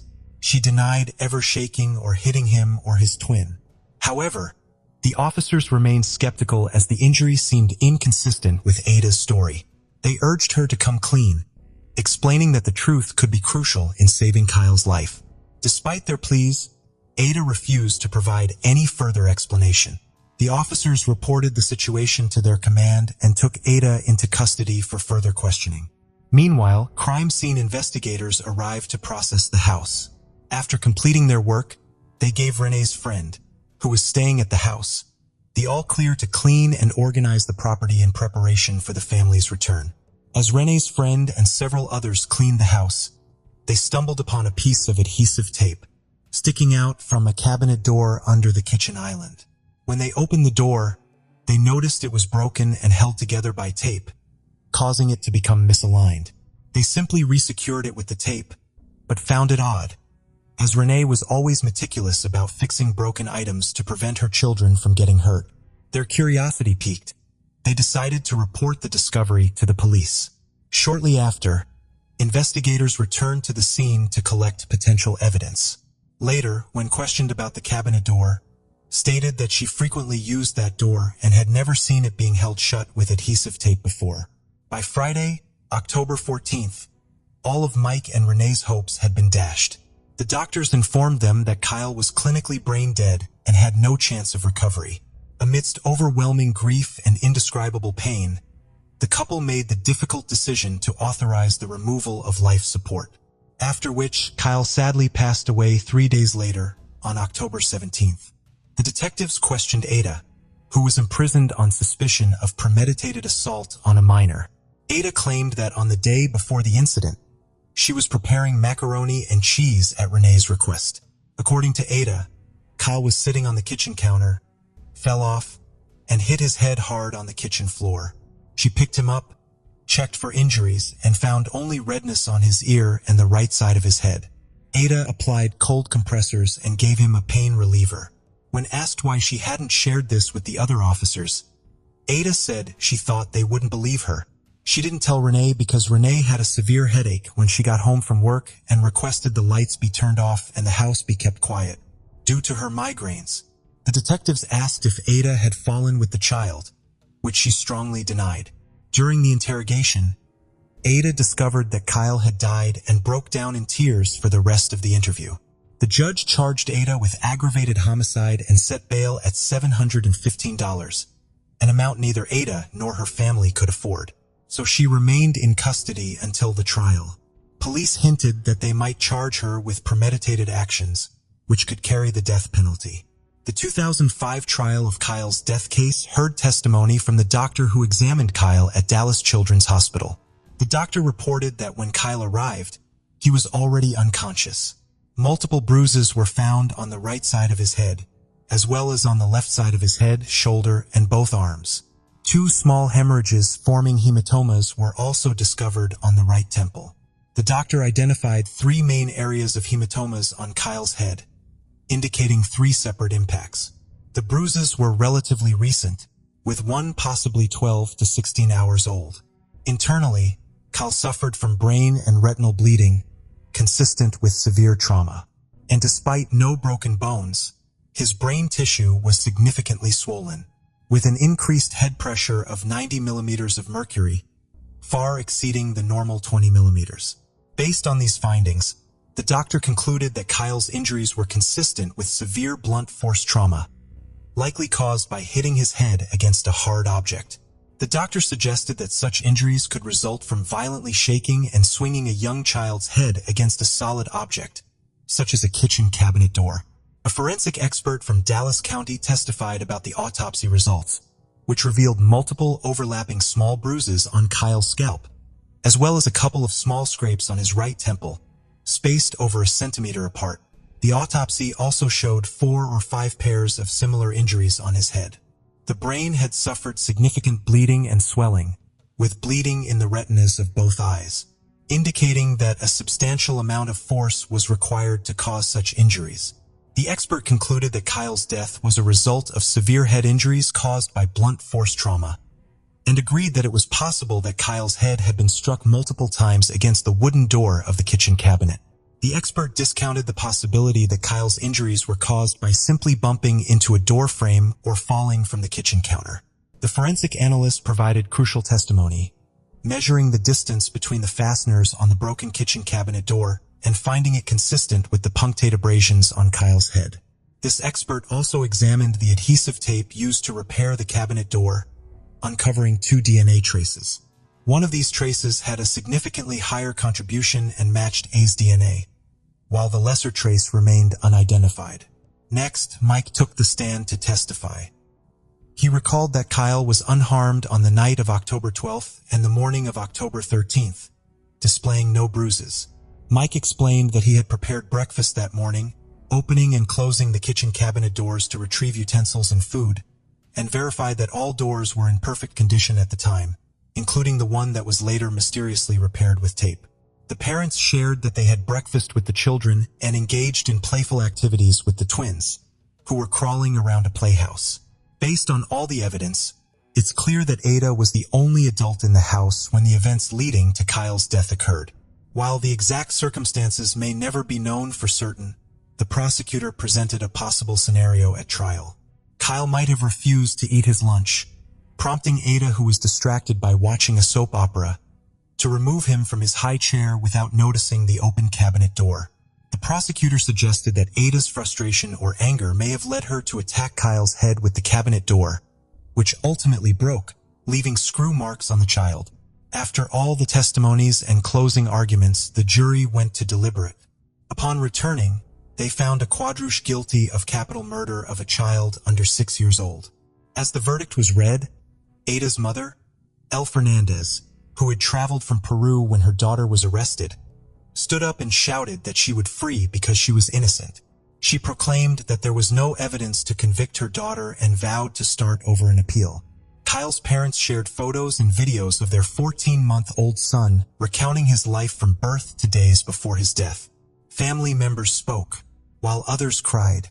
Sentenced to life without parole in 2006, Ada's family refused to give up, citing racial prejudice and poor defense. They sought appeal funding from Peru, U.S. communities, and solidarity groups. In prison, Ada consistently proclaimed her innocence and seized every opportunity to reiterate it in interviews. Her persistence eventually paid off when, in 2009, her lawyers filed an appeal, highlighting 5 specific mistakes made during the initial trial. The appeals court reviewed the case and dismissed 3 of the claims, but upheld 2. This was sufficient for the judges to quash the conviction and declare the trial null and void due to irregularities. In the aftermath of this ruling, Ada's family launched a new fundraising campaign to raise the $100,000 required to cover the costs of a new trial. It took 3 more years to prepare for the new trial, which finally began on July 10, 2012. The jury selection process started with over 100 candidates, and eventually 12 jurors were chosen. The trial was held at Collin County's Justice Hall. The defense team argued that Kyle's head injury occurred on October 12th, when he fell from the kitchen counter. They claimed that the situation worsened the following day, when Ada accidentally hit Kyle's head on the door frame while carrying him in her arms. This time around, the defense presented a new piece of evidence or testimony from a forensic expert with 40 years of experience. The expert suggested that some of Kyle's bruises might have been caused during his hospital stay, specifically when doctors inserted a catheter to assess brain swelling. However, the prosecution strongly disputed this new testimony. Additionally, David Gardner, an employee of the kitchen cabinet manufacturer, testified for the defense.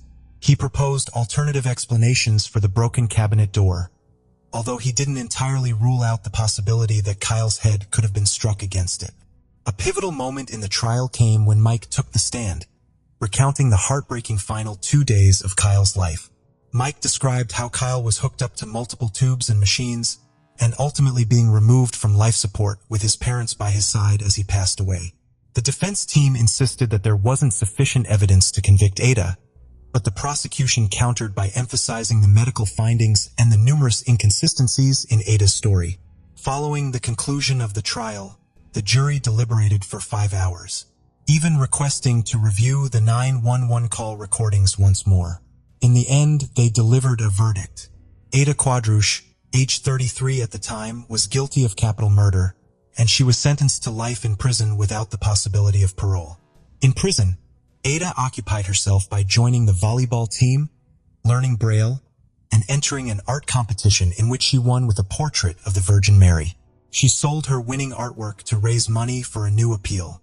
Despite being behind bars, Ada remains adamant that she is innocent and her spirit remains unbroken.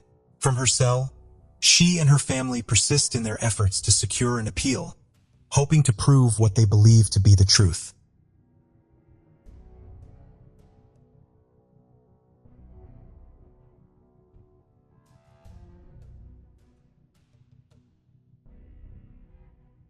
very little is known about the childhood and youth of Arcadio Alvarez. We know that at some point during his youth, he formed a relationship with a woman whose identity has not been disclosed and with whom he had a daughter. It appears that his partner died in 1979 and he was left to care for the little girl who was then 5 years old. The girl's name was Alba Nydia Alvarez, who later became known as Nydia. After the death of his life partner, Arcadio moved into the home of a relative, an aunt of Nydia's, though it was unclear whether she was his sister or the sister of his deceased wife.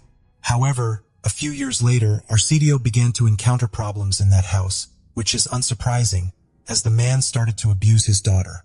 This inappropriate behavior began when she was 5 years old. When she was around 13 years old, Nydia gave birth to her first baby, a boy who was also her brother. For her, this situation was always a tragedy, but her father was indifferent to it.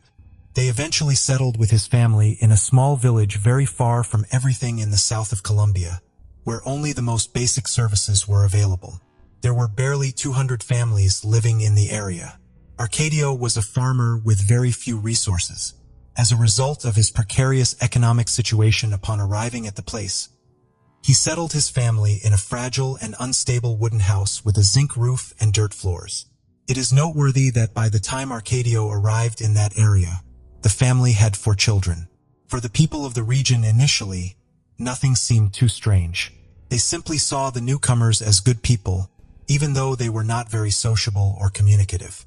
Nydia was a very reserved young lady and did not socialize with the local residents. In fact, she never left the house unless she was with her father, and she was essentially only seen when going out to buy supplies for the family alongside Arcadio. Some were concerned that she was school-age but did not attend the public school in the town. However, they never inquired about the reasons why the father did not send her to school. One day, reality struck everyone when it became evident that Nydia was pregnant. If she didn't leave the house, didn't have a boyfriend, and her father exercised complete control over her eldest daughter, the only possible conclusion was that the young girl, while a minor, was being abused by her father. But even though the abuse situation was clear to everyone, no one spoke. By the time Nydia was over 20 years old, she had had 11 pregnancies, not all of which came to term, and not all of the babies born survived.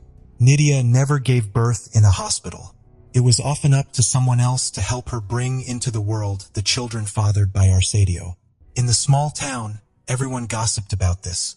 Initially, they were horrified, but nobody said anything. Of the 14 children, Arcadio and his daughter Nydia had, in the end, only 8 survived, 3 girls and 5 boys. Only Nydia learned to read and write because her father taught her.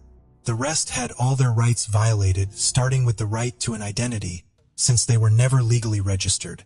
It was as if they did not exist.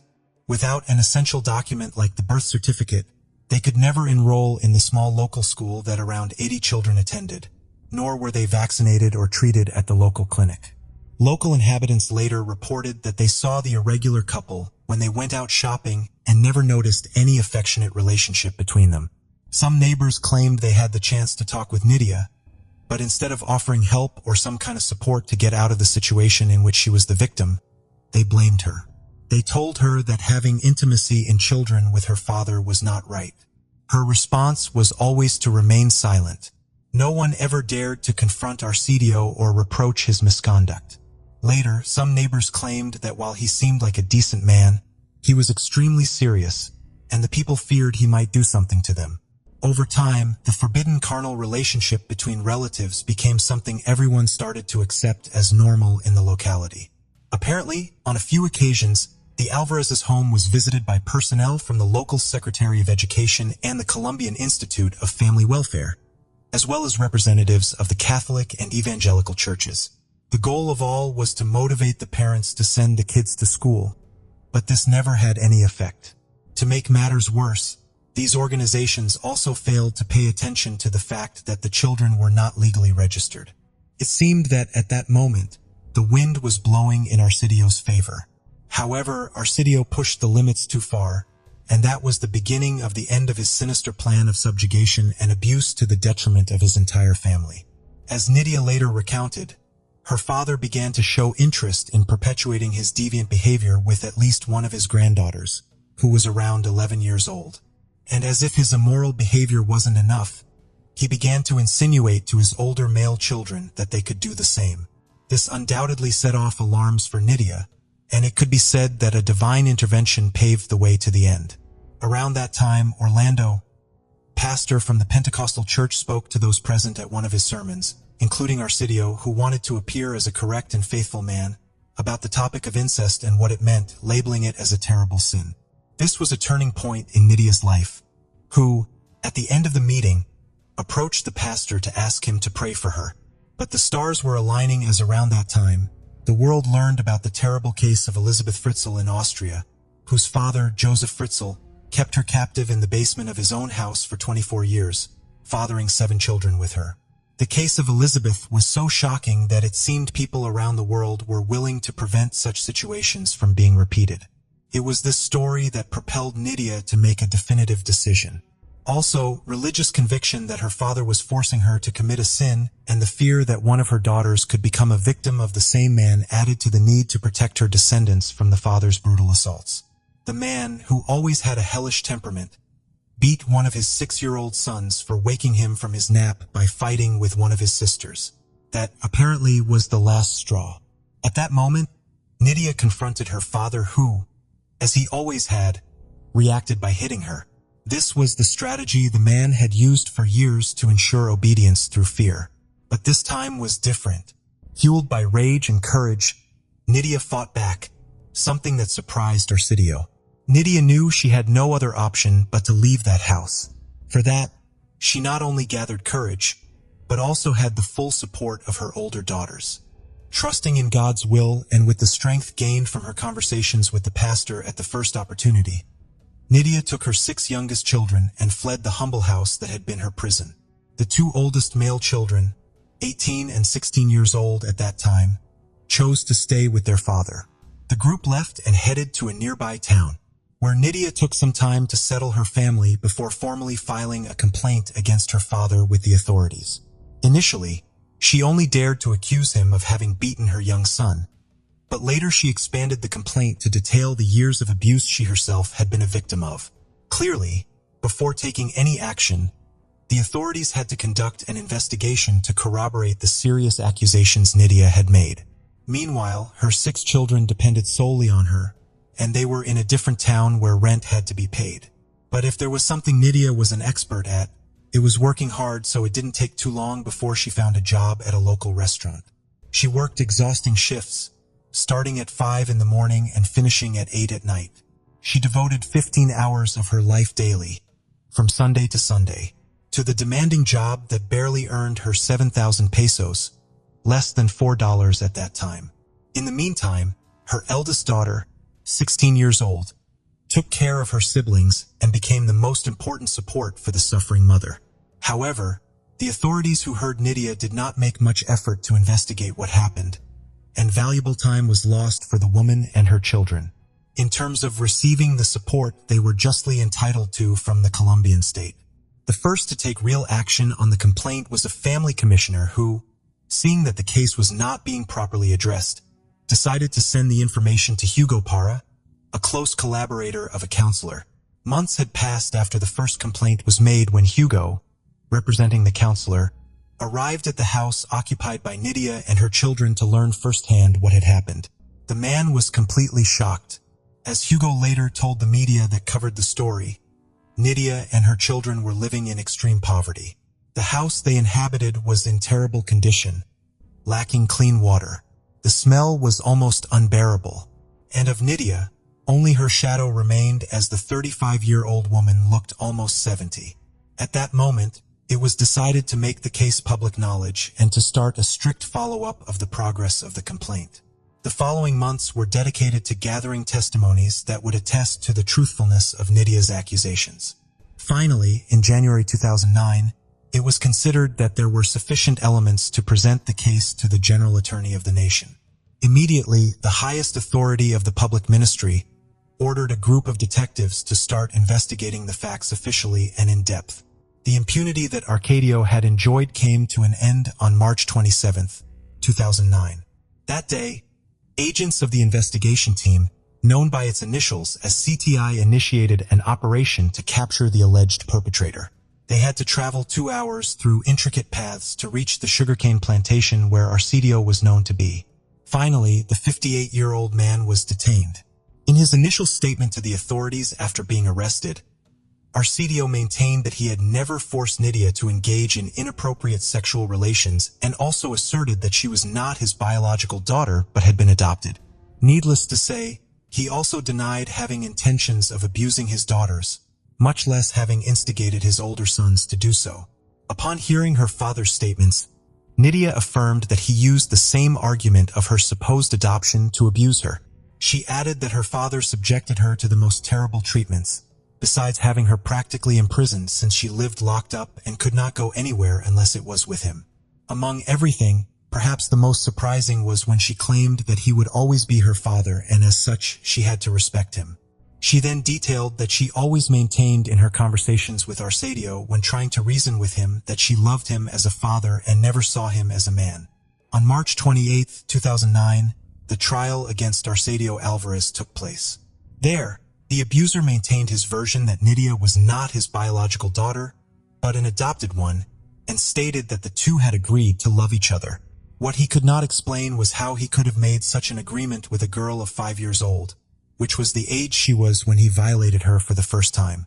Following this hearing, Arcidio was transferred to the local jail amidst a crowd gathered at the courthouse gates to shout insults at the abuser. The police had to act quickly to remove him from the place, as many in the crowd wanted to physically assault him. The detainee was charged with sexual abuse, violent carnal access, and incest against his daughter, Nydia Alvarez. By that time, the case had become well known and the press had given it full attention. Despite everything Nydia had suffered, she showed her enormous heart as a mother during her conversation with journalists. She always stated that her greatest fear during all those years of subjugation was that her children might become victims of assaults like she was. Nydia maintained that this was something she never allowed. And she also stated that every interaction with her father made her feel very bad, and she did not want the story to repeat with her daughters, a point she had made very clear to Arcidio, warning him that if he ever laid a hand on any of her daughters, that would be the end of the docile and good person he had known. She hinted in her interaction with the media that she also resented that what was happening to her was an open secret and no one offered her the least bit of support. She confirmed that she never gave birth in a health center. All her childbirths were attended by midwives at home who knew the situation, but only asked if the new baby was the child of the same father. By that time, her oldest child was 19 years old and the youngest was only 1 year old.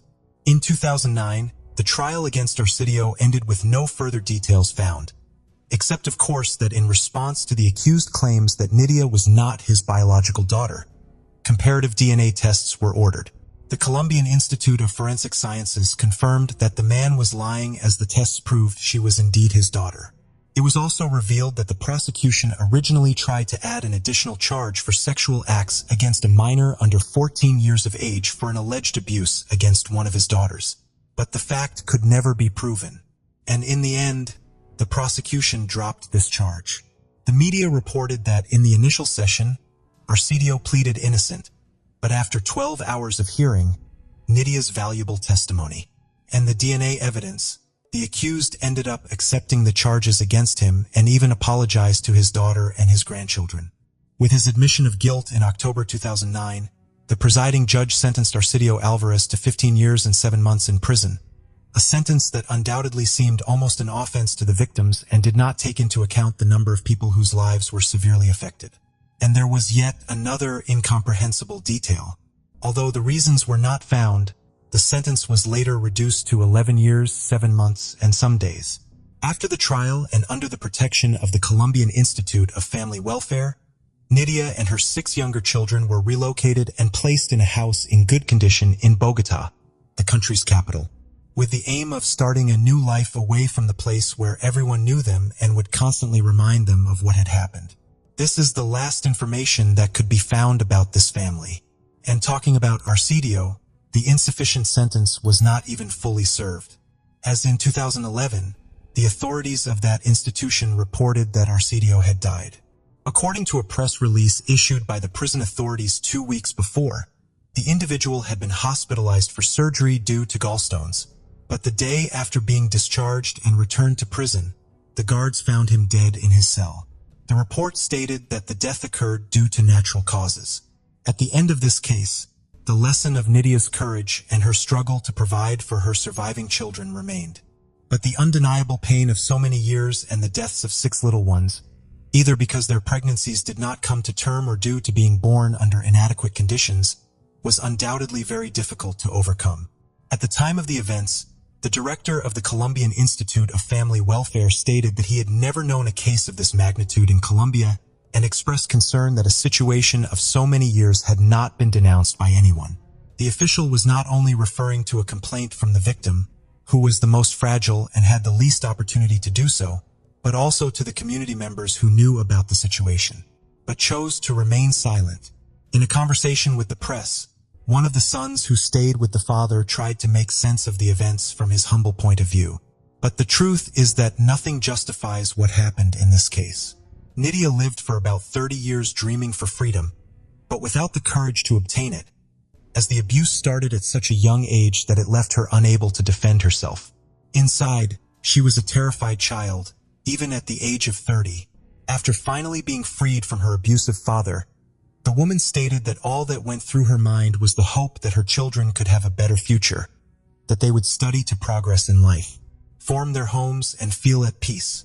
And perhaps the great lesson of this case is advice for other women that Nydia repeated several times to the media. She pointed out that if they found themselves in a similar situation, they should find a way to speak out, to denounce, and trust in God to move forward.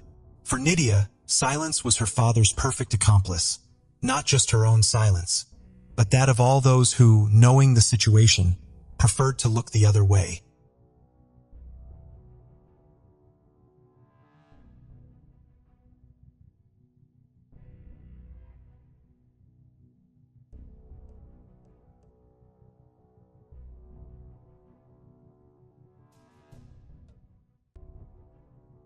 Case of Sarah Everard.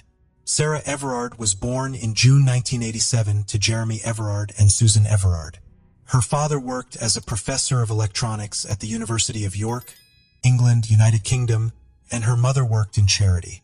She was the youngest of 3 children in the family, with older siblings James Everard and Catherine Everard. The family home was located in a quiet cul-de-sac in the Heslington area of the city, and Sarah would often be seen playing in the street with her siblings and other local children. She attended the local comprehensive Fulford School, where she was remembered as an incredibly likable, vibrant, caring, and popular girl who excelled at sports and performed well academically.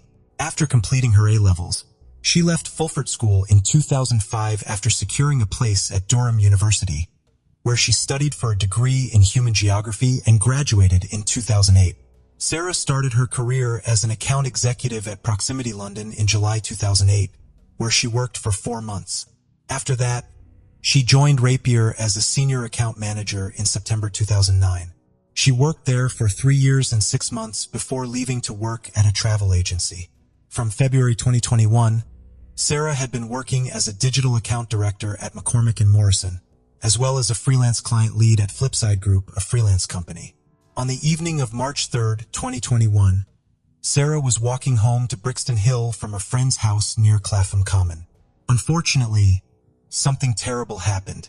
The following day, Sarah's boyfriend, Josh, reported her disappearance to the police. They were supposed to meet, but she didn't show up and didn't respond to any of his calls. Her family and friends were shocked as she was in regular contact with them, and it was completely out of character for her to disappear like that. A large-scale search operation was launched involving hundreds of officers and members of the public. The search concentrated on the area between Clapham and Brixton, including parks, woodlands, and other open spaces where CCTV footage had captured Sarah's presence the previous night. Police stated that she was believed to have walked through Clapham Common after leaving her friend's flat and heading towards her home in Brixton, a journey that should have taken approximately 50 minutes. The police issued a public appeal for information, requesting anyone who had witnessed Sarah or had any relevant information that could assist the investigation to come forward. They released footage captured from the dashcam of a passing police car and a private doorbell-type camera, which showed Sarah walking alone along the A205 Pointers Road towards Tulse Hill, south of Brixton. She spoke to her boyfriend on her phone for around 15 minutes and agreed to meet him the following day. It was uncertain whether she made it home. The police also released a photo of Sarah and a description of her attire when she was last seen. She was wearing a green rain jacket, navy blue trousers with a white diamond pattern, and turquoise and orange sneakers. It was believed that she was also wearing green earphones and a white beanie hat. The investigation was led by the Metropolitan Police's Specialist Crime Command, which deployed over 120 officers and staff to work on the case. The search was conducted with the assistance of police dogs, helicopters, and specialist search teams. Specialist officers were brought in from across the force, and the police received more than 120 calls from the public regarding the case. They asked anyone who may have relevant dashcam or other footage to come forward. Sniffer dogs searched gardens and streets around the search site near Everard's presumed route home and in the nearby Oaklands estate. Officers also searched a pond in Clapham Common and drains along the A205. Investigators quickly found CCTV footage showing a police officer from the force's Parliamentary and Diplomatic Protection Command, later identified as Wayne Couzens, with Sarah Everard on 2 occasions. The footage depicted them next to a rented Vauxhall Astra, along with the car's license plate. It was discovered that on the February 28, 2021, Couzens had reserved a white Vauxhall car from a rental company in Dover. On the March 3rd, after finishing a 12-hour shift at the U.S. Embassy in London, he traveled to Kent to pick up the rented vehicle. Subsequently, he drove back to London, where he was seen in Earl's Court and on Battersea Bridge. Upon reaching Clapham, he drove to Earl's Court again before returning to Clapham around the time Sarah Everard went missing. Couzens had parked the Vauxhall on the pavement outside Pointers Court, stopped Everard, and showed her his police warrant card before handcuffing her. Around that time, Couzens and Everard entered the car, and Couzens drove to Kent, where the route of the car was retrospectively tracked using CCTV and ANPR. Couzens and Everard were again spotted in Dover, and had transferred to Couzens' personal seat car. Couzens then drove to Hodeswood near Ashford, where his car was captured on CCTV in the area between 3:22 and 6:32, before driving back to Dover to switch back into his rental car before returning it. The Metropolitan Police then arrested Wayne Couzens, along with a woman, at an address in Kent in connection with Everard's disappearance, and they were taken into custody. However, the woman was later released without charge as the detectives continued their investigation. They found that Couzens had told senior colleagues that he was suffering from stress and no longer wanted to carry a gun. Couzens bought and filled a petrol container at a service station in Whitfield and then drove to Hodeswood, where his car was captured on CCTV at 12:37. He reported himself ill from work, handing in his equipment, including his police belt and handcuffs, which raised suspicions of murder. The police searched Hodeswood and found human remains that were confirmed to be Everard's body through dental records. Her remains were found in a large builder's bag, approximately 100 meters from a plot of land that Couzens owned. The police also searched the site of a former body repair garage, previously owned by Couzens' family, at the top of the White Cliffs. The detectives questioned Couzens and learned that when his mobile phone had connected to cell sites in the area of Clapham, he had sexually assaulted Sarah and strangled her to death using his police duty belt. He burned Everard's body inside a refrigerator he had bought. He then bought 2 large builder bags from B&Q before returning to Hodeswood, where he used one of the bags to dispose of Everard's remains in a pond. He drove his personal car to Sandwich, Kent, disposing of Everard's mobile phone, where the police divers searched underwater in one of the town's watercourses. The police also focused their search operation around the rope walk in Sandwich and cordoned off approximately 1 square mile of the town. Sarah's disappearance and the heartbreaking discovery of her remains drew people from all walks of life together in grief and solidarity. The call for change echoed through the streets as individuals raised their voices to demand a safer world for women. Sarah, a vibrant and compassionate soul, was a beloved daughter, sister, and friend. Her disappearance left her loved ones devastated and searching for answers in a world where her safety should have been guaranteed. The investigation concluded that Sarah Everard had died from compression of the neck, according to the results of a postmortem held at William Harvey Hospital in Ashford. Cousins was charged with Everard's kidnapping and murder following authorization from the Crown Prosecution Service. He appeared at Westminster Magistrates' Court and was remanded in custody before appearing at the Old Bailey from Belmarsh Prison. Cousins pleaded guilty to kidnap and sexual assault and admitted responsibility for Everard's death on the 30th of September. Cousins was sentenced to life imprisonment with a whole life order, with Fulford justifying the severity of the punishment by saying that Cousins' use of his position as a police officer to detain Everard was the vital factor that made the seriousness of this case exceptionally high. Cousins tried to apply for leave to appeal against his sentence, but his appeal against his whole life sentence was rejected by the Court of Appeal as of December 2021. Cousins was imprisoned at HM Prison Franklin in County Durham and was further charged with 4 counts of indecent exposure related to alleged incidents in January and February 2021. He pleaded guilty to 3 incidents of indecent exposure that took place in Kent in 2020 and 2021. Sarah's story has sparked important discussions about women's safety and empowerment, leading to various initiatives and advocacy movements with the shared goal of creating a world where women can walk freely without fear. The global outcry for change following Sarah's tragedy called for accountability, respect, and a shift in societal attitudes towards women's safety. We honor Sarah's memory by working towards a world where every woman can live without fear, where safety is a basic right, and where unity and empathy prevail. Sarah Everard's legacy will be one of strength, unity, and hope, inspiring us all to stand against violence, support women's rights, and strive for a world where everyone can live without fear. Ellie Gould was born on February 6, 2002, in the small British town of Cown. She came from a big, close-knit family. Besides her parents and older brother, she had a lot of relatives living nearby, and they were all very close. From a young age, Ellie had a deep love for animals, especially horses. Her parents would often take her to the stables, and eventually they decided to get her a pony. Ellie got into horseback riding, started participating in various events, and achieved some pretty impressive results. Besides that, she planned to study psychology after high school and join the mounted police. By early 2019, at the age of 17, Ellie was finishing her last year of school. She had plenty of friends there because she always tried to get along with everyone and avoid any conflicts. That same year, a classmate asked Ellie out, and they quickly started dating. Ellie, who had never been in a relationship before, was excited about this new experience. On May 3rd, Ellie woke up early as usual and started getting ready for school. She didn't have any morning classes that day, so she only needed to be at school by noon for just a few lessons. She had arranged for a friend to pick her up, said goodbye to her parents as they left for work, and waited at home. A few hours later, Ellie texted her friend, letting her know she had decided to skip school that day and stay home, telling her not to come by. Her friend figured Ellie just didn't feel like going in for a couple of classes and headed off without her. Around 3 p.m., Ellie's father came home from work.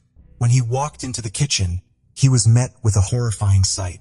His daughter was lying face down on the floor in a large pool of blood. At first, he thought Ellie might have fallen and hit her head or gotten into some other accident. But then he saw the blood splattered all over the kitchen and noticed a knife lodged in his daughter's neck, with her hands gripping the handle. He immediately called an ambulance and tried to perform first aid, following the operator's instructions, but Ellie showed no signs of life, and her father realized she was already gone. When the paramedics arrived, all they could do was confirm Ellie's death, estimating she had been dead for at least 4 hours.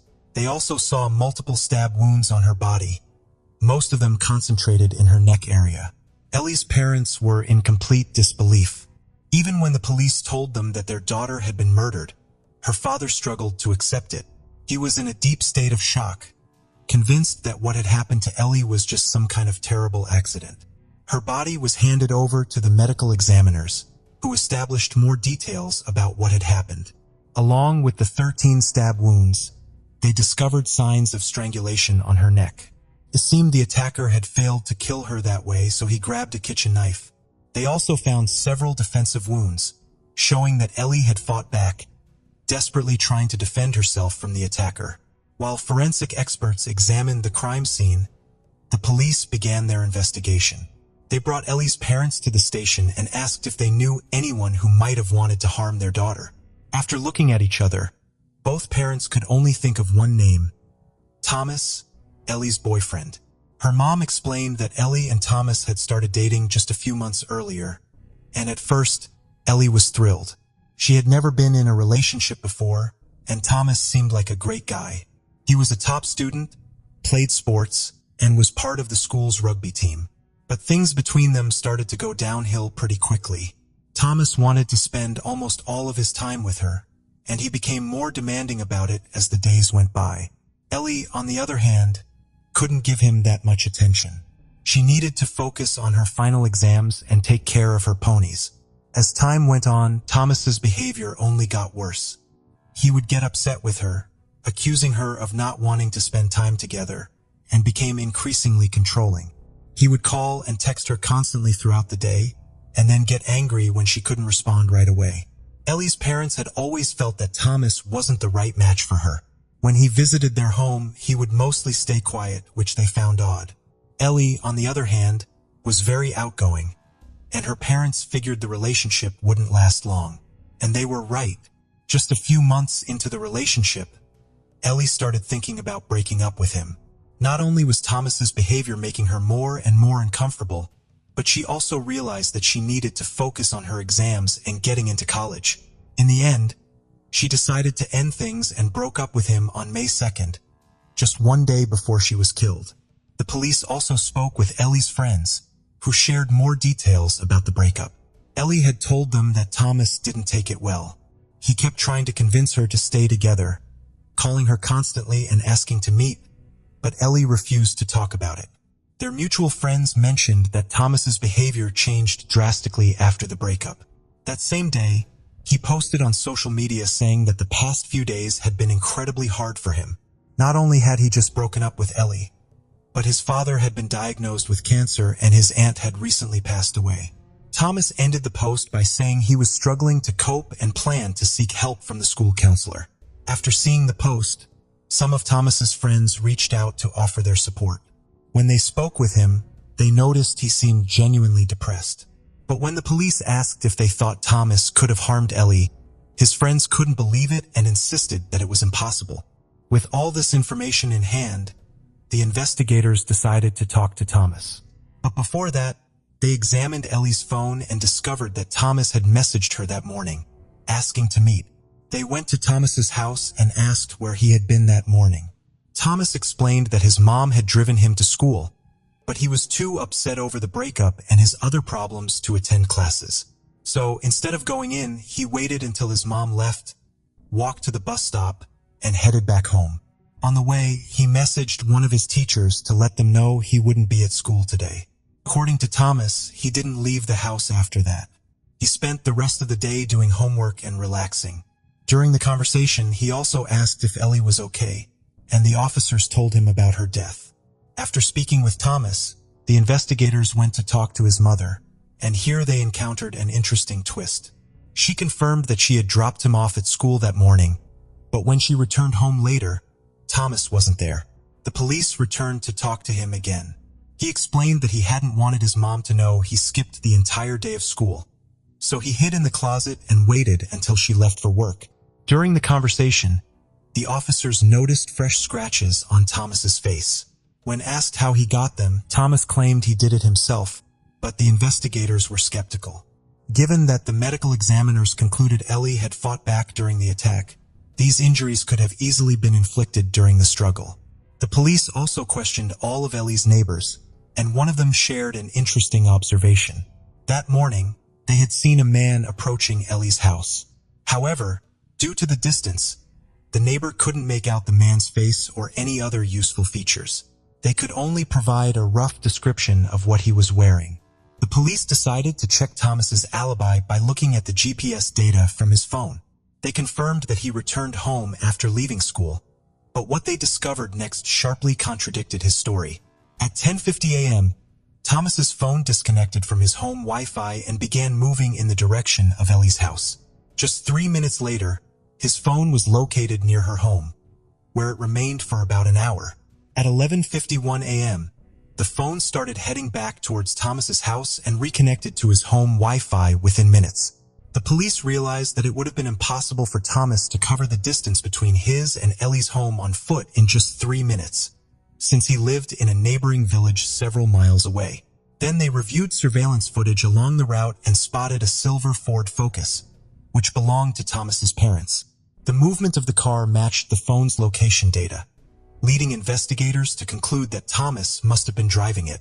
The camera also captured the same car leaving Thomas's house again and returning just 18 minutes later. The investigators couldn't find any footage that showed exactly where Thomas had gone during that short trip. However, they managed to narrow down the general area where he might have stopped. Since it seemed like Thomas had only been there for about a minute, the police suspected he might have been getting rid of evidence. Their hunch soon proved correct.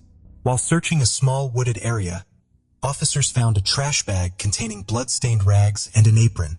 With all this evidence, the police obtained a warrant to search Thomas's home.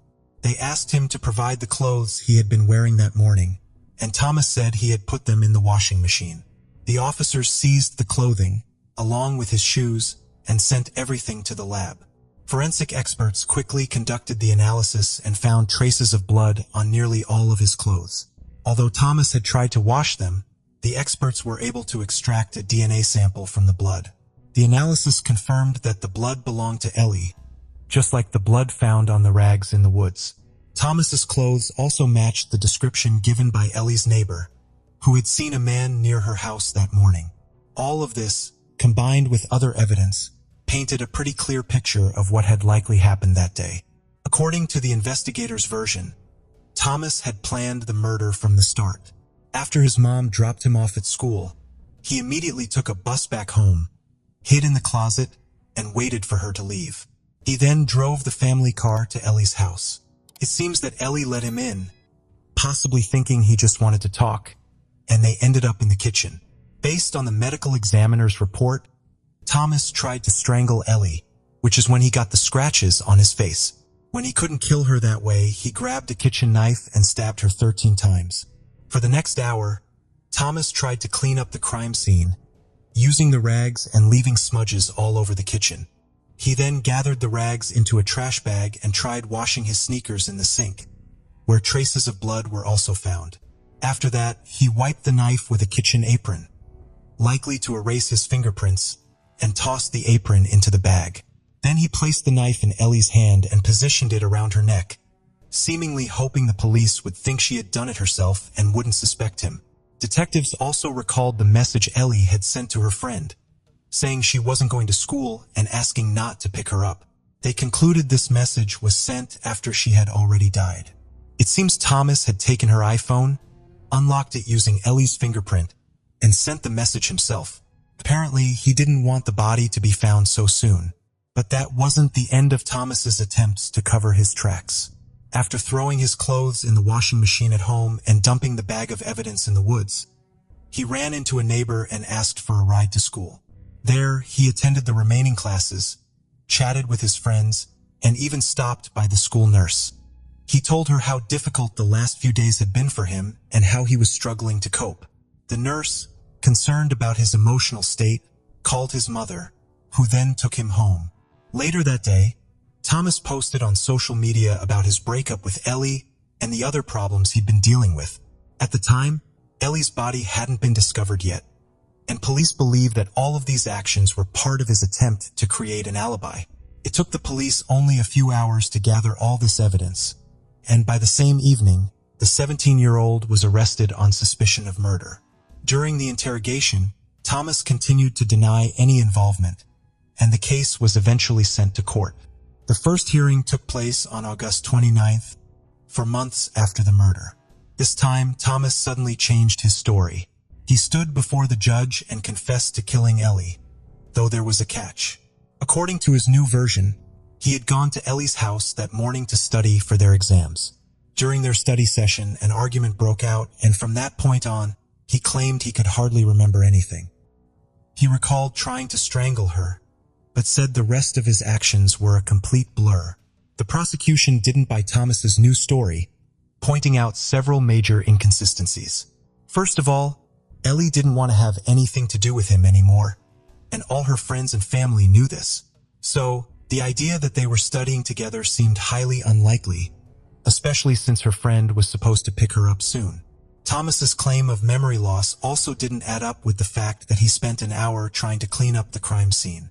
On top of that, he placed the murder weapon in Ellie's hand as if trying to make it look like she did it herself. After that, he went on to get rid of the evidence, create an alibi at school, and even tried to wash all of his clothes.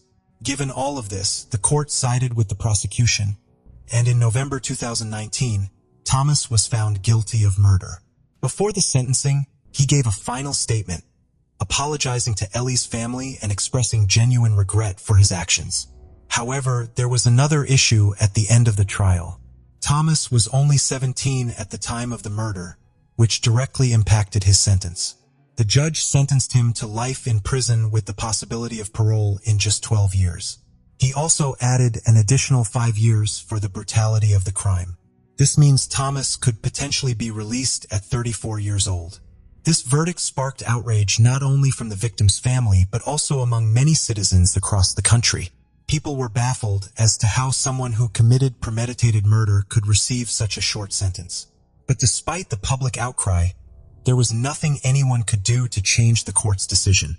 Ellie's father stated that this sentence puts other women at risk, as Thomas could become a danger to society upon release. He believes that Thomas is a psychopath who should not be let out of prison for the rest of his life. This injustice prompted Ellie's parents to dedicate the next few years to changing the existing legislation. In 2021, they finally achieved progress. The authorities passed Ellie's law, which allows juvenile murderers to receive prison sentences of up to 27 years without parole. Unfortunately, this change will not affect Thomas, as he was convicted under the old laws.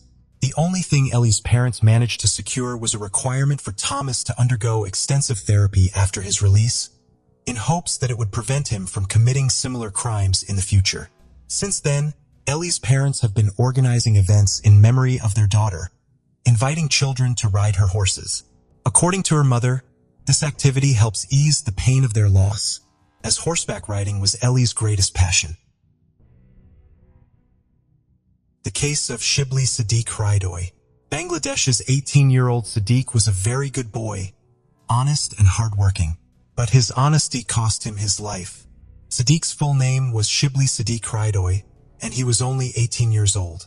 He was born in Chattagram City, Bangladesh, which is one of the world's oldest seaports with active natural harbors for centuries. Sadiq belonged to a very poor family, where his father Shafiq was a truck driver and his mother, Naida Kha, was a housewife. Sadiq was their only child. Since childhood, Sadiq had a great passion for studying and had big dreams for his life. To fulfill his dreams, he started working at a poultry farm at a very young age. The money his father earned was barely enough to cover their household expenses. So Sadiq started working at a nearby poultry farm to pay for his college fees. Sadiq quickly became skilled in his work, and the owner of the poultry farm promoted him directly from a regular worker to a manager. Even after receiving this position, Sadiq showed no signs of arrogance and continued to work diligently. During his time at the poultry farm, Sadiq had managed to save some money for his college fees and had also made several friends there, who were all older than him by 5 to 6 years. But they all respected Sadiq and worked under him because he was educated and took his work as a manager seriously. He also ensured that others worked honestly while on duty. However, sometimes due to Sadiq's honesty, there would be conflicts with his own friends at the farm. Although these conflicts were not major and were usually resolved within the farm premises. Besides his work and studies, Sadiq had no other distractions. If he ever had any urgent work, he managed it well and always made it home on time before it got too dark. On the morning of August 28, 2023, Sadiq went to work and performed his usual duties, just like any other day. However, that evening, he did not return home on time, as expected. At first, His parents assumed that he had been given some important task at the poultry farm where he worked. But as time went by, their concern grew. Between 11:30 and 12 at night, his parents tried calling him 2 or 3 times, but Sadiq did not answer any of their calls, which was highly unusual for him. Although Sadiq didn't answer his parents' calls, they were still thinking positively as the night passed. However, Sadiq still hadn't returned home the next morning. Sadiq's parents tried calling their son once again, but he didn't answer this time either. They also tried calling the owner of the poultry farm, but his phone was also unreachable. Sadiq's parents searched around their home and also asked people near the poultry farm about their son, but no one knew anything about Sadiq. Since they couldn't find any information about Sadiq from anywhere, they started to worry a lot. Amidst this worry, on the morning of the 29th, they received a call from Sadiq's number. Seeing this, Sadiq's parents felt a little relieved. However, as soon as they answered the call, they sensed that their son sounded quite panicked. Sadiq then told his mother that he had been kidnapped and had been inside a car for the last 12 hours. He said his captors were beating him and that he was hiding and talking to his mother in their presence. But the call suddenly got disconnected before Sadiq could speak further to his mother. Now after this, Sadiq's parents knew that their son had been kidnapped and he was in quite a bit of trouble. The kidnapper himself cut Sadiq's phone, and Sadiq was the sole heir of his family, which is why his parents were very worried about him. It was because of this attention that Sadiq's mother, Naida Ka, started calling her son again, but now someone was disconnecting the call from the other end. After this, she was about to go to the police to file a complaint when she received another call from the same number. But this time it wasn't Sadiq, but a stranger speaking. The person on the other end said that they had Sadiq in their custody, and that if the family wanted his safety, they should arrange 1.5 million taka quickly. The location to deliver the money would be given on the next call. Sadiq's family was very poor. They didn't even have 1 lakh taka. But because it was a matter of their only son's life, they started gathering money. For the next 3 days, they put all their efforts into collecting money. They asked for money from their relatives and neighbors, but from the 28th to the 31st, they couldn't even gather 2 lakh taka, let alone 1.5 million taka. On August 31st, 2023, the kidnappers contacted Sadiq's parents again and demanded money. This time, Sadiq's parents told the kidnappers directly that they could not gather that much money.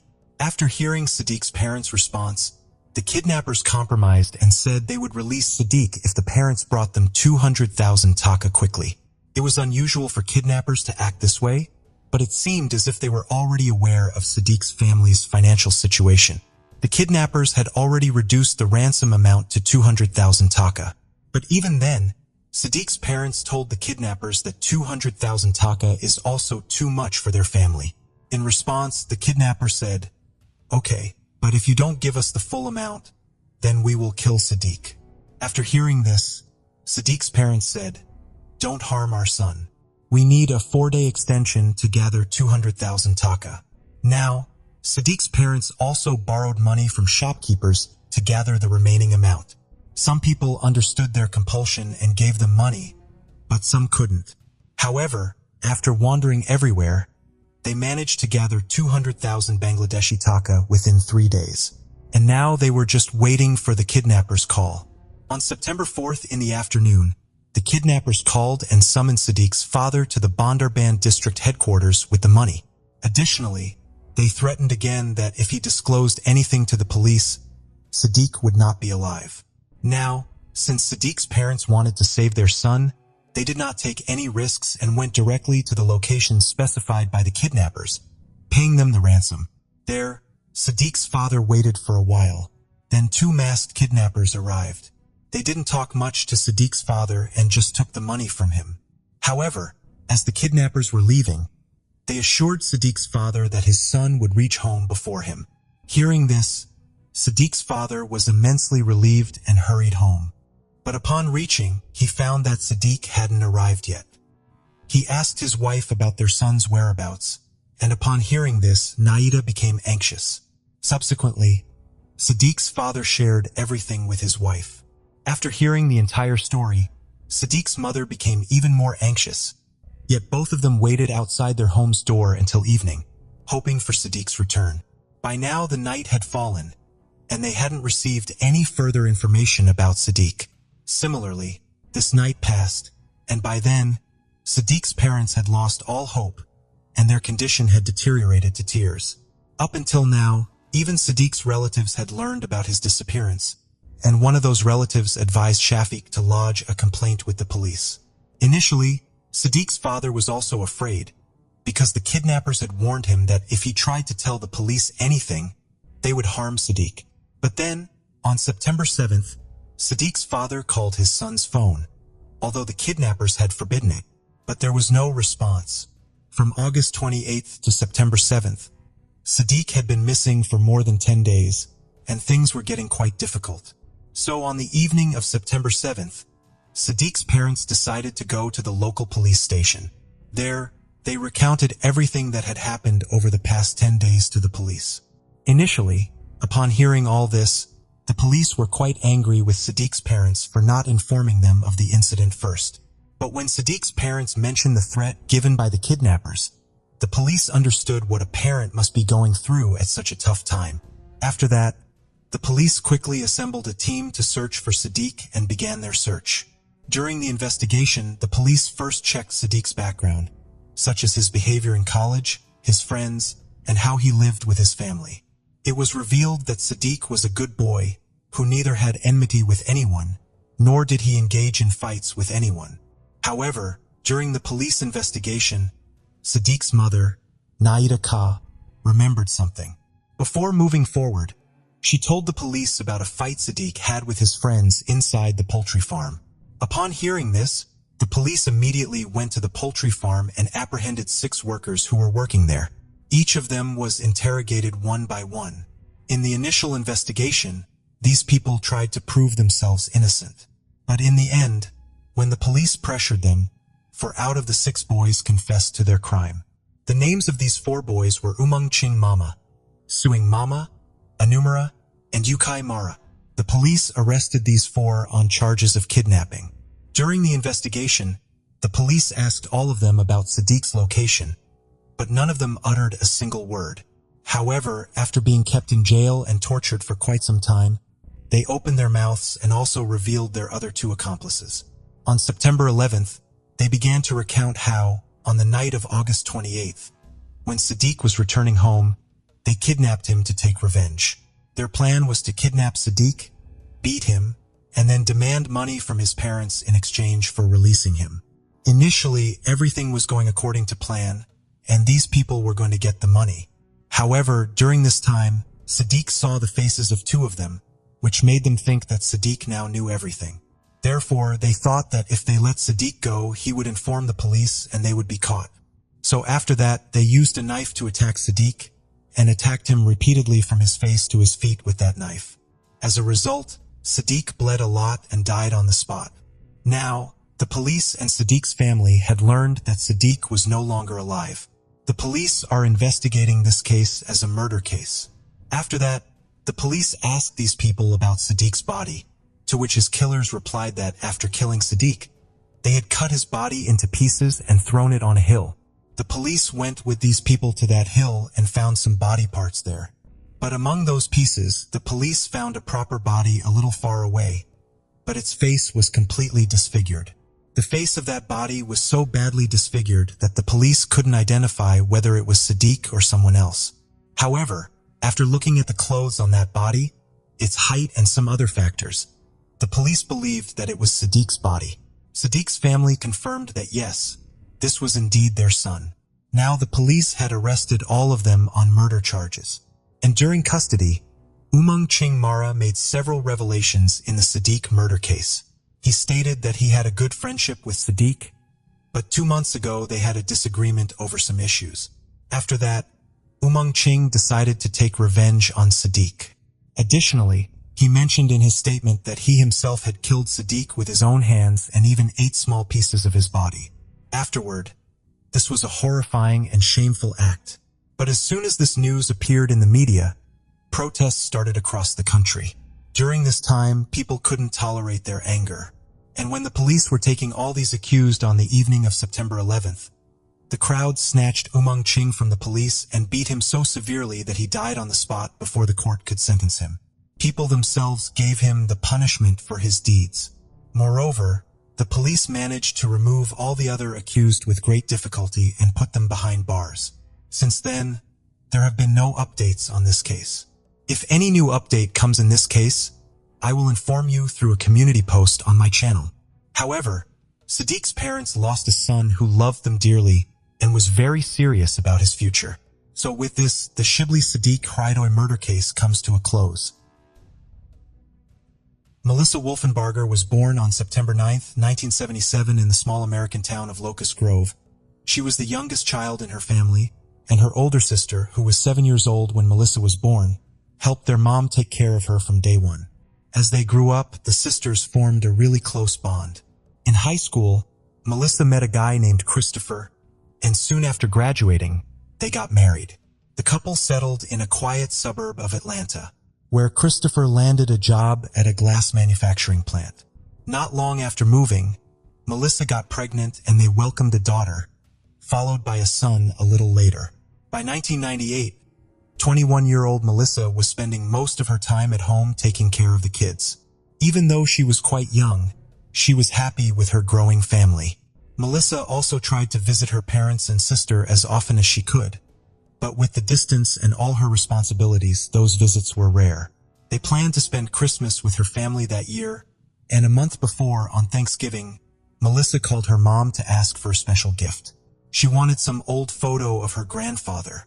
Her mother went through all the family albums, found the perfect photo, and began waiting for her daughter and the grandkids to arrive.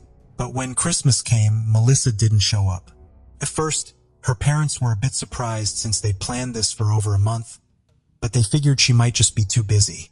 After all, she had 2 small kids to care for, and she'd also recently started working at a cafe because Christopher's income wasn't enough to support the whole family. The situation was complicated by the fact that they couldn't just call Melissa and ask why she didn't come.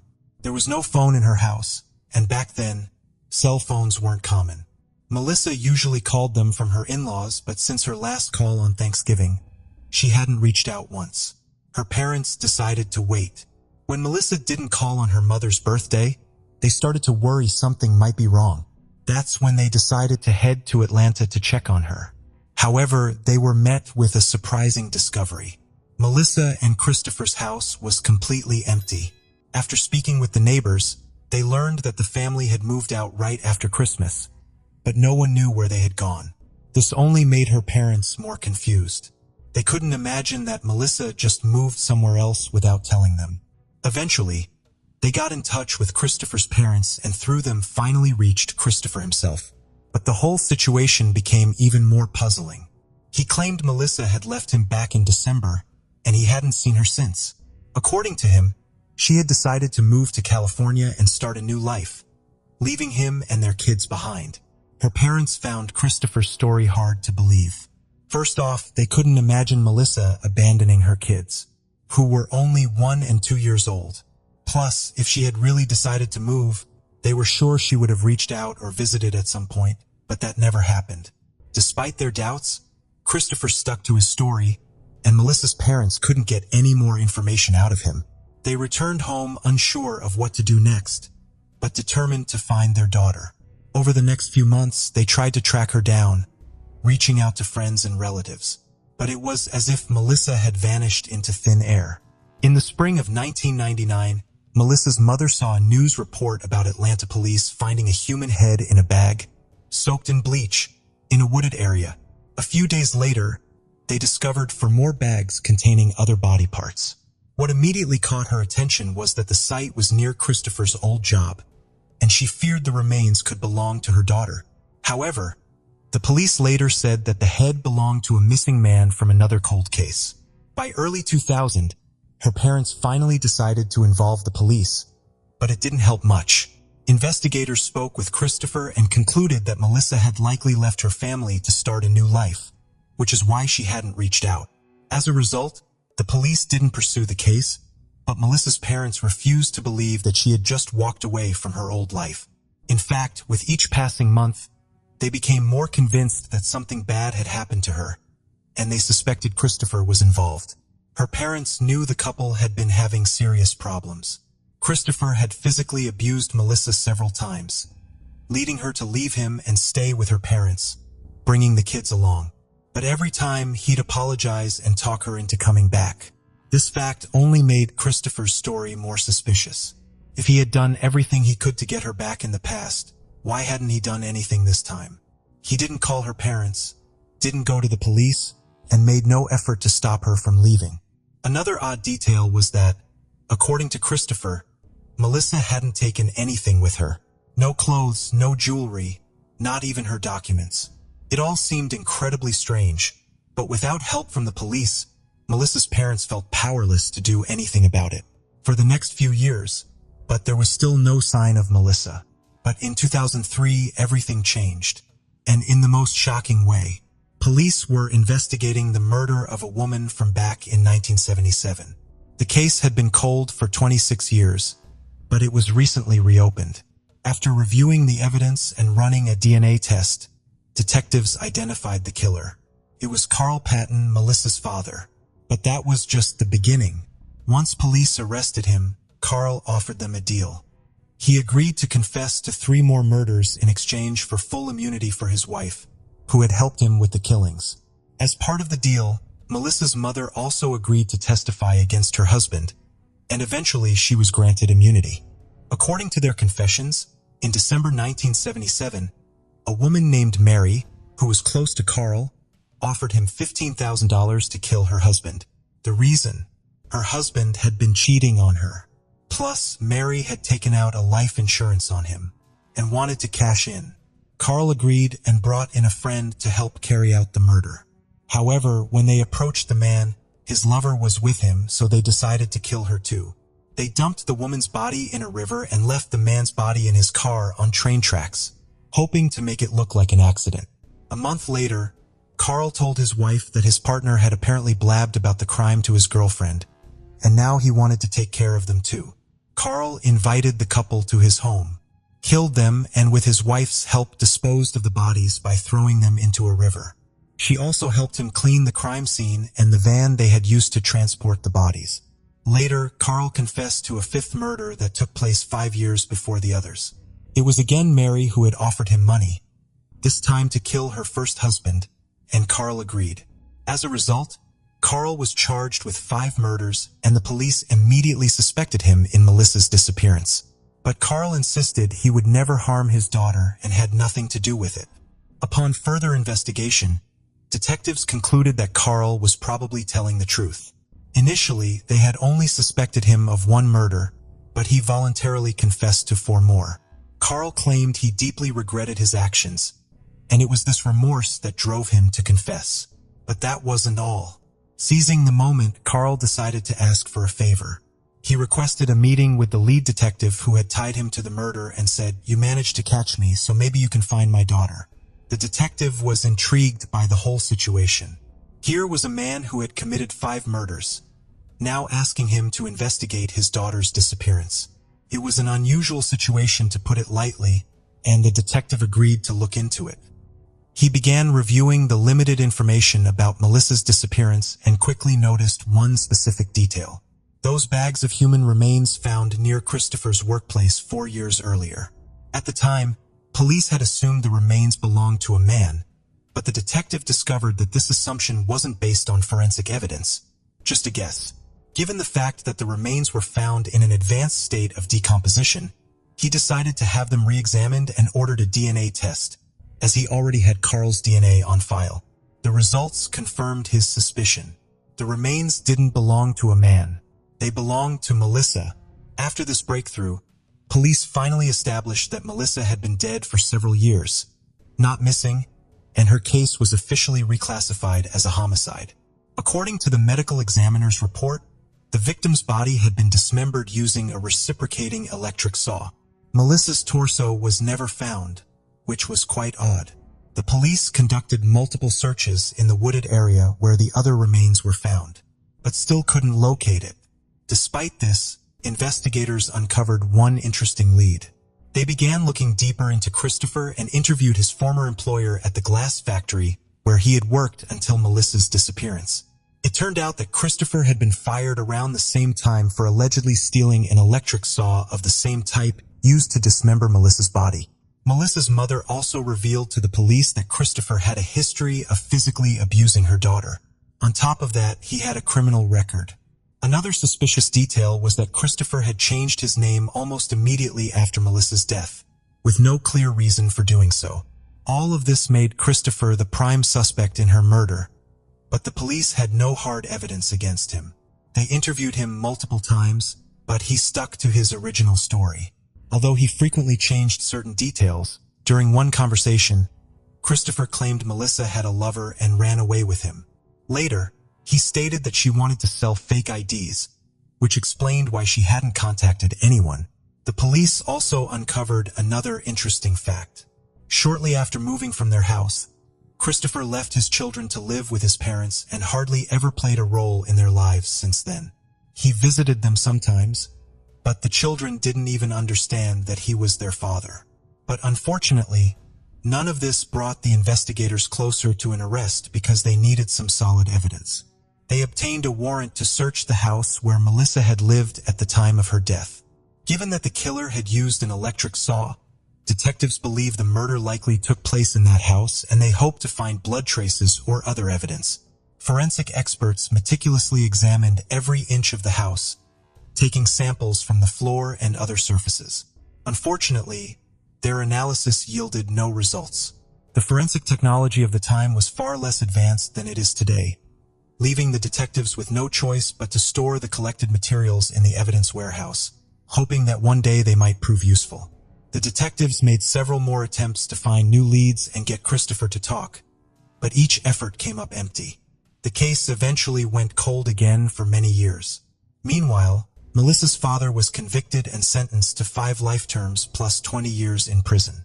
It's worth noting that Mary, the woman who had paid him for 2 of the murders, had passed away in the late 80s, so she never faced any punishment for her role. Melissa's mother and her older sister continued trying to push the investigation forward on their own. They worked to keep the case in the media spotlight and stayed in regular contact with the detectives, but their efforts didn't yield any progress. This continued until 2017, and Melissa's mother never gave up hope of finding justice for her daughter. That year, she decided to attend an event where true crime enthusiasts gathered to discuss cold cases and search for new leads. One of the attendees was a crime analyst named Cheryl McCullum, and Melissa's mother decided to ask her for help. She shared the story of her daughter's disappearance and added something that immediately caught Cheryl off guard. The woman said, "My husband committed 5 murders and I helped him." Cheryl became intrigued by the case, and after the event she began to dig into it thoroughly. She spoke with Melissa's family and even kept in contact with her father, who was serving time in prison. What struck Cheryl the most was how a man who had committed 5 murders seemed more concerned that his daughter's murder would never be solved. Over the next few years, Cheryl collected all the available information on the case and came to the conclusion that the most obvious suspect was Melissa's husband, Christopher. Although there was no direct evidence against him, the overwhelming amount of circumstantial evidence left little doubt. He had a history of domestic violence against Melissa, made no effort to find her after she disappeared, and simply moved on with his life as if nothing had happened. But the most incriminating detail was the fact that shortly before Melissa's death, Christopher had been accused by his employer of stealing the exact type of saw used to dismember her body. No one in Melissa's family doubted Christopher's guilt, including her children. By the time Cheryl became interested in the case, they had grown up and also tried to help resolve it.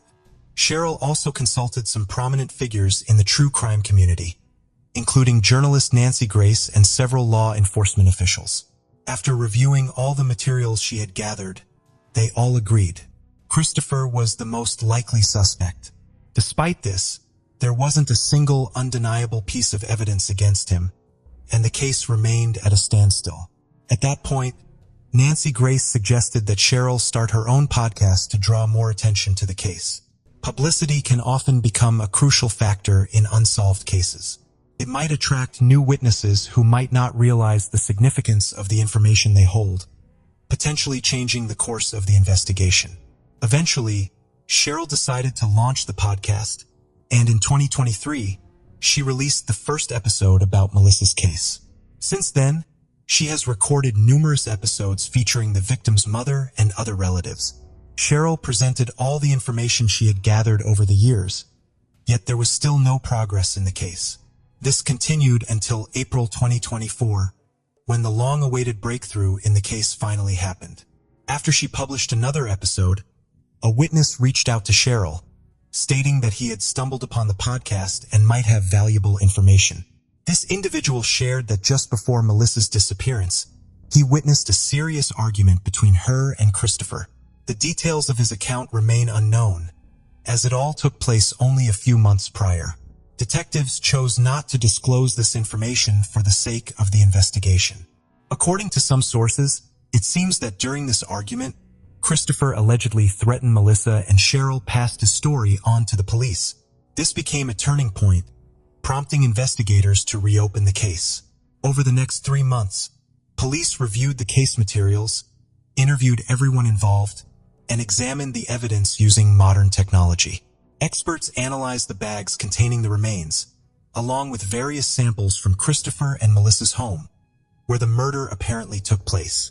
In August 2024, investigators held a press conference to announce that, 25 years after Melissa's death, her husband had finally been arrested. As with the witness testimony, police did not disclose specific details about the evidence they discovered during the renewed investigation. Some sources suggest that modern analysis tools may have uncovered DNA traces or other substantial evidence confirming Christopher's involvement in the murder. The reason detectives are withholding details is fairly standard. The more information is available before the trial, the greater the chances that the defense can use it to their advantage and find ways to challenge the evidence. Currently, Christopher is in jail awaiting trial, and a preliminary hearing where he will plead either guilty or not guilty has yet to take place. Melissa's relatives have little doubt that he will evade justice, and neither do the investigators. It seems they have indeed uncovered serious evidence that will be extremely difficult to dispute. At this moment, the case is drawing closer to its conclusion, though it has taken nearly 26 years. Melissa's story has spread across the country as its details are truly astonishing. Police were able to confirm that the victim was no longer alive only because her father had been arrested for 5 murders and asked investigators for help. Then the podcast played a crucial role in attracting the witness whose testimony led to the reopening of the investigation and ultimately Christopher's arrest. As for Melissa's children, they also believe in their father's guilt and hope that justice will prevail soon. Besides waiting for a guilty verdict, they want to learn the full truth and Christopher's motives, but that will only be possible if he confesses. The story of Corina Vetrano is both horrifying and baffling. Firstly, nothing seemed to miss on the day of the fateful event. The attack occurred in broad daylight in a fairly populated area. Secondly, her death has critical aspects to it. Thirdly, the investigation and sentencing of the perpetrator raised many questions. On Tuesday, August 2nd, 2016, Corina arranged to meet her father after work to spend time together. Since Miss Vetrano had moved away, family gatherings had become rare because everyone was busy with their own matters. In addition to her commitments, she was balancing 2 jobs. Philip picked up his daughter and took her home. There, the family shared their impressions of the past week. When Corina was about to leave, she asked if her father wanted to go jogging with her as they often did, covering several miles together. Her father replied that he couldn't this time, due to severe back pain that nothing seemed to alleviate. Perhaps he needed a new prescription, or maybe it was just the change in weather. Mr. Vetrano offered to call a cab for Corina due to his discomfort and inability to join her run. However, the weather was beautiful, the heat had abated, and there was a fresh scent in the air. Hence, Corina declined his offer. She was training for the upcoming marathon. The young woman had recently broken up with her boyfriend and wanted to distract herself. A jog would clearly do her good. That evening was the last time her parents saw their youngest daughter. At 5:45 p.m., she left the house for a jog. Her first stop was Spring Creek Park, a cozy and tranquil place buried in greenery, a true paradise amongst the city's infrastructure. However, only part of the park was available for walking. The rest was covered with thickets and swamps. Mr. Vetrano asked his daughter to stick to her usual route and stay away from unfamiliar paths and people. Unfortunately, Corina ignored his advice in search of solitude. She decided to go to a grassy, deserted place. Corina's thoughts were abruptly interrupted.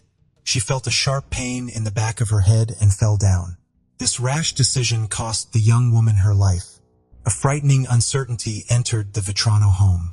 It had been 2 hours since they had said goodbye to their youngest daughter. She should have been home by now, or at least answering the calls of her parents, who were frantically trying to reach her, and she had promised to keep her cell phone with herself. The anxiety was growing. Her father sensed that something was wrong and decided to seek help from his neighbor, the chief of the New York City Police Department. They were on good terms, and the high-ranking official knew that Philip would not make a fuss over nothing. After that, Corina Vetrano was reported missing. Police began searching for the young woman, combing the park area and surrounding streets.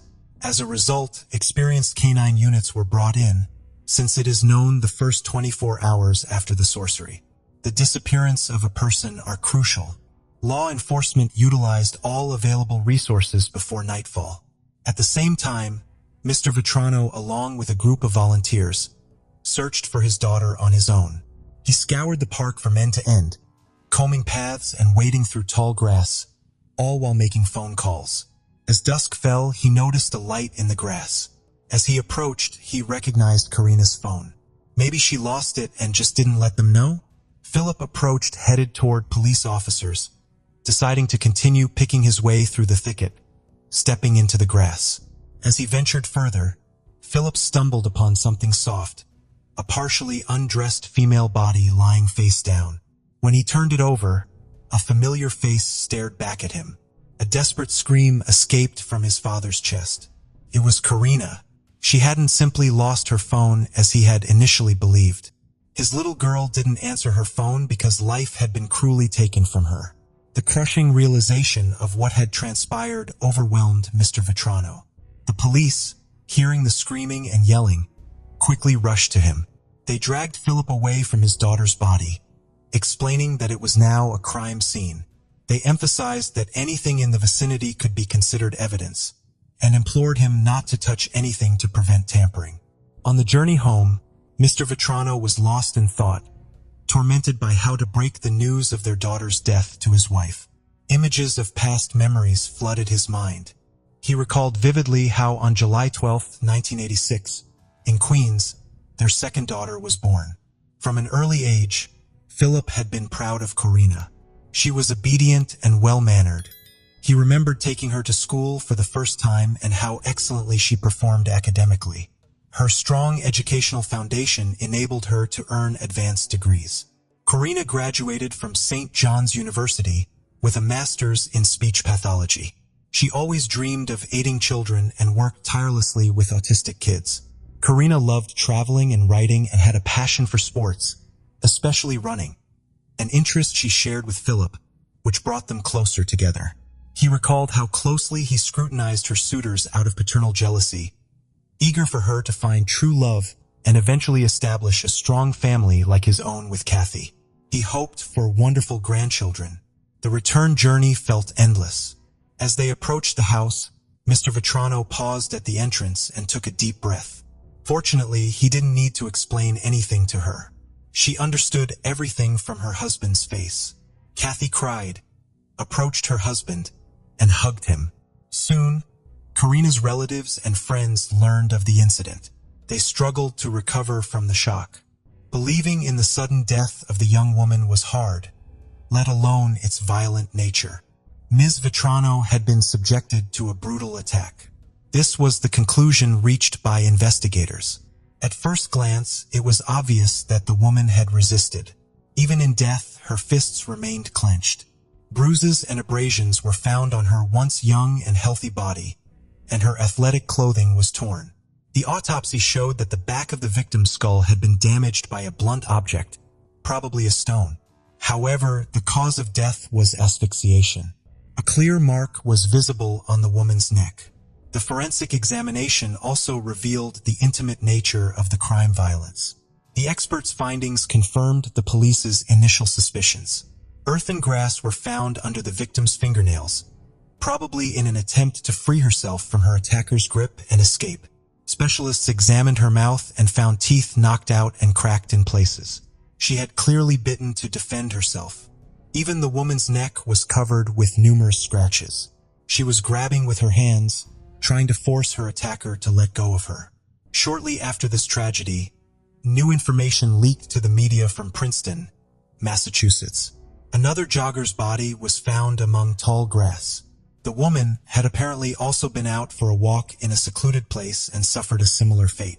At first glance, these cases seemed identical, raising questions about another potential serial offender.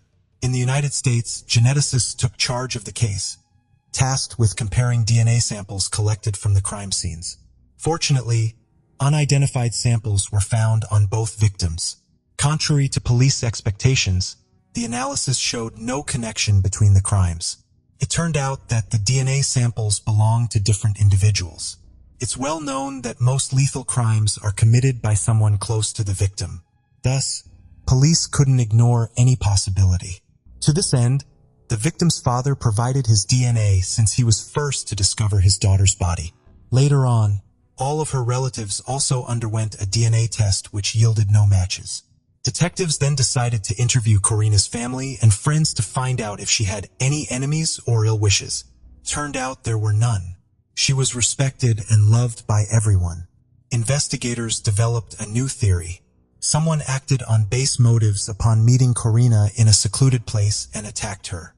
Feeling stuck, they sought public help by offering a $10,000 reward for information leading to the perpetrator. The initiative received widespread response. Detectives explored some 250 leads, conducted 600 genetic tests, and compiled more than 1,700 reports, all to no avail. It seemed like the perpetrator hadn't committed crimes before, or at least hadn't been caught for them, complicating things further. On August 31, 2016, a utility worker approached the police station with significant information at the time of Ms. Vitrano's death. He found himself in a restricted area of the park one day. Suddenly, a man emerged from the bushes and took off running in a knotty direction. Because of his testimony, the New York Police Department created and distributed a sketch of the suspect in December 2016. However, they considered that the person shown in the sketch might have just been a passerby caught at the wrong place and time. Unfortunately, releasing this sketch didn't provide any new leads, and the investigation fell into another long stalemate. On December 4, 2016, the Federal Bureau of Investigation joined in to help solve Corina Vitrano's case. At first, they developed a psychological profile of the perpetrator. According to FBI experts, this individual was very familiar with the area, especially the park where everything occurred, suggesting he might live or continue to live nearby. Fearing capture now, he seems to avoid that area. It was evident he knew that the quiet and partially overgrown territory was perfect for hiding his actions. Based on this idea, police conducted screenings among local African-American men. However, this didn't bring about any breakthroughs. Let's take a look about Chanel Lewis. Chanel Lewis' life didn't stand out much from other young African-American individuals. He lived in one of Brooklyn's low-income housing complexes, approximately 4 or 5 miles from Spring Creek Park, was unemployed and living with his mother, 3 sisters, and their children. One detail setting him apart was his diagnosis of paranoid schizophrenia. Yet this did not stop him from graduating from a private school for students with emotional and behavioral issues. Former classmates remembered Chanel as a quiet loner, who constantly faced bullying. One shared that even girls intimidated and punched him. He had no friends. Another peer noted that while Lewis sometimes fought back, he wasn't effective at it and often got ridiculed for his clothing and appearance. Chanel always wore a hoodie and would smirk and walk away when things got tough, earning him the unfortunate nickname African Lizard. 17-year-old Danielle Munes, a fellow student, described Chanel as a bright student with good grades. He liked to show me funny videos on the bus, she recalled. I never saw him being cruel. Some sources reported that the young man once claimed he wanted to harm all the girls during his time in middle school, even posing the question, what happens if I bring a knife to school? Dr. Edward Dana, the executive director of the school to which Chanel was transferred, commented on this. We received no reports of threats in middle school. During his time at our school, he had no disciplinary sanctions. I never heard him make threatening statements towards other students. Nonetheless, Chanel was a troubled teenager who often experienced bullying. He dreamed of working in social services, aspiring to help those in distress. When conflicts arose at home, he would wander the streets frequently and visit the park. Lewis had several minor encounters with the police, 2 for violations in Spring Creek and 1 for urinating in public in May 2016. Another incident happened when a local merchant reported Lewis for loitering in his store with a crowbar. Responding officers checked Chanel's ID and released him as he had no prior incidents.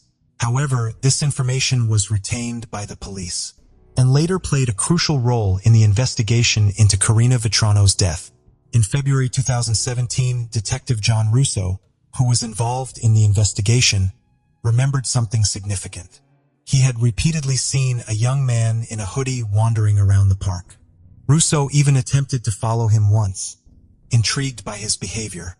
The young man walked slowly and stopped for long periods in front of houses near the park, as if scouting them for potential burglaries. However, Russo lost sight of him when he contacted his colleagues by phone. Following a store owner's report of suspicious activity, a teenager matching Chanel's description came to the police's attention 2 months into the investigation. Detective Russo recalled this wanderer, thinking he might have seen or heard something relevant. Investigators then focused on Chanel Lewis. After Detective Russo took a closer look at his file, Chanel's peculiarities had raised their interest. The police began inquiries about him, questioning acquaintances and teachers. It emerged that he had allegedly expressed a desire to harm girls. This news stirred significant concern and suspicion. With no other leads, officers decided to focus on Lewis. It was discovered that during Karina's death, Chanel was not at home. After an argument with his family, he had gone to the park. Upon his return, his appearance was disheveled, his clothes torn, and he had visible bruises and abrasions. When his mother inquired about what had happened, Lewis claimed he had been attacked. His account matched the timeline with a witness's description of a man fleeing the park. Additionally, on August 3, 2016, Lewis's father, a former school principal, took him to the hospital for treatment of severe wounds, mostly cuts, and he also had an injured hand. The investigators reviewed the medical records from that day and found the story plausible. However, they noted similarities between events involving Chanel Lewis and Karina Vetrano. On February 4, 2017, Chanel was brought to the police station and voluntarily provided his DNA for analysis. Detectives wondered if a perpetrator would willingly do this. The interrogation began on the morning of February 5th. Lewis admitted that he was indeed in the park around 5 p.m. on August 2, 2016, but clarified he was walking on dirt paths, listening to music, not through thickets. He confessed to encountering a young woman jogging with her phone in her hand. When asked by detectives if something happened when he encountered her, nodded and quietly said yes. When I met a woman alone, he began again. I decided to follow her. When she passed by me, I grabbed her shoulders and threw her to the ground, then hit her face about 5 times so she couldn't scream. He recalled how his punches knocked out several of her teeth, injuring his own hand in the process, echoing details eerily consistent with earlier evidence they had gathered. He also mentioned that the struggle lasted about 5 minutes. Miss Vetrano fiercely resisted by biting. To avoid drawing attention, Lewis dragged her off the path into Tall, where he tried to undress and assault her. She was horrified, but kept resisting. Chanel then strangled her until he realized she was no longer alive. When asked if he knew the victim beforehand, he replied, I did not know her before this. It all happened by chance. The motive for the act was unexpected and bizarre. Loud music played by a neighborhood gang member for hours had triggered Chanel's hatred and uncontrollable aggression. These negative emotions were unleashed on the unfortunate woman. A strange reason indeed. Investigators, confusion faded when DNA comparison results matched perfectly. Microscopic traces found on the victim's body and phone belonged to Chanel. Consequently, the police and prosecutor concluded the case was solved and ready for court. However, the motive still seemed unlikely. It's possible Chanel had noticed Karina before, since he often went to that park. He might have seen her with her father, liked her, and decided to approach her.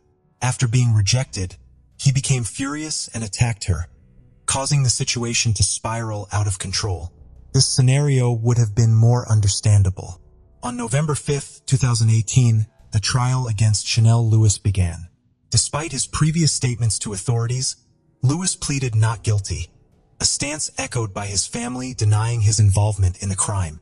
The prosecution charged Lewis with ending a life and sexual assault, facing him with a sentence ranging from 25 years to life imprisonment.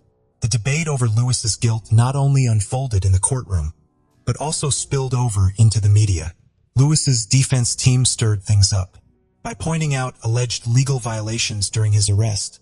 Along with several news outlets, they claimed racial bias and discrimination. However, the judge dismissed these allegations as baseless, emphasizing that the investigation complied with legal standards.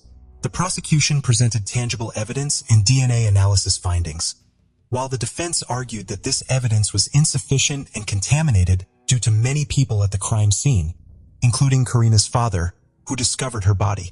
Forensic biologist Linda Rossano stated that odds of the DNA belonging to someone other than Lewis were 1 in 6 trillion.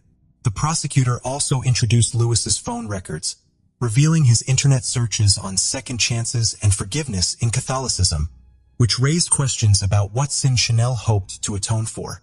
The release of Lewis's confession video sparked further controversy. His lawyers argued he was under immense pressure, leading to a coerced confession. They suspected police might have fabricated evidence. The recording commenced only after Lewis was pressured, raising concerns that the search of his home violated protocols. The defense suggested that the investigation into Karina Vetrano's death was initially mishandled. With public pressure mounting for an arrest, they argued Lewis became a scapegoat. The jury was deeply influenced by the defense's compelling arguments. After considering both sides, jurors could not reach a conclusive verdict. On November 21, 2018, the judge declared a mistrial. A retrial was initially scheduled for January 22, 2019, but later postponed to March 2019. Following 5 hours of deliberation during the retrial, Chanel Lewis was ultimately found guilty of Karina Vetrano's death and sentenced to life without parole on July 23, 2019. The defense employed delay tactics by citing an anonymous source to allege misconduct by a juror, suggesting jury pressure and conspiracy. A case that seemed straightforward at first sparked widespread prejudices and fears in society. Karina Vetrano's tragic death affected many, serving as a stark reminder for women to remain vigilant about their safety. Danielle Houchins was born on November 11, 1980 in Alexandria, Minnesota. Shortly after, her parents had 2 more kids, a boy and a girl. Once their youngest was born, the family decided to move to a small town called Belgrade, Montana. The quiet place was surrounded by mountains and located far from big cities, but it was a popular destination for tourists. A lot of people came there to ski or hike in the mountains, enjoying the picturesque nature. Danielle's parents chose the town mostly because they were offered jobs on the ski patrol. This was perfect for both of them since they loved spending as much time outdoors as possible. Their passion spread to their kids from a very young age, and the family was always up for an adventure. They went skiing, hiking, fishing, and took boat trips on the nearby rivers. Danielle herself got really into climbing, which was easy to get into around there. At the same time, Danielle managed to excel at school. She quickly became one of the top students and had big plans for her future. She dreamed of going to medical school and becoming a bioengineer. On September 21, 1996, their town was hosting its annual festival. People would gather on the streets, listen to music, watch some performances, and just enjoy the day together. Danielle, who was 15 at the time, had plans to meet up with her friends in the evening. But before that, she had a few free hours to kill. Instead of just sitting at home, she decided to go for a walk along the trail located near the river just outside of town. Her mom asked her to be back by 2 p.m. and gave Danielle her wristwatch since she didn't have one of her own. Danielle grabbed a bottle of water and headed out around 11:30, promising to be back on time. But 2 o'clock came and went and she still hadn't returned. Her mom started to worry, especially since they were expecting guests soon. Thinking Danielle must have just lost track of time, she decided to head to the trail to bring her home. She took a friend with her and they drove to the parking lot where the trail started. The first thing they noticed was Danielle's white pickup truck. Even though she was only 15 and technically not allowed to drive without an adult, her parents would sometimes let her use the car. It was a small, quiet town with little traffic, and Danielle was already a pretty good driver. Her mom noticed the truck's doors were unlocked, but Danielle was nowhere to be seen. She and her friends started walking along the trail toward the river, but they didn't get far before they spotted Danielle's car keys and her bottle lying on the ground. Her mom became even more worried and started calling out for her, searching the path from the parking lot to the river. When there was still no sign of Danielle, she wasted no time and went straight to the authorities for help. At that point, her mom thought Danielle might have fallen off a slope or gotten injured in some accident. Since the woman didn't have a cell phone, she drove to the police station, and about an hour later, search teams arrived at the trail. The searchers combed through the trail and the surrounding woods, checking the riverbank as well, but they couldn't find any trace of Danielle. As night fell and temperatures dropped close to freezing, the rescuers decided to call off the search until morning. However, Danielle's family refused to go home. They continued searching for her, joined by family friends and local residents who broke into groups and spread out to cover more ground. In one of those search groups was a man and his 2 sons, who were friends with Danielle's sister. They headed into the wooded area near the riverbank, using flashlights to guide their way. A few hundred yards from the parking lot, they noticed something strange in the water and went closer to check it out. Shining their lights into the river, they realized it was Danielle's body, lying near the shore in just a few feet of water. The man immediately knew she was dead and ran back to his car to notify the police.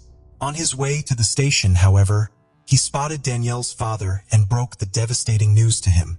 The police examined the scene and handed Danielle's body over to medical experts, who needed a few days to conduct a proper examination and determine the cause of death. But despite this, the sheriff quickly announced that it appeared to be an accident. There were no visible wounds or signs of foul play, so the police initially believed Danielle may have just accidentally fallen into the river and drowned. Danielle's family, devastated by the news of her death, couldn't believe it. From a young age, she had spent a lot of time outdoors, was very familiar with nature, and knew that trail along the river well. Her parents also couldn't understand how she could have drowned in such shallow water. Still, the sheriff stuck to his version and didn't launch a proper investigation. But everything changed when the medical examiners released their report.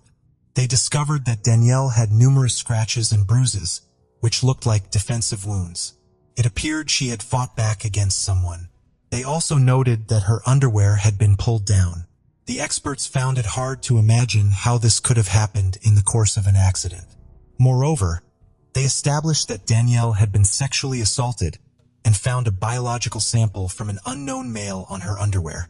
As for the cause of death, the examiners agreed that she had been drowned, but it seemed that someone had held her underwater. They also noticed that Danielle's watch, which should have been on her wrist, was found up near her elbow. The experts suggested that the killer might have dragged her by the arms, causing the watch to slip down as he pulled her toward the river. Despite all these findings, the medical examiners for some reason still listed the manner of death as undetermined. While they were sure Danielle had drowned, they couldn't find enough solid evidence to conclusively prove it was an intentional murder. Because of this, the police didn't launch a full investigation, maintaining that they were still uncertain about what really happened to Danielle. Even so, they did try to gather more details. When forensic experts examined Danielle's clothes, they found 4 hairs on her underwear, which also belonged to an unknown male. They believed these were arm hairs and managed to extract a partial DNA sample. However, the FBI didn't yet have a national DNA database. The only thing the experts could confirm was that the hairs and the semen found on Danielle's underwear came from the same person. The police also re-examined the area where Danielle's body was found and discovered a man's boot print in the dirt, although they weren't able to determine if it was connected to the case. Investigators questioned several potential suspects they thought might be involved, but couldn't link any of them to the crime. The problem was that the DNA sample they had was only partial, so they couldn't even compare it to the suspect's DNA. It's worth mentioning that many details of this case were kept secret, not only from the public but also from Danielle's own family. For a long time, they didn't even know that she had been sexually assaulted. From their perspective, it seemed like the police genuinely didn't have any idea what happened to Danielle and were still trying to figure it out. Despite the sheriff's position, some police officers were puzzled that the case hadn't been reclassified as a homicide and investigated accordingly. One of them was Cindy Botek, who had joined the police just a few days before Danielle's death. She's been involved in the investigation and, from the very beginning, was convinced they were dealing with a murder. However, back then she didn't have the authority to go against her superiors and launch a full-scale investigation. So all she could do was wonder what had really happened that day.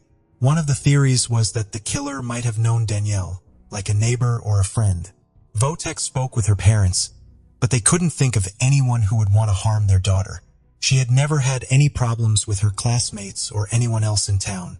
For months after Danielle's death, there was almost no progress in the case.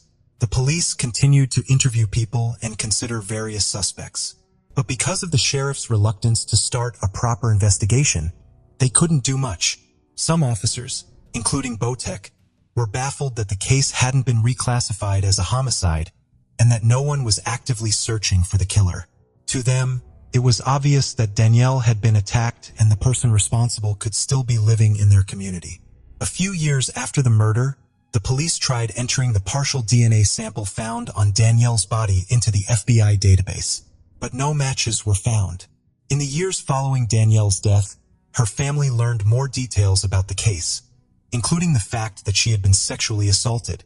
They were outraged that the sheriff hadn't treated it as a homicide from the start and had kept such critical information from them. The sheriff later claimed he had never considered the case an accident and had always believed it was a murder. This contradicted his earlier statements to local newspapers, where he had clearly said there wasn't enough evidence to label it a homicide. Danielle's parents also remembered him telling them the same thing, which only fueled their frustration and confusion. The sheriff then tried to shift the focus onto the medical examiners, insisting that the only reason he didn't launch a full investigation was because they had listed the manner of death as undetermined. But Danielle's family believed the sheriff was just trying to avoid responsibility. Everyone understood that a proper investigation in the first few days after the murder could have helped solve the case and catch the killer, but little effort was made. Now, many years later, finding the murderer had become far more difficult with the trail gone cold. Danielle's parents continued to fight for a fair investigation, but each attempt led to a dead end. Eventually, her younger sister took up the case, giving interviews to local media, reaching out to investigators, and doing everything in her power to ensure that one day Danielle's killer would be found. In 2019, 23 years after the murder, Danielle's family finally managed to get the investigation reopened. Unfortunately, this didn't lead to any real breakthroughs. The FBI's DNA database still didn't show any matches, and re-examining old suspects went nowhere, leaving the case stalled once again. This continued until 2021, when a new sheriff took over the local police department. He had joined the force just days before Danielle's death, and her case had haunted him ever since. Like some of his colleagues, he had always believed it was a murder, and now he had the authority to launch a full investigation. But after so many years, he had almost no solid leads, except for the partial DNA sample from the possible perpetrator.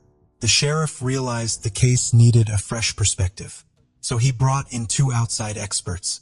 One was a former investigator from California who now worked as a private detective, and the other was a DNA specialist.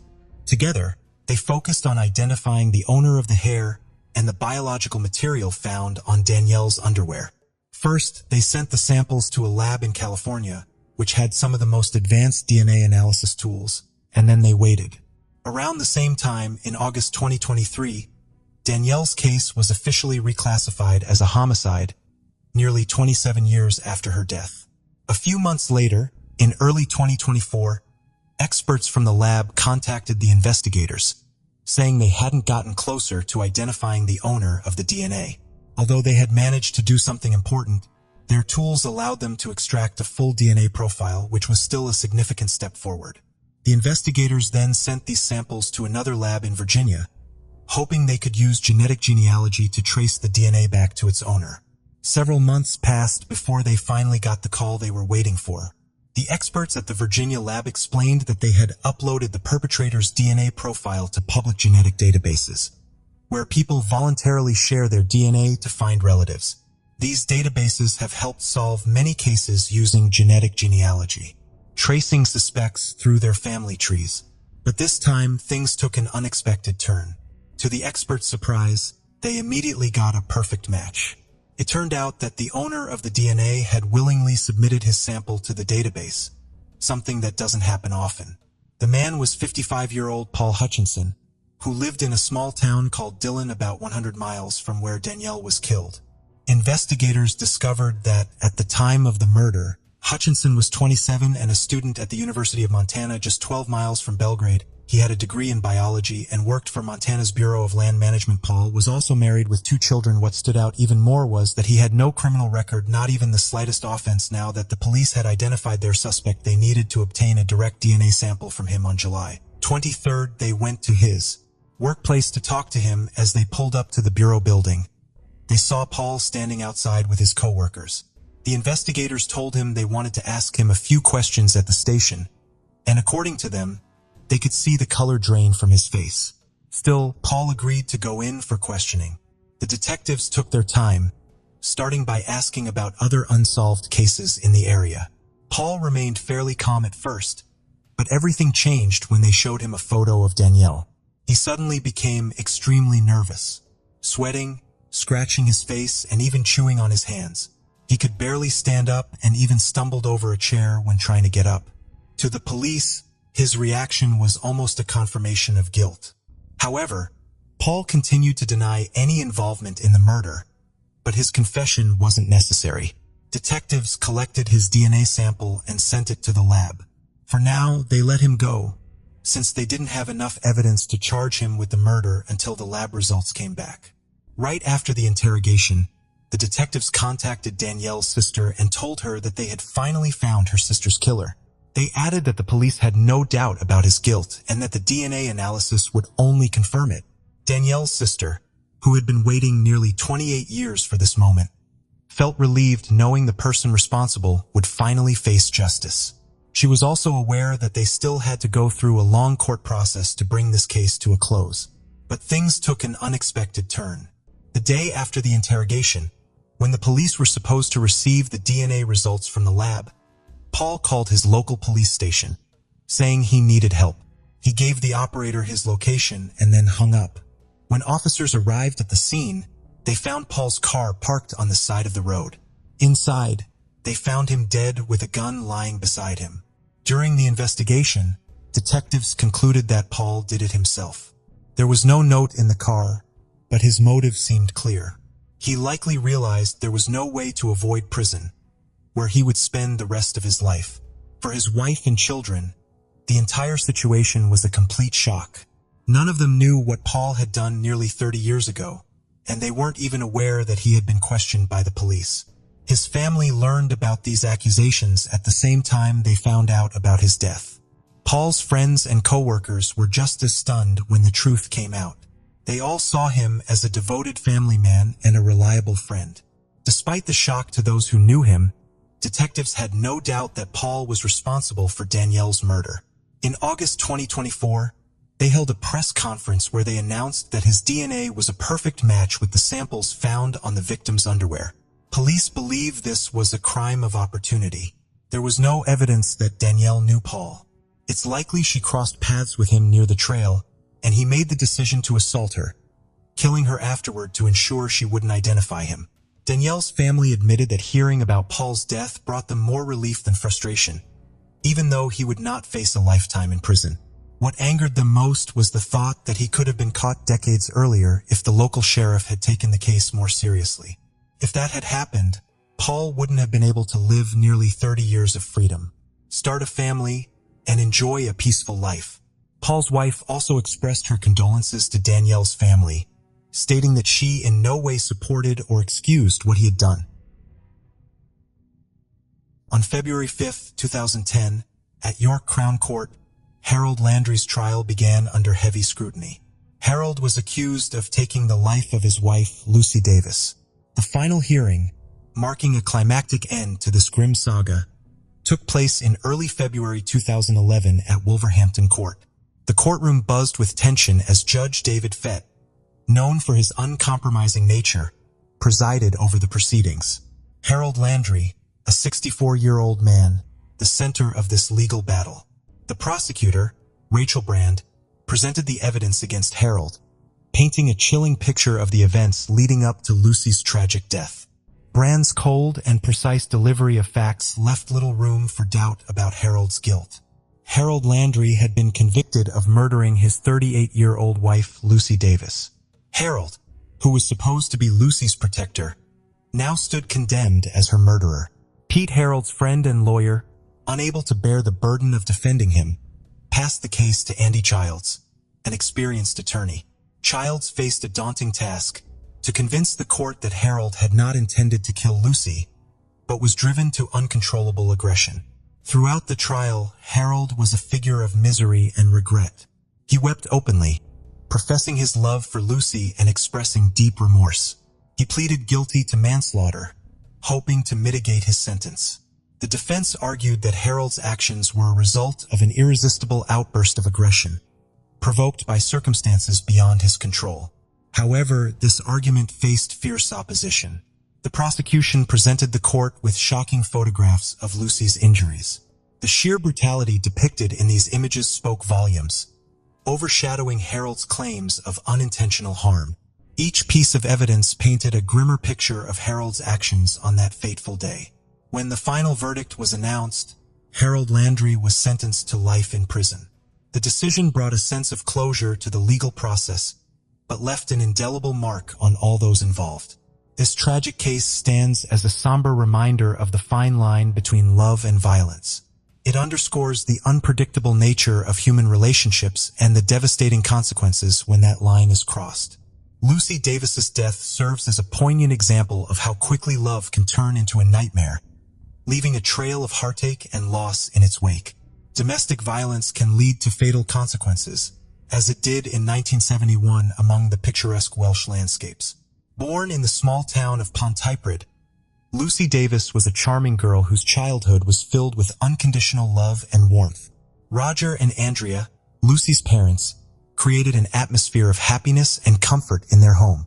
Together with her younger sister Anna, Lucy grew up in the beautiful village of Glencoe. Lucy took her first steps among majestic mountains and enchanting forests. Her charming smile and kind heart set her apart from other children. She easily won the sympathy of her teachers and peers. Seeing his daughter's passion, her father gave her and her sister the opportunity to immerse themselves in the magical world of horseback riding. Under the strict guidance of experienced instructors, they learned the basics of this noble art, conquering peaks and overcoming obstacles. Lucy and Anna became professional horse riders. Spending her childhood in Wales was a real paradise for Lucy Davis. She blossomed like a beautiful flower there, absorbing the beauty of nature and the love of her family and loved ones. The hobby of horse riding not only gave Lucy and Anna loyal companions, but also served as real school of life. Horses taught them discipline, self-control, and responsibility. The sisters' talent and perseverance were recognized at prestigious competitions, where they won multiple awards. However, Lucy's world wasn't limited to the riding arena. Her excellent mind and hunger for knowledge motivated her to make new discoveries. Music became another passion of young Lucy. She enthusiastically took flute and piano lessons, honing her skills. Her efforts were not in vain. A year later, she played both instruments perfectly, charming audiences with her talent. Lucy was delighted to join the Glamorgan Youth Orchestra, where her musical journey continued to flourish. Lucy Davis dedicated herself to refining her musical talents, finding an outlet for her love of music and creativity within the school choir. Music wasn't just a pastime for her. It was a profound means of expression. Growing up, Lucy's days were a blend of carefree play and diligent work, instilling in her a strong foundation of dedication and hunger for knowledge, qualities that would shape her future achievements and endear her to those around her. In high school, Lucy crossed paths with Garrett Jenkinson, a fellow Welshman shrouded in mystery. Despite the enigma surrounding Garrett's past, the two formed a close friendship that only deepened over time. Though Garrett harbored romantic feelings for Lucy, he chose to keep them buried deep within himself. Upon graduating in 1998, Lucy was resolute in her pursuit of a musical career and higher education. She secured admission to the University of Yorkshire in Northern England, initially envisioning herself as a future music educator. However, as her ambitions evolved, Lucy found herself drawn to the bustling artistic landscape of a metropolitan city. This newfound aspiration led her to Grimy McAllister, whose worldview and sense of humor resonated deeply with Lucy. Their relationship flourished, prompting Lucy to introduce Grimy to her parents. The initial encounter proved successful, solidifying the bond between Lucy and Grimy and setting the stage for their future together. Roger and Andre recognized him as the ideal life partner for their daughter almost instantly. After careful consideration, Lucy and Grimy made the decision to move in together, forging their own family. Sometime after the move, Lucy proposed the idea of official cohabitation, which Grimy agreed to in 1995. Even while still pursuing their studies in college, they welcomed a son into their lives, whom they named James. Lucy opted to take a break from her own pursuits to focus on caring for her son, while Grimy diligently continued his studies to provide for their family, taking up night shifts at the city's postal sorting department. Lucy into a whirlwind of challenges, but she faced them with optimism and determination.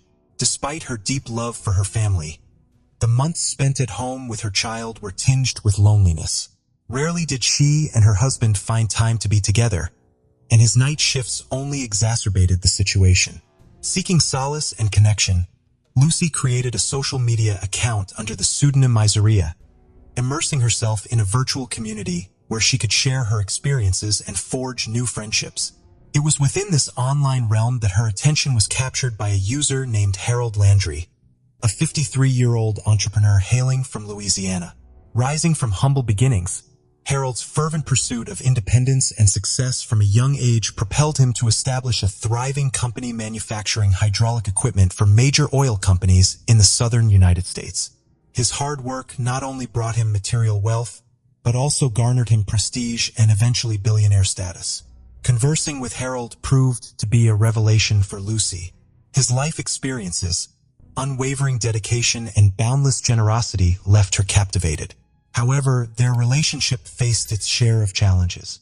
The disparity in their ages, social standings, and lifestyles created friction between them. Harold's life seemed extravagant and diverse, filled with eccentric hobbies and lavish acquisitions, including real estate holdings on KML. In Mexico, Harold's marital status was shrouded in mystery. He had been married twice and divorced twice, yet nothing was known about any children from these unions.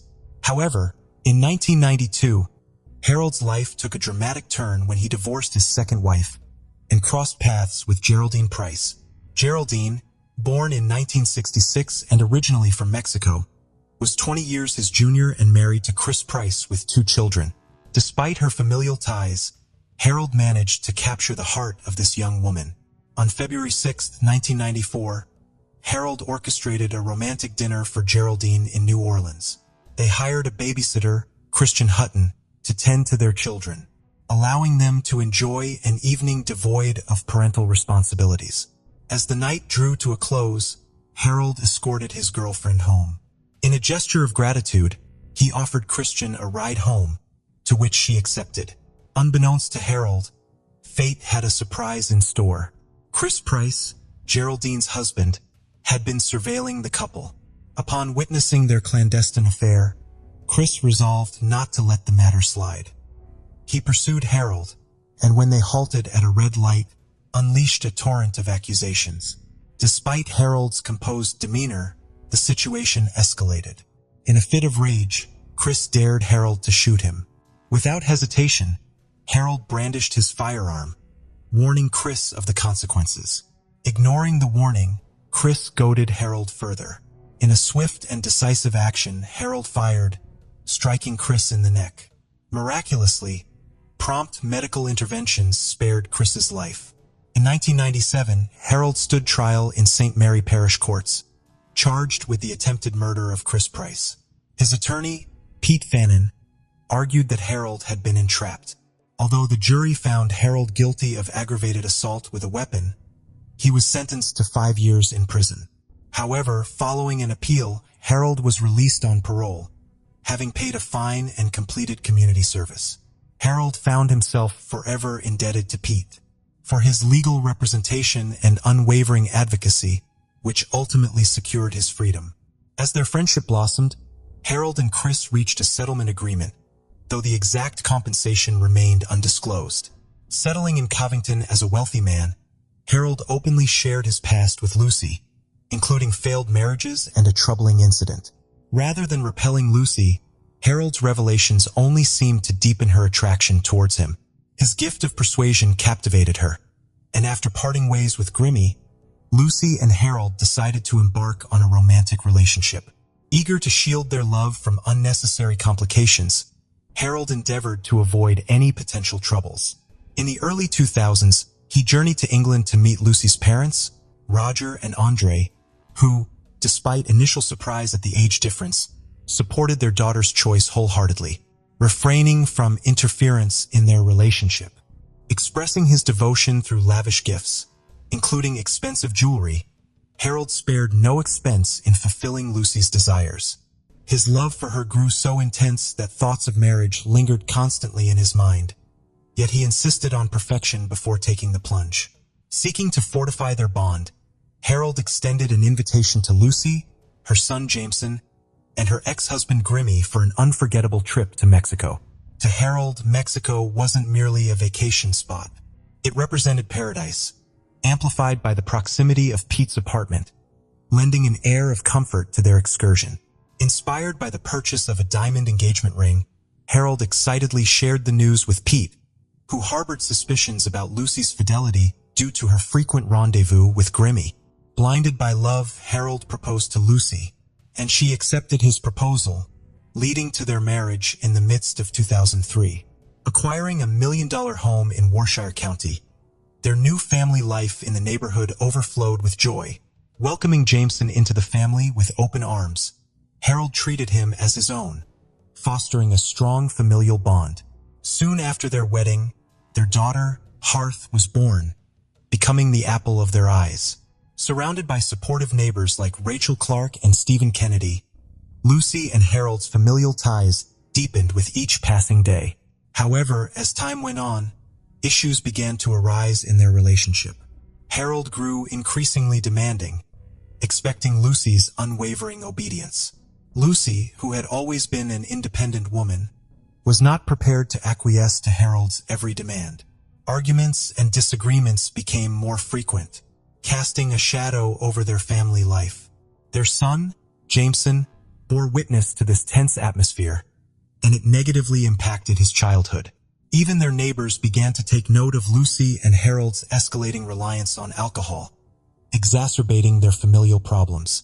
However, when the arguments and shouting ceased, neighbors interpreted it as a sign that the family was attempting to reconcile. In 2009, Lucy found solace in virtual conversations with her old-school friend, Garrett, via social media. Sensing his wife's emotional distance, Harold made the difficult decision to leave for Mexico, allowing Lucy space. In his absence, Lucy invited Garrett to visit, blindsiding Harold upon his return. Lucy swiftly filed for divorce, prompting Harold to begin an affair with their neighbor, Rachel Walbon. The divorce proceedings were marred by disputes over property division. Lucy, adamant about keeping the house for the sake of their children, opposed Harold's insistence on selling it. Their disagreements intensified as Lucy revealed unsettling truths about Harold's past, further fueling the acrimony. Amidst the emotional turmoil, Lucy accepted Garrett's invitation to spend time with him in Wales, making no effort to conceal her phone conversations from Harold upon her return. Despite her efforts to salvage their relationship, the constant arguments persisted, and the tension between them became unbearable for Jameson and their daughter, Harth. On the evening of February 1st, 2010, as the day drew to a close, Harold, intoxicated from several glasses of wine, was taken aback by the delivery of a package addressed to their neighbor, Stephen Kennedy. It was closer to 9 p.m. when Harold returned from work. Stephen noticed a notification that his parcel had been delivered to Harold. Seeing Harold at home, he approached him to retrieve his package. Harold greeted him warmly and offered him a drink. Stephen, not refusing a glass of wine, agreed, and Harold poured him one. As Stephen entered and greeted Lucy, he observed Harold was already inebriated. After a single glass of wine, Stephen took his parcel and left. Shortly after, a heated argument erupted between the couple regarding furniture for their new house.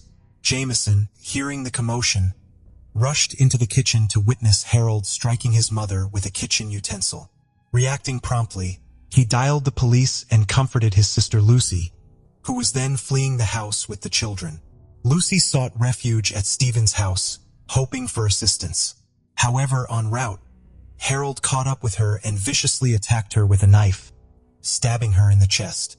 Callously, he dragged her body under a bush and disappeared.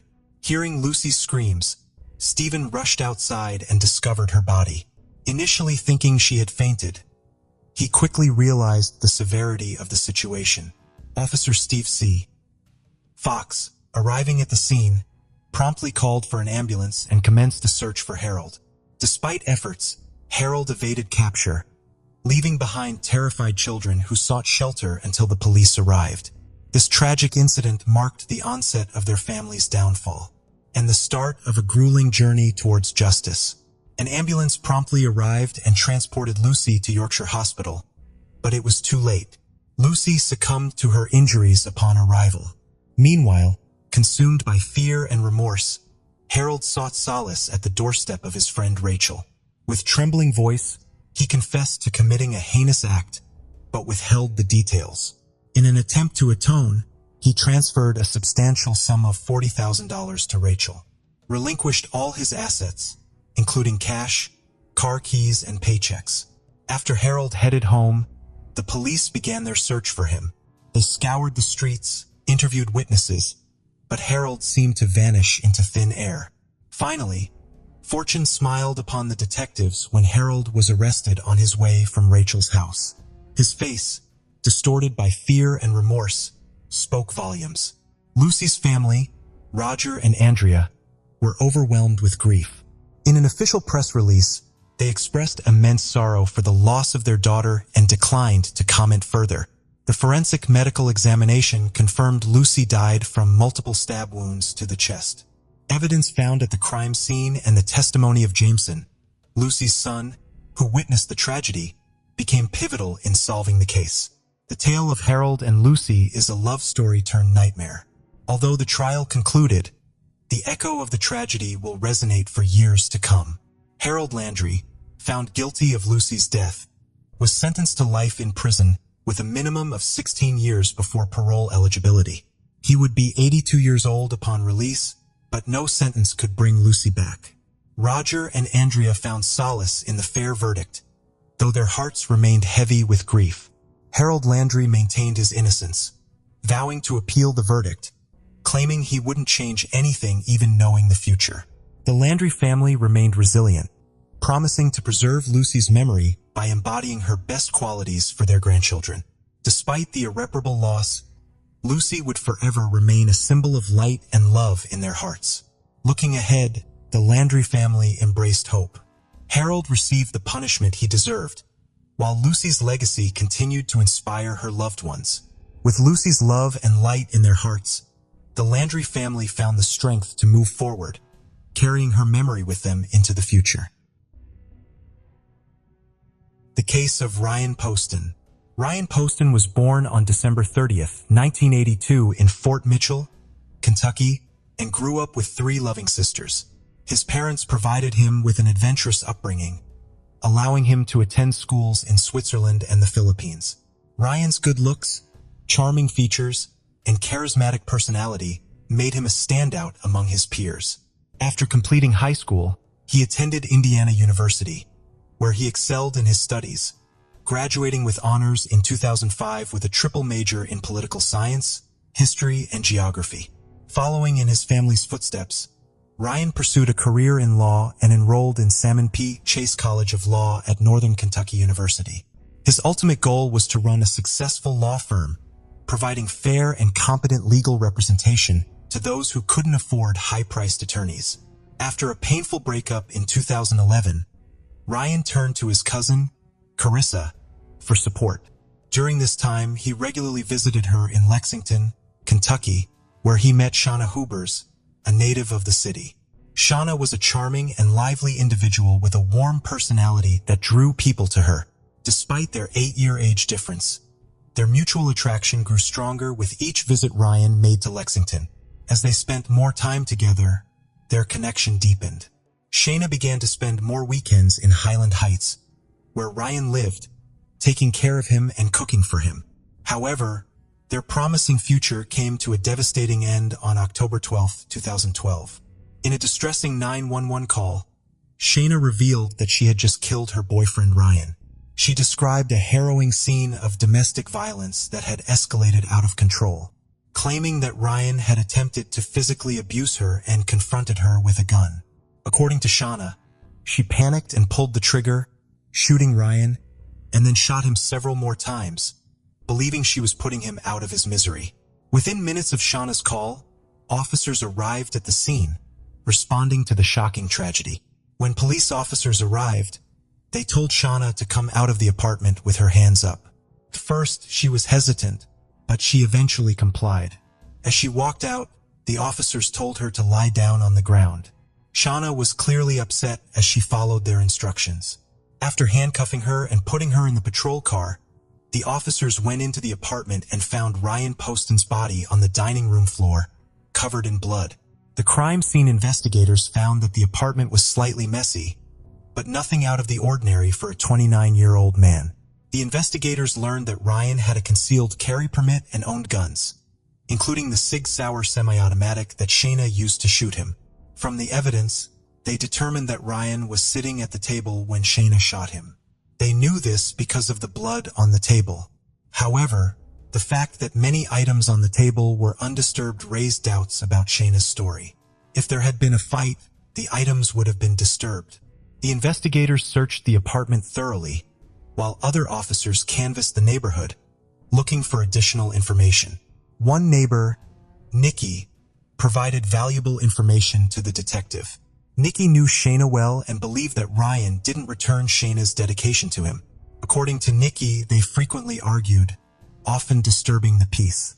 Months earlier, Nikki recalled an incident where Shauna came to her door in tears, saying she was afraid if Shauna claimed that Ryan had picked her up and thrown her down the hallway, injuring her. Nikki encouraged Shauna to report the abuse to the police, but Shauna chose not to. At the police station, detectives took Shauna to an interrogation room to question her about shooting Ryan.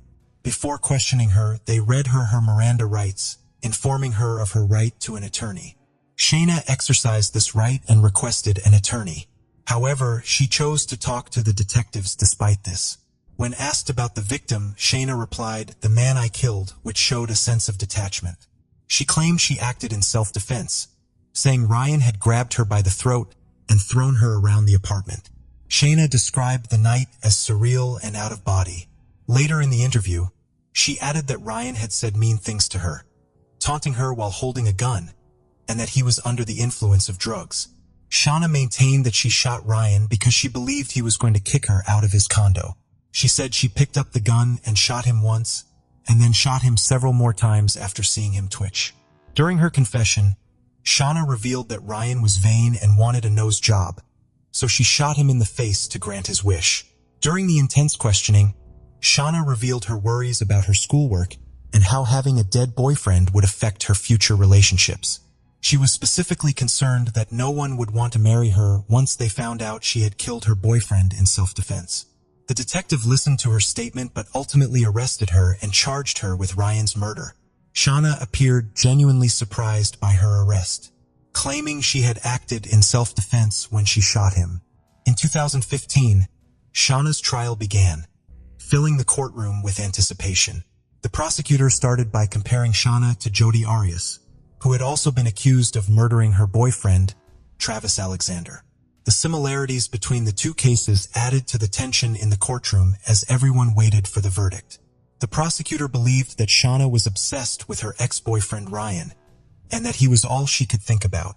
Ryan's friends testified that he wanted to end their relationship and was avoiding Shauna's calls and messages. Despite this, Shauna would often show up uninvited at Ryan's condo in Highland Heights. On the night Ryan was murdered, the prosecution presented evidence that he had a date planned with Audrey Bolt, a former beauty queen. The prosecution suggested that Shauna was motivated by jealousy and anger towards Ryan's new love interest. Audrey Bolt testified that Ryan stood her up on the night of the murder. She had no idea he had been shot and killed until later. The prosecution presented evidence that Ryan had told his father he wanted to break up with Shauna, and his father advised him to be kind to her to avoid a messy breakup. However, Ryan and Shauna exchanged texts on the day of the murder, with Ryan telling her he didn't want to see her. Despite this, Shauna showed up at his condo uninvited. The prosecution believed that during an argument, Ryan told Shauna he was done with her and that she could no longer control him. This allegedly enraged Shauna, who then picked up a gun and shot Ryan. The prosecution played a video of Shauna's police interrogation, which they claimed showed her to be a cold-blooded murderer. In the video, Shauna appears carefree and unemotional, which the prosecution argued was inconsistent with someone who had just killed in self-defense. However, this interpretation was open to interpretation by the jury. The defense argued that Ryan was acting erratically and violently on the night of the murder due to drugs he was taking, including anti-anxiety medication and amphetamines. The autopsy results showed that these drugs were present in Ryan's system. The defense claimed that Shauna shot Ryan in self-defense. The evidence suggested that the substances he was using influenced his actions. To support this idea, Shauna's lawyers called an expert in toxicology to testify on her behalf. The expert stated that a combination of anti-anxiety medications and amphetamines could cause someone to become violent and paranoid. The defense presented this expert testimony to create a reasonable explanation for Shauna's actions, questioning whether she had intentionally meant to harm anyone. During Shauna's trial in April 2015, the prosecution became worried that the jury might be swayed by Shauna's self-defense claim, particularly because she was smart, young, and attractive. These fears were alleviated on April 23rd when the jury delivered a guilty verdict, convicting Shauna of murdering her boyfriend Ryan Poston. However, at the sentencing hearing in August 2015, Shauna continued to blame Ryan for his own death, which outraged his friends and family. Shauna claimed she was innocent throughout the trial and refused to take responsibility for her actions, despite the evidence against her. In Kentucky, defendants who are victims of domestic violence may be eligible for reduced parole after serving just 20% of their sentence. However, the judge didn't believe Shauna qualified for this reduced parole, citing that her crime was a premeditated murder. As a result, Shauna was sentenced to 40 years in prison, making her eligible for parole in 17 years, at the age of 41 in 2032. After her sentencing, Shauna appealed for a new trial, which was granted in August 2016. The reason for the appeal was that one of the jurors had a felony conviction, which they had concealed. This violated Kentucky law, as felons are not allowed to serve on juries. In August 2018, Shauna's second trial for Ryan Poston's murder began, 4 months later than expected. Her defense attorney presented opening arguments, stating that during her year-and-a-half relationship with Ryan, Shauna tried her best to make him happy. However, their relationship suffered as a result. The defense attorney claimed that on the night Shauna met Ryan, he was violent toward her, both physically and sexually. This incident had a lasting impact on Shauna, causing her to take several weeks to respond to his messages afterwards. Additionally, The defense team argued that Shauna had a history of trauma stemming from a sexual assault she experienced in high school. This led to her struggles with alcohol abuse and promiscuity. They claimed that this traumatic experience contributed to her behavior on the night of Ryan's murder.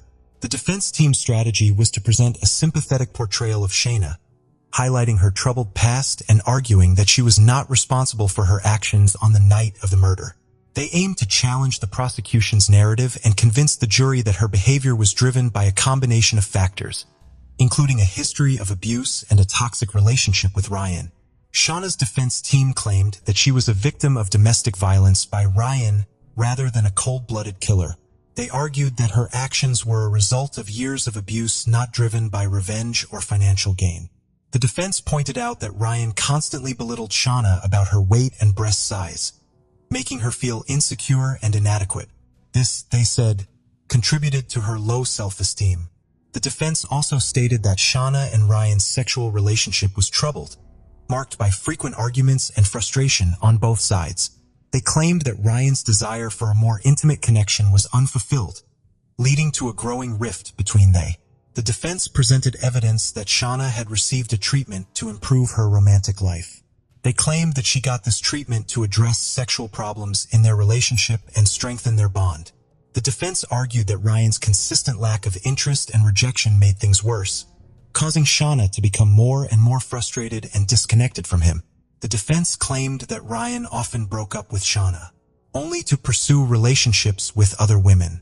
However, the prosecution clarified that they were not trying to portray Ryan as a perfect partner, but rather as someone who was not abusive.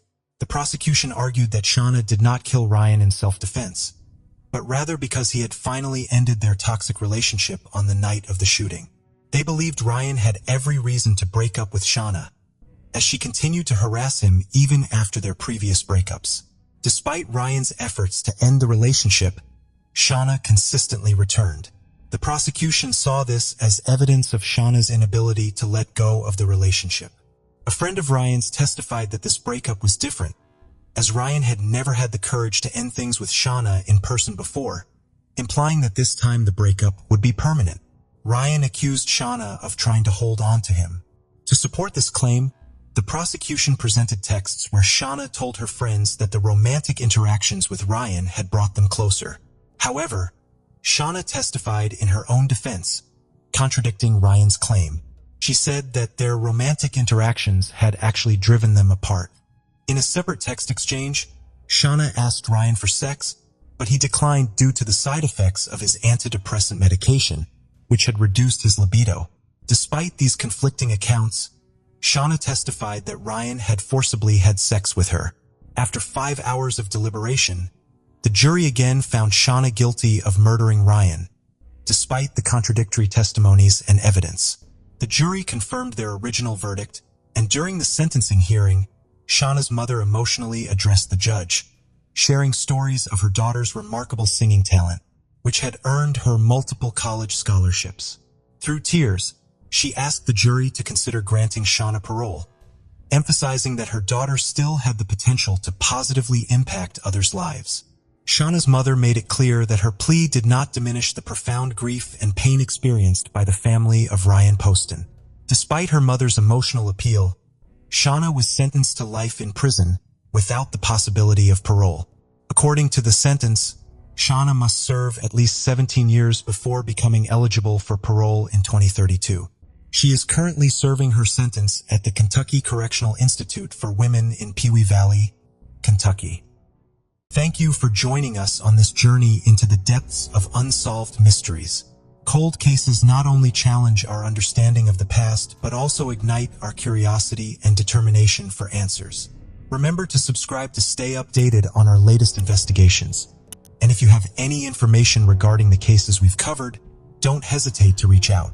Together, we can shed light on the shadows of the past and bring closure to those who seek it. Until next time, stay vigilant, stay curious, and never stop seeking the truth.